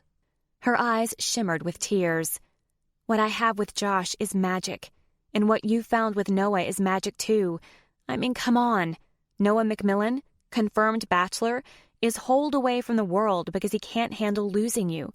Who could have predicted that? You changed him, Libby, and he's miserable without you." "She's right," Blair said softly. "What were the chances of me seeing Garrett before my wedding, let alone him being in the wedding party?" She leaned forward. "You spent weeks convincing us to admit the curse was real. It's our turn now. Noah is the man you're supposed to be with. Don't throw that away." Libby started crying again. "I don't know what to do. I don't know what to say." Megan smiled through her own tears. "Go to him. I bet you don't have to even say a word. Just show up, and that will be explanation enough." "So?" Blair asked. Libby nodded. "Yes, I'll go." Megan beamed as Blair pulled an envelope out of her bag and handed it to her. "Then here's a wedding present from me and Garrett." Libby opened it and gasped when she saw an airline ticket voucher. "This is for this afternoon." "Which is why you better get your sorry ass in the shower. I know the man loves you, but there is a limit to how much one person's olfactory nerves can take." Libby launched herself at her friend, throwing her arms around her neck. "I love you, Blair." "I love you, too." Her voice broke. "Thanks for not kicking me out after being such a bitch, especially given my bad cop role in this part of the intervention. But Megan and I figured we needed to shock you into going to him." "How did you know it would work?" "Because if someone had suggested that I divorce Garrett after our first fight, I would have freaked out just like you did. I had to make sure you really loved him." Megan snorted. "Because the fact she looks like shit wasn't proof enough." "And don't forget the way she smells." Libby laughed. "Hey." "We're so sorry, Libby," Megan said. "You did everything in your power to help the two of us find the perfect partners, and we let you down." "I still haven't decided if I'm going to forgive you," she said with a grin. "Which is why I'm hoping your wedding gift for me and Josh will bribe us back into your good graces." Megan gave a sheepish grimace. "We bought Tortoise a ticket to fly with you in the baggage compartment. He's too big to ride with you." She held up her hands when she saw Libby start to freak out. "It's perfectly safe. I stopped at the pet store before we came and got the carrier they recommended for him to fly comfortably." Libby shook her head in shock. "Why would you do that?" "Because Blair and Garrett got you a one-way ticket, and we know how much you love your dog." "You better get in the shower," Blair said, sounding gruff. "Megan and I will start packing your clothes. I've paid for you to bring 3 bags, and I figured you'd want to bring your camera equipment in your carry-on. You and Noah can come back and get the rest later." Tears flooded Libby's eyes. "I don't know what to say." Blair swallowed, but a tear fell down her cheek. "Just promise you'll come back to see us more often than Megan did before she married Josh." "We'll probably be back for business." "Not necessarily," Megan said, subdued. "Noah refuses to take his job back." "Oh." "Does that change anything?" Blair asked. She shook her head. "No, I just need to get to him." Her friend pushed her toward the bathroom and she climbed into the shower. They kept barging into the bathroom to ask her which clothes to pack. Tortoise sensed something was up and began to pace nervously. "Oh, food for Tortoise," Libby exclaimed, once she was packed and ready to go. "I know this may come as a shock," Megan said, "but we have dog food in Seattle." Libby stuck out her tongue as she scooped some of Tortoise's dry food into a Ziploc bag and slipped it into her purse. "I think I'm ready." They rode to the airport in silence. Tortoise sat quietly by Libby's side in the back seat of Megan's old Explorer, eyeing the crate in the back with suspicion. He wasn't very happy about getting inside the box when they checked him in at the airport, but Libby rubbed and kissed his head. "I'll see you in no time," she cooed. "And then we'll go see Noah. He'll be so happy to see you." She only hoped he'd be happy to see her, too. Megan and Blair walked her to security, and they shared a moment of awkward silence. Megan handed her a slip of paper and a keychain. "This is the key to my car. The lot where it's parked is written on this paper. Take my car from the airport, and I'll pick it up later when I get home. The address is where you can find Noah. He's not at his apartment." "Where is he?" "He's at his grandfather's house on Bainbridge Island. My mother-in-law sent him out there to inventory the house and his granddad's workshop. Something to keep him busy." She paused. "She also said he used to love it there when he was a kid. I think she was desperate to do something to make him feel better. I saw him there yesterday, so I know he's still there. Thank you. She stuffed the paper and the key in a pocket inside her purse. Oh, Megan's face lit up. Have you heard from Graham? No, why? She got married in Vegas. She what? Megan grinned. A hot yoga instructor from some class she took out there. Nana Ruby had to fly home without her. Knickers is fit to be tied. Libby laughed. She could only imagine, but it reminded her of her own situation. I don't even know if we're still married. I don't know what happened to the marriage license. A soft smile lit up Blair's face. You are. I called Melissa while you were in the shower. She just texted a few minutes ago that she'd gotten a hold of the owners, and they mailed it in. Also, they're sending your dress and some wedding photos to my office. The wedding photos, Libby laughed. If you look at them, keep an open mind, okay? Shaking her head with a grin, Blair reached into her bag and pulled out a picture frame, then quietly said, One more thing. I forgot to give you this. Libby's throat burned when she realized what it was. A photo of the three of them at the carnival on the day they'd been cursed by the fortune teller. The three of them were hamming it up for the camera. They were happy and carefree, and sure they'd have each other forever. She was with her two best friends, the only two people who had made her feel truly loved until Noah. It was so perfectly them. Blair wiped a tear from her cheek. The day this whole curse nonsense was born, I should have never doubted you, Libby. But you believed enough for all of us. Thank you for that. We used to be inseparable, Libby said, regret in her voice. We can be again, Megan said through her tears. Living in different states doesn't have to change that. We can Skype, Blair said. I do it for business. We can conference call. Libby nodded. Then the brunt of her fear hit her full force. What if I get there, and he doesn't want to see me? Blair smiled through her tears. There's only one way to find out. Go to him. But no matter where you go or what you do, know that we will always love you. We will always be your second home. You need to hurry, Megan said, pulling her into a hug. They're about to board your flight. She hugged them both again, then went through the small security line, ready to break down into tears again. She didn't think she'd ever been so scared. Her entire life was about to be decided in a few hours, and she wasn't sure she was ready to face it. She took a deep breath and smiled to herself. She'd figure out a way to make him forgive her. She'd camp out on his doorstep if that was what it took. They were meant to be together. She only hoped he believed that too. Chapter 29. Noah stood in his grandfather's workshop, turning a piece of hickory wood over in his hand. When he was a kid, he used to spend weeks at a time here with his granddad. It was one of the only things that always set his hyperactive mind at ease.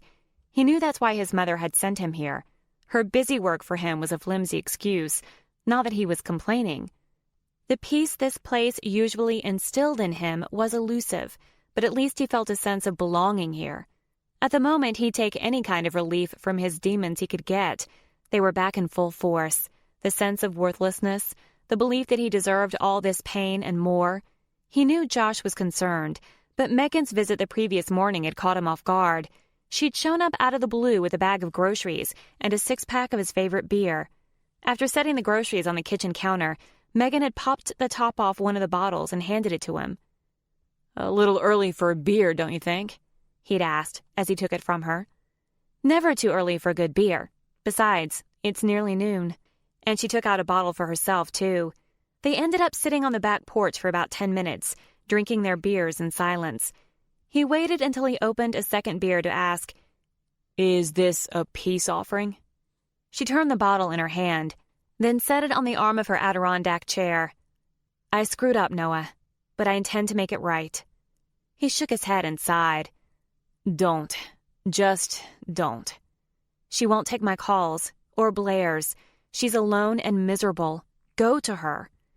He lifted the bottle to his mouth and didn't set it down until he knew he could swallow past the lump in his throat. She left me, Megan. She believes the worst of me. She was just scared, Noah. You have to know that. She's terrified you'll break her heart. I know. All the more reason to leave her alone. I'll just hurt her again. It's what I do. He took another swig then, drinking down a large gulp. I don't believe that. He shrugged. It doesn't matter. It's done. So how long are you going to stay out here? I don't know. It's quiet. Lets me think. About going back to work with Josh? Or about Libby? Both. Libby was an easy choice. He couldn't have her, so it really wasn't any choice at all. But the business was another matter. He couldn't deny that he'd found a sense of accomplishment over the last few months, but he wasn't in any shape to go back to work yet. He still needed more time to nurse his wounds, and he sure couldn't handle going back to Kansas City, knowing Libby was there. He'd consider opening his own firm, but he would never want to be in direct competition with his brother, which left him where he was, jobless. Josh and I are moving to Kansas City in a few weeks, and I'd really like him to spend most of his time at home, she said quietly, which means he needs someone to run Seattle. He wouldn't be back much. The entire thing would be yours, like it was supposed to be from the start.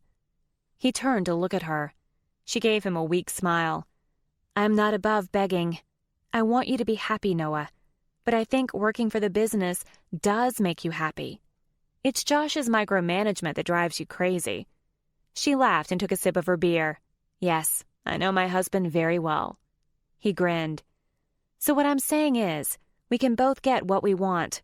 Josh will stay home with me in Kansas City with occasional trips to Seattle, and you can run the Seattle office with no interference. It's a win-win, don't you think? He sucked in a breath and blew it out. I don't think I can handle it. Bullshit, she said with a grin. You handled it until Josh graduated from college. You just let him take over because you didn't believe in yourself. But you are capable, and we both know it. And I know someone else who believes in you, too. His grin fell. I don't want to talk about Libby. Fair enough. But tell me this. Do you love her? Tears filled his eyes, which pissed him off. He'd never been a crier before the last week. How did he answer that question? It was like she'd asked if he needed air to breathe or water to survive. The answer was so obvious, yet a simple yes seemed so inadequate. Megan stood. Let me make you lunch. She made them sandwiches and helped him clean up the kitchen before she left. She pulled him into a hug after he walked her out to the car. Don't give up on yourself, Noah. And please don't give up on Libby. She misses you just as much as you miss her. He'd spent nearly every minute after she left thinking about Libby and fighting his desire to run to her. The knowledge that he might never see her again was more than he could bear. In addition to the stockpile of food Megan had left him, there was a bottle of champagne with a sticky note on it. Save this for when you know it's time to open it. Fat chance of that. Now here he was, a day later, still just as bereft, holding a piece of wood in his hands that begged to be shaped into something useful. It struck him that he had something in common with the block. This was how he'd been before meeting Libby, unformed. From the very beginning, she'd helped him determine what type of man he wanted to be. It might be too late for him, but he could shape the wood into something functional and beautiful. He set the piece of hickory on his grandfather's workshop table and examined the grain in the block. The day before, he'd used the lathe to make a spindle out of a piece of pine. When he examined the piece of hickory, he could see the promise of a candlestick. Then it hit him. He could make the candlestick and give it to Libby as a peace offering. On the surface, it seemed lame, no contesting that, but if anyone would appreciate a handmade gift, it was Libby. And if he told her his analogy, maybe it would work. Besides, now he could tell her in person that he'd just gotten the results of his tests and they had come back clean. Maybe that was reason enough to go to her. At least it gave him the ghost of a plan. He worked on it all afternoon and into the evening, fumbling a couple of times, but altering the shape enough to accommodate his mistakes. When he took it off the lathe, he decided it wasn't half bad. He squared off the ends with a bandsaw and then sat in his grandfather's chair. He was sanding the piece when he heard a dog bark. He hadn't seen or heard any dogs at the neighbor's house, but he supposed it could be a visiting dog. He didn't think much of it until a large animal burst through the partially open workshop door. He jumped in surprise and gasped. Tortoise? The dog spun in circles with happiness, then put his front legs on Noah's lap, begging for attention. How? If Tortoise was here, Then Libby... She stood in the doorway, more beautiful than he remembered her. Her long hair was loose and wavy, skimming over the top of her breasts. She wore a green sweater paired with dark jeans that clung to her hips and a pair of brown boots. He couldn't believe she was there. How? Megan. He still sat in the chair, Tortoise excitedly licking his face. Without thinking, Noah nudged the dog down and stood. Libby stayed perfectly still in the open door, worry in her eyes. Noah, I'm so sorry. He didn't let her finish. He scooped her into his arms and kissed her hard. This had to be a dream. When he lifted his head, tears streaked down her cheeks and fear filled his chest. Lib, what's wrong? You still love me. I was so scared you'd hate me. He shook his head in disbelief. Oh God, Lib, I could never hate you. Never in a million years. I was so wrong. I should have trusted you. Shh.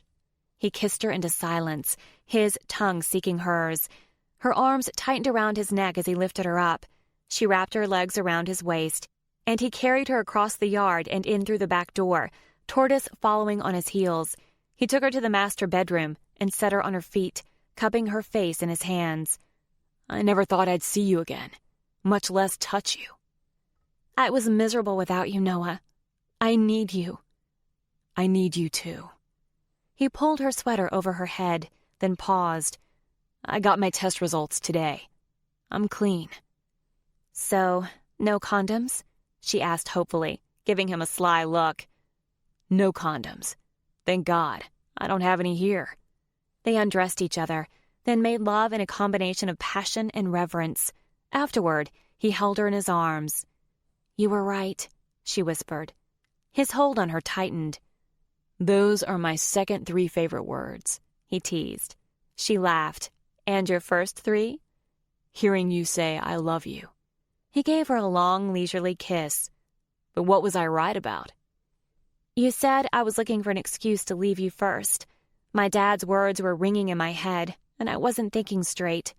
She looked up at him. I saw him when I was 12. I never told anyone. Then she told him about the horrible visit that left her more scarred than she'd realized.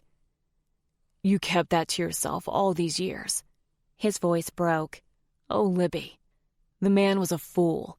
You are the most lovable person I've ever known. He cupped her face and kissed her again, then smiled against her lips. I can't believe you came back to me. Blair and Megan helped me come to my senses. He chuckled. Megan worked some of her wiles on me yesterday. Then he realized how well his sister-in-law had orchestrated their reunion. Wait here. He stopped in the doorway and looked back at the most beautiful woman in the world, still in disbelief that she was naked in his bed. Are you hungry? Only for you, was her husky response. He felt his own body respond. I plan to keep you very busy that way, but I'm talking about actual food. Her teasing fell away. I only want you, Noah. I'm all yours. He came back a few minutes later, grinning ear to ear. Megan must have had a lot of faith we'd work things out. He held a tray stacked with cheese, crackers, and fruit, along with 2 juice cups and the bottle of champagne. She left a note saying I'd know when to use this. Libby sat upright in bed, letting the sheet pull in her lap, and the sight of her bare breasts was tantalizing enough for him to want to make love to her again. She was always the one of us who was the most prepared for anything. Don't let her innocent face fool you. She's a schemer. He gave her a wicked look. It's the quiet ones that always fool you. He popped the top of the champagne and filled the juice cups, handing one to Libby. Look at this, she laughed. Someone gave us champagne and I didn't even have to wear my wedding dress. Her smile faded, and guessing the reason, he cupped her cheek in his hand. I have your dress. It's back in my apartment. I couldn't leave it. She looked down at the tray on the bed. Thank you. He lifted her chin and searched her eyes. Promise me that you'll never leave me again. I don't think I could survive it. Tears filled her eyes. Never. And I'll never leave you. It would be like ripping out my own heart. They made love again, this time more playful, and he marveled how every time seemed to be better than the last. Then they lay in each other's arms, and Libby told him about her friend's intervention, and how miserable she'd been without him. He told her about his talk with Josh and the possibility of taking over the Seattle office. "What do you want to do?" Libby asked. "I don't know yet." He looked down at her. "What do you want me to do?" "I want you to be happy, whatever that means." "I have to provide for us, Libby. I want you to focus on your photography." "You don't have to provide for me. We're partners. We'll figure it out. Together. Okay?" she asked sleepily. He realized it was after midnight in Kansas City. No wonder she was tired. He gazed into her eyes and kissed her softly. "I made you a present." That got her attention. "What is it?" "I'll show you tomorrow." She propped herself up on her elbow. "You can't tell me that and expect me to wait. I want my present now, Noah McMillan." He leaned over and kissed her again. "I'll give you anything you want, Libby McMillan." She grinned against his lips. "You'll regret that promise." "Probably." He grinned back. "But it's worth it." He stood and stepped into his jeans. "I need to take poor Tortoise outside anyway. Don't fall asleep." But she was dozing when he got back. Her hair spilled on the pillow behind her head. He stared at her for several seconds before she roused. "Stalker," she murmured. "I couldn't help myself." He laughed as he sat down beside her, hiding the candlestick behind his back. "Where's my present?" "Am I not present enough?" he teased. "You're everything I need, but you promised me a present. Where is it?" He loved this about her, her excitement over the littlest things. She made him feel that same giddy happiness. He had no idea how he'd gotten lucky enough to have her, but he would never deny his need for her again. He fingered the grooves of the candlestick, suddenly nervous. "I made it for you this afternoon. I was going to bring it to you as a peace offering. I'm still rusty, so keep that in mind." "You were going to come to me?" "I couldn't live without you, Lib, even if that makes me a selfish bastard." She grinned. "Then I'm a selfish bastard, too." She sat up, practically bouncing with excitement. "Now back to my present. You made it? Give it to me." He put it into her open hands. "It's a candlestick. Like I said, I'm rusty, so it's a little uneven on the left." She kissed him and pressed the candlestick into his chest in her excitement. "You made this?" "Yeah." "It's the most beautiful gift I've ever gotten. It's even better than the one Blair gave me before I got on the plane, so that's saying something." He wanted to ask what Blair had given her, but she distracted him with that beautiful mouth of hers. They showered each other with kisses, and he marveled that he could be so deliriously happy. As he drifted off to sleep, her voice broke into his thoughts. "Oh, my palm was right all along," she murmured, half asleep, "and I was scared I'd gotten it wrong." He roused awake, determined to never let her down again. "What did you see on your palm?" "You. I was so worried it was someone else." She looked up at him when he tensed. "I'll explain it to you tomorrow. Just know that your candlestick is the most perfect present to chase away my last lingering doubt." "You still doubt us?" She shook her head. "No, not anymore. Just promise to love me even when the girls go south, and we're good." He smiled, kissing her forehead. "I promise to love you no matter what." It was the easiest promise he'd ever made. Epilogue. Libby paced the floor of the New York Art Gallery, feeling like she was about to throw up. Her exhibit was opening in half an hour, and she wasn't ready. Her husband's arms pulled her back to his chest, and his lips found her neck. "It's going to be great, love," he whispered in her ear. "Your exhibit is amazing." She laughed. "You're just saying that because you're in every single photo." He laughed with her. "Well, I'm sure having an amazing model helped." He spun her around, looking down at her with so much love it sucked her breath away. "I'm so proud of you, Lib. You did it." "Only because of your encouragement." Garrett groaned. "Are you two newlyweds about to attack each other again? Because you have a room only a couple of miles away. Use it." "Like you're one to talk," Noah laughed, keeping his arm around her back and tugging her to his side. "I just saw you feeling up your wife a few minutes ago." To Libby's surprise, Blair blushed. Okay. Josh squeezed Megan's hand as they walked toward the group. "We're all newlyweds, and we can't keep our hands off each other. May we always be this way." "Hear, hear," Noah agreed and motioned toward the entrance to the room. A waiter walked up to Noah, carrying a tray of champagne. "As you requested, sir." Noah winked at Libby, and she felt herself blush as he started to hand out the flutes. "I think all 6 of us have something to celebrate. So Libby and I thought it would be good for all of us to say what we're grateful for." He held up his glass and looked into Libby's eyes. "Libby, I wouldn't be half the man I am without you. Thank you for standing by me while I tried to figure out what I wanted to be when I grew up." He'd struggled with his decision to stay in the office, but Libby had encouraged him to try, assuring him he'd have her full support to quit if he felt pressured or overwhelmed by Josh. But Josh had stuck to his promise to stay out of Noah's office. He'd flourished in his position over the last couple of months. Libby was so proud of him. Some days she wasn't sure she could contain her happiness. They'd moved into his grandfather's house, and he spent part of his time in the workshop, creating things out of wood. She'd confessed her fear that her palm had said she would marry some creative, and he'd told her that if woodworking wasn't creative enough, he had all sorts of creative ways to make love. "I'm so proud of you, Libby." His eyes glistened. "You did it, baby. Even though I tease you about your success being linked to your ridiculously handsome model, this was all you, and it's just the beginning of many great things." She reached up on her tiptoes and kissed him, smiling against his lips before she lowered back down. "I never would have finished if not for you.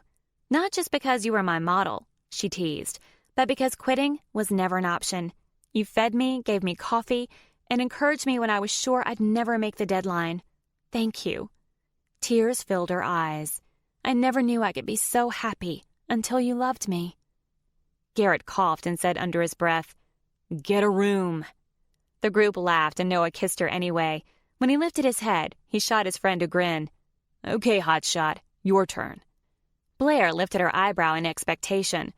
Garrett's grin turned mischievous for a moment, like he was going to make some sort of joke. But then he said, "I'm grateful for second chances." He turned to his wife and held up his glass. "Blair, these last few months have been a whirlwind, but I wouldn't trade them for anything. I can't believe you're mine after everything that happened, and I can't wait to spend the rest of my life with you." He wrapped his free arm around Blair's waist and pulled her in for a long kiss. "Get a room," Noah laughed. The others joined him in laughter. Blair blushed again, trying to regain composure. "I was going to say I was grateful for this as." Garrett leaned into her ear and whispered something that made her smile. "I'm grateful for my friends who tolerate my brisk behavior and love me anyway, and I'm also grateful for second chances, both in love and in friendship." Her gaze settled on Libby. "I wouldn't have missed this for the world, Libs." Libby smiled at her friend. "My turn," Josh said, glancing first at Noah and then at Megan. "I'm grateful that I sat down next to a drunk woman on a plane who told me her sad tale, and I'm so glad I took a chance and pretended to be her fiancé." He smiled down at her. "I couldn't imagine my life without you." She looked up at him with adoring eyes. "Neither can I." Everyone clicked their glasses together and took a sip, with the exception of Megan, who had an ornery grin on her face as she held her glass in place. "Why aren't you drinking?" Blair demanded, her question an accusation. Megan's grin grew wider. "Oh my God!" Libby shouted. "Are you pregnant?" Megan cringed. "I wasn't going to say anything until after your exhibit, Libs. It's your night. But Noah figured it out yesterday, so this was all his idea. I hope you're not angry. I didn't want to take the spotlight away from you." "Angry?" She shook her head. "I'm going to be an aunt. A real aunt, since you're my sister-in-law now, not pretend like before. This is perfect." "Sure," Blair said dryly. "Rub it in." Megan pulled both of her friends into a hug. "I love you both the same. I want you both to be godmothers." "You realize this is the end?" Blair asked. "No more date nights, no more cute outfits, nothing but sleepless nights and spit up." Megan's eyes filled with fear, but Libby squeezed her arm. "Don't listen to her, Megs. It's not the end. It's just the beginning of something wonderful." Then she gave Noah a knowing smile as she held the glass of champagne she'd pretended to sip. It was a new beginning for both McMillan families, and Libby had never been happier. This concludes The Gambler by Denise Grover Swank. Narrated by Shannon McManus. Copyright 2015 by Denise Grover Swank. This unabridged audiobook is published by arrangement with Denise Grover Swank, care of Distel and Godrich, Literary Management, and was produced in the year 2015 by Tantor Media Incorporated, a division of Recorded Books, which holds the copyright thereto. Please visit Tantor.com for more information on our growing library of unabridged audiobooks and to take advantage of special offers.